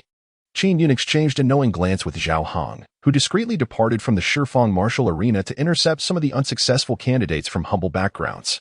Though their performance had been lackluster, they could undoubtedly serve the court with loyalty, far more commendable than the idle and arrogant nobility. Lord Wang, Lord Liu. Have you perhaps forgotten something? Qin Yun suddenly smiled, casting a sidelong glance. Wang Wei and Lu Zi, their expressions grim, remained silent in their seats. Your Majesty, it would be unseemly for esteemed ministers to assist a commoner, one third-rank official interjected, attempting to dissuade the situation. Silence. One must honor their wagers. The ministers of the Great Xia must not be untrustworthy. Qin Yun glared at the official, who immediately recoiled and retreated, realizing the gravity of the moment. Wang Wei understood that the emperor was resolute in his intention to humiliate him. Gritting his teeth, he rose abruptly, bowing deeply. Your Majesty, this old minister concedes. With a stiff expression, he descended from the high platform and retrieved the specially crafted flowing cloud boots from the hands of the Imperial Guards. These were part of the armor set belonging to the Grand General of the Qinglong Guard. General Yin, I have lost our wager. Allow me to assist you with your footwear. At this, Yin Zhong felt a wave of embarrassment and unease. Was it not absurd for the Minister of Revenue to don shoes for a commoner? He hesitated to accept, yet the intensity of Qin Yun's gaze compelled him to comply. Lu Zi also approached, his steps slow and his expression laden with discomfort, yet he dared not retract his stance. To do so would surely provoke the emperor's ire. Thus, in the sight of numerous officials and the gathered populace, the two ministers knelt to change Yin Zhong and Appos' shoes. Remarkable. That is none other than Lord Wang Wei, the Minister of Revenue, responsible for the nation's finances, yet here he is, assisting the martial champion with his footwear. What a spectacle. Rumored to be the result of a wager lost to the emperor, the scholars must surely feel disgraced. As a country bumpkin receives such treatment, a humiliation that would linger in infamy. Hush. That is the martial champion, the current Grand General of the Qinglong Guard. Chapter 55, The Summer Smoke Falls into the Net, a map observing the expressions of the two as if they had consumed dead flies. Qin Yun felt an unprecedented sense of ease. From this day forth, it was likely that the entire imperial capital would circulate this tale, marking Wang Wei and Lu Zi and Appos' notorious social demise. Humph. After donning his shoes, Lu Zi cast a cold glance at Yin Zhong, his demeanor unfriendly. At that moment, Qin Yun descended slowly, flanked by the Imperial Guard and eunuchs. Your Majesty, all the young nobles, conferred titles, knelt down with reverence in their eyes. For these unsophisticated individuals, the reigning emperor embodied divinity, especially as they stood before this sovereign, who would soon elevate them to greatness and opulence. How could they not show respect? This is the emblem of the Azure Dragon Guards. I hereby entrust the safety of the imperial capital to you. Qin Yun cheerfully patted Yin Zhong's shoulder, his tone warm and inviting. Yin Zhong accepted the emblem, his hands trembling, his eyes sparkling with fervor as he bowed deeply, declaring, Your humble servant vows to serve your Majesty with unwavering loyalty, alleviating your burdens. Qin Yun personally assisted him to his feet, exemplifying the virtue of honoring the worthy. Leaving Yin Zhong astounded, surrounding individuals cast envious glances at him. In just a few hours, he had ascended from a simple villager to a commander of tens of thousands in the imperial capital, a remarkable fortune indeed. Do not despair, I treat all with equality. As long as you remain loyal to the court and to me, each of you shall rise to prominence. Qin Yun passionately encouraged them and then made a bold move, extending his hand to don a suit of golden chainmail upon them. I myself shall adorn you in the armor of the great Xia. Yin Zhong and Ko Tianxiong and Appos, S expression shifted in shock. Your Majesty, this is unseemly. The officials of civil and military ranks likewise opposed this act, believing it undermined decorum. However, Qin Yun remained resolute, his gaze radiant. As sons of the great Xia, we defend our homeland and uphold the imperial authority. How noble you are! I wish to bestow upon you the highest honor. This ritual of donning armor stirred the hearts of these young men, igniting their spirits. Thank you, Your Majesty. We vow to serve you with our lives. They exclaimed, their voices resonating like thunder, shaking the heavens. Behind them, some officials harbored ulterior motives, their thoughts tumultuous. Wang Wei and Appos, S eyes flickered, contemplating. What a display of honoring the worthy, what a monarch, what a means of winning hearts. Could it be that I have misjudged? Sighing, he resigned to his choice of supporting the ninth prince, dismissing such thoughts. The tide will wash away the heroes. In the end, right and wrong are ephemeral. He refused to believe that they would falter. Subsequently, Qin Yun indeed helped each newly appointed general don their standard armor, moving these young men to tears, pledging their unwavering loyalty. Soon, all were fully equipped. In truth, Qin Yun merely played a ceremonial role. None were oblivious to the significance of the emperor personally assisting them. What mattered to them was the attention of their sovereign. With the military examination concluded, this emperor required only to harness the talents of the capable. In the afternoon, he commanded the Ministry of Justice to rigorously investigate the corruption and bribery associated with the martial examination, as well as the illicit trade of quotas among the provincial governments, insisting on severe punishment for any transgressors. Today's martial examination likely resulted in numerous talented individuals being unable to reach the imperial capital due to the lack of available slots. This represents a significant loss for the court, which must be accounted for. Additionally, Zhao Hang submitted a list comprising 100 names, all belonging to the children of humble origins who had failed the recent martial examination. Qin Yun intended to nurture them into the backbone of the future Great Xia army. In the Yangqing Palace, Qin Yun reclined upon the exquisite legs of Consort Xiao, allowing her delicate hands to massage him. Having concluded matters regarding the martial examination, he hoped for a moment of rest. However, a scout's report abruptly drew him from his reverie. Your Majesty, we have located Xia Yan. Qin Yun sprang up from Consort Xiao's embrace, his eyes ablaze with determination. Where is she? She is currently being escorted to the capital. Lord Chang has secretly dispatched a substantial number of imperial guards to ensure her protection along the way, the scout replied with a bow. Ha ha ha, splendid, Qin Yun exclaimed, elated by the double fortune of gaining a cadre of loyal young generals while finally capturing Xia Yan. This woman was the favored concubine of Lin Chashu, who had mysteriously vanished following his downfall. Qin Yun had long suspected her involvement in the assassination plot and believed she possessed knowledge regarding Lin Chashu and Appos' collusion with Wang Wei. Should she reveal any clues, it could serve as a means to bring Wang Wei to justice. At present, Qin Yun lacked not in military might. With General Xiao Jian on the left and General He Xiu on the right, alongside the Qinglong guards led by Yin Zhong, he commanded at least 100,000 troops in proximity to the capital, sufficient force to deter any rebellion. Furthermore, half of the civil officials had already pledged their allegiance to him. What Qin Yun now sought was irrefutable evidence. Without it, he would be compelled to maintain a facade of cordiality, fully aware of the underlying truths. During the night shift, a prison carriage stealthily entered the dungeons from Xuanwu Gate, accompanied by a considerable contingent of imperial guards for protection, ensuring that none could discern the identity of the prisoner within. Qin Yun emerged from the Yangqing Palace, making his way directly to the dungeons. Along the way, Elder Feng provided an explanation. Your Majesty, Xia Yan was apprehended on the Grand Canal. On the Grand Canal? Qin Yun furrowed his brow. The Shadow Guard found a map on her, which you should examine, Elder Feng added. As Qin Yun took the map, he noted its dense markings indicating numerous locations, culminating in a remote mountainous area. Did you uncover anything else? He inquired. Elder Feng shook his head. Aside from some silver and jewelry, Nothing else was found. Qin Yun quickened his pace towards the dungeons, eager to interrogate this woman. Upon arrival, the dim and damp dungeons exuded an eerie atmosphere, with the pale moonlight casting a ghostly glow. Xia Yin, possessing a captivating beauty reminiscent of a former courtesan, bore the signs of prolonged evasion, her skin slightly coarse, and her large eyes filled with weariness and fear. Under the protection of the shadow guards, Qin Yun entered, locking eyes with her. Xia Yin, startled, lowered her gaze. Xia Yin, I have searched for you with great difficulty. Qin Yun spoke calmly, refraining from ordering torture, knowing that this fragile woman could perish in an instant. Xia Yin slowly knelt down and said, I pay my respects to your majesty. She continued, let us get straight to the point. Why did you flee? Qin Yun inquired. Xia Yin and Apos, gaze flickered as she replied, Your Majesty, I am but a frail woman. With Lin Chashu and Apos, treason, I feared being implicated, hence my escape. Is that so? The emperor retorted, I have discovered that you had already vanished before Lin Chashu and Apos' rebellion. What secrets do you harbor? Speak the truth. Qin Yun and Apos' eyes widened, and he suddenly bellowed, causing Xia Yin to tremble, her complexion draining of color. Chapter 56, The Ghost of the Grand Canal, Nighttime Arrests. Qin Yun rose to his feet, continuing to instill fear. Have you ever heard of the boiling punishment? To throw a living person into a vat of water, ignite a fire beneath, cover it, and watch them perish in agony.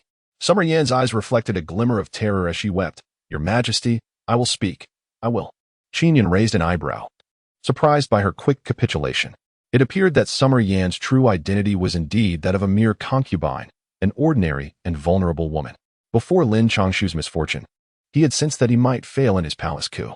Fearing that Wang Wei would discard him, he entrusted me with a map, urging me to leave in advance. Should the plan fail, I was to keep the map hidden, thus making Wang Wei reluctant to act against me for fear of repercussions.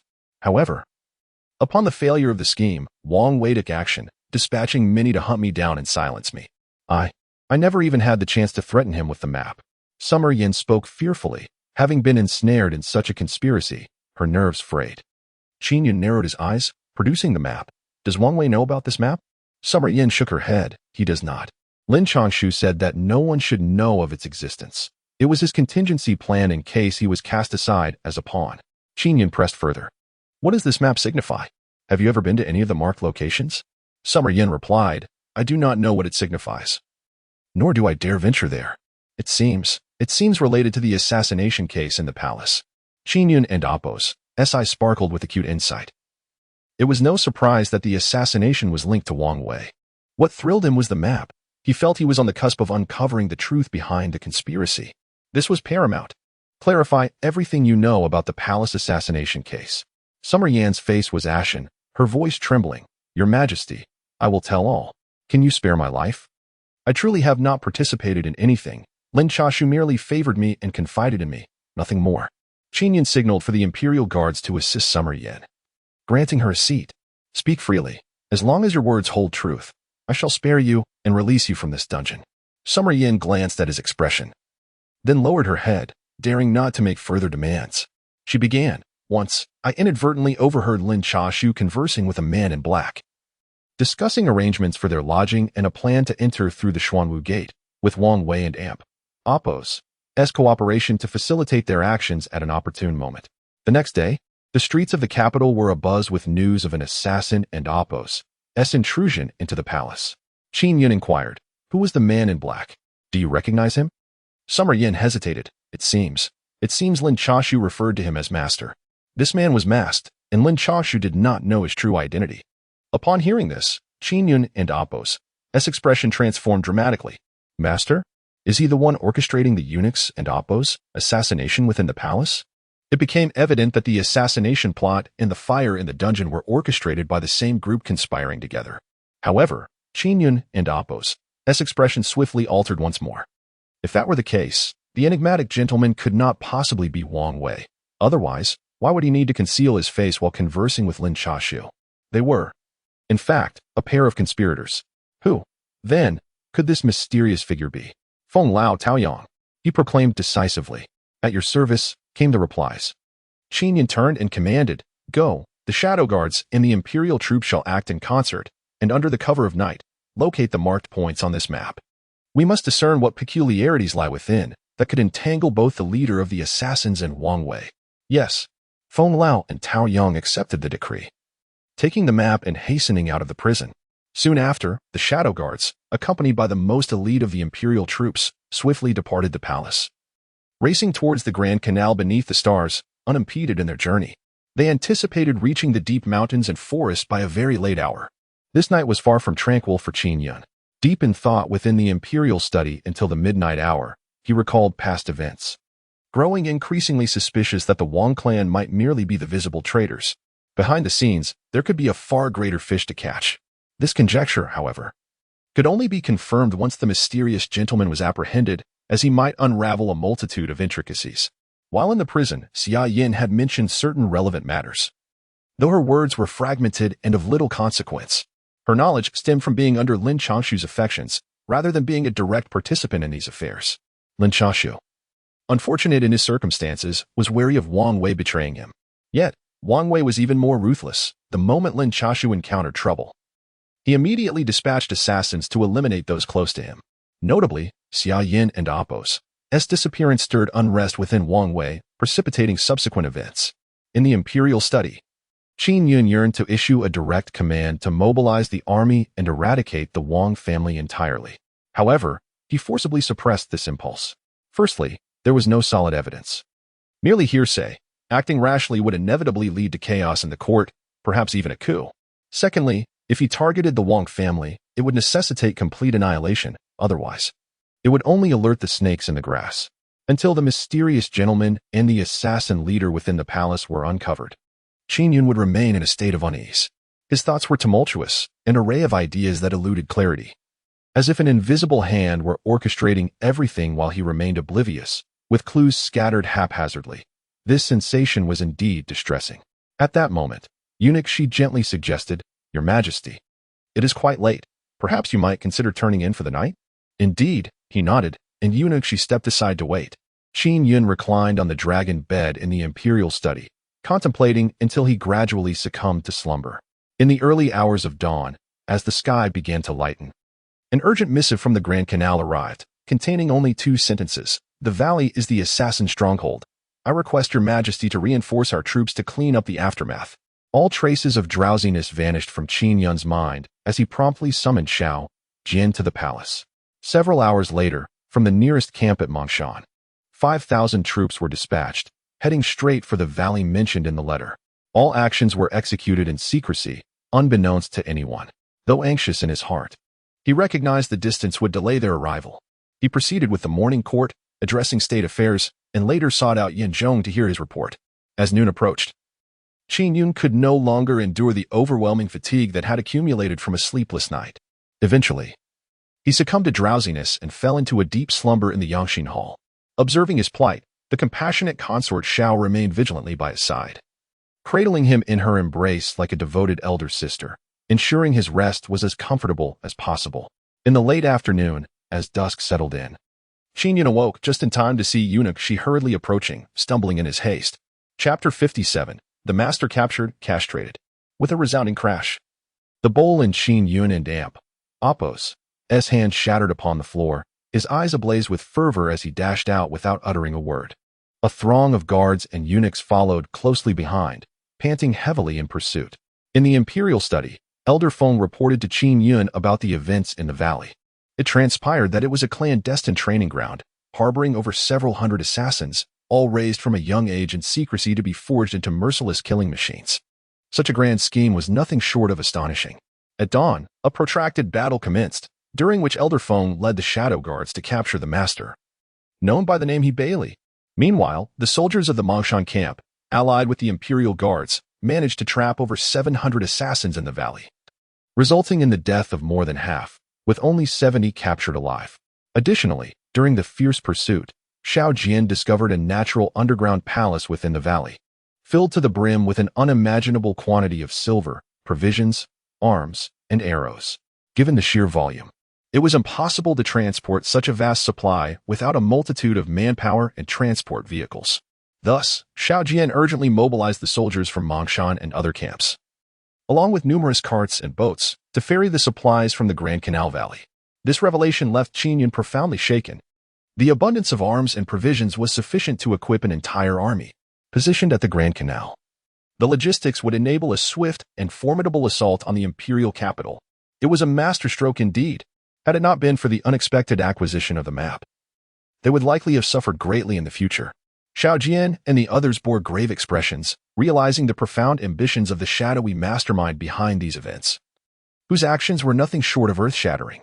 In the history of the Great Xia, the control over weaponry, especially siege instruments such as arrows, was exceedingly strict. Possessing more than 100 outside of the court was tantamount to treason. The implications of the supply chain and the assassination organization were utterly terrifying. After venting his fury, Qin Yun, with a grim countenance, exited the imperial study and made a beeline for the dungeon. He yearned to uncover the true identity of this He Bailey. Just how formidable was this fish he had caught? In the dungeon, the most fortified of prisons, a middle-aged man with black hair sat shackled, his face a mask of desolation. Hearing the heavy footsteps, he slightly lifted his head. Qin Yun's piercing gaze fell upon him. He Bailey appeared to be around 40, gaunt in stature, with a naturally sharp gaze and skin marred with deep lines, exuding the visage of a ruthless individual, enough to frighten even an infant. "Oh, the Emperor has arrived?" He spoke up, a hint of mockery lacing his tone as he regarded Qin Yun with a smile that belied his situation, lacking any semblance of a prisoner-esque demeanor. Fuming with irritation at the insolence, Qin Yun and Appos' face darkened. He was already in a foul mood, and He Bailey's provocation ignited his anger completely. "Guards, castrate this wretched creature with his natural knife-like gaze," he bellowed, startling Tao Yang and the others. The Imperial Guards hurried to summon the old eunuch to carry out the sentence. He Bailey and Appos' lips twitched, his expression swiftly darkening. "You will not obtain the information you seek. Abandon your hopes," he spat through clenched teeth. "Humph." Qin Yun sneered, disdain dripping from his words. "Now you comprehend fear? Let me assure you, it is too late.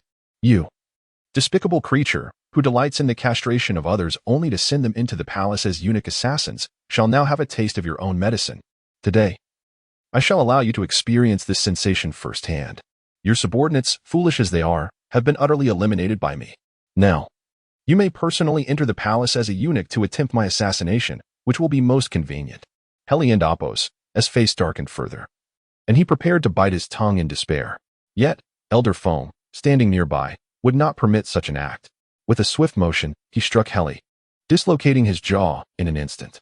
Heli clutched his chin, his mouth forming an O shape, rendered speechless. At that moment, several elderly eunuchs entered swiftly, carrying small boxes. Qin Yun revealed a sinister smile as he gazed upon Heli. "Relish this experience. Rest assured, you will not perish. Now be quick about it."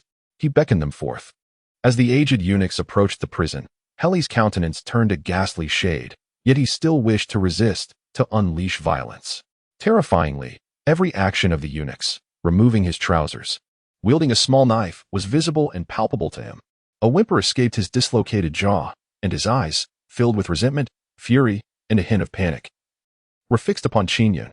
Qin Yun turned away, unwilling to witness such a grotesque scene, coldly remarking, "Dare to provoke me, and this is your fate. Let us see how boastful you remain now." Before long, peculiar cries of torment echoed from the depths of the dungeon, high-pitched yet subdued, likely due to his dislocated jaw.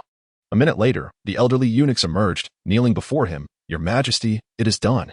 "Very well." Qin Yun nodded and strode back into the dungeon.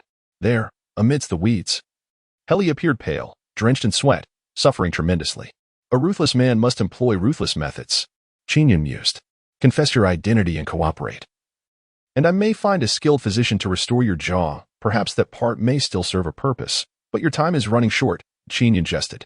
Heli slightly turned his head, his eyes brimming with animosity and unbridled rage. His fury caused blood to surge upward, resulting in fresh bleeding, inflicting excruciating pain that rendered him unable to scream. "Oh, I forgot you were unable to speak," Qin Yun signaled Elder Feng, who immediately assisted in reattaching Heli's jaw. "You tyrant, you deserve to be overthrown by all. Even in the underworld, I shall curse you to ruin, to see your harem turned to playthings for others, and to meet a miserable end." A glint of coldness flickered in Qin Yun and Appos' eyes. With decisive force, he stomped down hard on Heli and Appos' wound. The young generals, including Tao Yang, furrowed their brows, wincing at the sheer agony. I have never shown mercy to my enemies. If a ruler is not ruthless, how can he maintain his position?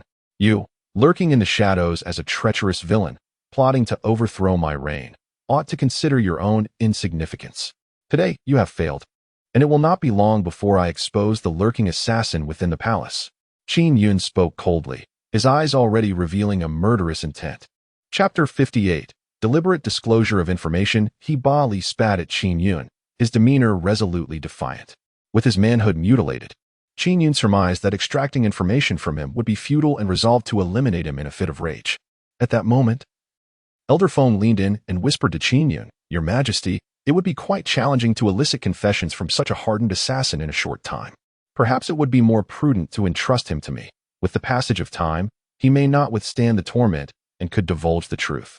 Qin Yun cast a glance at Ibali and replied, "Very well, Elder Feng. You may take charge of him. Should he meet his end, let it not be a swift one. Defying me leads to such a fate." "Indeed," replied Elder Feng.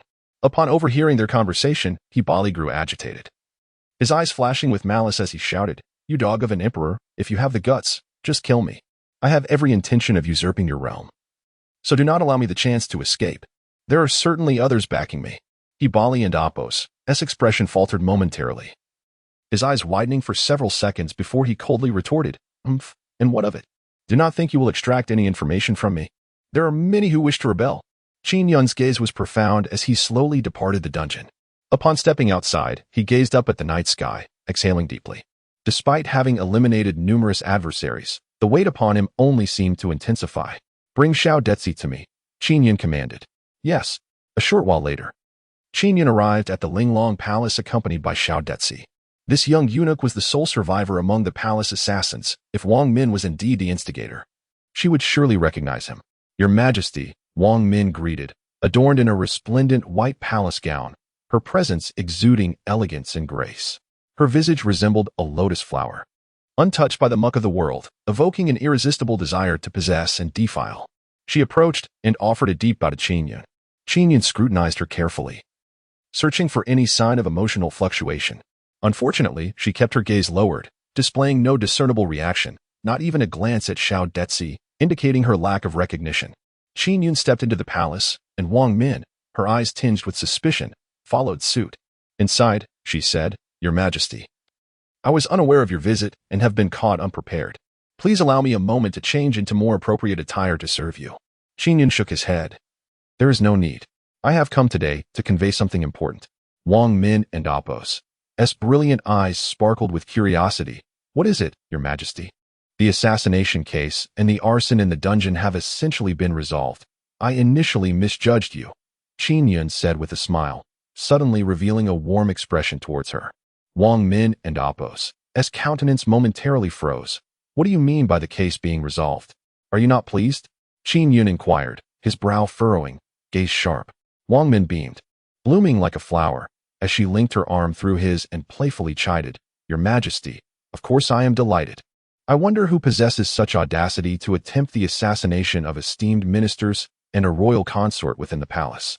She lamented that she was misunderstood by him, her eyes reddening with a sense of grievance, reminiscent of a delicate porcelain doll. Qin Yun smiled faintly, wrapping his arms around her curvaceous waist, soothingly saying, "My beloved, do not weep. The truth of this matter will soon be revealed. Once the mastermind is apprehended, I shall duly compensate you."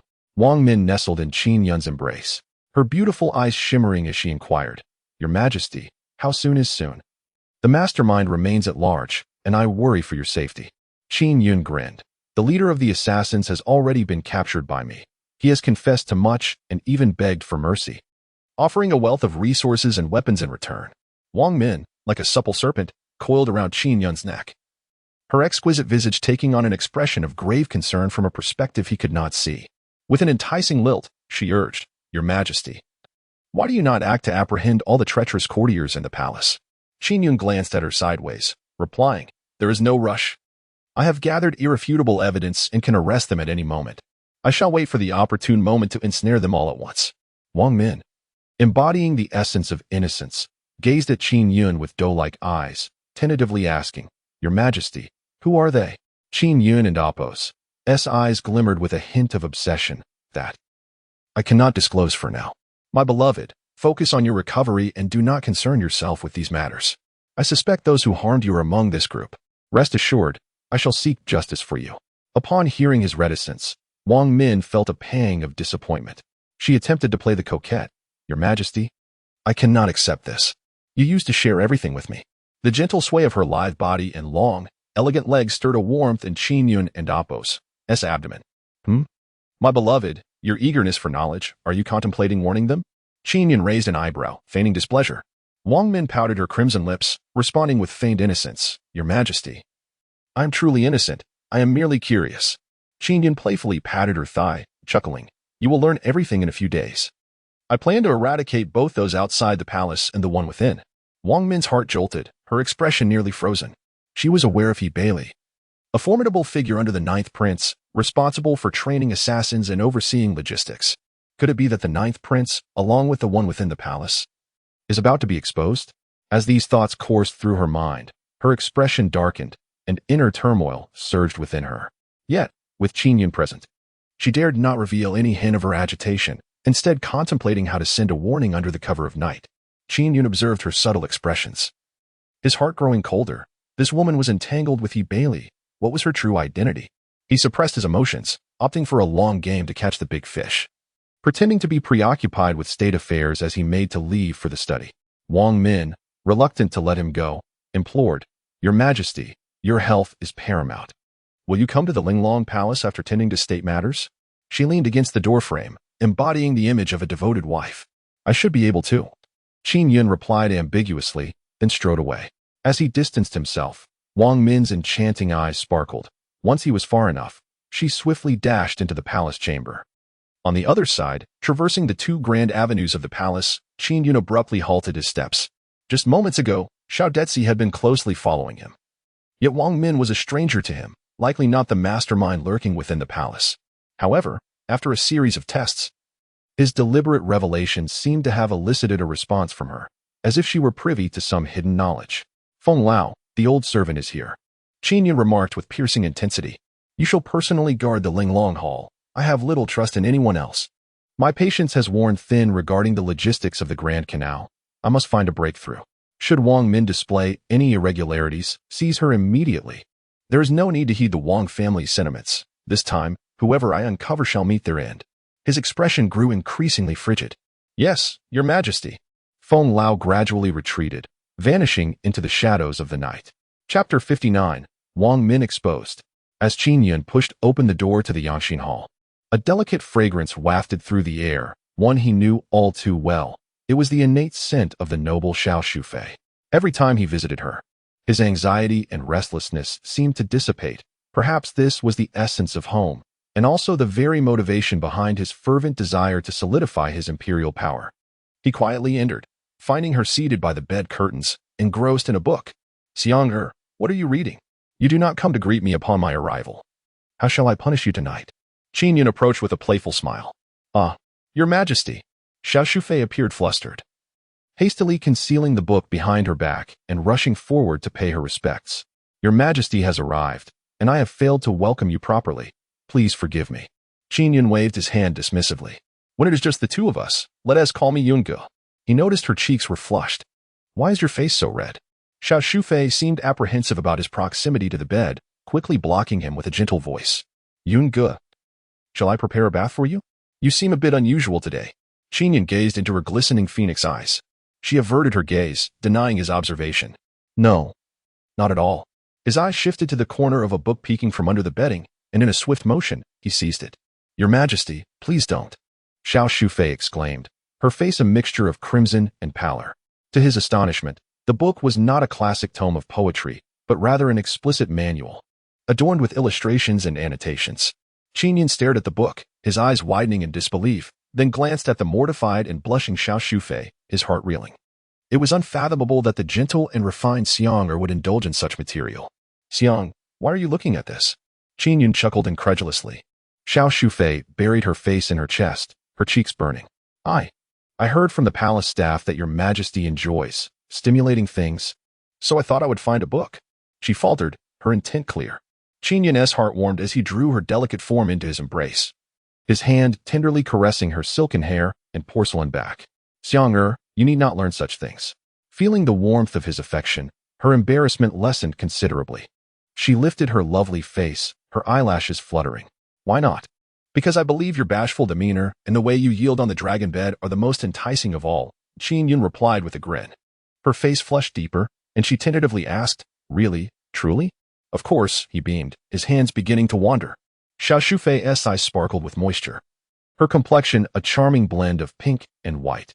Initially hesitant, she recalled Qin Yun's earlier words, and soon transformed into a docile little kitten, nestling in his embrace, surrendering to his whims. In the depths of the night, while Qin Yun reveled in the exquisite tenderness of his beloved, an anomaly occurred in Linglong Palace.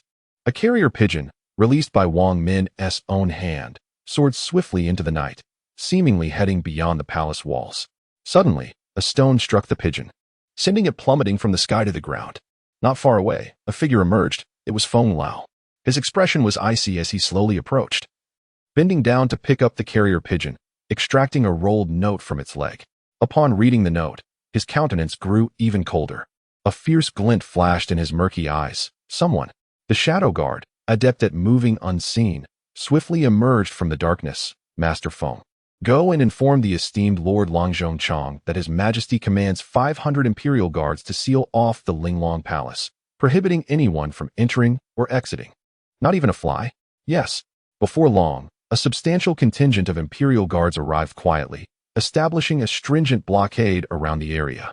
Meanwhile, whispers of the incident at the Grand Canal warehouse had already begun to circulate. Some rejoiced while others despaired.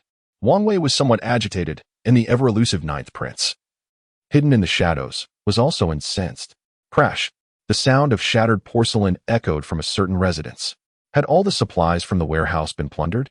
The Ninth Prince, Qin Yun, with a visage as striking as jade, revealed a hint of gloom. The sudden turn of events at the Grand Canal had caught him unawares, striking him where it hurt. Those were vast amounts of grain and the supplies to equip an army, not to mention the annihilation of all trained assassins. An irretrievable loss akin to breaking a limb. The Ninth Prince inhaled deeply, his profound gaze gradually calming. The valley bore no trace of his remains. It was highly probable. Yes. The following morning, in the early light, the dragon bed was adorned with enchanting beauty. Qin Yun's slender fingers gently glided over the smooth, delicate ankle of consort Xiao Shufei, his eyes reflecting a hint of indulgence as he adjusted her bedding, then summoned Yen and Appos, to assist with her attire. Careful not to awaken her. Master Feng had been waiting outside for some time. He stepped forward. Your Majesty, you were right. Last night, concubine Wang could no longer contain herself. This pigeon was released by her hand. Qin Yun's eyes gleamed with cold intensity as he received the folded rice paper, which prominently revealed, He Bailey has been captured, suspected of divulging numerous secrets. The Emperor intends to take action both within and outside the palace. Extreme caution is advised. Prepare early. Master Feng continued. This old servant has taken the liberty to seal off the Linglong Palace. Well done. Qin Yun's fingers turned pale as he clenched the paper tightly, then stated frostily. This time, let us see what Wang Min has to say. As my consort, she dares to plot against me, a treacherous traitor, with audacity beyond measure. Qin Yun scolded vehemently, striding ahead, his countenance as frigid as frost, heading straight for Linglong Palace. At Linglong Palace, the imperial guards stood resolute, forbidding anyone from entering or exiting. Passing eunuchs and palace maids took detours, whispering among themselves about concubine Wang's predicament. Inside the palace, Wang Min was already aware of the situation outside.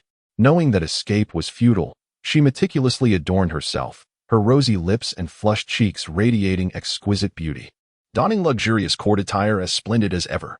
Sitting quietly in the main hall, she seemed to await Qin Yun's arrival to demand an explanation. Soon enough, Qin Yun arrived. Clad in his dragon robe, he entered the main hall alone, his intense gaze fixed upon her captivating figure. How dare you remain so composed? He admonished. Chapter 60, The Deceitful White Lotus, Disgusting. Wang Min remained unnervingly calm, devoid of any panic one would expect after being exposed. Your Majesty, I scarcely comprehend your words, she stated, rising to perform a deep bow, her smile unwavering. Humph. Qin Yun scoffed, tossing a sheet of official paper before her. Do you still wish to argue? What explanation do you offer for this? Wang Min's beautiful eyes flickered slightly. She had initially suspected He Bailey of betrayal and had prepared her countermeasures. Little did she know, The carrier pigeon from last night had been intercepted. What? I did not anticipate this. I deliberately leaked information to you last night to test you, to see if you would reveal your treachery. To my astonishment, the thief in the harem is indeed you. Even a traitor like Yi Bailey is entangled with you. What schemes do you and the Wang family harbor? Qin Yun bellowed, his gaze chilling with an undercurrent of menace. Wang Min and Appo's eyes glimmered with a hint of panic as she obstinately denied, Your Majesty, I truly do not understand what you are saying. I did not send that pigeon. I am wrongfully accused.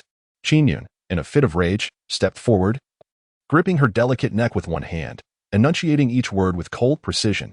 When did I inform you that the message was delivered by a pigeon? A trace of alarm crossed Wang Min and Appo's eyes. She had inadvertently let slip a secret. Struggling for breath, she adopted a feeble demeanor, tears welling in her eyes. Your Majesty, I was merely speculating. You are choking me. Cough, cough. In that moment, all the allure she possessed appeared to Qin Yun as nothing more than a scheming white lotus, utterly repugnant. With a sharp crack, Qin Yun struck Wang Min across the face. She fell heavily, her exquisitely beautiful visage marred by the crimson imprint of his hand. Dare you still argue? Do you take me for a fool? Dining at my table while conspiring with outsiders. Fury radiated from Qin Yun as he berated her. Wretched woman, a traitor from within. I should have recognized your treachery sooner. I afforded you too many opportunities. Speak. Are the assassination plot, the poisoning, and the assassins in the palace all connected to you? Lying on the ground, Wang Min and Appo's eyes flashed with a flicker of defiance, quickly concealed. Covering her reddened face with her hand, tears streamed down her cheeks as she lamented. Your Majesty, as a mere woman, how could I dare to partake in such deeds? She crawled forward on her knees, clutching Qin Yun's feet, her watery eyes exuding innocence. I am innocent, Your Majesty. Please do not heed the slanders of the other concubines. My loyalty to you is unwavering. Qin Yun sneered at this juncture. You still dare to frame others? In this harem, aside from you, who dares to suppress the other concubines? Wang, the esteemed consort. Wang, the young lady. Your father does not even regard me, the emperor. At times, what audacity you possess. His anger mounting, Qin Yun kicked Wang Min aside. She slid 2 meters, her head striking the corner of the table with a heavy thud, her delicate form resembling a drifting weed, a pitiful sight that evoked sympathy. Your Majesty, she choked, her face pale. I am inquiring, will you speak or not? Qin Yun roared. Wang Min obstinately denied the accusations, exclaiming, Your Majesty, what do you wish me to say? I know nothing. I am being framed. Qin Yun scoffed coldly. Could Feng Lao and Appo's words be anything but the truth? Beneath her beguiling beauty lay deceit. With decisive resolve, Qin Yun commanded, Summon the guards. Your Majesty, Tao Yang led a contingent of imperial guards into the hall. Take this venomous woman and confine her to the cold palace. Awaiting judgment. No one is permitted to see her without my express permission. Those who dare to trespass shall be executed. Qin Yun bellowed, unleashing the pent-up fury born from years of scheming and betrayal. Upon hearing these words, Wang Min and Appo's complexion paled further as she clutched Qin Yun and Appo's feet, pleading, Your Majesty, you cannot do this. Wooden and Appo's such actions chill the hearts of the Wang family officials. With a swift kick, Qin Yun dismissed Wang Min. His gaze was icy as he retorted, Are you threatening me? Let me assure you, not only you, but even Wang Wei shall face my wrath. The misdeeds you have committed are widely known. Do you think me a fool, indifferent to your machinations? Wang Min sought to beg for mercy, but at that moment, Tao Yang and the guards seized her, dragging her away without further ado. Outside the Linglong Palace, Wang Min and Appo's cries echoed, Your Majesty, I am wronged. Your Majesty, I am wronged. Qin Yun then issued another command. Feng Lao, conduct a thorough search of the Linglong Palace. Leave no stone unturned, and overlook not a single trace. Yes. Feng Lao nodded and promptly set to work. Before long, a large contingent of guards flooded into the Linglong Palace, conducting an unprecedented search. Disregarding Wang Min and Appo's status as a favored consort. Half a stick of incense later, all eunuchs and palace maids had been expelled from the palace. With their master cast into the cold palace, their fates would be even more dire. They knelt trembling on the ground. Your Majesty, how shall we deal with these individuals? Qin Yun replied coldly. All shall be sent to the cold palace, awaiting judgment. As soon as he finished speaking, a commotion arose. Guards shouted, Don't let her escape. Moments later, guards apprehended a woman and brought her forth from within the palace. Your Majesty, this woman was hiding in a secret chamber, and attempted to flee when discovered. One guard reported. Qin Yun and Apos' gaze fell upon her, and he was taken aback. The woman was adorned in a resplendent red palace gown, her features exquisite and her figure slender. What astonished Qin Yun most was her striking resemblance to Wang Min. She cast a nervous and evasive glance at Qin Yun, lowering her head in trepidation. As he observed her, an inexplicable sense of familiarity washed over him. Yet he could not recall where he had encountered her. Instinctively sensing something amiss, he strode forward.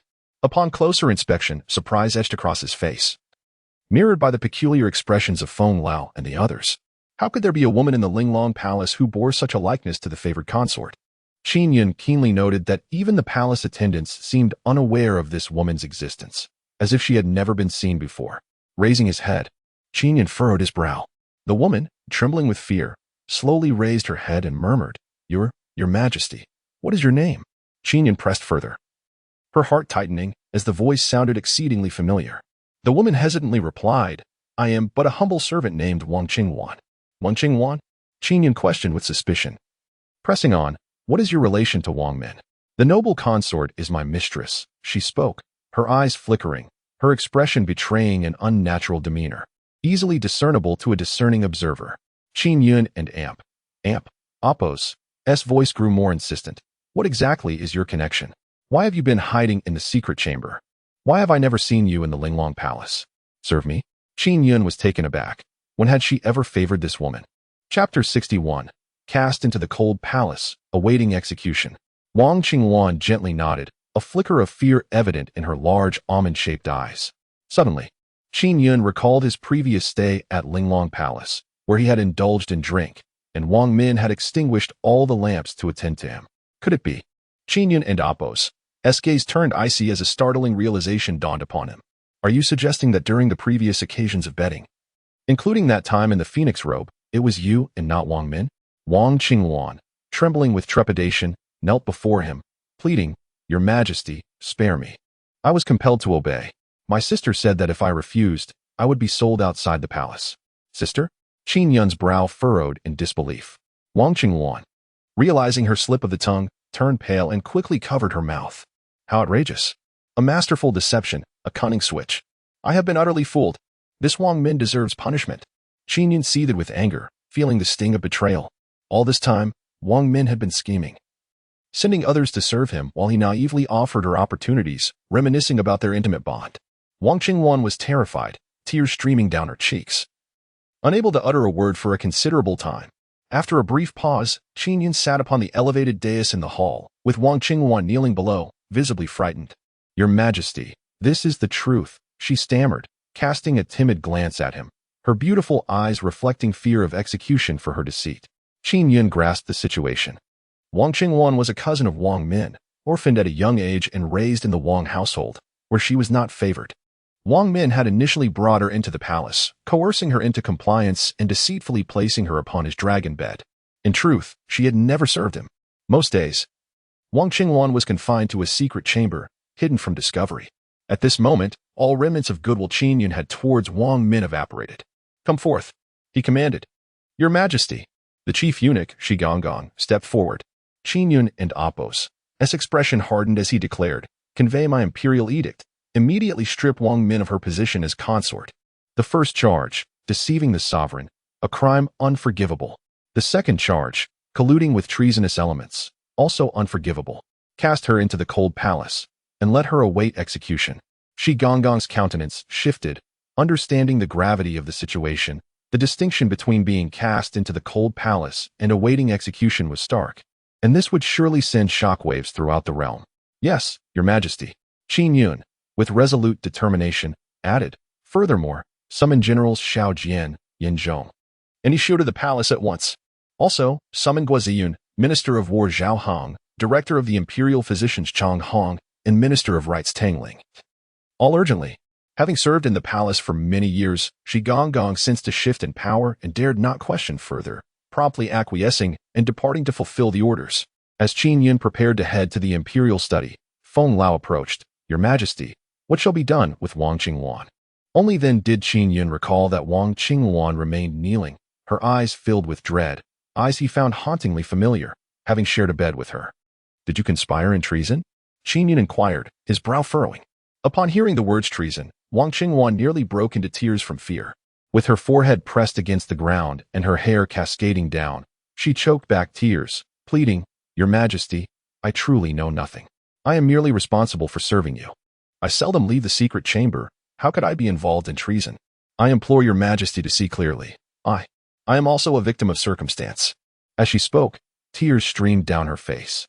Indeed, she was a wretched woman, living under the roof of others, unappreciated. Forced into the depths of the palace as a substitute to avoid being sold. If Qin Yun had been more ruthless, she could have lost her head just moments ago. Confined to the Linglong Palace, she would await further investigation. Qin Yun issued a command to Feng Lao and then departed. In the imperial study, Xiao Jian and several high-ranking officials soon arrived. Qin Yun, seated upon the dragon throne, declared with utmost firmness and candor, "I have deposed Wang Min. The next step is to eradicate the power-hungry Wang Wei." Upon hearing this, the expressions of those present shifted to one of alarm. This was no trivial matter. "Your Majesty, must we act with such haste? Wang Wei has too many old acquaintances. A misstep could shake the very foundation of the nation." Zhao Hong spoke solemnly. "Your Excellency Zhao, you are mistaken." Xiao Jian stepped forward, his voice resonating with vigor. "Your Majesty is in the prime of health and youth, with an ambitious spirit. This is indeed the true foundation of the nation.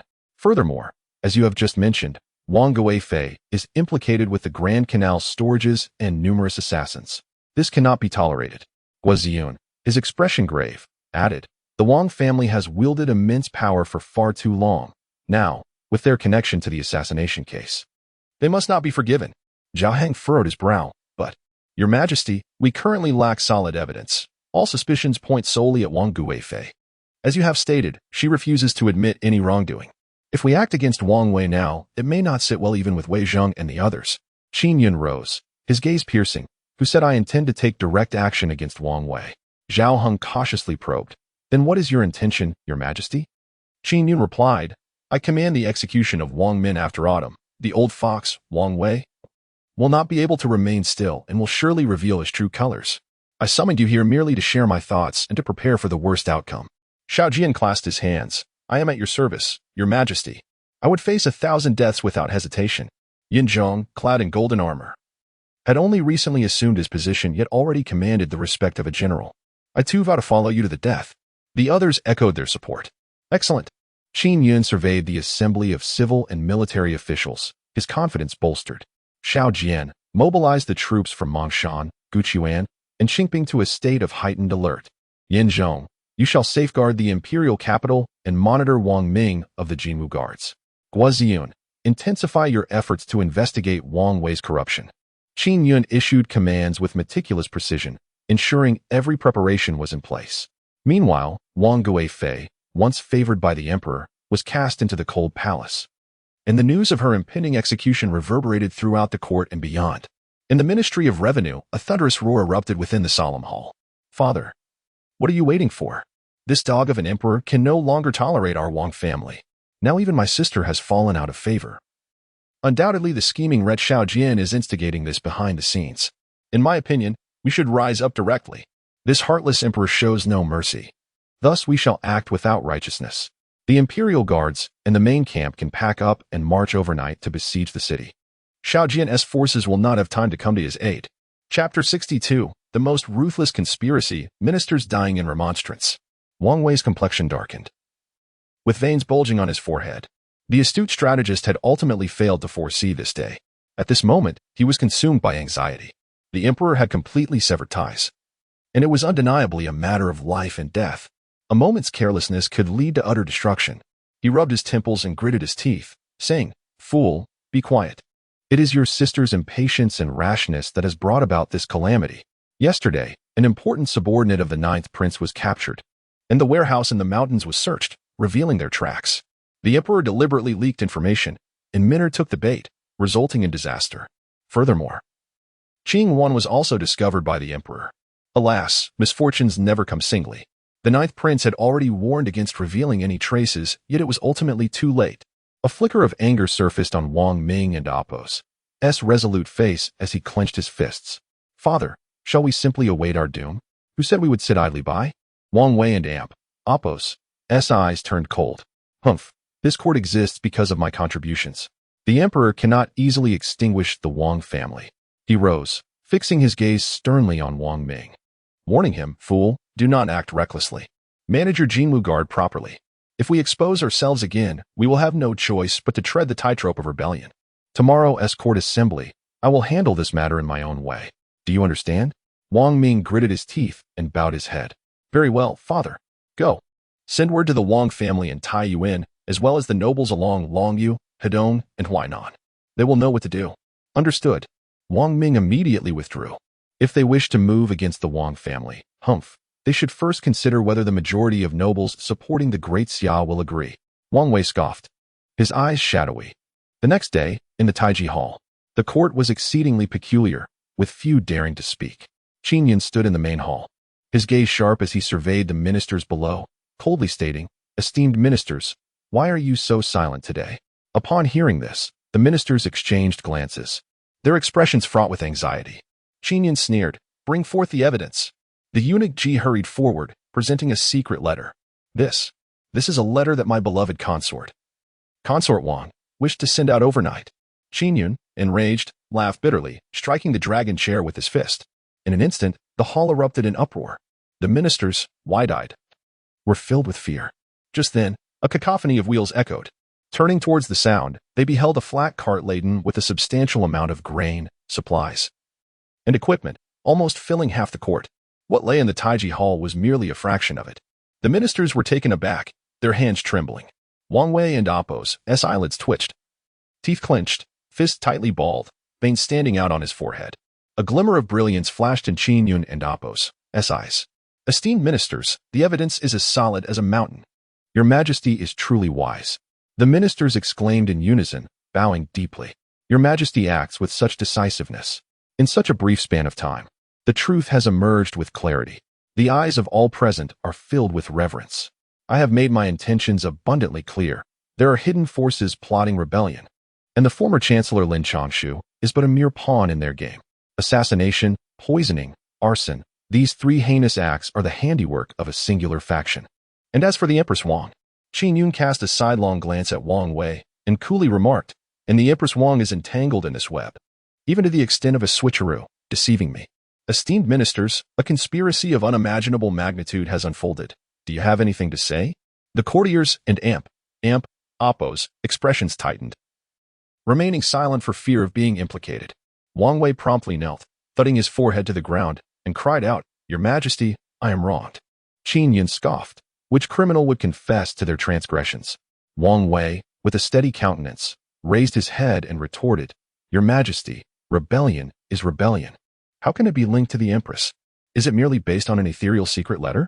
Recently, the Empress was nearly assassinated, and the majority of the eunuchs and palace maids in Linglong Palace were spies for the traitors.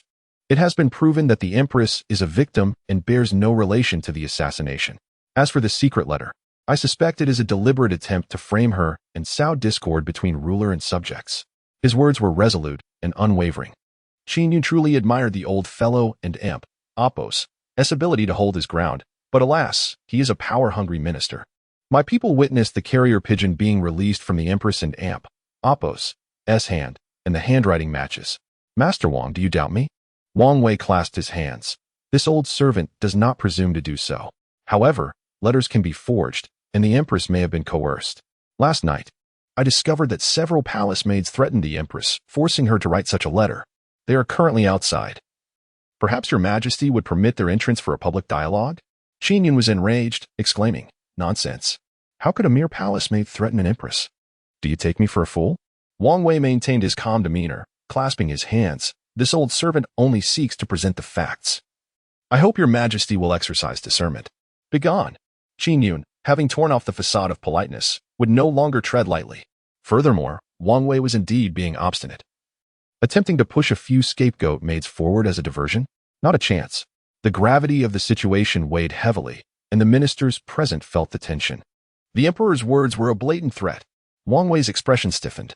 He then knelt, pressing his forehead to the ground, removing his official cap, and proclaimed, Your Majesty, I beseech you to see the truth. This old servant, wishing to avoid suspicion, is willing to resign from the position of Minister of Revenue. Qin Yun's eyes narrowed. prepared to have him stripped of his ceremonial robes. At that moment, a throng of ministers arrived, pleading, "Your Majesty, please see the truth. We pledge our lives to protect you. This matter is surely a frame-up." Over 30 ministers knelt, their voices rising in fervor. Qin Yun, consumed by rage, laughed mockingly. Recognizing the likes of Li Feng, Minister of Rights, Wang Yang, Grand Historian, Wan Shan, Commander of the Central Army, Wang Ming of the Imperial Guards, and Chao Ming, Minister of State. These individuals had united in a desperate plea. The most audacious of political maneuvers in the court was perhaps the ministers and oppos, collective act of defiance. If Qin Yun stubbornly pursues his course, he is bound to earn a tarnished reputation, drawing sharp criticism from officials throughout the Great Xia. And his name will undoubtedly be recorded unfavorably in historical texts. Moreover, with so many ministers colluding together, as the saying goes, the law does not punish the multitude. If he were to deal with them all, half the court would collapse. Filled with rage, Qin Yun cursed the ancestors of these rascals, resolute in following Wang Wei's lead. At that moment, Wei Zheng stepped forward, furrowing his brow, and said, "Your Majesty, how about we conduct a tri-party trial, summoning the imprisoned He Bailey, the eunuch assassin, and all the servants of Linglong Palace to see what can be uncovered?" Qin Yun waved his hand, his demeanor exceedingly firm. "No. I have made up my mind regarding this matter. Wang Min, you shall face execution after the autumn harvest." Upon hearing this, Wang Wei and Oppos' body jolted. And he glared at Qin Yun, his eyes filled with murderous intent, though it vanished in an instant. Grand Historian Wang Yang raised his head, his expression agitated, and said, "Your Majesty, do you not fear that the officials will be disheartened, and that history will condemn you?" Qin Yun abruptly stood, exuding an imposing aura as he pointed downward, disdainfully declaring, "It is I who will write history. Be it a tyrant or a foolish ruler, should you, Wang Yang, dare to write a single word more in the annals, I shall eradicate your entire clan, condemning your descendants to servitude for generations. Have the audacity to try. Dismissed.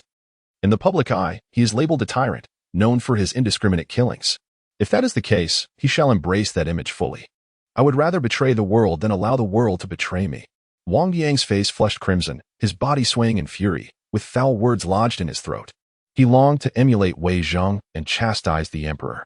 Yet he lacked the courage. Wang Yang trembled internally, feeling a chill throughout his body. At that moment, Wang Wei slowly rose, his eyes glinting with coldness. This young emperor is truly overstepping his bounds. Does he think he can topple me like this? We shall see. This vast Great Xia realm is due for a change of hands. With a darkened countenance, Wang Wei silently withdrew from the Tai Chi Hall. Chapter 63. A game with the tiger. Shortly after, the reports of distress from various provincial governments battered the threshold of Qin Yun's study. Inside the study, the voice of concern echoed, "Your Majesty, a total of 47 provinces and counties are in dire financial straits, and urgent reports have been sent from the capital. Additionally, the troops stationed in Chongzhou have begun to stir unrest, claiming that their military salaries have not been dispersed for an extended period. And there are issues with tax collections as well." Guoziyun's expression was grave. Qin Yun surveyed the memorials. The actual situation was even more dire than Guoziyun had described. "What a disgrace. Wang Wei is deliberately opposing me. He just claimed illness this morning, yet this afternoon, all the provincial memorials arrived simultaneously. These scoundrels, obeying Wang Wei's orders while ignoring my authority, deserve execution." Qin Yun and Oppos' fury erupted as he slammed the memorial to the ground. Guoziyun, Zhao Hong, Huang Yanqing, and others were taken aback. "Your Majesty, since Wang Wei has taken ill, much of the Ministry of Revenue has come to a standstill, and numerous financial expenditures of the court cannot be executed. Furthermore, issues have arisen with tax collection and account transfers across various regions. If this continues, it may incite unrest." Qin Yun's expression turned icy as he scoffed. "This old rogue seeks to force me into retreat, but I shall not yield." He commanded Guoziyun, "I order you to proceed immediately to Chongzhou to investigate the military's misappropriation of wages and the financial shortages. The sudden transformation of the situation must be scrutinized. Wang Wei is playing with fire. Once I seize his incriminating evidence, he shall be executed without hesitation." Guoziyun bowed respectfully, "Yes, Your Majesty." As he turned to leave, Qin Yun called out to him again, "Wait, I will send a squad of Imperial Guards to protect you along the way. You shall carry my decree to avoid any obstructions." "Thank you, Your Majesty," Guoziyun replied. After Guoziyun departed, Qin Yun promptly gathered skilled individuals from the Scholar's office and the Ministry of Works to address this chaotic situation. The first order of business was to tackle the urgent financial crises of dozens of provinces and counties, allocating funds where necessary and imposing strict penalties where warranted. Qin Yun showed no leniency towards the officials stirring up trouble in the Ministry of Revenue. The first to be brought down was the Deputy Minister of Revenue. In the Yuan residence, chaos erupted. What do you intend to do? What crime have I committed that warrants my arrest? Yuan Feixiang shouted in a disheveled state. Bang! An imperial guard struck him with a fist, instantly rendering him compliant. Tao Yang was present, personally supervising the affair. He shouted to the entire Yuan household. Yuan Feixiang has committed rebellion, engaging in duplicity while embezzling grain and salaries from Song County and 13 other locations. By the decree of His Majesty, he is to be imprisoned in the heavenly dungeon, awaiting punishment. The Yuan family was in an uproar. Outside the mansion, onlookers pointed and whispered, warily observing as the imperial guards escorted the cart away. At that moment, a man with a shifty gaze squeezed into the crowd, smirking as he incited. This is the Deputy Minister of Revenue. How can he be seized so casually? His Majesty has become excessively bloodthirsty lately. Others chimed in. Whom can we blame? Did you not hear? This Deputy Minister has embezzled funds from smaller regions. If not him, then who should be punished? A lofty excuse. Does today's Emperor require justification for bloodshed? How many batches of people have been executed this month? Hurry to the Eastern Market and see. The Ministry of Revenue has raided the homes of over a dozen officials. It is truly tragic, with families left to wander the streets. The current Emperor is indeed a tyrant. Hush. Lower your voice. Do you wish to lose your head? The man with the furtive eyes, upon witnessing this, curled his lips into a cold smile and quietly withdrew from the crowd. The apprehension operations persisted into the night. Throughout the imperial capital, an atmosphere of dread prevailed. No one knew who would be the next target, particularly the Wang Wei faction. At the Wang residence, Father, this mad emperor has gone insane. Over a dozen officials from the ministry and the treasury have been captured. What should we do? The situation is beyond our control. Wang Ming furrowed his brow. Wang Wei, clad in a gray robe, sat leisurely like a wealthy gentleman, sipping tea. My dear Ming, you are still too young. Look around the capital. Sorrow permeates the streets, and officials are in a state of panic. In the long run, the little emperor and Apos' reputation will become irreparably tarnished. Both the common folk and the officials will not tolerate it. Though he appears to be in a position of power, he is, in fact, digging his own grave. Wang Ming frowned in dissatisfaction, but if the emperor continues to recklessly arrest individuals without regard for the consequences, we will suffer immense losses. Wang Wei glanced at his son with a hint of disappointment. Brimming with courage yet lacking wisdom, he replied with a profound gaze. I have stirred chaos within the ministry precisely to provoke his arrests. This is akin to a warrior severing his own arm. Just wait and see. Once the national tax system descends into utter disarray, the emperor will come to regret his actions. Furthermore, tarnishing the emperor's reputation will serve us well if there is ever a change in power.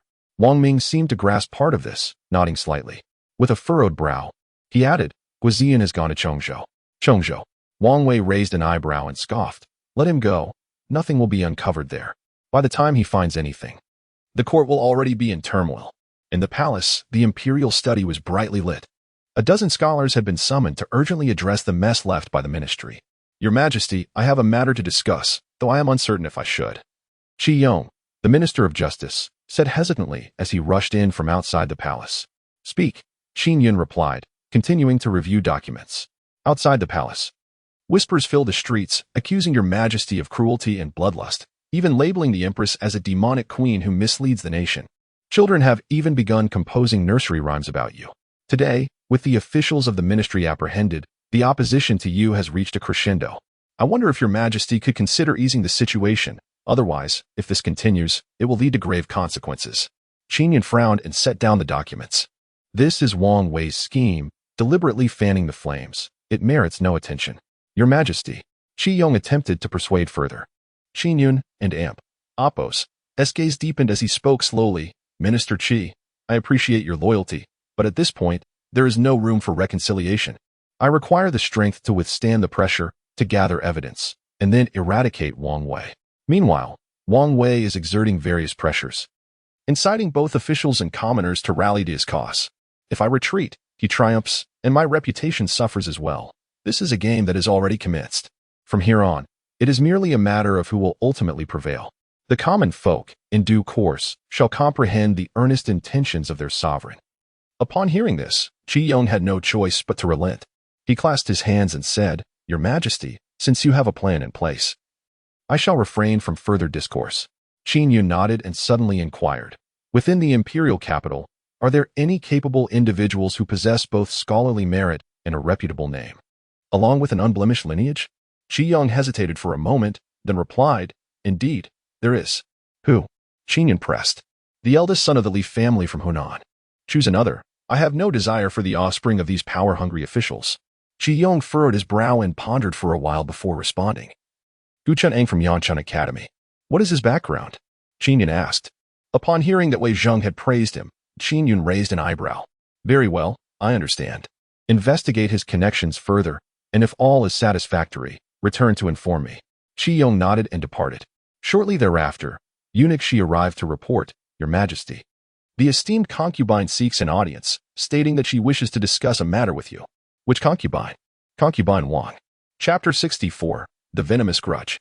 Qin Yun furrowed his brows, pondering what this woman might wish to convey to him. After a moment and Appos' contemplation, he departed from the imperial study and made his way to the cold palace. Within a weathered chamber, the servants were scarce, yet the imperial guards surrounded the area in overwhelming numbers. "Your Majesty," Wang Min greeted at the entrance, clad in plain attire, offering a graceful bow with a delicate demeanor. Qin Yun, disapproving of her theatrical display, replied coolly, "Speak your mind." Wang Min lowered her gaze, a glimmer of hope in her eyes as she implored, "Your Majesty, might we converse within the palace?" "Absolutely not." Wang Min fell silent, tears streaming down her exquisite face, her beauty marred by sorrow, reminiscent of Dayu mourning the flowers, evoking sympathy. "Your Majesty, do you truly disregard our marital bond? This cold palace is unbearably frigid, so much so that I fear to sleep.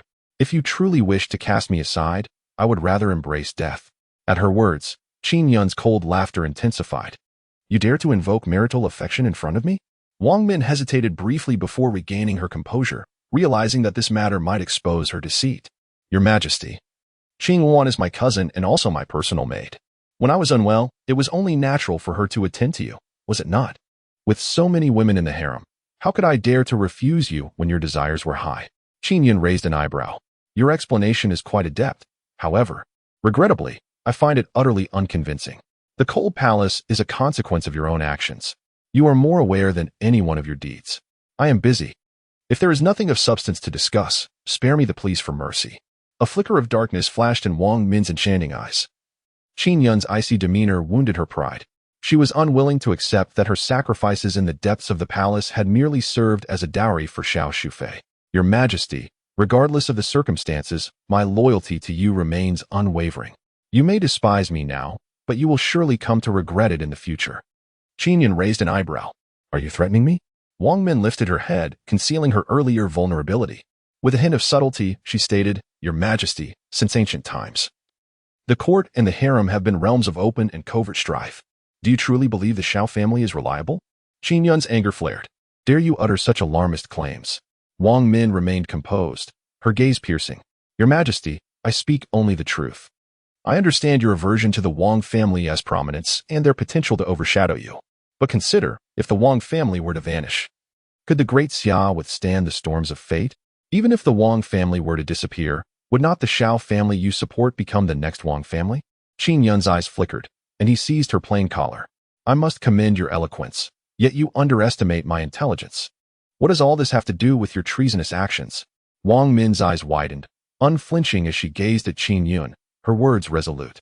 "Your Majesty, since time immemorial, conspiracies have thrived within the palace. Have you ever witnessed me committing treason? If I were to perish, would not Xiao Shufei emerge as the greatest beneficiary?"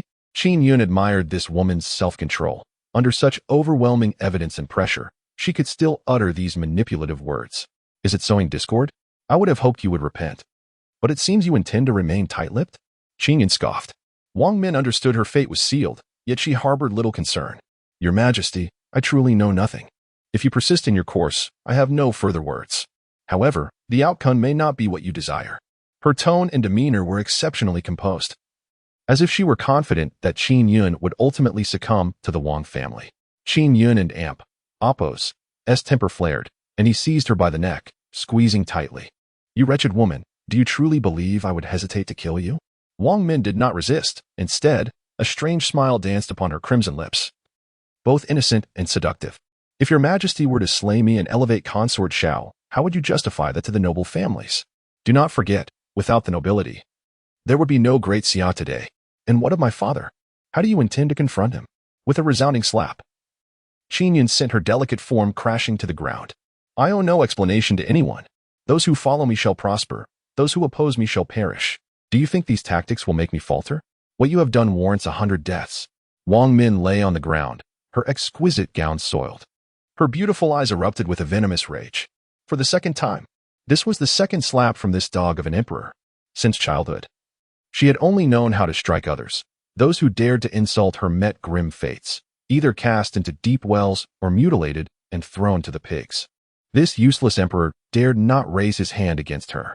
She vowed to take revenge on Qin Yun and the vile consort Xiao, to mar her beauty and cast her into the streets, subject to humiliation. She suppressed her fury, slowly rising and brushing the dirt from her gown.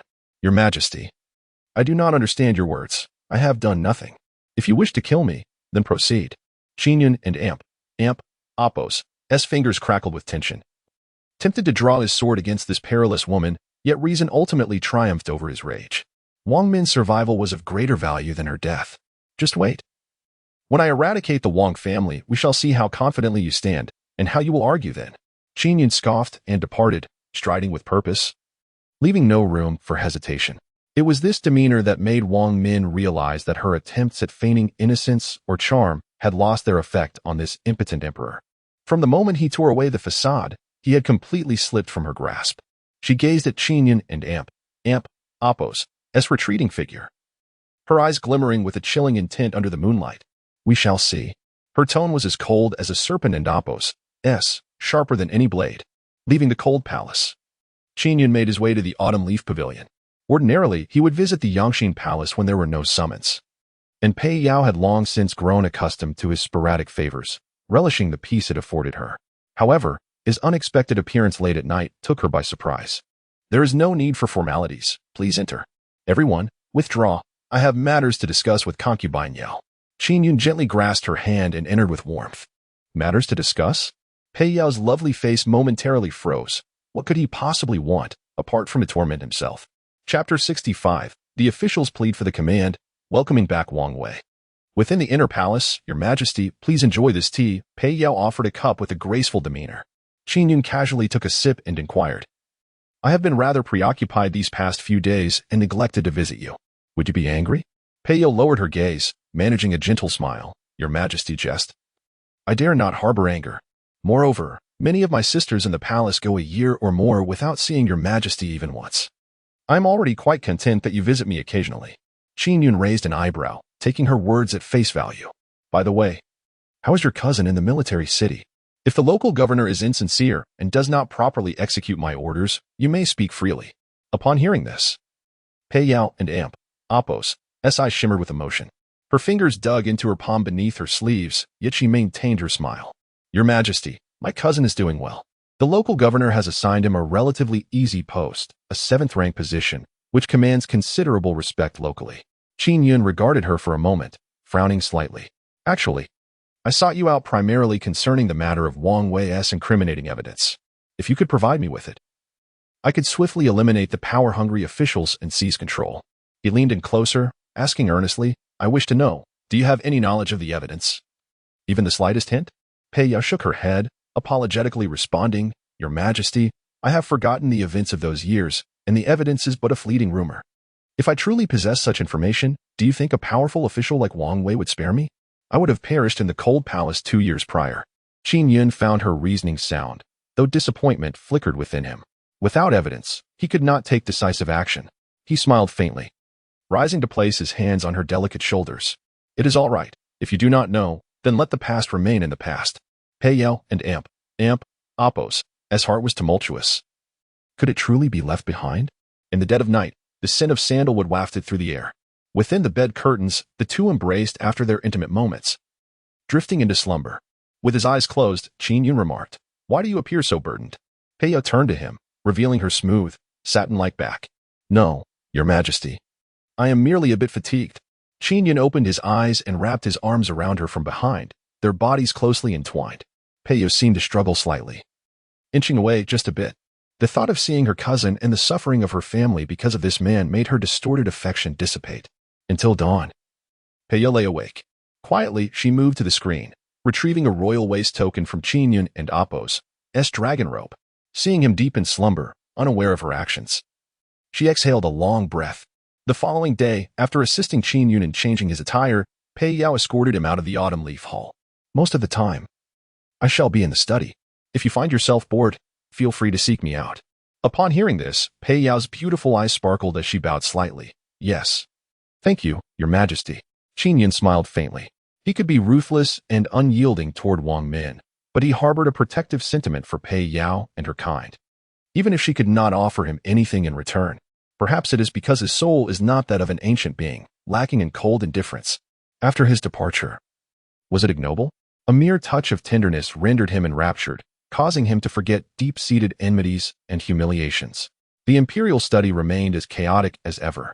The Ministry of Revenue had come to a standstill, significantly impacting the entire Great Xia.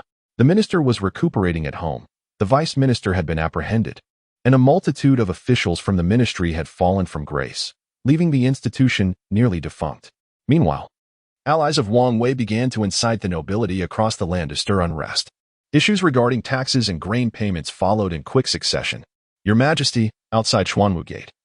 "Over 100 officials are kneeling." Eunuch, she stammered in a state of panic. 100 officials kneeling? Do they wish for me to release Wang Min? Qin Yun raised an eyebrow, a cold smile gracing his lips. Eunuch, she bent low and replied, "No. They are collectively petitioning for Lord Wang Wei to emerge and restore order." With a resounding thud, Qin Yun slammed his fist onto the solid pearwood table, his countenance aflame with fury. "Restore order? This realm is mine. Does it require Wang Wei to govern it? Go, drive these ministers away with sticks. Anyone causing a disturbance shall be seized and thrown into the dungeons." The officials and eunuchs in the imperial study were taken aback, scarcely daring to breathe. Eunuch, she immediately sought to convey the edict but was halted by Elder Feng. "Your Majesty, do not act impulsively. If you proceed in this manner, you will fall into Wang Wei and Appo's trap." At these words, Qin Yun gradually regained his composure. Historically, losing the confidence of the people equated to losing the realm. Wang Wei and Appo's silence was, in fact, a strategic play. Previously, executing traitors and capturing ministry officials was justifiable. However, expelling a group of principled ministers advocating for the people could provide Wang Wei with leverage. In times of public discontent, that was precisely what Wang Wei hoped to witness. "Very well, I shall venture out myself." With that, he rose and strode purposefully toward Xuanwu Gate, followed closely by Elder Feng and the others. At Xuanwu Gate, Qin Yun suppressed his fury and spoke coldly. "Pray tell, how is the country on the brink of ruin? Is it that I am to perish?" The ministers shuddered. Grand Historian Wang Yang knelt and declared loudly, "Your Majesty, this is a petition signed by over 10,000 merchants, tenants, and laborers in the capital. I implore you to review it."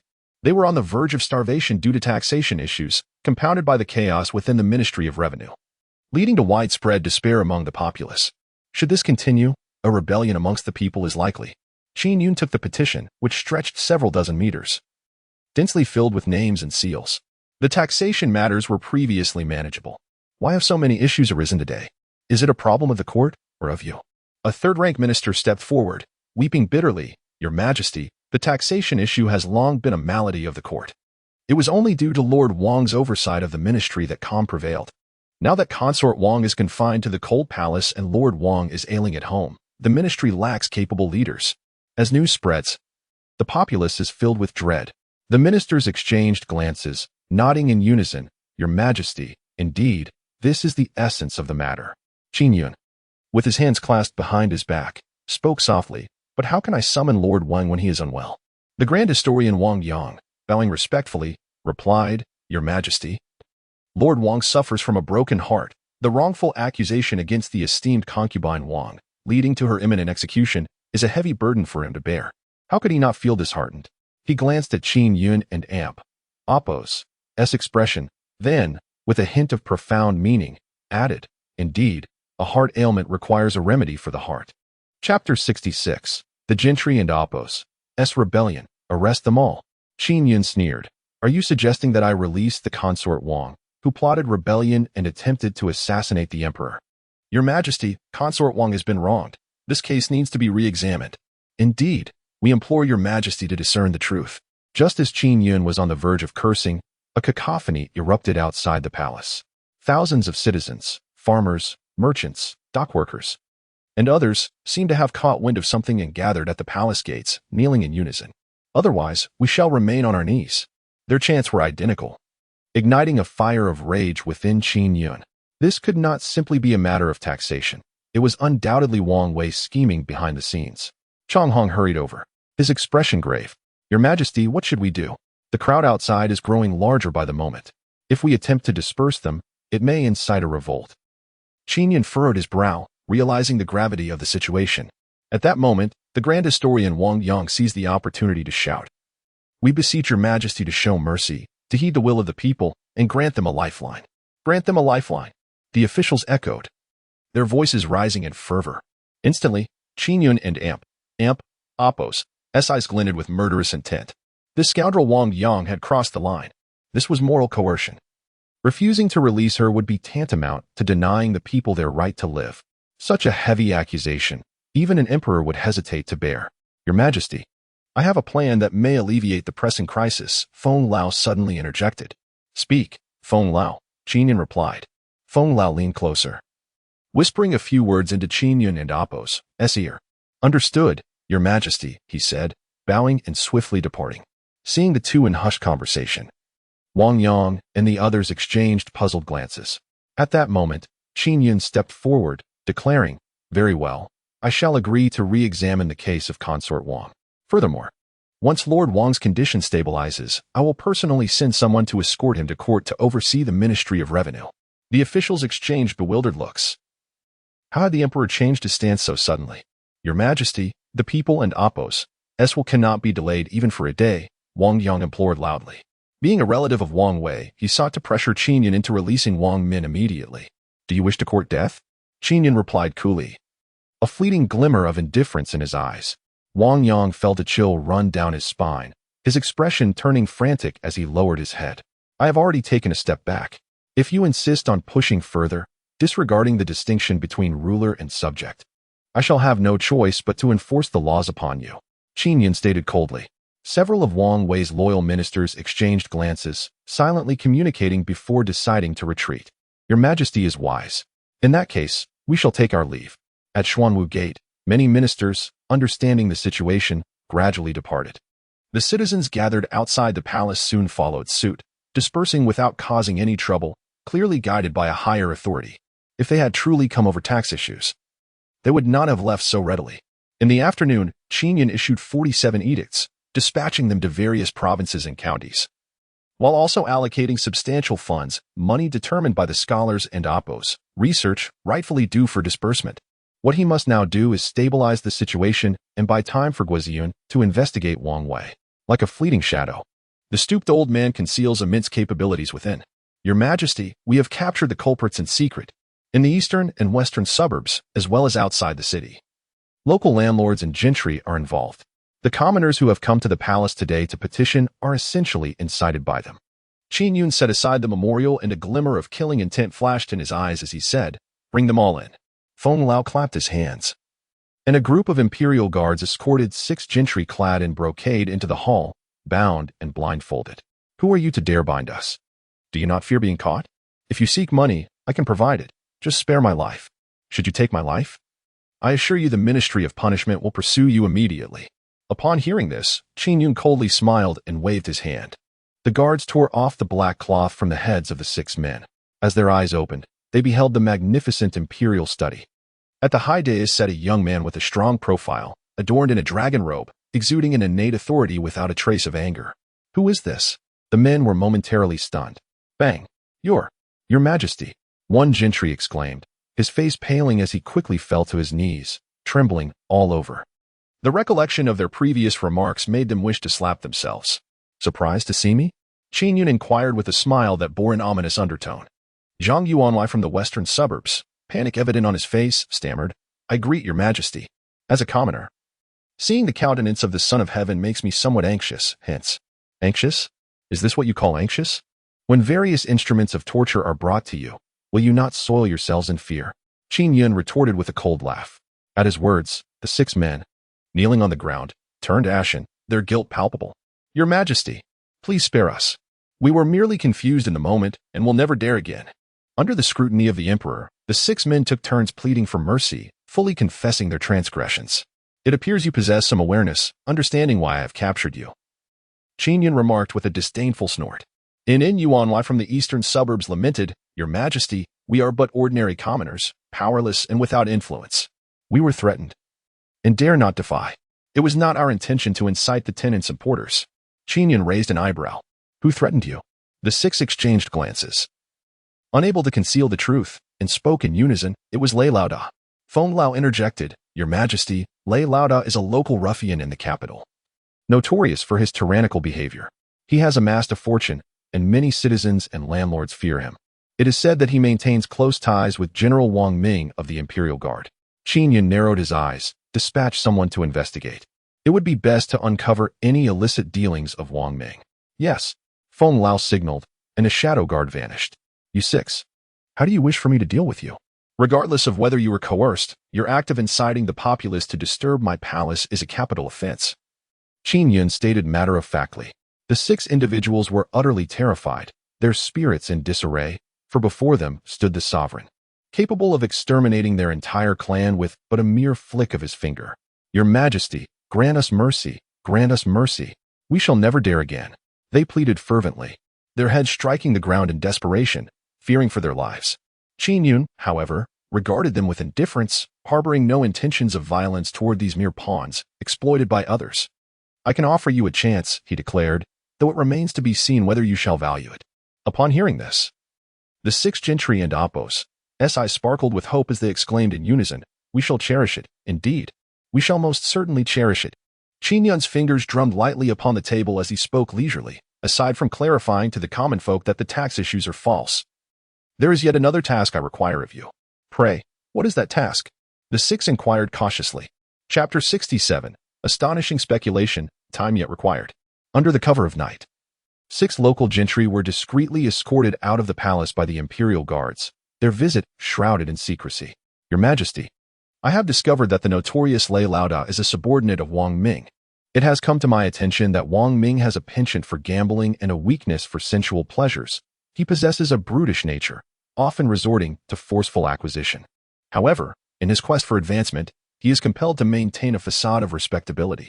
Thus, Lei Laoda is tasked with managing Wang Ming and Appos' clandestine affairs, while Wang Ming, leveraging the power of the Wang family and his influence in court, offers protection to this ruffian.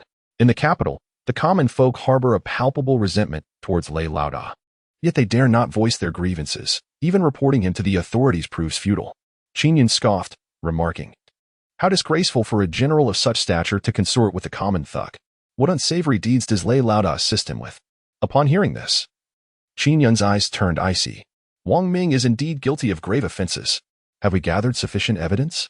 The shadow guard replied, Your Majesty. The only charges we can substantiate thus far involve the abduction of common women. We require more time to investigate the smuggling of salt and the embezzlement of military funds. Qin Yun nodded, acknowledging that uncovering this much in merely a few hours was commendable. The crime of abducting women alone is insufficient. We must continue our inquiry to find irrefutable evidence. We must not alert the beast. Let Lei Laoda flaunt his arrogance for a few more days. If he acts, I shall ensure the entire Wang family vessel sinks. Yes, Your Majesty. The shadow guard retreated. Qin Yun exhaled deeply and stretched, feeling utterly fatigued after days of mental dueling. By the way, has there been any news from Old Feng regarding Guiziyun? He suddenly inquired. As he strolled towards the imperial garden, he expressed surprise. So soon? Guiziyun is indeed a master at investigating corruption. Old Feng smiled. Your Majesty, given that he has embarked on this mission under your imperial edict, none dare impede his progress. Furthermore, Minister Gua has made thorough preparations, enlisting the help of old acquaintances in Chuzhou to assist in the investigation. Qin Yun grinned, praising, excellent. It all hinges on Guiziyun now. Old Feng nodded but hesitated. Your Majesty, there is a matter I must bring to your attention. Speak freely, Qin Yun said, relishing in the rare tranquility. Old Feng continued.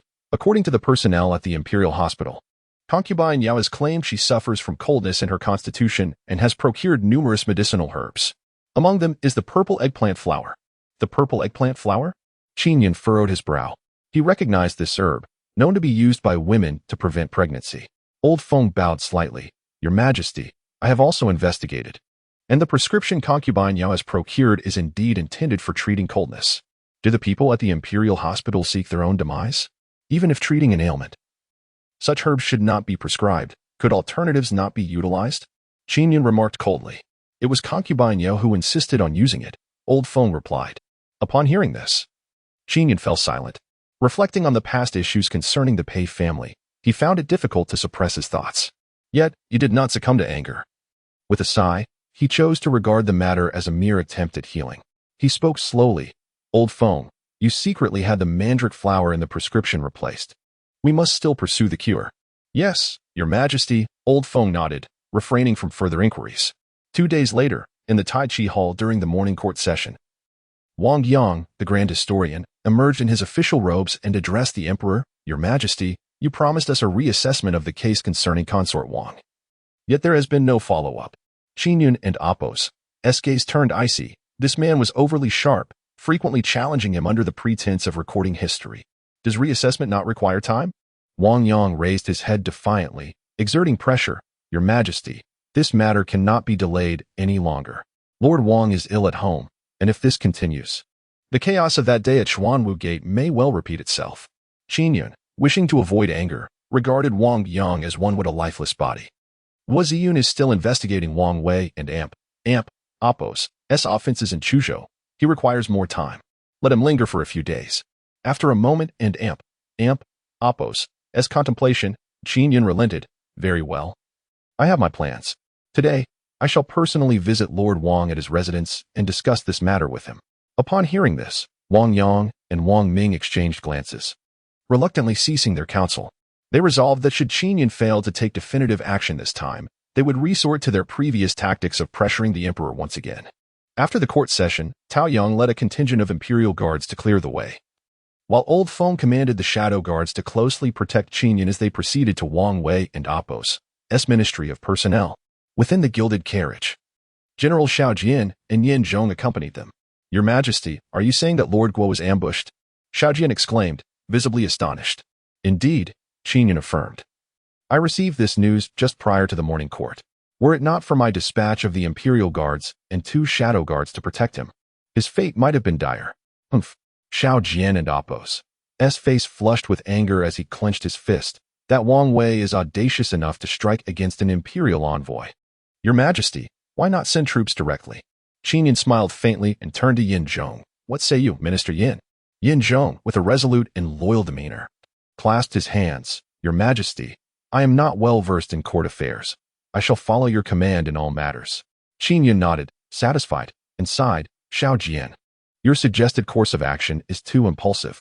The Great Xia dynasty has suffered a rapid decline in recent years and cannot withstand further turmoil.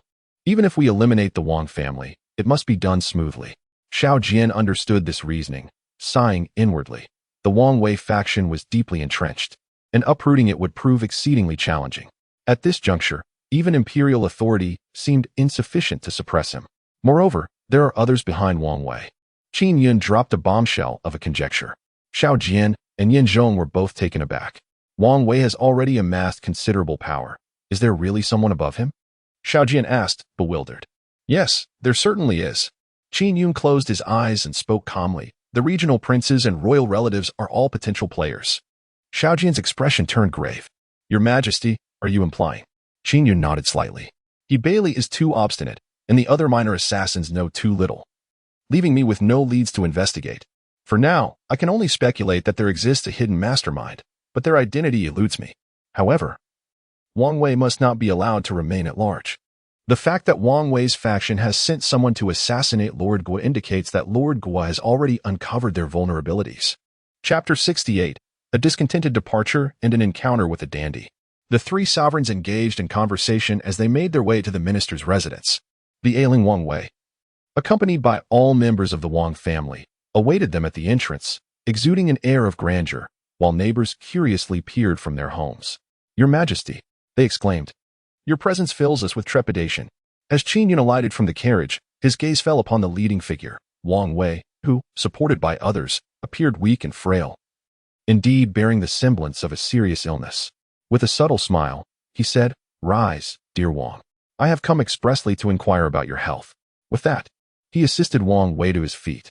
"Thank you for your gracious concern, Your Majesty." Cough, cough, cough. "Alas, I am but an old minister bedridden by illness." Causing trouble for the court, he feigned sympathy, his demeanor akin to a cat mourning a mouse. Qin Yun waved his hand, indicating that there was no cause for alarm. He then inquired with a hint of detachment, "Wang, do you wish to converse at the entrance?" Wang Wei immediately clasped his hands in respect, saying, "Your Majesty, please allow me to escort you to the main hall." Qin Yun took the lead and entered the grand residence.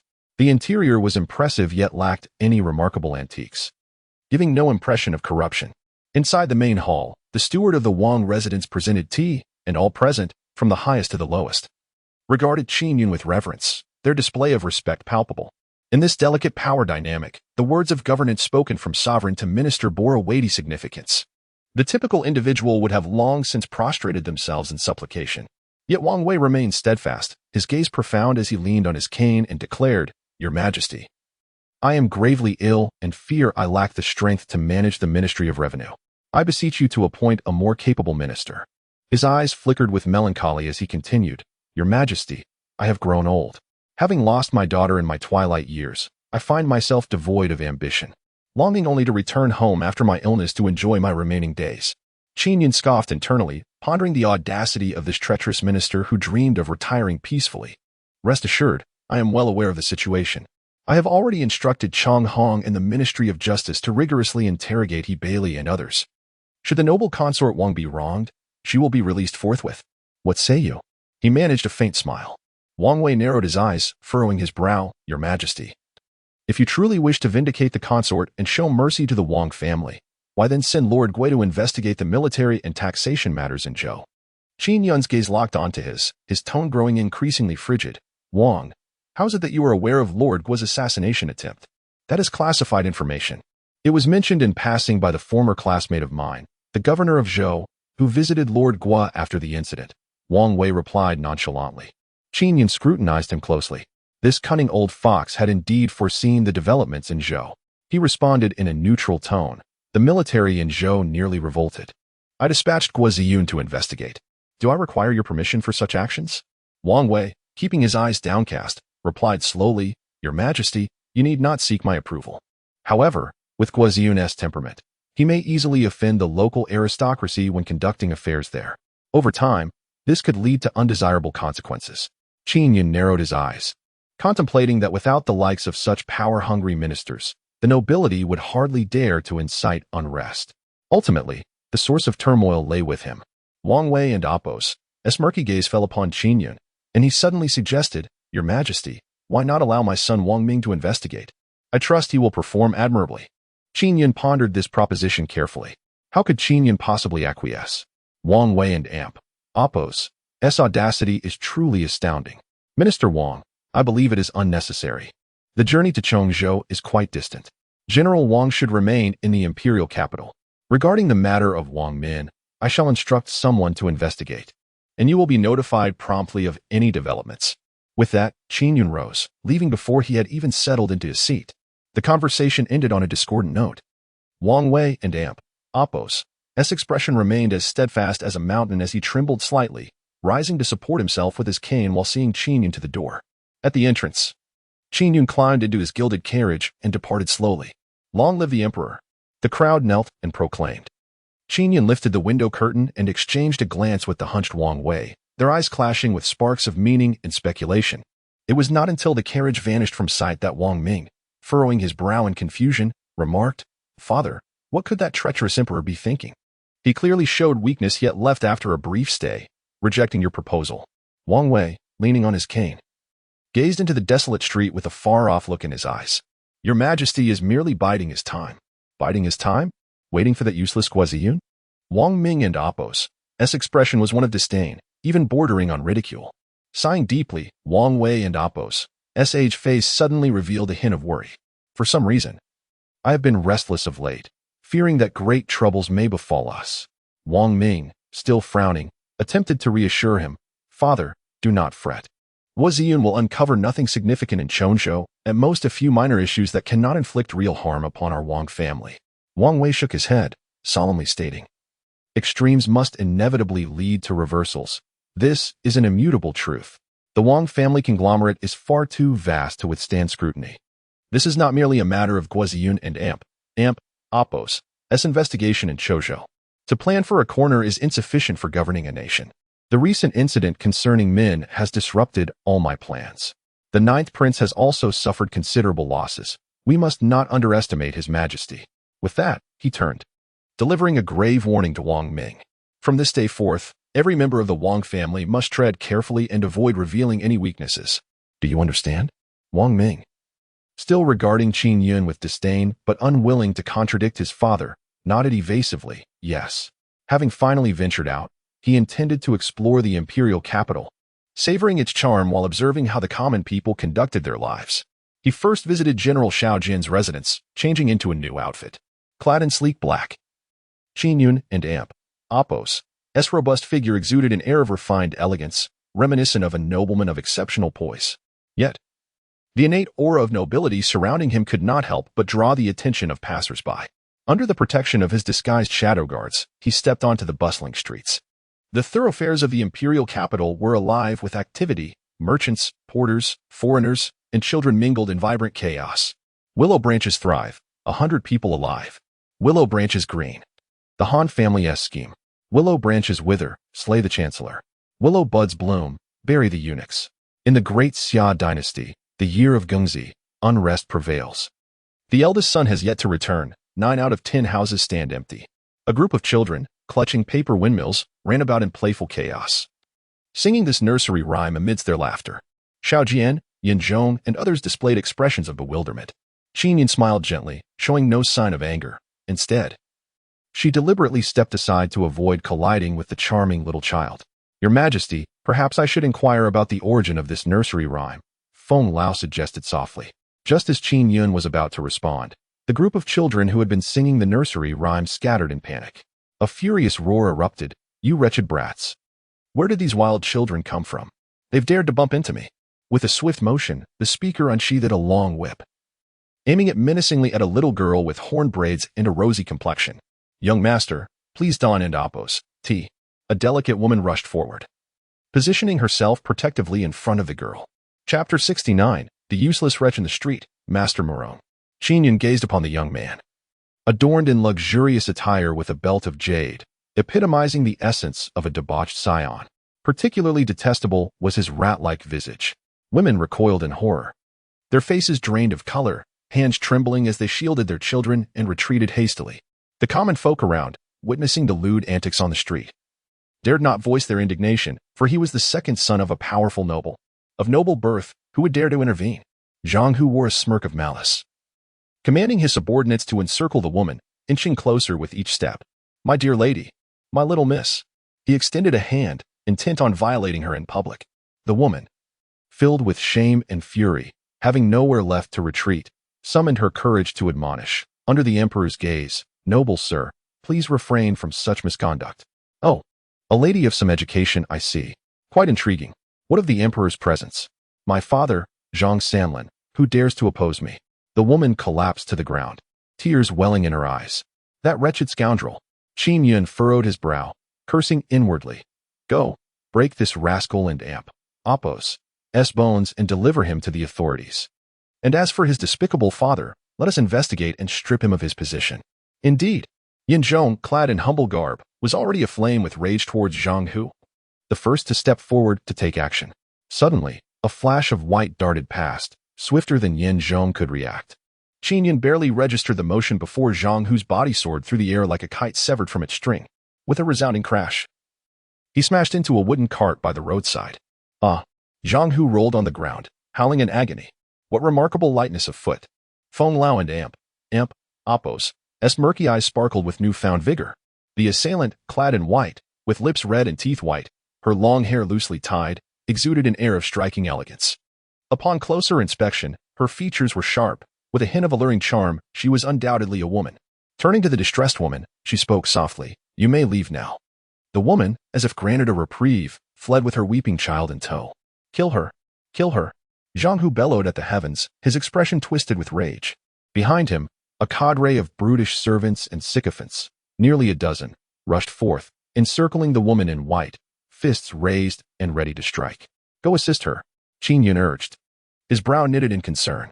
Feng Lao, with a peculiar expression, replied, "Your Majesty, this individual possesses formidable martial skills and requires no aid. Furthermore, do you not find her visage familiar?" Qin Yun paused, directing his gaze towards the woman in white. Her agility was remarkable as she danced through the throng, effortlessly toppling the burly men with mere flicks of her wrists. Each hand was twisted in unnatural angles, cries of pain echoing around. Qin Yun and Appos' astonishment grew. The more he observed, the more familiar she appeared. Morong Shenhua. His eyes widened in disbelief as he glanced at Feng Lao. Feng Lao nodded slightly in affirmation. "Oh, what a splendid reunion in the tapestry of life." Qin Yun mused, his eyes alight with admiration. This Miss Morong was far more captivating than her portrait had suggested. Without the embellishments of makeup, clad in masculine attire, she radiated an astounding beauty. "You, what are you doing? Stay away."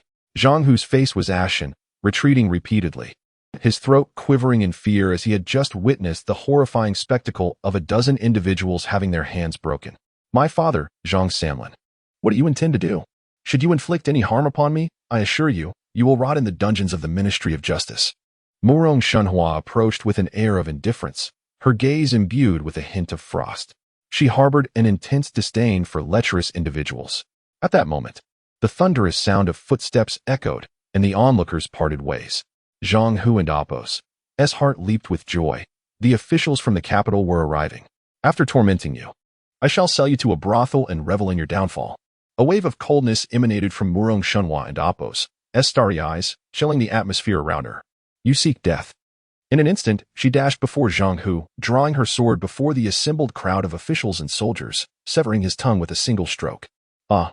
Zhang Hu let out a ghastly wail, blood spilling from his mouth. Yet, Morong Shenhua showed no sign of halting. Another strike followed, executed with breathtaking grace. Akin to water being cleaved by a blade, Zhang Hu was transformed into a eunuch. Cupping his groin, his eyes widened in terror, every pore of his being expressing agony. "Ah!" His cry was hauntingly desolate. Beside him, Qin Yun could not help but clamp his legs together, a chill coursing through him. This woman was truly ruthless. No wonder she was the revered leader of a sect, a woman of great renown. "Stop!"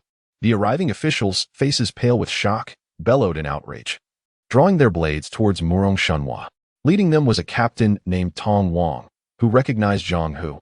His father was an official of the censorate, whose role was to oversee and report misconduct. With Zhang Hu and Appos' predicament, a single indictment from the censorate would spell the end of Tong Wang and Appos' career. It was over. He felt a chill run down his spine upon seeing Zhang Hu and Appos' condition. "You reckless fool! How dare you act so violently within the capital?" Tong Wang roared. "Seize this woman and take her to the Ministry of Justice." Morong Shenhua remained unfazed, her starry eyes glinting with icy brilliance. "When this man publicly molests a woman, where were you officials?" She retorted. "Nonsense. Is this your justification for committing violence in the streets? Arrest her!" Tong Wang shouted, charging forward. "Humph!" Morong Shenhua scoffed disdainfully, harboring deep resentment towards the officials, the court, and the emperor. Just as she was about to strike again, Qin Yun stepped forward. "Stop," he called out, his voice unassuming yet inexplicably carrying an innate authority. All eyes turned to him. No one recognized Qin Yun. Their ranks were too disparate, and these officials were not worthy of encountering him. "I can attest that this man was the one who first harassed the virtuous woman, and has no connection to this young lady," Qin Yun stated calmly as he walked forward. Tong Wang scrutinized him, sensing an unusual aura surrounding Qin Yun. There were many influential figures in the capital, and he feared provoking the wrong person, leaving him momentarily intimidated. Even so, this matter should be addressed by the authorities, and bears no relation to this woman. If everyone were to act as she does, seeking vengeance so readily, what purpose would the government serve? Tong Wang replied solemnly. Qin Yun and Appos' gaze was filled with displeasure. "Then, should you not apprehend this individual first?"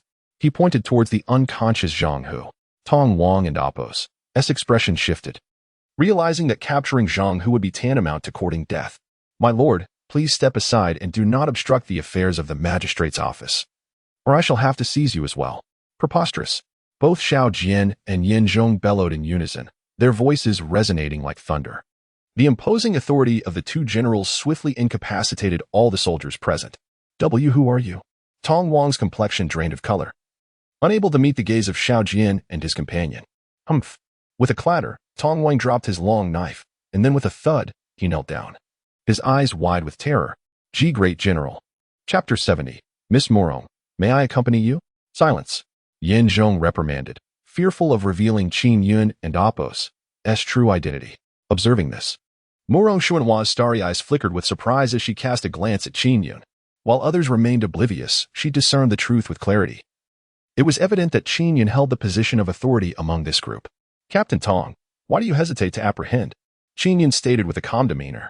Tong Wang and Apos' expression betrayed a hint of difficulty, for the officials of the Imperial Censorate were not to be trifled with. Yin Zhong snorted, his eyes widening like those of a ferocious beast, fixating intently upon him. Tong Wang, gripped by fear, began to sweat profusely, hastily responding, Yes.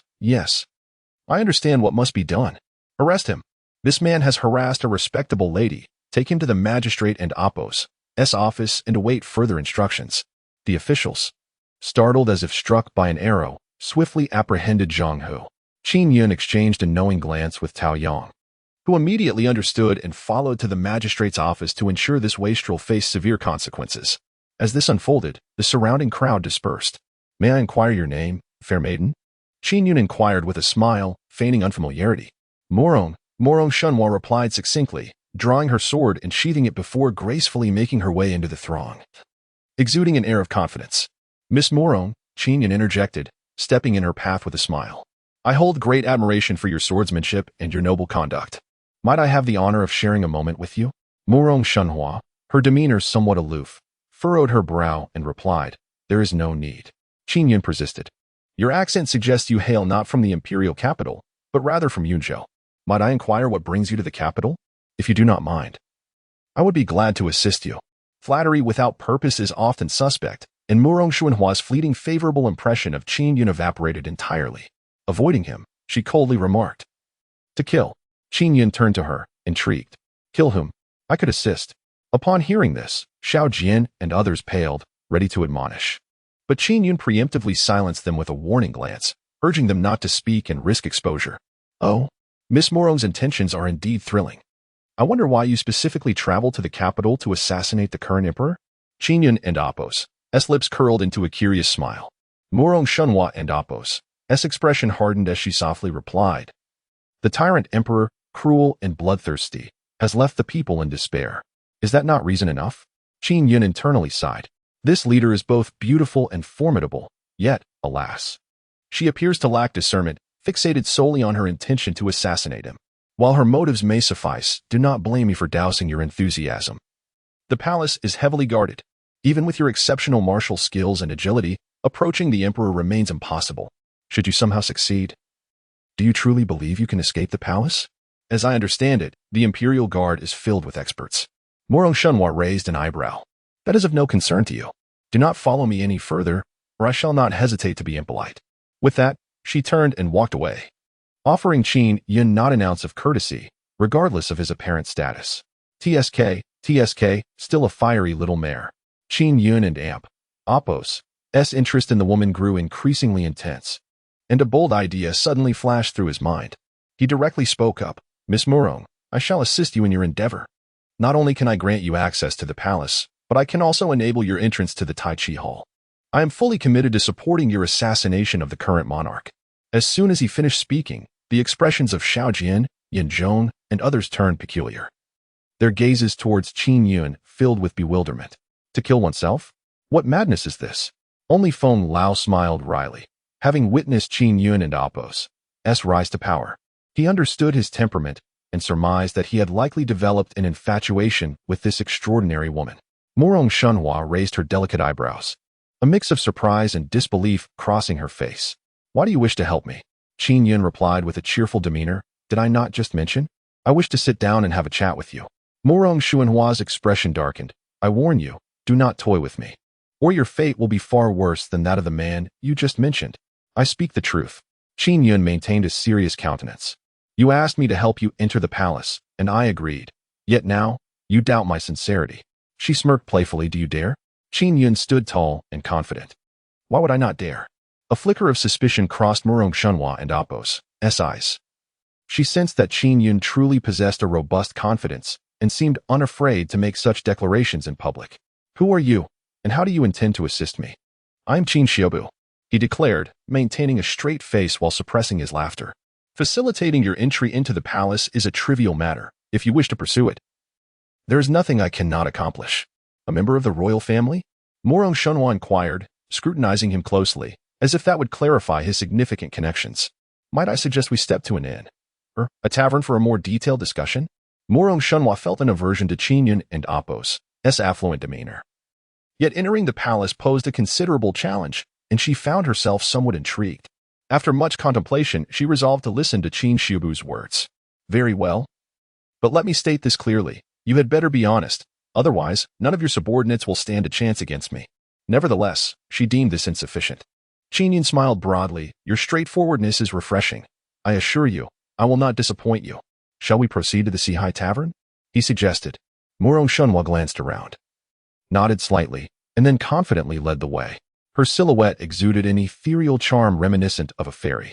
At the Seahai Tavern on the second floor, the elegantly carved wooden table exuded an antique charm that was truly captivating. A gentle breeze wafted through as they gazed down at the bustling crowd below. It was indeed a delightful experience. Qin Yun felt content, mentally reflecting, a beautiful day, perfect for outings and flirtations. What is your relation to the royal family that you dare assist me so? Morong Xuanhua inquired first, still harboring doubts. My dear lady, it is not appropriate for me to divulge my exact identity. I assume you, too, have concealed your true identity?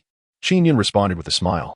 Morong Xuanhua fell silent, her starlit eyes regarding him with increased scrutiny. There is no such thing as a free lunch in this world. Let us be candid. What do you seek in helping me? Do you aspire to seize the throne? Qin Yun gazed into her beautiful eyes, touched his nose, and chuckled. I have no intention of usurping the throne. I merely wish for your assistance with a small favor. A small favor? Morong Xuanhua raised an eyebrow, disdain evident in her tone. That so-called small favor of yours is likely more arduous than ascending to the heavens. Not at all.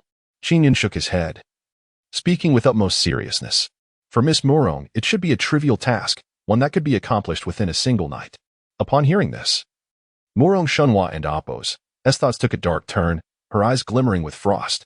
A wave of murderous intent swept across the entire second floor as her brows furrowed menacingly. You scoundrel. What did you say? In an instant, Xiao Jian and Yin Zhong positioned themselves protectively in front of Qin Yun, bracing for confrontation. Startled, Qin Yun quickly reassured her. Miss Morong, please remain calm. Do not be agitated. He wiped the sweat from his brow and clarified, it is not as you imagine. I do not mean to suggest anything untoward. What I truly meant is for you to assist me in investigating someone during the night. Chapter 71, The Royal Genealogy. Preparing for the Future. In the Imperial Study, Qin Yun meticulously perused the royal genealogy, noting an overwhelming number of individuals, with 13 princes alone. Not to mention various collateral branches.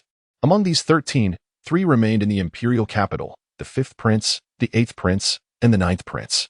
Qin Yun harbored suspicions that if Wang Wei were to have allies, they would undoubtedly be among these individuals. However, the 3 princes residing in the capital held merely the title of prince and wielded no real power within the court. Could it be that the regional princes were covertly orchestrating schemes in the capital? Feng Lao quietly suggested. Qin Yun pressed his fingers to his temples. It is possible. Yet, I cannot shake the feeling that if there is indeed a hidden mastermind, they are likely closer to me than I realize. Qin Yun's memories were scant, leaving him unfamiliar with many royal relationships. Without further contemplation, Feng Lao stated, among the princes, the most influential is the 11th prince of Yuzhou, Xuan Wang. During the reign of the late emperor, the prince with the highest prestige was the 6th prince of Yangzhou, Ning Wang. Although other princes possess some military power and reputation, it is quite limited, and only Xuan Wang and Ning Wang are of legitimate birth. Qin Yun nodded. What of the palace? Feng Lao sighed. In the palace, the favored consort, Wang Guifei has been relegated to the Cold Palace, and the most powerful individuals have fallen from grace. If one must select a figure of authority, it would be the Empress Dowager Do. Qin Yun furrowed his brow, desperately searching his mind for information about Empress Dowager Do, but found nearly none. As he was born of the late Empress, a legitimate heir, he had no connection with Do. Which princes are born of Do? Qin Yun raised an eyebrow. Feng Lao replied with solemnity, the 5th and 8th princes. Qin Yun and Appos, brow knitted in concern.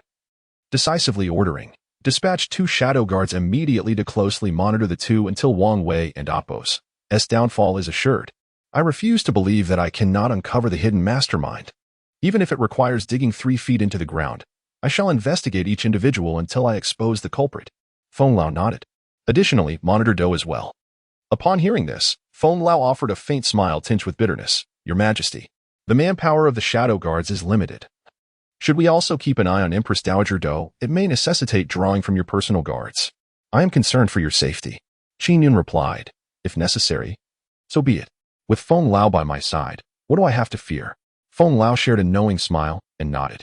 However, the number of shadow guards was indeed insufficient, merely a handful, a rather pitiable figure. Feng Lao, find a way to expand the ranks, regardless of the cost or titles. I shall support you unconditionally, Qin Yun asserted. Feng Lao again sighed, expressing his difficulties, Your Majesty, to speak candidly. All the shadow guards are children I have raised since they were young, unencumbered, and utterly loyal. Moreover, the training is exceedingly arduous, requiring immense dedication. Without a systematic martial arts manual, it is challenging to train them on a large scale. Therefore, Your Majesty, this is not merely a matter of money or titles. I can only endeavor to do my best. Upon hearing this, Qin Yun frowned, feeling a sense of regret. If one were to possess tens of thousands of shadow guards, then one would truly have no fear of any conspiracy, whether divine or demonic. None would pose a threat. Suddenly, an idea struck him, and with a sly grin, he said, Feng Lao, what if I were to bring Murong Shunhua into the palace? Do you think? In her capacity as the head of the Moon Invitation sect, she could systematically train a substantial number of shadow guards? Feng Lao paused, contemplating. That should be feasible. The Moon Invitation sect holds a significant status in the martial world, and undoubtedly possesses numerous martial arts manuals. However, a hint of embarrassment crossed his aged visage. But what? Qin Yun raised an eyebrow, teasing Feng Lao. Could it be that you doubt my charm and imperial aura? An uncommon smile graced Feng Lao's face, his wrinkles creasing together. Your Majesty, it and Appos. It's not that I lack faith in you. It and Appos. It's just that the Moon Invitation sect has a long-standing tradition of passing down knowledge solely to a single successor, and they do not accept disciples. It may prove challenging for her to produce manuals for training shadow guards. Moreover, you deceived the head of the Murong clan today. Should she discover your true identity as the reigning emperor, she might harbor resentment. Qin Yun smirked mischievously and retorted, Who asked this headmistress to act so brazenly? Daring to come to the imperial capital to assassinate me? Chivalry is commendable, but alas, it has been misapplied. If I do not temper her aloofness, I shall not be worthy of the title of emperor. Feng Lao smiled, wishing fervently that the emperor might take more consorts to perpetuate the royal lineage. Especially a woman like Murong Shunhua. If he were to win her over, it would serve as a tremendous boon for the emperor. Your Majesty, will you be visiting that particular consort tonight? Chief Eunuch Shi inquired as the two men concluded their conversation. Qin Yun instinctively thought to respond with nurturing heart palace, but then recalled Pei Yao and wondered if her cold condition had improved. Let us visit the Autumn Leaf Palace, he decided. Chief Eunuch Shi bowed and reported, Not long ago, Consort Yu sent word that she has been unwell and cannot attend to your Majesty. That is of no consequence. I shall merely pay her a visit, Qin Yun declared, rising from his seat and setting aside the documents in his hands as he made his way to the Autumn Leaf Palace. The inner palace was vast, akin to a labyrinth. The journey from the imperial study to the Autumn Leaf Palace took nearly the time it takes to burn half a stick of incense. Upon entering the palace, the place was shrouded in darkness. In the moonlit courtyard, by the lotus pond, the shimmering waters danced elegantly. As Qin Yun strolled in, he noticed a slender figure crouching by the pond, resembling a butterfly shadow beneath the moonlight, extraordinarily beautiful. It was none other than Pei Yao. However, at that moment, she was weeping, her sorrow palpable in the night air. Qin Yun furrowed his brow. What could be troubling her?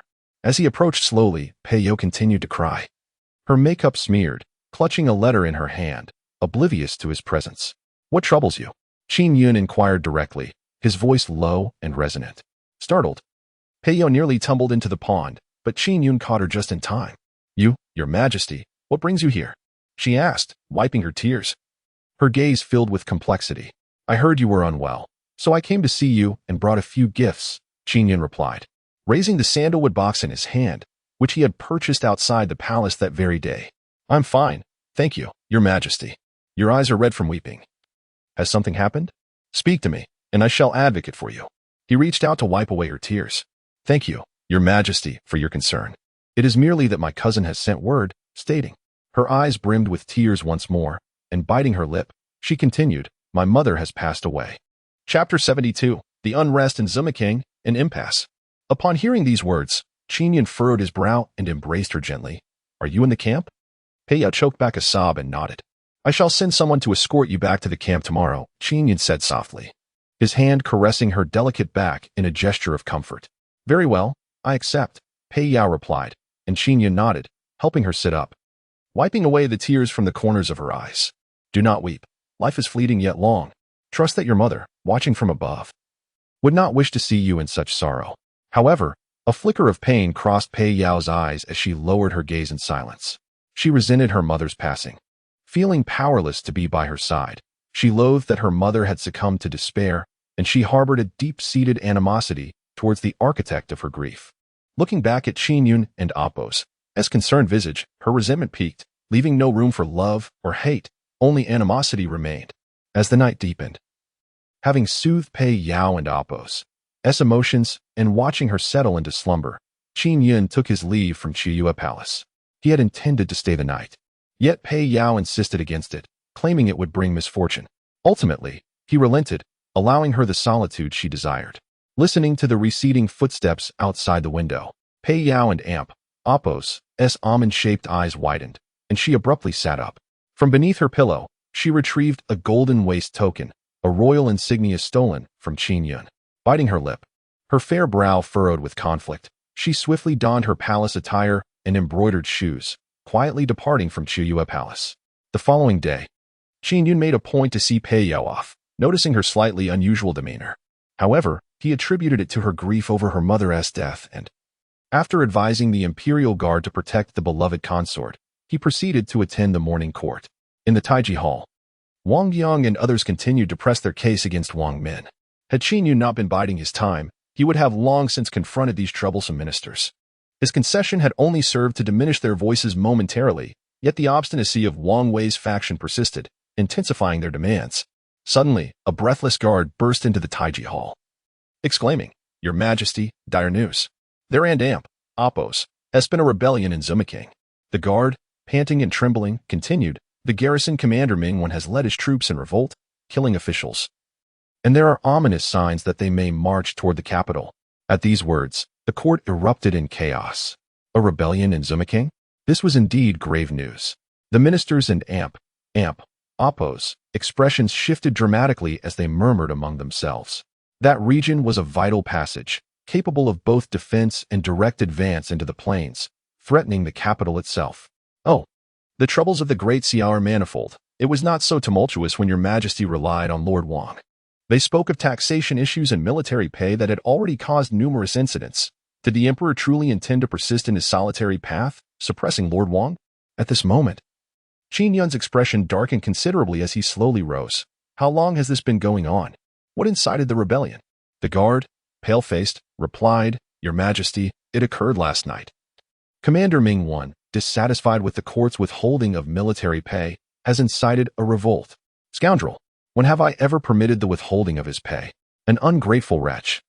Qin Yun's fist struck the dragon chair with great force, his anger palpable. Instantly, he suspected that this was yet another underhanded maneuver orchestrated by Wang Wei. Below, however, Xiao Jian's expression was a complex tapestry of emotions, his countenance particularly grim. Ming Wen was one of his former subordinates, loyal to the core. He could not fathom that this man would engage in treason, yet the evidence lay stark before him. Your Majesty, we must dispatch troops immediately to quell the unrest. Zhao Hang stepped forward, his demeanor exceedingly grave. Xiao Jian. Qin Yun furrowed his brow and called out, At your service. Xiao Jian replied, clasping his hands. I command you to mobilize the left camp at once, to march through the night, and ensure this band of traitors is eradicated in its infancy. We cannot allow a spark to ignite a conflagration. Yes, Your Majesty. Xiao Jian nodded solemnly. If Mingwen truly had rebelled, he would personally see to the execution of such insurrectionists. Absolutely not. Jin Wu Wei Wang Ming shouted, stepping forward with an imposing presence. Casting a sidelong glance at Xiao Jian, he addressed Qin Yun with a bow. Your Majesty, it would be unwise to send General Xiao. Indeed. Li Feng, the Minister of Rights, also emerged, raising his voice. Is it not common knowledge in the court that Mingwen was once a subordinate of General Xiao? With their bond deeply entrenched? If General Xiao were to show leniency, it could lead to catastrophic consequences. Qin Yun paused momentarily. Mingwen was a former subordinate of Xiao Jian? Had he not been a pawn of Wang Wei? Xiao Jian cast a cold glance at the assembly, then knelt and declared, Your Majesty, it is true that Mingwen was once my subordinate, but now he has committed an act of rebellion. I stand opposed to him. His eyes glinted with determination. Humph. What did you say? Xiao Jian and Appo's fury ignited, his fierce gaze fixed upon Wang Ming. Is it not the truth? Wang Ming countered, the tension palpable, the two poised as if on the brink of conflict. Silence. Qin Yun bellowed, reprimanding. Do you take the Tai Chi Hall for a marketplace? Do you think I am inconsequential? The Tai Chi Hall fell into a swift silence. Your Majesty, the location of Zhuma City is particularly precarious. I believe we must exercise caution. Wei Zheng could not refrain from interjecting, unafraid of offending anyone. His implication was clear. Avoid employing Xiao Jian to mitigate any potential bias. Xiao Jian and Appo's face flushed with indignation, feeling unjustly treated as a thief. Then who do you propose we employ?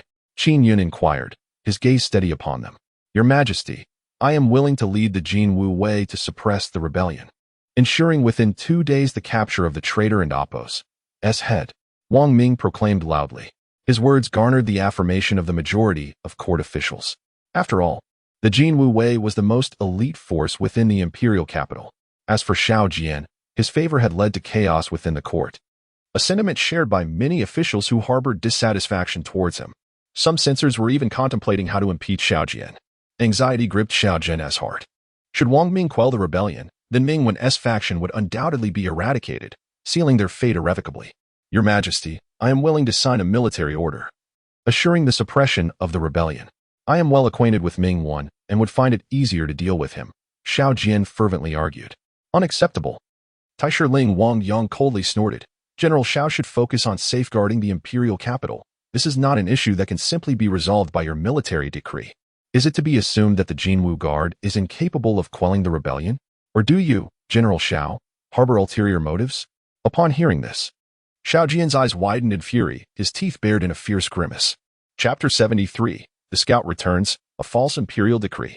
The venomous words that sought to murder the heart left Xiao Jian seething with fury. Even though Qi Yun, Zhao Hong, and others wished to intervene, they remained at a loss for words.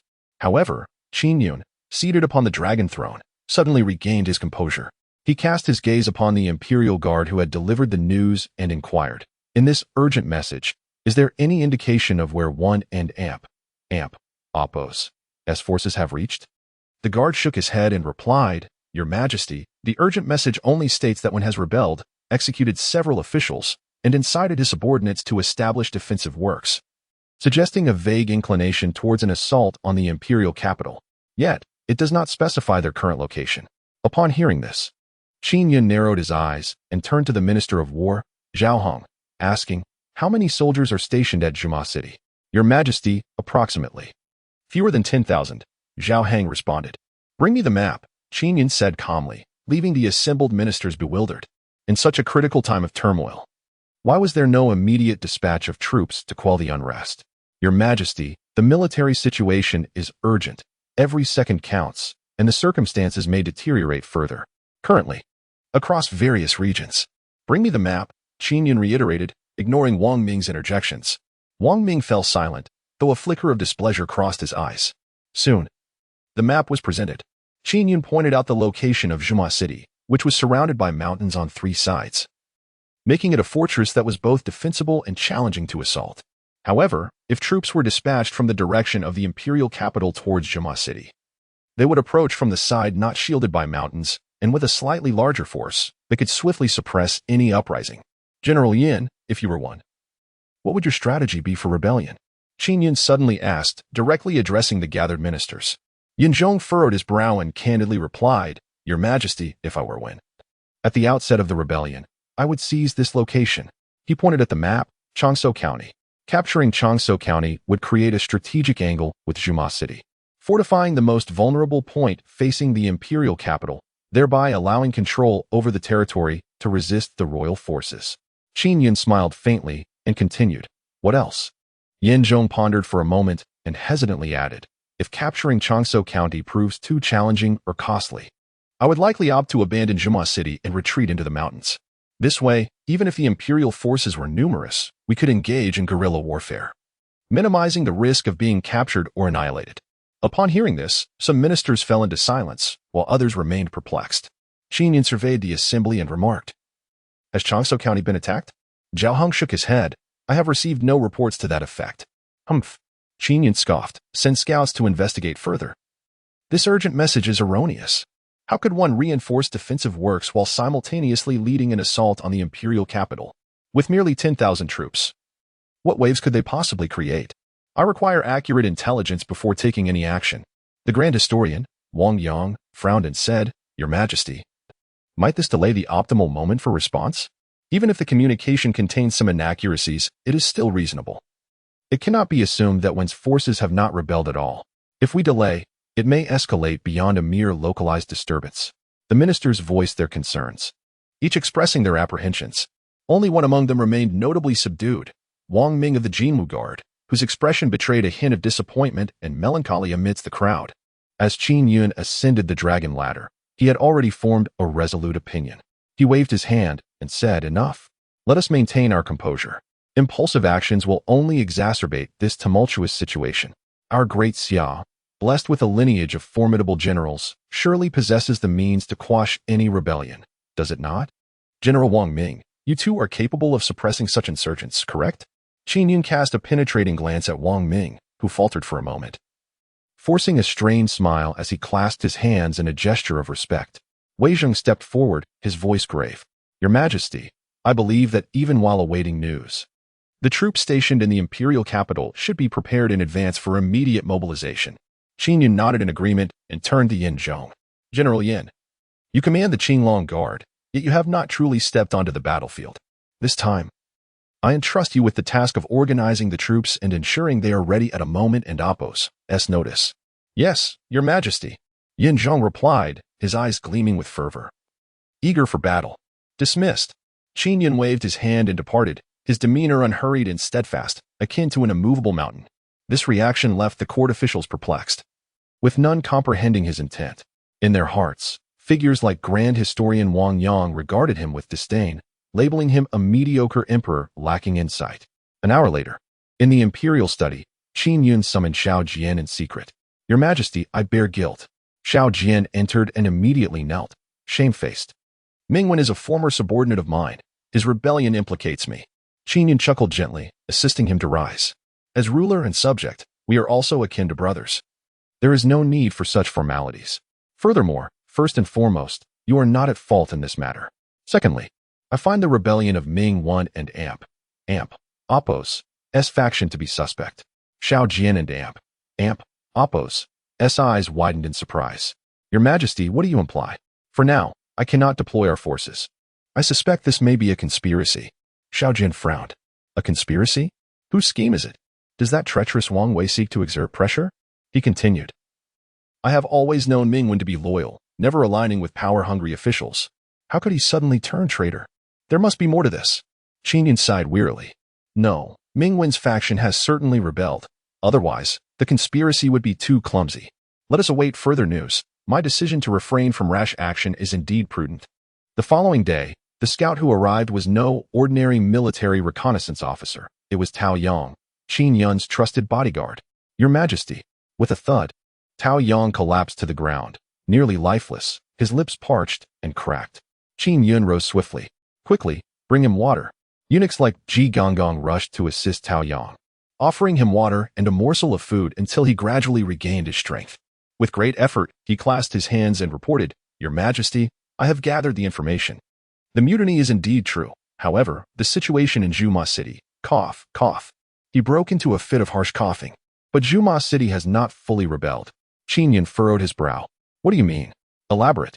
I have learned that Ming Wen and Apos S troops have long been deprived of their military rations, at times facing starvation, thus fostering discontent towards the court. At that time, officials from the Ministry of Revenue were already imprisoned in the Celestial Prison, resulting in the downfall of many officials. Chapter 74, Persuasion and Investigation, Wang Wei's Fury. Bang! Qin Yun forcefully overturned the table with a kick, his eyes gleaming with murderous intent. He roared, outrageous, utterly outrageous. This scoundrel Sima Tu dares to forge an imperial decree. Does he wish to annihilate 9 clans? When did I ever issue such an edict? The officials in the imperial study felt a shiver run down their spines, terrified. The last time the emperor exhibited such wrath was when he personally executed a traitor. Tao Yang hesitantly spoke, Your Majesty. Sima Tu has been killed.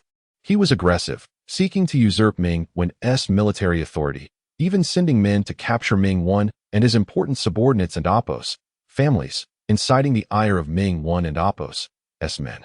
Consequently, Ming Wen and Apos S forces rebelled, which aligns with the previous reports of local officials being slain. Qin Yun slammed his fist upon the dragon throne, his gaze flickering dangerously. That scoundrel's death is hardly a loss. It is too lenient. With his demise, I am unable to investigate the mastermind behind this plot. I knew it was a conspiracy, falsifying the imperial decree to instigate rebellion against Ming Wen, applying pressure on me. Feng Lao stepped forward, bowing respectfully, Your Majesty. Please do not let anger cloud your judgment. Take care of your health. Qin Yun took a deep breath, striving to regain his composure. The enemy had struck consecutively. A moment and Apos S carelessness could lead to his downfall. Is there further news? What are Ming Wen and Apos S forces planning now? Tao Yang promptly produced a notice. Your Majesty. Ming Wen and Apos S forces have released all the citizens of Zhuma City and have since declared martial law, but there has been no subsequent action. Qin Yun snatched the notice and examined it. It was issued by Ming Wen, stating, To the esteemed elders of our community, the emperor is heartless, harming loyal ministers, fabricating charges against us. I, Ming Wen, have rebelled. The imperial army will soon arrive, risking harm to the innocent, so I beseech all elders to temporarily take refuge elsewhere. The notice exuded a palpable sense of desperation. Ming Wen intended to hold his ground in Zhuma City. Rather than die in captivity, he chose to face death standing. After reading, Qin Yun furrowed his brow, contemplating rebuking Ming Wen, but upon reflection, he realized he too had been deceived. He sank heavily into the dragon throne, massaging his temples, feeling an overwhelming headache. The officials in the capital were still pressing for counsel, and the common folk were beseeching for orders. Yet now Zhuma City had erupted into chaos. Damn Wang Wei, is this your doing again? Just wait. Qin Yun clenched his teeth, the veins on his forehead nearly bursting. Summon left camps Xiao Jian, Qinglong Guards Yan Zhong, and Deputy General Ko Tianxiong to an audience at once. Yes. Approximately an hour later, the 3 arrived. We pay our respects to Your Majesty. Qin Yun succinctly briefed them on the situation in Zhuma City, then issued his command. Xiao Jian, you shall personally lead 3,000 swift cavalry, bearing my imperial decree to Zhuma City to stabilize the situation. If it comes to that, I shall not be able to assist him. Upon hearing this, Xiao Jian's expression hardened. After all, rebellion is rebellion. Historically, there is no forgiveness for such acts. He clasped his hands in salute, stating, Your Majesty, I shall carry out your orders diligently. Go, and upon exiting the palace, make haste to mobilize, lest those treacherous Wang Ming scoundrels devise further tricks. Yes, I take my leave. Xiao Jian strode with great urgency, swiftly retreating and then racing out of the palace. After their departure, Qin Yun turned his attention to Yan Zhong and Ko Tianxiong. Do you understand why I have reconsidered and decided against sending you, the Azure Dragon Guard? To quell the rebellion? Qin Yun inquired. Yan Zhong clasped his hands and replied, Your Majesty, due to the changing circumstances. What is required in Zhuma City is reassurance and stabilization. General Xiao Jian is well acquainted with Ming Wen, thus he is undoubtedly more suitable. You are only partially correct, Qin Yun said as he descended to assist Yan Zhong and Ko Tianxiong, both of whom appeared taken aback. I have a foreboding that the conspiracy behind this is far from merely forcing Ming Wen into rebellion. It is likely that the orchestrators aim to incite conflict, compelling me to dispatch troops and send my core forces out, thus allowing them to engage in treacherous acts. Yin Zhong and Ko Tianxiong exchanged a startled glance. Qin Yun continued, with General Xiao Jin gone, I can rely solely on the two of you. At this, both men knelt, their eyes wide and expressions grave. Your Majesty, my brother and I vow to serve you with utmost loyalty. Should any treasonous ministers conspire against you, the Azure Dragon Guard shall eradicate them without leaving a single soldier behind. Their thunderous voices resonated with fervor, as they were both selected for their martial prowess. They held a profound loyalty to Qin Yun. Satisfied, Qin Yun smiled and assisted them to their feet. Yin Zhong, you shall continue to oversee the Azure Dragon Guard at the garrison. As for General Ko, you shall receive my edict shortly and proceed to the Mongshan military camp, temporarily taking over for General Xiaojian. Remain vigilant regarding the imperial capital, and should any changes arise, respond immediately. To preempt any unforeseen events, Qin Yun meticulously arranged the military strategy in the imperial capital. Even actions that might seem overly cautious were deemed necessary. After conferring with the two men, Qin Yun swiftly summoned the civil and military officials to the Taiji Hall to clarify the unrest in Zhuma City and announce a thorough investigation into the forgery of the imperial edict by Sima Tuesday. As night fell, the assembly at Taiji Hall concluded. Even with the alluring presence of the distressed concubine Xiao, Qin Yun lacked the inclination for intimacy. His fatigued demeanor causing her deep concern, her phoenix eyes reddened, nearly shedding tears. In the Wang residence, the main hall was brightly lit. 200 meters outside lay a desolate expanse, heavily guarded. Crash! A blue and white porcelain teacup shattered, scalding tea steaming on the floor. Wang Wei, infuriated, glared with flushed cheeks, pointing at Wang Ming and bellowing, You insolent wretch, what have I told you? Do not act recklessly, do not act recklessly. Where did your foolishness lead you? Do you realize the magnitude of the disaster you have caused? Forging the imperial edict and forcing a general into rebellion. Should this be uncovered, no one will save you. I, along with the entire Wang family, will bear the consequences of your foolishness. Wang Wei's spittle spewed forth, splattering Wang Ming's face. Wang Ming bowed his head in silence. Once Wang Wei had exhausted his tirade and caught his breath, Wang Ming slowly spoke, I did not anticipate the emperor's calmness. He did not deploy troops to suppress the situation immediately. Instead, he swiftly grasped the circumstances in Zhuma City. He suddenly lifted his head. A sense of pride in his voice, however, Dear father, this plan has succeeded. As long as one remains undetected, everything is worthwhile. Wang Wei was nearly driven to the brink of fury, and with a resounding slap, he struck Wang Ming across the face, leaving him momentarily stunned. Beast, you wretched beast. Do you think I am unaware? With such a feeble mind, you dare concoct such a scheme? You have the audacity to conceal this from me and engage with the prince? Do you believe I am dead? This Wang family is not destined for you to lead. Chapter 75. When the upper beam is crooked, the lower beam is also awry. Wang Ming and Appos' brows furrowed in indignation as he gritted his teeth, exclaiming, That is not my intention. Father, you are far too timid, dawdling without taking action. If this continues, the Tyrant Emperor will only grow in power, and we shall be left to await our demise. Is that not a grave misfortune? With Xiao Jian reassigned from the imperial capital, we can eliminate the dissenting Ming one, thereby plunging the Great Xia into further chaos. 3 birds with 1 stone, and thus far, we have succeeded. Once the moment is ripe, let Wan Shan lead the troops against the Qinglong Guard, and I shall command the Jinwu Guard to storm the palace. The armies from Mongshan will be too late to provide support. His gaze ignited with fervor as he clenched his fists, declaring, At that juncture, we shall seize the emperor, using him to command the lords. Alternatively, we could elevate you to the throne while simultaneously ousting the prince. Wang Wei clutched his chest, nearly fainting from rage. Father, what ails you? Wang Ming's expression shifted, rushing to support him. Slap. Wang Wei's stooped figure suddenly transformed like a rampaging lion, delivering another resounding blow to Wang Ming's face. This time, even Wang Ming and Appos' temper frayed, and he retorted through gritted teeth. Father, what are you doing? Unfilial son. Fool. Wang Wei scolded vehemently, his face darkening as he seized Wang Ming by the collar, his voice rising sharply. Do you truly believe His Majesty is so simple-minded? I have warned you long ago that the current emperor is no longer the pliable figure he once was. He has discovered that someone is forging imperial edicts. Could he not suspect a conspiracy? He has dispatched Xiao Jian to stabilize the situation. Surely he must have other measures in place? The barrage of questions left Wang Ming speechless. Wang Wei, exasperated by his son and Appos' recklessness, continued, Your actions are far too perilous, entirely unnecessary. I could easily compel the Emperor to retreat, should anything occur. The Emperor will undoubtedly place the blame upon us. Your Jinwu guard has likely already attracted scrutiny. He fixed a fierce gaze upon Wang Ming, growling, "Unfilial son, listen well. The game in the imperial capital is not merely a contest between two sides. It is a triadic struggle. Our alliance with the prince could just as easily turn adversarial. He seeks dominion over the realm, but we seek power. From the very beginning, our objectives have diverged, merely leveraging each other as strengths. Should we be vanquished? We could sell the prince out, relinquishing power to preserve our lives. But now, you have been exploited by him, embroiled in such grave matters, leaving us with no retreat.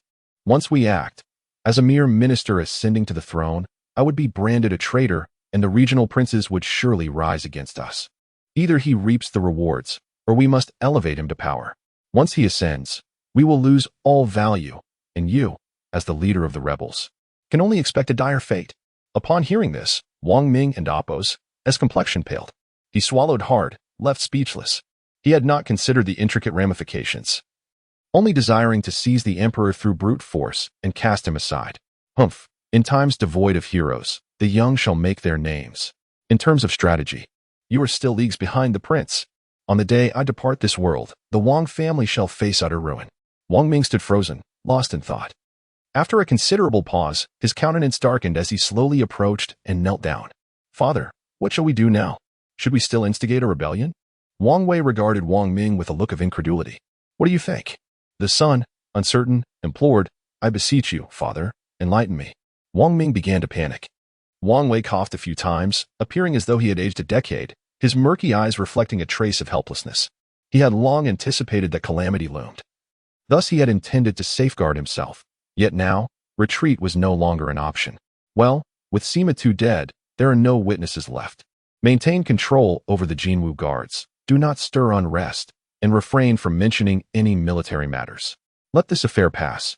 A hint of distress crossed Wang Ming and Apos' face as he cautiously probed. Then, "Father, what is the stance of the prince?" Wang Wei and Apos' astute gaze flared with coldness. "As long as the Emperor endures, we remain allies." The daylight gradually waned, and the voices within the Wang residence and Apos' main hall diminished into whispers. Perched upon a massive tree crown, a woman clad in black stood silently. Her ears twitched slightly, as she managed to eavesdrop on the conversation between the father and son of the Wang family, effortlessly circumventing the formidable defenses of the manor without detection. Upon closer inspection, her figure resembled that of a willow, boasting long legs. Gazing upward, one could only discern her captivating, ethereal eyes beneath her veil. They were so otherworldly. And though her brows were unadorned, they held an intoxicating allure. The only testament to her tangible existence was her dark attire and her elegantly curved silhouette. Had Qin Yun been present, he would have instantly recognized her as Murong Shenhua. With a subtle flick of her sleeve, a waft of fragrance permeated the air as she produced an aged ledger. Her gaze was frigid as she softly spoke. Indeed, those in high positions are rarely virtuous. When the upper beams are crooked, the lower beams will be skewed. This tyrannical emperor and his accomplices in the court are colluding for personal gain, ultimately leading to the suffering of the common people. Well, first, I shall hand this ledger to Qin Xiaobu, and then I will deal with that despicable emperor. After murmuring these words, she vanished like a fairy, as ephemeral as a dream. Her agility surpassed even that of the shadow guards. Meanwhile, within the palace, Qin Yun had awoken abruptly in the dead of night, troubled by a dream in which he was usurped. He envisioned people drinking his blood and feasting on his flesh, witnessing the execution of all his close advisors in a horrifying spectacle. Xiao Shufei and Pei Yao met with dire fates, some committing suicide, others succumbing to poison. Cold sweat drenched his forehead, his breaths became frantic. The vividness of the nightmare had terrified him profoundly. "Your Majesty, what troubles you? Did you have a nightmare?" Xiao Shufei sat up, her delicate shoulder partially exposed, draped only in a crimson bodice, her expression laced with concern as she sought a handkerchief to wipe his brow. Qin Yun swallowed hard, exhaling deeply as he leaned against her porcelain collarbone, inhaling her fragrant essence, which provided him considerable solace. "It is nothing, merely a nightmare. There is no need for concern." Xiao Shufei sighed softly. "Your Majesty, have you been overexerting yourself of late?" Xiang and Apos, feels quite pained for you." Qin Yun gently patted her jade-like leg, offering words of comfort. "Do not worry, It won and amp. Oppos. TB long before you feel better. When that time comes, I shall accompany you in a well-deserved respite from state affairs, indulging only in the pleasures of life. As he spoke, his eyes sparkled with an unprecedented determination and sharpness. Wang Wei, you cannot linger here for another day. Yes, your majesty, please retire for the night. Xiang'o is by your side. There is nothing to fear. Xiao Shufei's gaze was tender as she soothed her beloved. I cannot sleep, Qin Yun replied, a smile gracing his lips as he glanced at her. Shall I have the imperial kitchen prepare something for you? Xiao Shufei and Oppos' beautiful eyes flickered, her expression conveying a sense of understanding, albeit vague. Qin Yun chuckled softly. I shall forego eating. Nothing compares to the delight of Xiang'er. With that, he took hold of Xiao Shufei's delicate ankle. She gasped in surprise, losing her balance and falling back, after which Qin Yun swiftly approached her. Your Majesty, do not rush. Her words faltered, lacking strength. As a sudden chill coursed through her body, unable to suppress a soft moan, she bore a hint of happiness at the corners of her lips. Chapter 76. The disappearance of imperial concubine Yao. The following day, the fragrant scent of lotus flowers wafted into the royal chambers from the pond outside, and the pleasant weather uplifted one's spirits. Qin Yun lay on his side, his fingers gliding over the fair skin of concubine Xiao. Upon noticing the bruises, his heart ached, and he murmured, Xiang and amp. Oppos. I was rather reckless last night. Concubine Xiao, with her bare shoulders exposed, turned slightly towards him. Her gentle gaze held a hint of grievance, and with her pouted lips, she replied, Your Majesty, you said the same to Xiang and Oppos, last time. Yet you never seem to remember. You insist on being reckless despite claiming to be in pain, and when I plead you to stop, you only indulge further. This year's specially supplied silk garments from Jiangnan are rare in the palace, and I cherish them dearly, yet they have all been torn apart by you. Hearing this, Qin Yun offered an awkward smile and said, Xiang'er, you are mistaken. Concubine Xiao relished this tender moment in the early morning, her hair cascading like a waterfall, partially concealing her delicate figure. Her white fingers caressed Qin Yun and amp. Oppos' strong chest, filling her heart with contentment. Your Majesty, why do you say such things? She inquired curiously, her beautiful eyes sparkling. Qin Yun grinned mischievously. How could I not be captivated by your beauty? Your coy demeanor and sweet murmurs drive me to distraction. If there ever comes a day when I no longer find myself enchanted by you and cease to adorn you in lovely garments, would you not feel a sense of loss? He spoke soothingly, transforming his lustful intentions into a profound expression of affection. Concubine Xiao, lacking in guile, felt a wave of happiness wash over her at his words. Indeed, she thought, each night, whenever she donned less clothing, it seemed to cast a spell over him. However, her cheeks flushed with embarrassment as she glanced around, then whispered shyly, But, Your Majesty, you have been quite insistent lately, and Xiang and amp, Oppos, finds it somewhat overwhelming. With that, she bashfully embraced Qin Yun, nestling into his arms, unwilling to lift her gaze. Ha. Qin Yun laughed heartily at her bashful demeanor and flattering words, his mood soaring to new heights. The elixirs had not been consumed in vain, and his cultivation of the yang essence had borne fruit, manifesting in his robust physique. In just a month, he had grown significantly stronger. Each time he beheld the delicate and swaying figure of concubine Xiao, he feared inadvertently causing her harm. Reluctantly, Qin Yun arose to attend the morning court. As he beheld Xiang and Oppos, who adorned in opulent royal attire, her skin a delicate blush, he could not help but exclaim, The spring nights are fleeting, and the day rises too soon. From now on, the monarch shall neglect morning court. These words instantly rendered concubine Xiao both bashful and flustered, as if she were responsible for his neglect of state affairs. After the morning court, Qin Yun prepared to leave the palace. He had arranged to meet Murong Shenhua at the Four Seas Tavern and wondered if she had made any progress at the Wang residence. His anticipation was palpable. As he exited, he encountered a general kneeling outside the hall. Dailu? What brings you here? Qin Yun furrowed his brow. This man was a commander of the Imperial Guard, who had escorted Pei out of the camp for mourning just 2 days prior. Dailu turned to face him, kneeling with his head bowed, his complexion extremely pale. In these approaching autumn days, he was drenched in cold sweat. Upon witnessing this, Qin Yun felt a sudden unease in his heart, as if foreboding misfortune. Dailu suddenly prostrated himself on the ground, exclaiming, Your Majesty, I am guilty of death. I am guilty of death. With a furious kick, Qin Yun overturned him and bellowed, I demand to know the whereabouts of concubine Yao. Lying on the ground, Dailu lamented, Your Majesty, After we arrived at the camp city, concubine Yao simply vanished. Hearing this, Qin Yun sighed in relief, initially fearing that Pei Yao had taken her own life, yet his anger remained palpable. You inept fool, with 2,000 imperial guards at your disposal. You could not protect concubine Yao? Dalu scrambled up and knelt at Qin Yun's feet, pleading, Your Majesty, upon reaching the camp city. The concubine was at her clan brother and aunt, Appo's residence mourning. I remained vigilant. However, she was overwhelmed with grief and fell into a faint, fearing it would be inappropriate. I did not dare to enter, only summoning a physician to attend to her. After the examination, she fell asleep. But, the following day, the concubine inexplicably vanished, along with her clan brother and aunt, Appo's family, who also disappeared under the pretense of visiting the grave. Qin Yun seized his collar, roaring. Are you suggesting that such a grand mourning hall could simply disappear? Dalu's face paled, trembling as he replied, Your Majesty, I have investigated with my men. And that mourning hall was merely a symbolic tomb. There was no body within.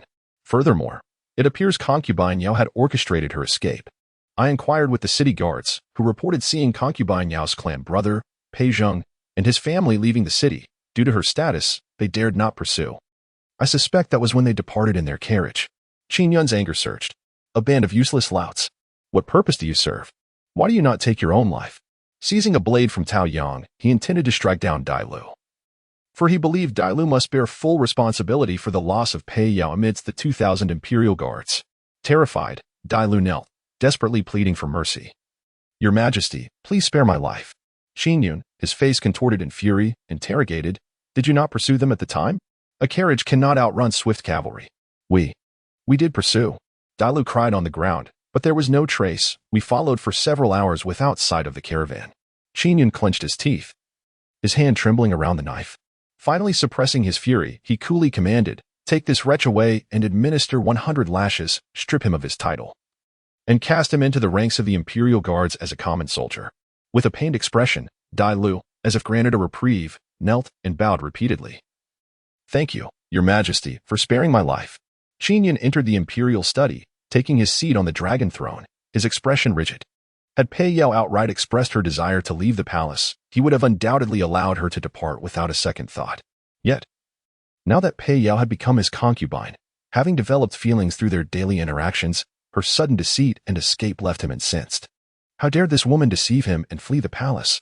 Summon Changhong to me at once, he shouted in frustration, brooding that Pei Yao could not leave without a word. Chapter 77. Farewell, Your Majesty Moro. Changhong knelt, already aware of the matter concerning concubine Pei. Yes. Changhong clasped his hands. Wait. Qin Yun called out to him again. Especially in the ancestral land of Pei Yao, be sure to search meticulously. Anyone daring to hide shall be punished as a conspirator. Changhong and Appo's expression grew solemn. Yes, Your Majesty, I shall dispatch the most elite imperial guards at once. Qin Yun waved his hand, feeling restless. Once Changhong departed, he lingered in place for a long while before finally setting off to change his attire, donning civilian clothes to leave the palace. Today, only Feng Lao, Tao Yang, and a few shadow guards concealed in the dark accompanied him. He made his way to the Sihai Tavern, but Morong Shunhua had yet to arrive. He ordered a pot of daughter's red and sliced several pounds of sauced beef. Beginning to eat. Have you heard? The poetry gathering at Pinga tonight. A scholar holding a feather fan said cheerfully. I have heard. All the scholars from the imperial capital will attend, and representatives from the 3 major academies will come as well. Renowned talents like Gu Chuntang and Li Mu are also going. Moreover, there will be flower boat racing, lantern lighting, and riddle guessing festivities. This young master must compose a poem to claim the top prize, gain fame in the imperial capital, and return with a beautiful maiden. Qin Yun listened to the discussions around the tavern, intrigued. Is Gu Chuntang going as well? Last time, Qi Yong recommended this individual, and even Wei Zheng praised him highly. He must possess genuine talent and learning. Feng Lao, what is the background of these 3 major academies? Feng Lao slightly bowed. Your Majesty, the 3 major academies are Yachun, Zhouyue, and Ruoshui. They were once the most esteemed sanctuaries of wisdom, greatly favored by the late emperor, housing countless tomes and producing numerous capable ministers over the centuries. In the eyes of scholars in Daxia, these 3 places represent the pinnacle of academic institutions. Qin Yun raised an eyebrow. Do you think it appropriate to select a prime minister from here? Feng Lao nodded without hesitation. If he is indeed as rumored, Possessing strong literary skills and the demeanor of a virtuous man, I would not mind allowing him to enter the court for a trial. Qin Yun smiled. Feng Lao expressed some concern. Your Majesty, there will be many people at the poetry gathering, and given the current tumultuous times, Qin Yun waved his hand. It's fine, with the shadow guards present, I am not afraid. Feng Lao could only nod and suggested, then let Chief Guard Tao dispatch another batch of Imperial Guards. Qin Yun shook his head. No. Furthermore, I wish to personally experience the sentiments of the people and see what kind of person I appear to be in the eyes of the scholars, which will aid in governing the nation. Feng Lao exchanged a glance with Tao Yang and could only acquiesce. At that moment, Feng Lao and Appo's ears perked up as if sensing something, and he whispered, Your Majesty, they have arrived. Qin Yun shot a glance at Tao Yang, who promptly donned a wide-brimmed hat to conceal his identity, for not long ago in Yunshou, he had invited Murong Shunhua to the palace, and she was aware of his imperial status. Fortunately, during their last encounter, Murong had not noticed Tao Yang. Otherwise, Qin Yun and Appo's identity would have been compromised. There, at the staircase, appeared Murong Shunhua, dressed in garments as white as snow. She cast a brief glance around before making her way toward Qin Yun. Her aura was unique, as though she carried a celestial presence, uplifting the spirits of those around her. Miss Murong, you are rather late. Qin Yun expressed his delight upon seeing her again, his face illuminating with a smile. Murong Shunhua took a seat and replied coolly, You arrived early. I am not late. Qin Yun poured her a cup of tea with his own hands, remarking, From your tone, Miss Murong, it seems there has been some progress. She was straightforward, revealing no hints, and directly produced a thick, old ledger from her sleeve. Qin Yun and Appo's eyes sparkled with excitement. His breath quickened instinctively as he reached out for it, only for Murong Shunhua to retract her hand, leaving him grasping at air. What do you think? Murong Shunhua maintained an aloof demeanor, stating coldly, I have procured the item for you. Now it is time for you to fulfill your promise. Let us settle our accounts, so that neither party owes anything to the other. Qin Yun scoffed slightly, saying, If you are so fearful of me being untrustworthy, why then do you collaborate with me? Murong Shunhua raised her brows, embodying the grace of a woman of stature. This is the way of the world. We must adhere to our agreements. Very well. Qin Yun nodded, extending his hand, but you must allow me to verify the authenticity of the ledger. If you were to deceive me with a counterfeit, it would be an exercise in futility. Why do you concern yourself with such trivialities? Murong Shunhua and Appo's brow furrowed slightly, her disdain for verbosity evident. Had it not been for their collaboration, she would have preferred to say not a word to Qin Yun. Qin Yun sipped his tea, assuming an expression of acquiescence. Reluctantly, Murong Shunhua unveiled the ledger. Qin Yun made no move, signaling Old Feng to inspect it. Old Feng's frail hands grasped the ledger, scrutinizing it meticulously, his murky eyes reflecting both shock and joy. Murong Shunhua regarded Old Feng thoughtfully. To her discerning eye, this unremarkable old man posed a significant threat. Master, the ledger is legitimate, with Wang Wei's signature. Just as you desired, Old Feng placed the ledger upon the table. At this, a grin crept upon Qin Yun's lips, his eyes sparkling with brilliance. With this document in hand, he would surely have enough leverage to bring down Wang Wei and Appo's household. A sly smile played upon Qin Yun and Appo's lips. I must prepare for this. After all, you are going to assassinate the emperor. A moment's negligence could cost my entire family their heads. Murong Shunhua offered no opposition, her lips curling in disdain. Did you not say you could grant me access at any time?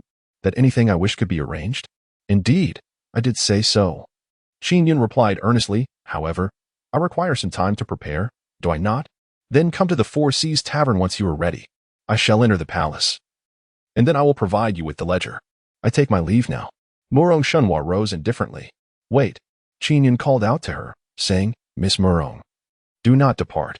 If you leave, who shall accompany me into the palace tonight? I have no intention of doing so.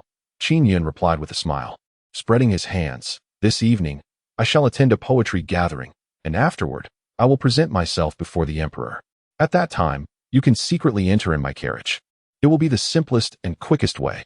To ensure I do not lose track of you, why not accompany me to the poetry gathering tonight? Murong Shunhua's beautiful eyes flickered as she spoke. Are you certain this is feasible? Qin Yun raised an eyebrow and quickly amended. I have always been a man of my word. Upon hearing this, Murong Shunhua and Appo's delicate brows furrowed slightly, her captivating gaze fixed intently upon Qin Yun. Chapter 78. The Poetry Gathering. With a gesture of resignation, Qin Yun remarked, "Miss Murong, it seems you still harbor doubts about me. Your prejudices run deep." Murong Shenhua, gazing out the window, replied with a tone so indifferent it felt like 1,000 miles apart. "I bear no ill will towards you, after this matter. We shall each tread our own paths." Qin Yun inquired, "So, Miss Murong, will you accompany me or not? If we miss this opportunity, it may never come again." Murong Shenhua furrowed her brow in contemplation before asking, "Are we to enter the palace directly after the poetry gathering?" "Of course," Qin Yun declared, thumping his chest with enthusiasm. "Very well," she nodded, showing little hesitation. She had indeed planned to attend the poetry gathering to witness the eminent talent, Guqiantang, who encapsulated the struggles of the common people in his verses. As night fell, the capital was aglow with festive decorations for the poetry gathering. Lanterns soared into the sky, illuminating the bustling crowds below, creating a picturesque scene of myriad lights, truly a sight to behold. Walking along the streets, Qin Yun exclaimed, "It is beautiful, truly beautiful." Murong Shenhua scoffed lightly, teasingly retorting, "Are we not supposed to attend the poetry gathering? Such beauty cannot possibly encapsulate this scene. Why not, esteemed poet Qin, compose a verse?" In her eyes, Qin Yun seemed merely a frivolous lad, utterly devoid of poetic understanding. Elder Feng, overhearing their exchange, felt a twinge of awkwardness. After years in the palace, he had never known the emperor to indulge in such artistic pursuits. "Well, since Miss Murong has so graciously invited me, I shall compose a poem," Qin Yun said with a flourish. Elder Feng raised an eyebrow and leaned in, speaking in hushed tones, "Your Majesty, are you certain?" Elder Feng was skeptical. Murong Shenhua was both a hero and a gifted poetess, and should the emperor falter, it would surely expose him. Looking eastward to the boundless sea at dusk, the mountains stretch wide and long. The lights of countless homes surround the city, while the Milky Way flows through the heart of the water. The wind stirs ancient trees in sunny rain, and the moon casts its glow on the sandy plains in the summer frost. Can we find respite from the heat at the riverside, more refreshing than your humble cottage?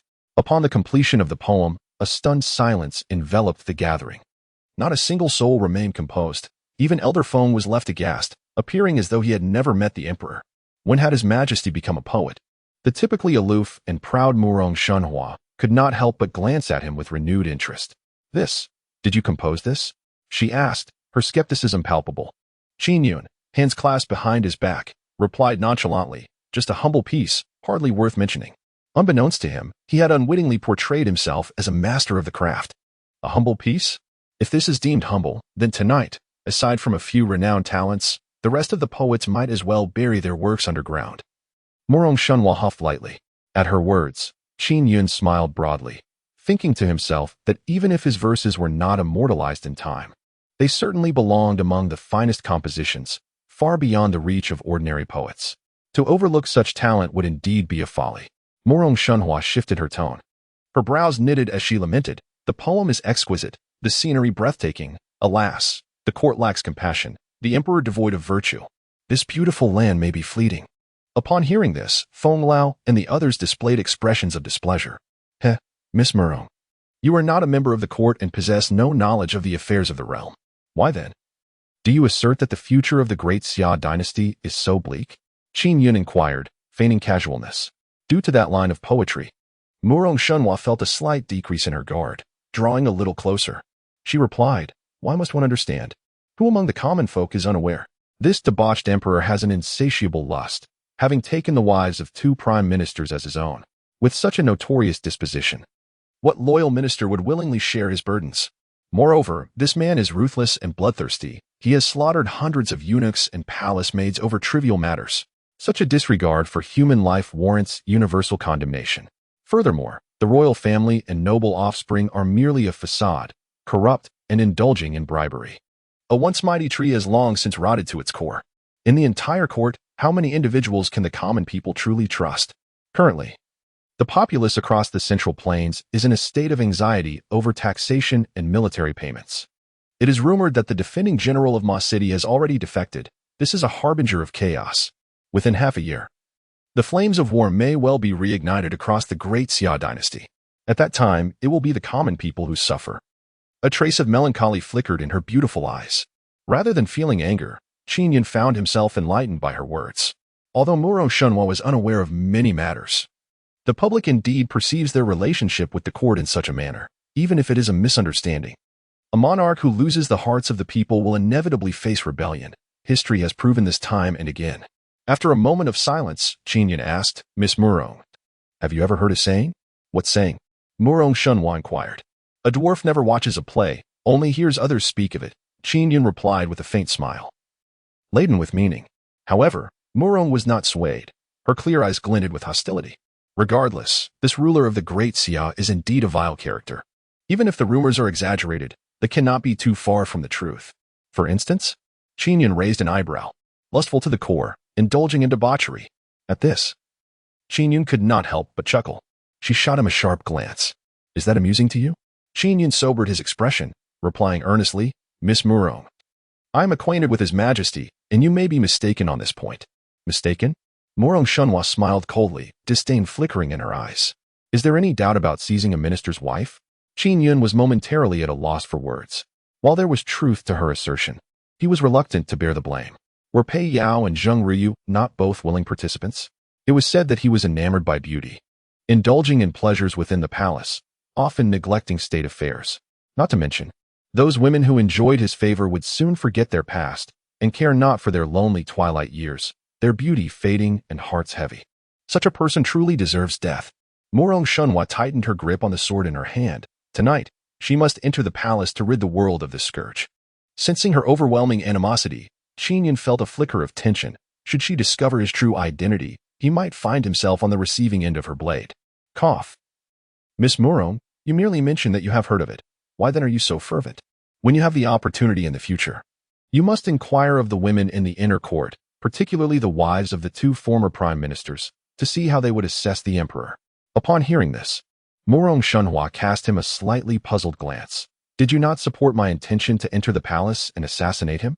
Why now do you seem to exonerate him? Qin Yun glared. What do you mean by exonerate? Murong Shunhua scrutinized him for a moment, furrowing her brow. Qin Shubu, why are you so agitated?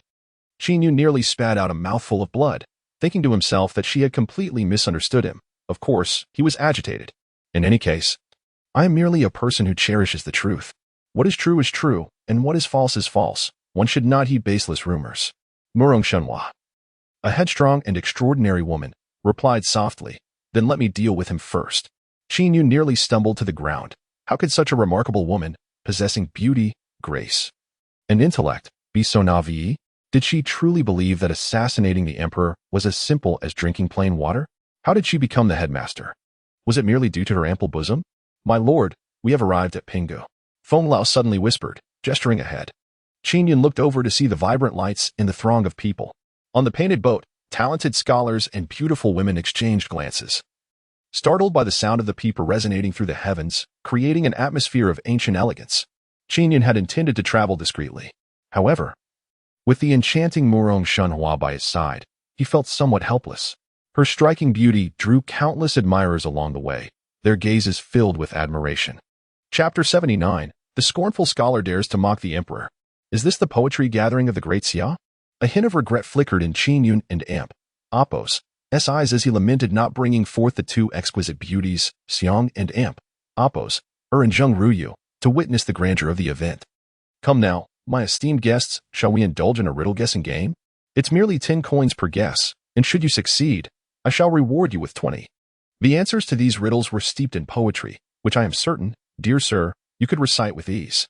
The merchants in the vicinity, adorned with smiles, incessantly attempted to attract customers. Qin Yun paused and remarked with a grin, Miss Murong, would you care to take a guess? Murong Shunhua shook her head, her gaze unwavering. I have no interest. Oh, you lack a sense of romance, coming to a poetry gathering, yet not participating? Qin Yun chided lightly. Once money is involved, the riddles lose their charm. Murong Shunhua replied indifferently, her starry eyes scanning the horizon, seemingly in search of something. Her demeanor was not pretentious, rather, it emanated a disdain for the mundane. Qin Yun did not press the matter further and turned to the figure clad in a bamboo hat. Tao Yang, where are the representatives from the 3 great academies? Raising an eyebrow, Qin Yun continued, then go and arrange it immediately. Secure a large vessel. I am most eager to witness the talents and righteous individuals from the 3 great academies, particularly that Gu Chuntang, whom I have heard of more than once. Understood. Tao Yang clasped his hands in acknowledgement and vanished into the crowd. Morong Shunhua and Amp, Apos, S. beautiful eyes sparkled with interest as she inquired, "You are familiar with Gu Chuntang?" "Of course. I am aware of him. Among the 3 great academies, he is reputed to be a prodigious talent with profound insights into governance and the welfare of the people." Upon mentioning him, her demeanor softened slightly, betraying a hint of enthusiasm, akin to that of a devoted admirer. Damn! Qin Yun felt a twinge of discontent. To her, he was a tyrant deserving of condemnation, while someone as ordinary as Gu Chuntang received her admiration. This stark contrast left him feeling somewhat diminished. "I have yet to read his poetry, nor do I wish to," he asserted. "Why not?" Morong furrowed her brow. "Is my poetry not as commendable as his?" Qin Yun raised an eyebrow. "I merely prefer to remain humble." "You?" Morong Shunhua's cool gaze revealed unmistakable disdain. "Forgive my candor, that you have penned a commendable poem. You are still leagues away from Gu Chuntang. In every regard, he stands on a different level." "Damn!" Qin Yun roared internally. It was not that he could not acknowledge others' merits, but he could not abide being looked down upon by a beautiful woman. "Humph, we shall see. When I meet Gu Chuntang, I shall demonstrate my prowess." Morong Shunhua remained unconvinced, her contempt evident, and chose not to engage further with Qin Yun. Although he felt a surge of indignation, he refrained from arguing. "Just wait. You shall be astonished. Feng Lao, send someone to prompt them.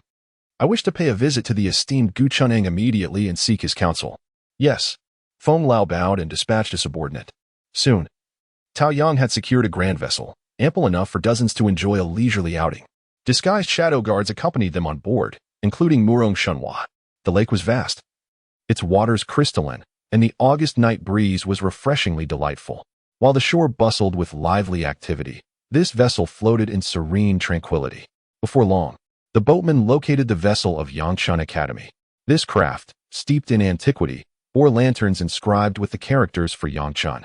From within the windows, the sounds of revelry and poetic recitation drifted out, punctuated by intermittent cheers, suggesting a sizable gathering inside. Qin Yun's gaze fixated on a scholarly figure reciting verses to the moon, elegantly attired in the garb of Yangchun Academy. With a smile, he courteously inquired, "Might I ask if the esteemed Gu Chuntang is aboard?" The young scholar, appearing to be in his 20s and wielding a feather fan, shook his head with a haughty demeanor, replying coolly, "Naturally, Brother Gu is on the boat."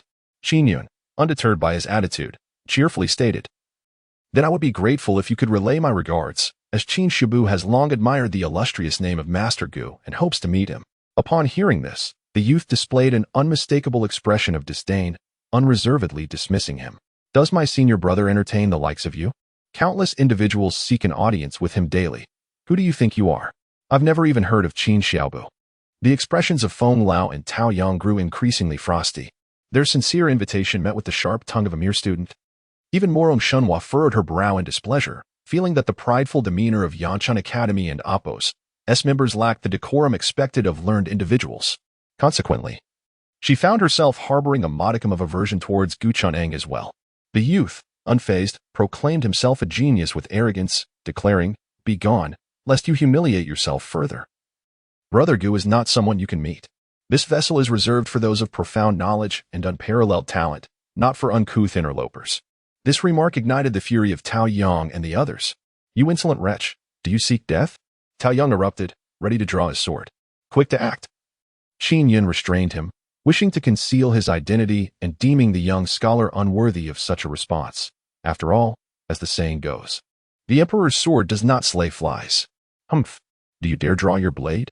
Truly a band of brutes. What place do you think Yangchun Academy is? A den for thuggery? Depart at once, or I shall report you to the authorities, and do not come crying when you find yourself imprisoned." The youth, incensed by the retort, thundered, "What are you to speak to me in such a manner? Do you know who I am? I am a member of Yangchun Academy." "Qin Shibu, is it?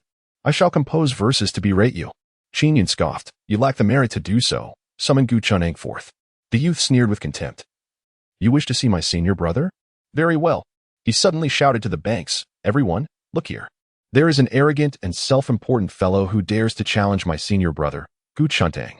He claims he wishes to engage my brother in a contest of poetry and wine. This insolent wretch." Tao Yang was livid, his face flushed with anger. When had their master ever made such a claim? Such blatant slander? His words echoed around, drawing the attention of scholars and beauties along the riverbanks.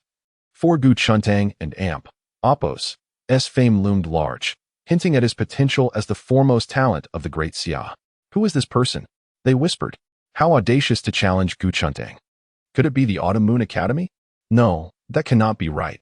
The individuals from both the Autumn Moon Academy and the Ruoxue Academy are not present here. Such audacity is utterly foolish. Is this not self-degradation? Hurry and take a look. A spectacle is about to unfold. Many scholars, filled with excitement, quickly rented boats to witness the unfolding drama. Simultaneously, everyone from the Yangchun Academy disembarked from their vessels. Leading them was a striking figure clad in a blue robe, possessing a handsome visage. Beneath his cultured and amiable exterior lay a profound scholarly charisma, unpretentious yet brimming with vitality. In comparison to the earlier disdainful servant, they seemed worlds apart. Chapter 80, A Duel of Wine and Poetry. He is none other than the renowned Gu Chuntang. Qin Yun scrutinized him closely, his eyes reflecting admiration, secretly acknowledging the extraordinary talent of Gu Chuntang, who indeed possessed a remarkable presence. Brimming with vitality, his eyes shone with knowledge and composure. My lord, this young man is impressive. Feng Lao whispered a high praise. In my lifetime, I have encountered few individuals as clear-minded as he. Qin Yun nodded, instinctively glancing at Murong Shunhua. To his surprise, he detected a hint of admiration in the eyes of this beautiful master. In that moment, a flicker of jealousy ignited within him. The youth exchanged a few whispered words with Gu Chuntang, likely inciting discord. Gu Chuntang and Amp, Apos, brow furrowed. Yet he maintained his politeness. I am Gu Chuntang. May I inquire what guidance you seek? The earlier youth, who had spoken harshly, attempted to provoke Gu Chuntang into chastising Qin Yun, immediately distorting the truth. With a loud voice, he exclaimed, Humph, my senior has arrived. Did you not claim you would engage in a duel of wine and poetry? Come on, senior, it is he. Just now, he insisted on meeting you. And when I opposed, he declared that our Yangchun Academy is a place of no worth, even suggesting we are not true scholars. Gu Chuntang furrowed his brow, aware of his junior's temperament, and inquired of Qin Yun with care. Is this true? Senior, does it matter whether it is true or not? Show him a thing or two. Let him know the might of Yangchun Academy. A duel of wine and poetry shall demonstrate our prowess to those in the imperial capital. Numerous scholars began to shout, their spirits ignited. Especially under the watchful gaze of so many on both sides, they yearned to make a name for themselves. Gu Chuntang was initially reluctant, but as a venerable elder from Yangchun Academy stepped forward, he said, Chuntang, go ahead. Today, as poetry gathering provides an opportunity to compose poetry and promote the literary prowess of Yangchun Academy. The principles of respecting teachers and valuing the way are of utmost importance. Gu Chuntang dared not defy this instruction, responding with a cupped fist. Yes, master. He turned slowly to Qin Yun. My lord, I harbor no ill intentions. Our meeting is fated, so why not celebrate this poetry gathering and compose some verses together? Qin Yun smiled wryly. This was merely Gu Chuntang courting disaster, and he could not be blamed for it. Very well. Let your Yangchun Academy temper its arrogance and recognize that there are mountains beyond mountains and people beyond people. The poetic immortals Li Bai, the sage Du Fu, and the revered Su Dongpa. I apologize in advance. For tonight, I shall surely borrow a fair amount from you. Gu Chuntang. I agree to the duel of wine and poetry, but with conditions. Should I lose, I willingly join Yangchun Academy and serve in whatever capacity, be it washing clothes or sweeping floors. However, if you lose, you must grant me one condition. His voice resonated clearly for all the youthful men and women on both banks to hear. Gu Chuntang frowned. Qin brother, what is the condition you speak of? Qin Yun replied without hesitation. It must not violate righteousness, nor transgress the law. It should honor the nation above and oneself below. How does that sound? Gu Chuntang nodded affirmatively. Agreed. No problem. Qin Yun looked towards everyone at Yangchun Academy and added with a smile, the promise has been made. You must not go back on your word, especially you, Gu Chuntang. I hold you in high regard, yet I have little patience for those who lack integrity. Should you renege on your word, you shall bear the consequences. Humph, what an audacious child. A scholar admonished. He speaks the truth. Your arrogance is excessive. To engage in a poetic duel with my senior brother is already a privilege, yet you dare to utter such reckless statements. You overestimate yourself, truly believing you can prevail? You are merely a jester seeking attention. In an instant, the assembly from Yangchun Academy erupted in indignation, hurling accusations. Muro Xuanhua's gaze was frosty. She too disapproved of Qin Yun's occasional displays of tyranny. With a cool demeanor, she remarked, "You may engage in poetry, but why must you resort to threats? Is this the customary conduct of your royal family? If you lose the duel, will you then threaten Gu Chun'ang to ensure her defeat?" Qin Yun cast her a sidelong glance. "Are you not aware that it was the people of Yangchun Academy who first spoke disrespectfully? Moreover, it was Gu Chun'ang who proposed the duel. I merely cautioned against any change of heart." Morong Shunhua frowned, her displeasure evident. Bureaucratic arrogance. Humph. Qin Yun dismissed her with a wave of his hand. "Step aside, or I shall refrain from escorting you to the palace. Are you courting death?" She bit her lip tightly, knowing full well this scoundrel was unreliable. At that moment, Elder Feng's displeasure became palpable. He cast a penetrating gaze at Murong Shunhua. "Miss Murong, such words should not be uttered again in the future."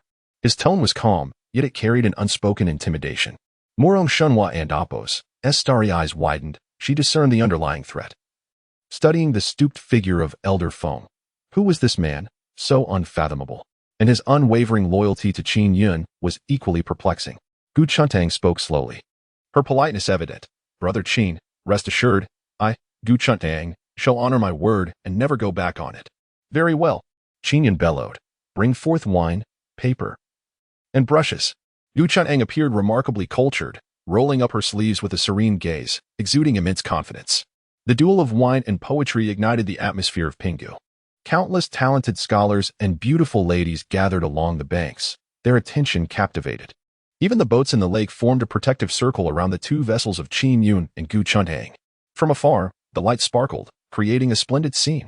Talented artists had already begun to sketch, crafting a pictorial representation of the 100 poems of Pinggu.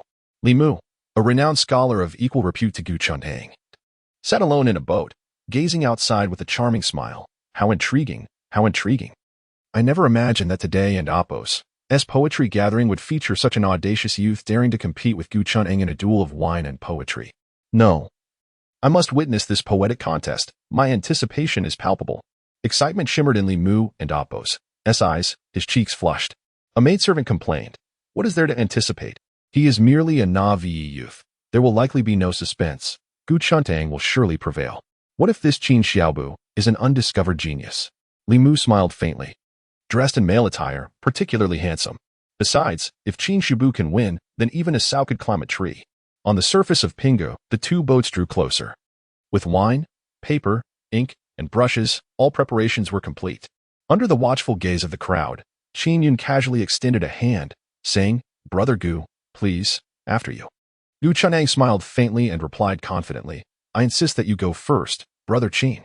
I would not want to appear to be taking advantage, lest I be accused of lacking decorum." "Are you certain?" Qin Yun raised an eyebrow, chuckling. "If I write first, I suspect you may soon find yourself bereft of the courage to speak." A sharp intake of breath echoed among the assembled spectators from both banks. Such audacity. This was no ordinary boldness. Feng Lao wiped the sweat from his brow, feeling a wave of anxiety for Qin Yun. Gu Chun'ang was renowned far and wide. Could His Majesty truly hold his own? Gu Chun'ang, however, basked in the warmth of spring, unperturbed, instead admiring those who possessed confidence. "Brother Qin, it matters not. If your poem is truly exquisite, I would be compelled to acknowledge it and concede without hesitation." "Very well, you have my word." Qin Yun nodded, adopting a serious demeanor. At this moment, Morong Shunhua, clad in flowing white garments, could not help but display an expression of utter disbelief. This individual was utterly oblivious to the gravity of the situation. With a resounding thud, Qin Yun smashed a wine jar with his fist, displaying remarkable spirit. He lifted both hands, tilting his head back to drink deeply, the liquor soaking his garments with an exhilarating splash. In that instant, Qin Yun felt akin to the immortal poet Li Bai. He numbed himself with the wine, hoping to stave off any embarrassment that might arise from potential imitation. "Bring forth the verses," he called out. Tao Yang immediately stepped forward, poised with pen in hand, ready at the table. The stack of Xian paper was impressively thick. All eyes of the talented scholars and beauties of Pinggu converged upon Qin Yun, unwavering and transfixed. In that moment, it felt as though time itself had paused. Chapter 81. The Talented Scholar and the Beauty Bow in Submission. Qin Yun and Appo's cheeks flushed slightly, intoxication taking hold of him.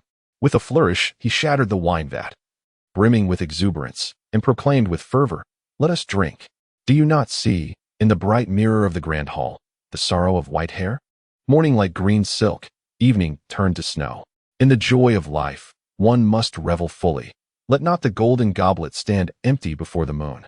Heaven has surely endowed me with talent, for wealth squandered shall return anew.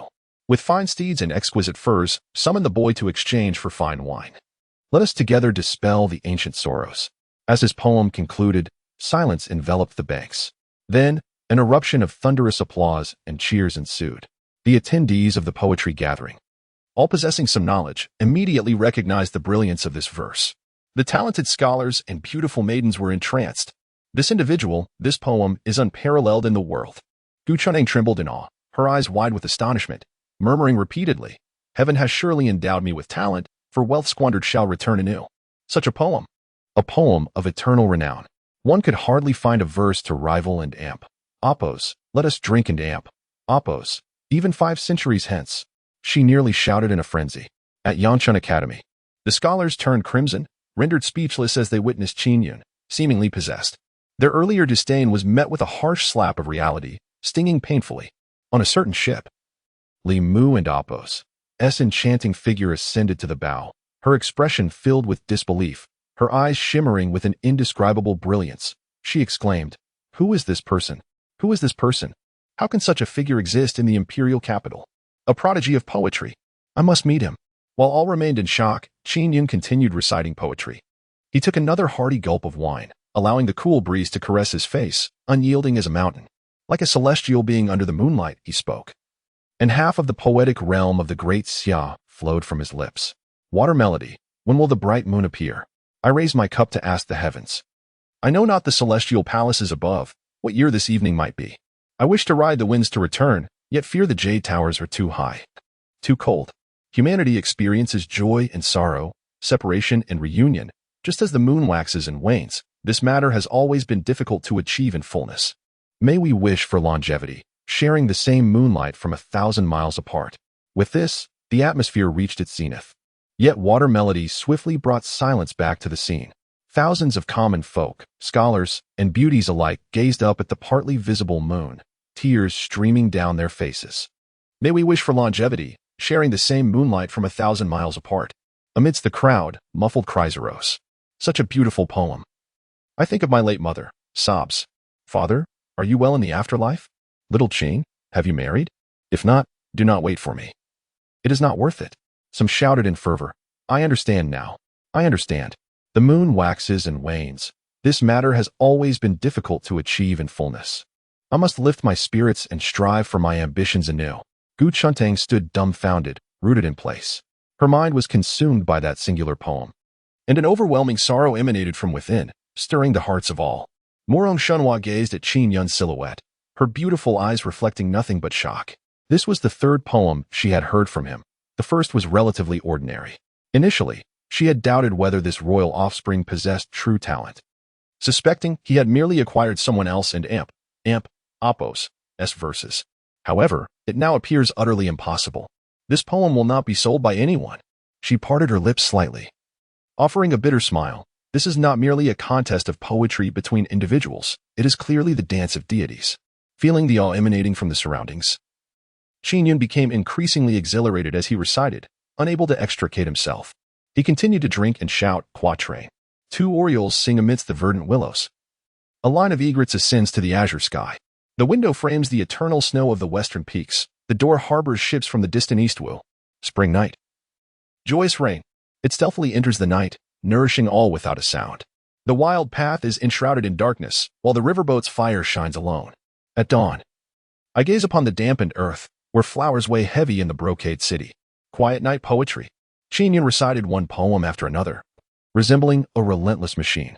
Any verse he casually uttered could shame the 3,000 talented individuals of the imperial capital into lowering their heads. From 1 to 10, and then to 99. Qin Yun did not pause or reflect, as if endowed with divine talent. He repeatedly elevated the scholars on both banks to celestial heights, only to cast them down from above. This cyclical experience left them weak in the knees, entranced by the power of poetry, their hearts and minds entirely following Qin Yun's lead. Gu Chuneng had grown numb, nearly collapsing several times. What is there to compare? This is beyond comparison. His opening line delivered a crushing blow. Not to mention divine verses like Bring in the Wine and Water Melody, even the most ordinary spring night Joyous Rain is remarkably rhythmic and harmonious, rich in imagery. At the Pingu poetry gathering, no one could compose such verses. To put it bluntly, they might not even be worthy of holding his shoes. Qin Yun downed his last sip of wine, swaying slightly, his face flushed, preparing to deliver a magnificent poem to conclude, intending to leave Pingu in ruins. Green Jade Table, Lantern Festival. The east wind blossoms 1,000 trees at night, scattering stars like rain. Bejeweled carriages fill the fragrant road. The caliber of this poem ranks among the top 3 of 100. The entire Pingu poetry gathering came to a complete standstill. A roar of applause erupted from the crowd. It was as if they had encountered a deity. Some even knelt in madness, declaring him a poetic immortal. The elegantly adorned young ladies, their faces flushed, their eyes sparkling, cast various looks of admiration and affection toward Qin Yun. Truly, it was a sight to behold. Morong, the master, felt her heart race, her gaze flitting elsewhere in confusion. Why is he looking at me? Why does he gaze at me while delivering this final line? Unconsciously, her cheeks warmed, as if a millennia-old glacier were slowly melting. Pingu erupted, utterly and completely. Cheers rang out, praises for Qin Yun resounding endlessly. The power of those verses was indeed overwhelming. Qin Yun let out a drunken belch, tossing aside the wine jar. Slightly inebriated, Feng Lao stepped forward just in time to steady him. Hey, Guchuntang, it's your turn. 100 poems, not one less. As men, we must uphold our integrity. The students of Yanshan Academy wore bittersweet smiles, pondering how they could possibly compete. Guchuntang, his expression dazed, slowly approached, lifting his brush, instinctively preparing to compose a poem. Yet, his mind felt utterly devoid of inspiration, and suddenly, he cast aside the brush, gazing at Qin Yun. A faint, bitter smile graced his lips as he candidly clasped his hands in salute and declared, Brother Qin, I concede. There is no need for me to compose any poetry. Any one of your 100 verses would forever remain beyond my reach. With a determined grit of his teeth, a flicker of resolve ignited in his clear eyes. He knelt gracefully, bowing deeply in a gesture of utmost respect. If it pleases you, I, Guchuntang, humbly wish to become your disciple and learn the art of poetry. As his words fell, the audience was struck with astonishment. The renowned literary genius was actually seeking a mentor. Chapter 82. The sun and moon, the mountains and rivers remain, gentlemen, proceed with caution. Amidst the multitude of gazes, Qin Yun stood at the bow of the ship, hands clasped behind his back, and proclaimed, What purpose does the study of poetry serve? A true man harbors his talents within, awaiting the opportune moment to act. How can one languish in a mere academy, reveling in hollow fame?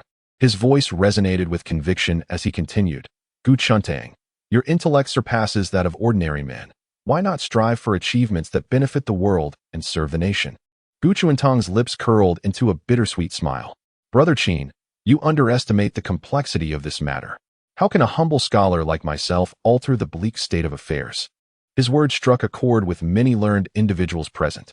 From both banks, someone called out, Sir, may I inquire if our voices will be heard amidst the current turmoil? Indeed, no one was listening. Even if they did, genuine action was unlikely, for corrupt officials and malfeasance abound. The speaker shook his head in lament, cautious not to speak too freely for fear of retribution. Qin Yun appeared to shake off the effects of alcohol. Realizing that the sentiments of these scholars mirrored those of the common folk, he surveyed the surroundings, his gaze piercing.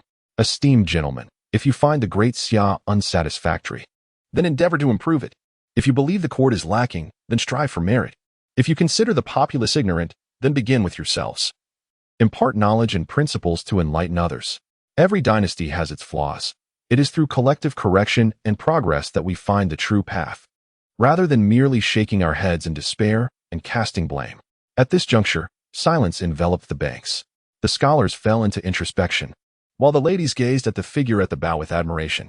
Qin Yun struck his chest with a fist, passionately declaring, The light of a firefly pales in comparison to the brilliance of the full moon, yet countless fireflies together can illuminate the vast earth. Guchuntang trembled, a flicker of shame igniting within his eyes.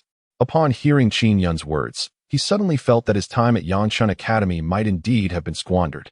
Compared to this enigmatic youth, he felt like a mere parasite, overwhelmed with embarrassment. In the serene lake, the sound of a falling needle could be discerned. Who is he, truly?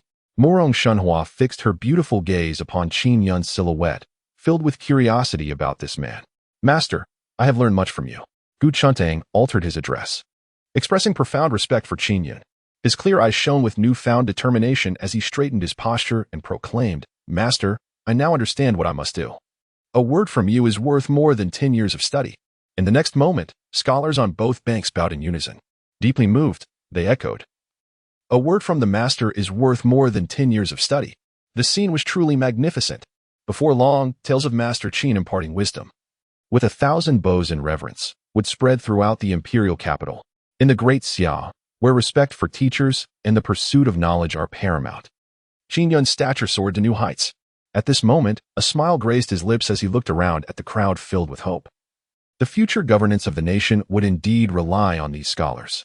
Gu Chuntang, do not forget that you owe me a favor. Furthermore, the sun and moon, the mountains and rivers remain. Gentlemen, proceed with caution. Though he has departed, his words seem to linger in the air above the tranquil lake, resonating with an enduring intensity. Many have gathered by the boat, eager to catch a glimpse of Qin Yun, including noble scions seeking to forge alliances and win his favor. But all have been met with refusal. No one knows the true identity of Qin Yun, only that he goes by the name Qin Xiaobu. In the imperial capital, tales of Qin Xiaobu swiftly took root. Once the affair was settled, he vanished, concealing both merit and name. Qin Xiaobu, who exactly are you? Why do you assist me in plotting against the emperor while simultaneously urging these scholars to serve the court? Murong Shunhua furrowed her delicate brows, casting a suspicious glance at Qin Yun. Is there not a contradiction in these two stances? Qin Yun, seated in the boat, took a sip of strong tea to clear his head. How could there be no contradiction? Murong Shunhua arched an eyebrow and pressed on. Quickly reveal your true identity, or our collaboration shall cease. Qin Yun raised his hands in mock exasperation. Cease? We shall soon arrive at the palace gates. Will you not proceed with your assassination of the emperor? Murong Shunhua huffed lightly, responding coolly. Without you, I could still enter. Qin Yun chuckled, leaning in slightly. I say, esteemed master, why must you be so serious about my curiosity? Would it not be delightful to converse as friends? Murong Shunhua stepped back 2 paces, her icy gaze warning Qin Yun to maintain his distance. Suddenly, she noticed something, her starry eyes narrowing as she questioned. What did you just call me? Master, of course. Qin Yun and Oppos, S words faltered, cursing himself for his slip. With a swift motion, her sword was raised, still sheathed, yet pointed directly at Qin Yun. Who are you to dare investigate me? What is your true intention in approaching me? Murong Shunhua's tone brimmed with hostility, akin to a hedgehog, curling inwards at the slightest hint of danger. Qin Yun swiftly intervened, halting Feng Lao and the shadow guards from advancing. He leisurely extended a finger, deflecting her sword's point away. Very well, I actually know your identity. Qin Yun touched his nose, smiling. Master Murong, your reputation precedes you. How could I not have heard of you, renowned throughout the lands of Yunzhou? Murong Shunhua frowned. Then why do you feign ignorance of me? Qin Yun shrugged, adopting a serious demeanor. Since you are reluctant to disclose your true identity, how could I presume to expose it? Then what is your true identity? I do not appreciate dishonesty among friends. She raised an eyebrow, her demeanor slightly thawing. For it was the poetry and passionate words exchanged at the bow of the boat that had earned her respect. Qin Yun grinned, playfully engaging in banter. Master Murong, did not your teacher instruct you never to be curious about a man? I said I dislike dishonesty among friends. How does that equate to curiosity? Murong Shunhua replied coolly, devoid of any earthly warmth. Yet, in truth, she was curious, just unwilling to admit it. This night, the once-admired Gu Chunhang appeared exceedingly dim in comparison to this man. Qin Yun deftly shifted the topic, cheerfully inquiring, Master Murong, are you truly intent on infiltrating the palace to assassinate the emperor? Certainly. Murong Shunhua replied without hesitation, acknowledging the arduous journey ahead, yet undaunted.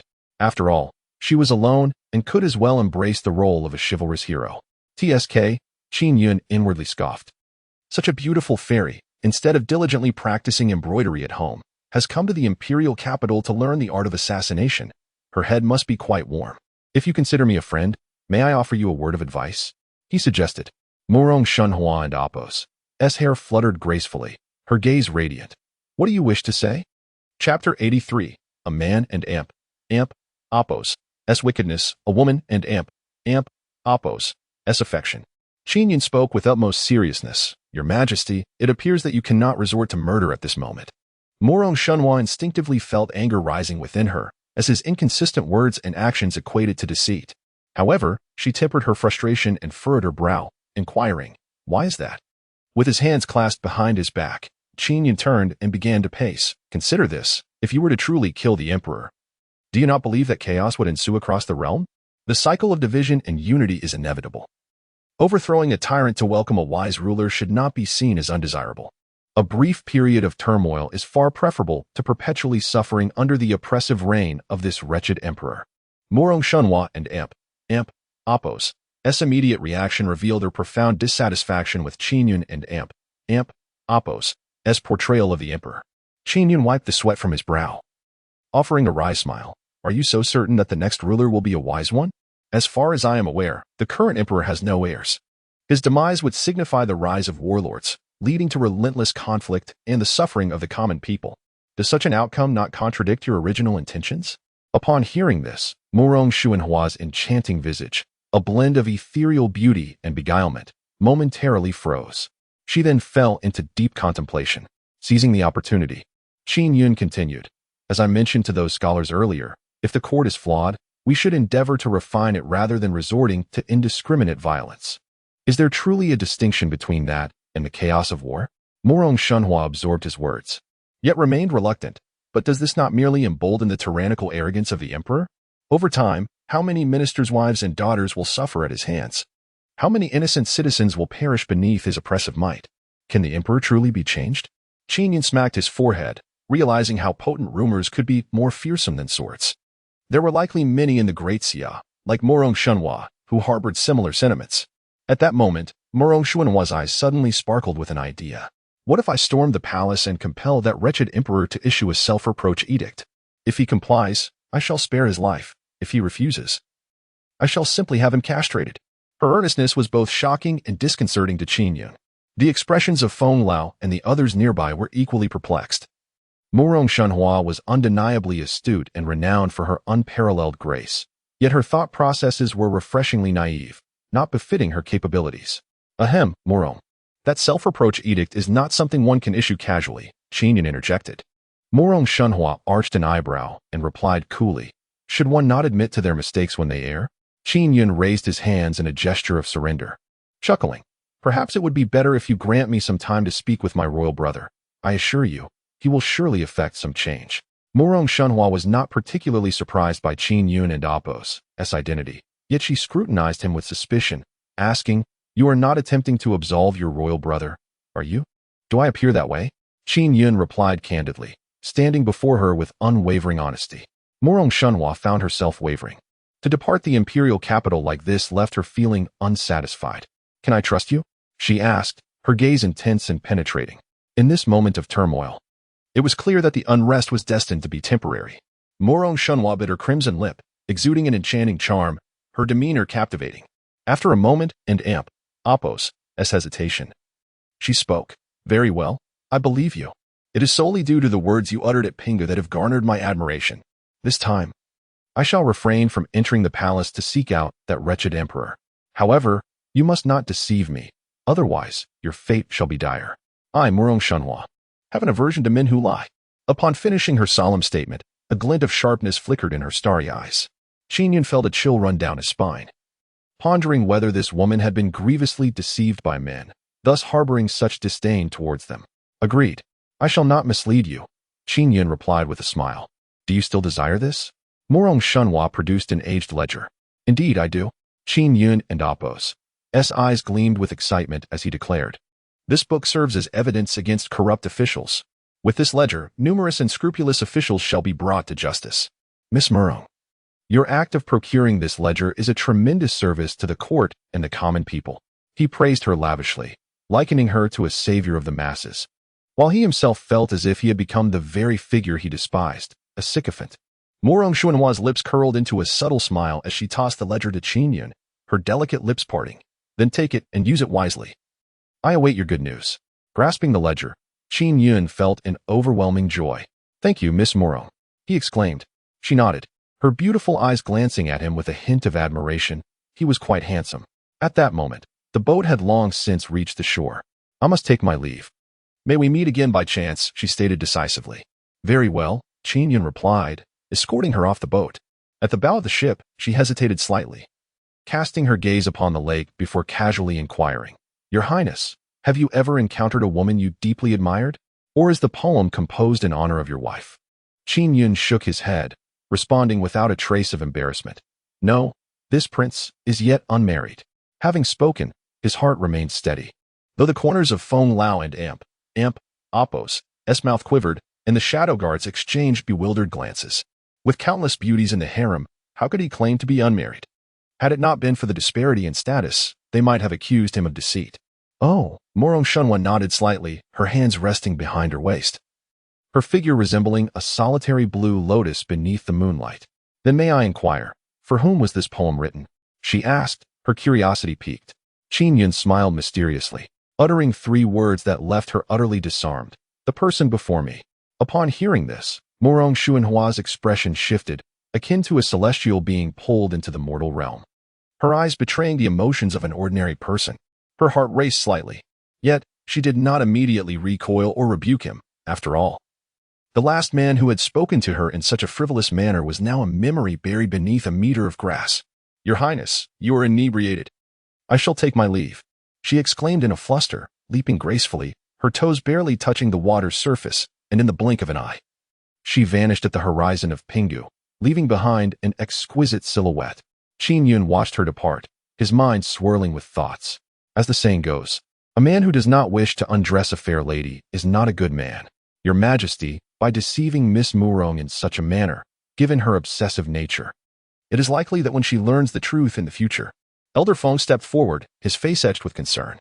Qin Yun smirked mischievously. "Elder Feng, you fail to grasp the essence of it. As the adage states, a man must be a rogue for a woman to love him.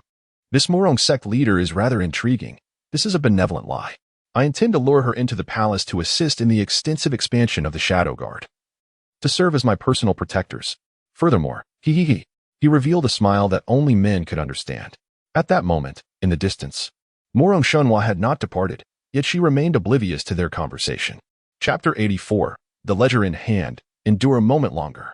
Her toes lightly touched the treetops, her fox-like ethereal visage adorned with 2 blooming patches of crimson. What could Qin Xiaobu possibly mean? If the poem Green Jade Table was indeed intended for me, the preceding lines hardly resonate with the occasion. One moment he speaks of sending me to the palace to assassinate the emperor, suggesting I steal the ledger as a condition. Now that the ledger is secured, he implores me not to carry out the assassination. He even obscures his true identity. Could this fellow be manipulating me? A look of suspicion crossed her face as she muttered to herself. The more she pondered, the more she felt something was amiss. Her enchanting starry eyes observed the distant figures of Qin Yun and others disembarking, eager to follow and discover the truth, yet she hesitated, biting her crimson lip. She deliberated. Perhaps I should trust him. A man capable of bending Guchun'ang to his will surely would not deceive me. Taking a deep breath, she gazed dreamily at the vanishing figures. Qin Xiaobu, may fate allow us to meet again. Next time, I hope. Her thoughts trailed off as her graceful form melted into the enveloping darkness. Inside the gilded carriage, his countenance was devoid of the intoxication from earlier, replaced by a grave intensity. The ledger was in hand, containing irrefutable evidence of Wang Wei and Appo's embezzlement from the treasury. The proof was as solid as iron, leaving him no escape. Qin Yun inhaled deeply, hesitating before resolutely declaring, "No, we cannot act yet." Elder Feng displayed a look of confusion. After all the effort to obtain the evidence, why the delay? Qin Yun lifted the beaded curtain, gazing into the night shrouded over the palace. "Yes, Your Majesty." Elder Feng promptly dismounted from the carriage. Qin Yun nodded, acknowledging that this time, Guoziyun should be credited for the achievement. "Convey my command. Tomorrow, 30 miles outside the capital, dispatch the Imperial Guard to welcome my meritorious subject, and instruct the local officials along the way to bolster their defenses." "Yes, Your Majesty." Eunuch Shi also departed to relay the edict. Qin Yun took a deep breath, unable to conceal the excitement brewing within. Was Wang Wei finally at the end of his rope, cornered with nowhere to turn? Were it not for the need for caution, he would have relished the opportunity to execute Wang Wei immediately. "Chief Guard Tao, proceed to Shiqing Palace." "Yes, Your Majesty." Tao Yang swiftly ordered the carriage to turn around, heading towards Shiqing Palace. At this late hour, she had long since retired. Qin Yun refrained from disturbing her, stealthily entering the inner chamber. Shiqing Palace felt somewhat desolate, as it still sought to avoid suspicion. On the soft couch, Zheng Ruyu lay asleep, her slender form clad in delicate attire. Her fair collarbone and subtle curves captivating Qin Yun's gaze. She was not emaciated. Rather, she possessed a voluptuous beauty. Each visit to her felt akin to sneaking into a chancellor's residence for an illicit rendezvous. Yet Zheng Ruyu was genuinely pure of body. Reflecting on that night, he could still recall the scarlet blush and the anguish etched upon the beauty and Apos' brow. Who? Zheng Ruyu awoke with a start, her complexion paling in fear. In accordance with protocol, only the emperor was permitted to approach within 10 paces of her soft bed. It is I. Qin Yun's rich voice resonated as he gradually seated himself upon the soft couch. Zheng Ruyu, still shaken, finally released her grip on the bedding. Why, Your Majesty? What brings you here? I thought a thief had entered. She swallowed hard, her bare feet hastily touching the floor as she rushed to light a lamp. Qin Yun, seizing her with one hand, drew her into his embrace. The sensation of her delicate form was truly capable of evoking a profound, almost fatal yearning. He refrained from further actions, as any movement would disrupt the tranquil atmosphere. Leaning against the graceful curve of her collarbone, he inhaled the subtle fragrance that surrounded her. Oh, it is Your Majesty. Zheng Ruyu nodded obediently. My beloved consort, do you often bathe in floral nectar? Why does your body emanate such an enchanting aroma? As if it could never fade? It stirs my heart like the claws of a cat, Qin Yun murmured softly. Zheng Ruyu's cheeks flushed, suppressing the waves of weakness that coursed through her. His fingertips glided along her exquisite legs, tracing down to her ankles, causing her to tremble. Overwhelmed by an irresistible ticklish sensation. Assist me in changing attire, he suddenly commanded, releasing his hold on Zheng Ruyu. Her legs wobbled. Yet she steadied herself to assist him in the dim light. This time, the process was drenched in fragrant perspiration, taking an eternity to rid him of his garments. Qin Yun nestled into the plush bedding, enveloped in the lingering scent of Zheng Ruyu's private chamber. Your Majesty, why did you arrive so late tonight? Had you informed me earlier, I would have been prepared to welcome you. You startled me just now, Zheng Ruyu remarked, as she joined him beneath the covers. Qin Yun embraced her, explaining, I had some matters to attend to before coming. With a playful spirit, he turned toward her, his face illuminated by the moonlight, and pointed to the straps of her blue and white undergarment. My beloved consort, may I untie this? Zheng Ruyu paused momentarily, then nodded, somewhat dazed. Your Majesty. Of course you may. Why do you ask? It is nothing, I merely inquired, Qin Yun chuckled, often shedding the imposing demeanor of an emperor in the warmth of their intimate sanctuary, a fact well understood by Xiao Shufei. However, Zheng Ruyu misinterpreted his playful tone as a subtle admonition, growing anxious. Your Majesty, although my past is not without blemish, I am aware of a woman's virtues. You may certainly untie this garment. Indeed, only you possess the right to do so under heaven. Qin Yun smiled with satisfaction, his fingers gliding over her delicate skin. As long as Your Majesty desires, Ruyu is willing to comply. I implore you to show me your affection.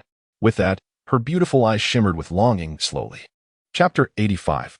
Father, the wait is over.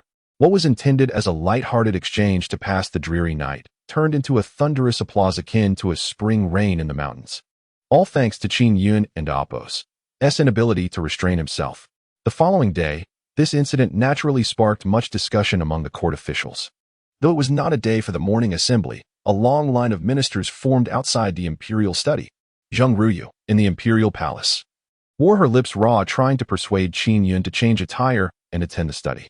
Ultimately, after a hard bargain that left her bedridden, she managed to coax Qin Yun into going. Qin Yun selectively entertained a few ministers. The poetry gathering at Pingu last night, featuring audacious verses like Let Us Drink in the Green Jade Table, was rapidly causing a sensation throughout the Great Xia. Numerous scholars and poets began to regard Qin Xiaobu as a deity. In the imperial garden, Wei Zheng knelt, animatedly recounting the events of the poetry gathering as if he had witnessed it firsthand. He extolled Qin Shubu to the heavens, asserting, Your Majesty, this individual is undoubtedly a talent. Most importantly, he possesses the ambition to serve the court, leaving those scholars utterly ashamed. In my humble opinion, Your Majesty should recruit this person into the court. Wei Zheng insisted vehemently. Qin Yun exchanged a knowing smile with the elder Feng. Wei Aiqing, please take a seat. Let us converse at a leisurely pace. He motioned for a stool to be brought to prevent the elder from becoming overly agitated. I indeed have the intention to recruit talented individuals, for the court is currently in dire need of personnel. There are no promotions for the prime minister or various deputy ministers. However, I believe there is no need to recruit Qin Xiaobu. Wei Zheng and Amp, Oppos, eyes widened, and his beard quivered in indignation. Your Majesty, this cannot be. Just look at these poems, unprecedented and unparalleled. Such a remarkable talent must not be lost. A pang of discomfort struck Qin Yun. If they were to speak of this individual as himself, Wei Zheng's stern demeanor would likely lead to admonishments regarding his departure from the palace without proper protocol.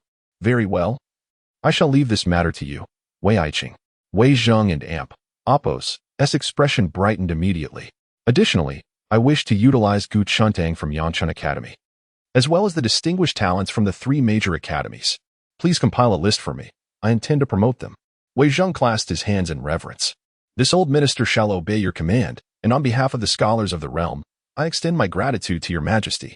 Qin Yun personally assisted him to his feet. The old man, over 70 years of age and fiercely loyal, was merely a bit cantankerous. After a brief respite, he could no longer contain himself and expressed his eagerness to recruit talented individuals. Qin Yun acquiesced.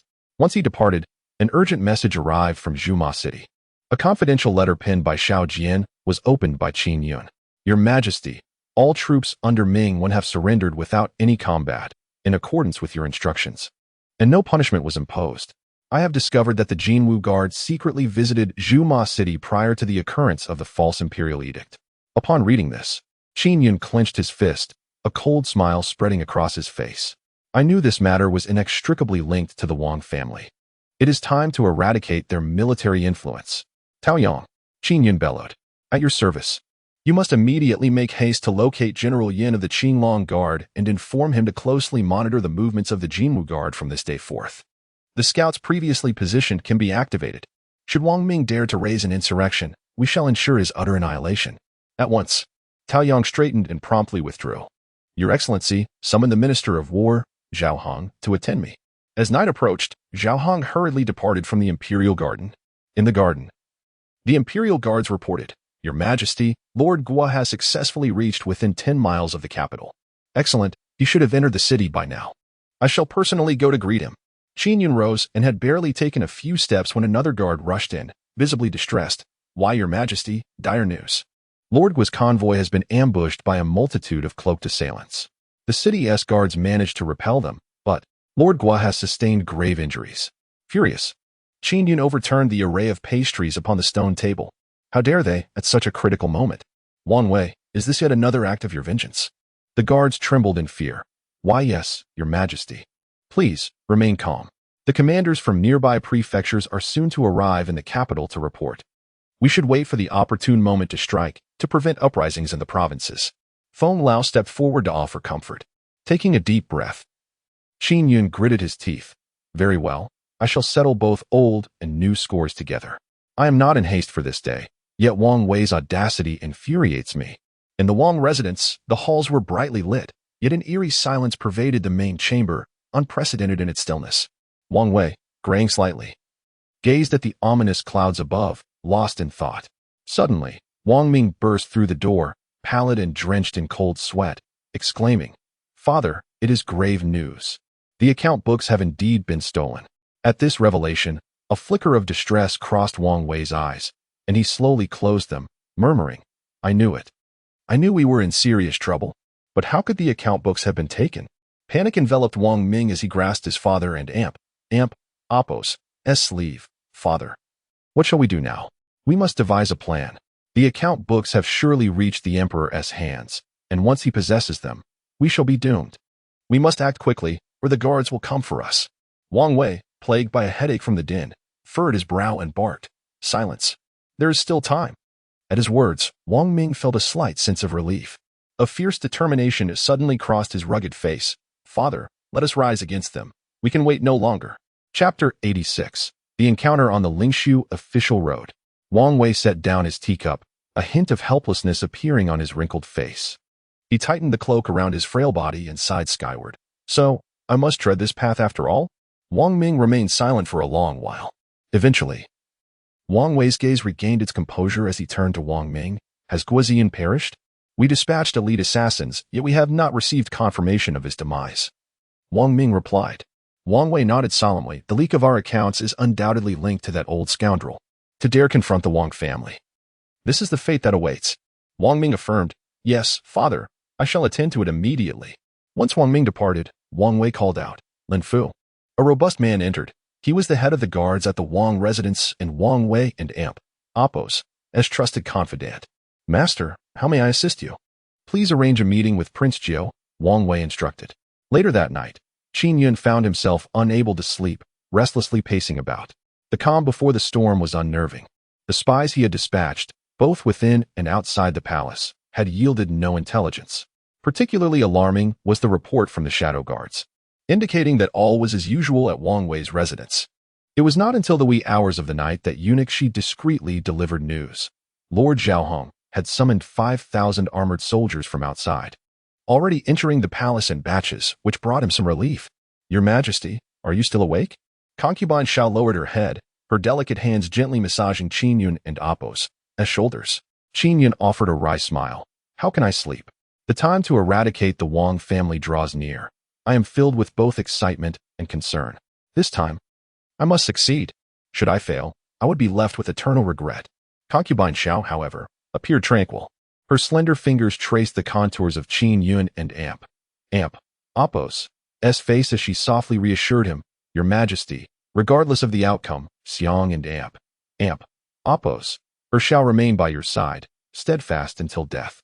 Qin Yun was touched by her words, grasping her delicate hand, which felt warm and comforting. "Fear not, I am the sovereign, I shall not falter. Once this matter is resolved, I shall bestow you the title of Empress." Concubine Zhao's lips curled into a smile, her hair cascading like a waterfall. "Your Majesty, these titles are not of utmost importance to me. What matters most is that we can be together as we once were." "Indeed," Qin Yun nodded, resting his head upon her softly colored legs, closing his eyes to savor the moment, his mind swirling with countless images. Thus, they passed the night together. In the capital, as the storm approached, nothing of note transpired. The following day, Qin Yun attended court as usual, diligently addressing state affairs without mentioning the accounts in the forged imperial edicts. A piece of good news arrived in the morning. The troops stationed at the Guo residence reported that Guo Ziyun had escaped the clutches of death, though he required time to recuperate from his chest wound. In the imperial garden, Qin Yun inquired with a furrowed brow, "General Xiao, how much longer until we reach the capital?" Qin Yun nodded, feeling a growing unease. With Xiao Jian absent, he felt the loss of a crucial ally. Should Wang Wei discover the truth, he might rebel, leading to unforeseen chaos. As time ticked away, Qin Yun and Amp, Oppos' heart tightened with the encroaching darkness. Suddenly, a thought struck him. If Guo Ziyun was targeted for assassination, would Xiao Jin not also be at risk? "Come here," he shouted with urgency. As events began to unfold simultaneously, on the official road of Linshu, a battalion led by Xiao Jian, clad in black, hurriedly advanced towards the imperial capital. Comprising several thousand elite soldiers, they moved with purpose. Suddenly, an unusual sound emanated from the forest to the left of the road, where trees swayed ominously, hinting at the presence of something lurking. Mingwen, imprisoned within a carriage, inadvertently caught sight of this unsettling scene. Sensing danger, his countenance shifted dramatically as he shouted, "General Xiao, be wary of enemies." In an instant, a hail of arrows descended like relentless rain, piercing the air with a whistling sound. Several soldiers were struck, collapsing to the ground, blood spilling forth. The startled horses began to bolt, throwing the previously orderly formation into disarray. "Ah!" Xiao Jin bellowed, an arrow embedded in his arm. In the next moment, he snapped the shaft and, brandishing his sword, roared, "Do not panic. Raise your shields." With remarkable discipline, after a brief moment of chaos, hundreds of his soldiers swiftly hoisted their shields to ward off the barrage of arrows. Yet, the enemies remained concealed, not daring to emerge. Xiao Jian, perceptive as ever, discerned that these foes were employing guerrilla tactics, aiming to delay their advance. He commanded, "Everyone, follow me to break through. Do not linger in battle." The troops divided into a vanguard and a rear guard, initiating their breakout. As anticipated, the enemies, intent on stalling them, could no longer remain hidden. A multitude of figures clad in black surged forth from the forest, equipped with standardized mounts and weaponry that rivaled a regular army. "Kill!" Xiao Jian roared, severing the head of a black-clad assassin with a swift stroke of his sword. The official road stretched for over 1,000 meters, erupting into a fierce skirmish. The clash of weapons and the cries of warriors resonated through the air. However, Xiao Jian and Oppos' elite forces swiftly overwhelmed the adversaries. dispatching a significant number of assassins in a short span. Corpses lay strewn about, trampled by the horses, the scent of blood thick in the air. Just as Xiao Jian believed victory was within reach, another wave of black-clad foes emerged from the forest, raining arrows and engaging in close combat. The army found itself ensnared in a quagmire of slaughter. At this moment, Xiao Jian's blade was stained with blood, his demeanor becoming increasingly ferocious. Anxiety flickered in his eyes. After all, when departing the imperial capital, Qin Yun had warned of a conspiracy. Suddenly, Xiao Jian and Apos' gaze fell upon Ming-Wen and the others, imprisoned within the carriage. Was Ming-Wen seeking redemption? With a fierce shout, he charged forth. Ming-Wen's eyes widened in determination as he proclaimed, "I am willing." He understood that while he could escape the death penalty for his actions at Juma City, he could not evade the consequences of his misdeeds. Who would not seize the chance to atone for their sins? With a resounding crash, Xiao Jian rode forward, severing the iron chains of the carriage.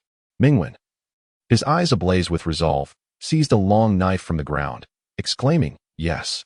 He proceeded to free the other prisoners, rallying, "Brothers, the opportunity for redemption has arrived. Quickly, let us assist General Xiao in breaking through." Chapter 87. A smoke of war is about to ignite in the blink of an eye. The army rearranged its formations. As night deepened, blood flowed for 10 miles. Far in the imperial capital, a smoke of war was about to ignite. Seated in the imperial study, Qin Yun felt an unsettling premonition, his eyelids twitching incessantly. "Report." A breathless scout rushed in, "Your Majesty. General Xiao Jian and Apos' troops on the Linshu official road have been ambushed by unidentified figures in black." Furrowing his brow, Qin Yun sprang to his feet. "Where is General Xiao Jian? Has the Imperial Guard dispatched any word from him?" The scout clasped his hands in respect. "Your Majesty, there has been no communication yet. Perhaps he took an alternate route amidst the chaos of battle." Qin Yun and Apos' expression darkened. He sensed the complexity of the situation. "Very well. The palace has amassed tens of thousands of troops. Wang Wei cannot stir up trouble. Dispatch more Imperial Guards to locate General Xiao. He must not come to harm." "Yes." The scout withdrew. Qin Yun turned to Elder Feng. "Has there been any movement from Wang Wei and Apos' residence? What sinister scheme could that old cur be plotting? Is he intent on silencing witnesses?" A hint of suspicion flickered in Qin Yun and Apos' eyes. "Your Majesty, it is prudent to exercise caution. In such a precarious time, it would be wise for this old minister to escort you to the accompanying capital," Zhao Hang suggested anxiously from the side. "Nonsense," Qin Yun rebuked sharply, causing Zhao Hang to lower his head in fear. To flee at the mere hint of danger would be a source of mockery. If Wang Wei dares to act, I shall reduce him to ashes. His eyes widened, gleaming with fierce determination.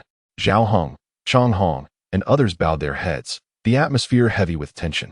With 2 high-ranking officials recently targeted for assassination, and with the impending confrontation with Wang Wei, anyone with a hint of intuition could foresee the looming peril. Draped in his dragon robe, Qin Yun stepped out of the imperial study, surveying the ominous skies above. The mountain rain is about to come. Tonight shall surely witness significant events. Tao Yang, dispatch heavily armed troops to the rear palace and ensure the safety of Consort Shu and Lady Ryu. If anything befalls them, I shall hold you accountable. Your Majesty, I.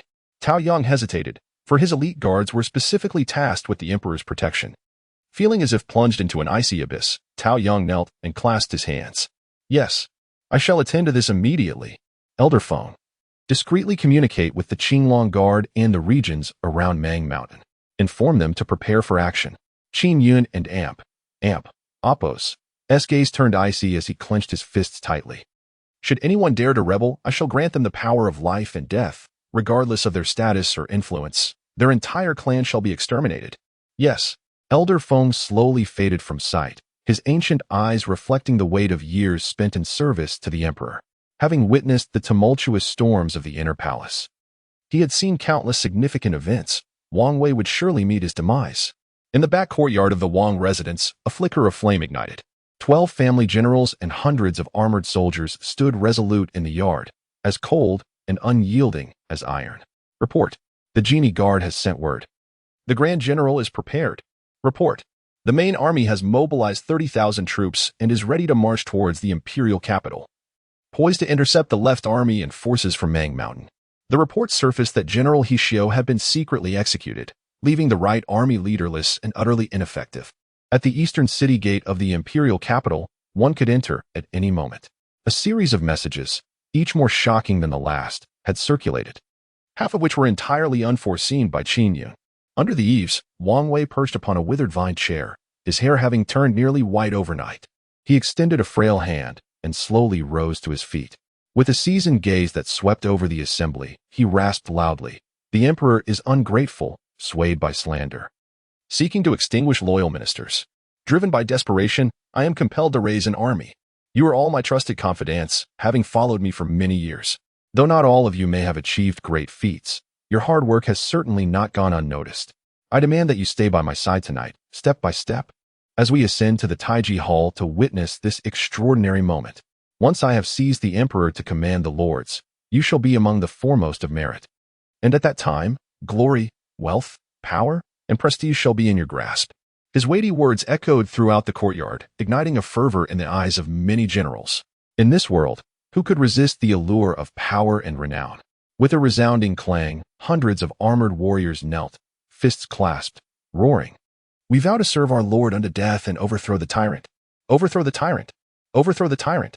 Wang Wei's deep-set eyes revealed no hint of emotion, akin to a seasoned assassin. He turned to the robust Lin Fu and commanded, "Go, take 1,000 death warriors, and amidst the chaos, eliminate the treacherous consort." "Yes, my lord," Lin Fu replied with a cold, mechanical gaze as he stepped into the darkness. "Your Majesty, a scout has reported. The Golden Guards are in motion." "Your Majesty." Another scout reports that soldiers at the central camp have suddenly gathered, with commanders above the rank of deputy engaged in secret discussions. "Your Majesty." General Hishio of the Right Army has been slain. At this news, Qin Yun and Appo's face contorted with extreme displeasure. To kill a prominent general at will? This was an act of revenge against Hishio and Appo's defection, an attempt to sever my strength. He gritted his teeth. With Xiaojian absent, Wang Wei was finally cornered and prepared to raise arms. "Send another messenger to Guguan and Qingping, bearing my imperial order to summon the garrisons immediately to the capital for protection. Also, inform Ko Tianxiong to remain cautious and refrain from any movements." "Understood, Your Majesty." Qin Yun donned his gilded dragon armor, exuding an air of formidable majesty, as though a deity had descended. In the imperial study, a multitude of military leaders knelt, the atmosphere thick with tension, mirroring the oppressive skies outside. "Minister Chang, take the imperial guards. The palace's safety is entrusted to you." Clad in full battle attire, Chang Hong knelt and declared fervently, "Your Majesty, rest assured, I shall give my all and defend the palace with my life." Qin Yun nodded and turned to Minister of War Zhao Hong. "Immediately instruct the 5,000 armored soldiers who arrived early to conceal themselves around the Taiji Hall. I shall await that old rascal Wang Wei. I shall see whether he will cast me from the dragon throne or be escorted to the hall." Zhao Hong and the assembled generals responded resolutely, "Yes, Your Majesty." Outside the imperial capital, dozens of miles away, 500 remnants of soldiers, under the command of General Xiao Jian, broke through the encirclement, while Ming Wen and others remained at the rear. 1,000 imperial guards, having ventured into the woods, located Xiao Jian. Due to the darkness obscuring their vision, a confrontation nearly ensued. "General Xiao, we have finally found you," exclaimed the leader of the imperial guards with great joy, dismounting swiftly and addressing him with gravity. "There has been trouble in the imperial capital. Wang Wei is plotting a rebellion.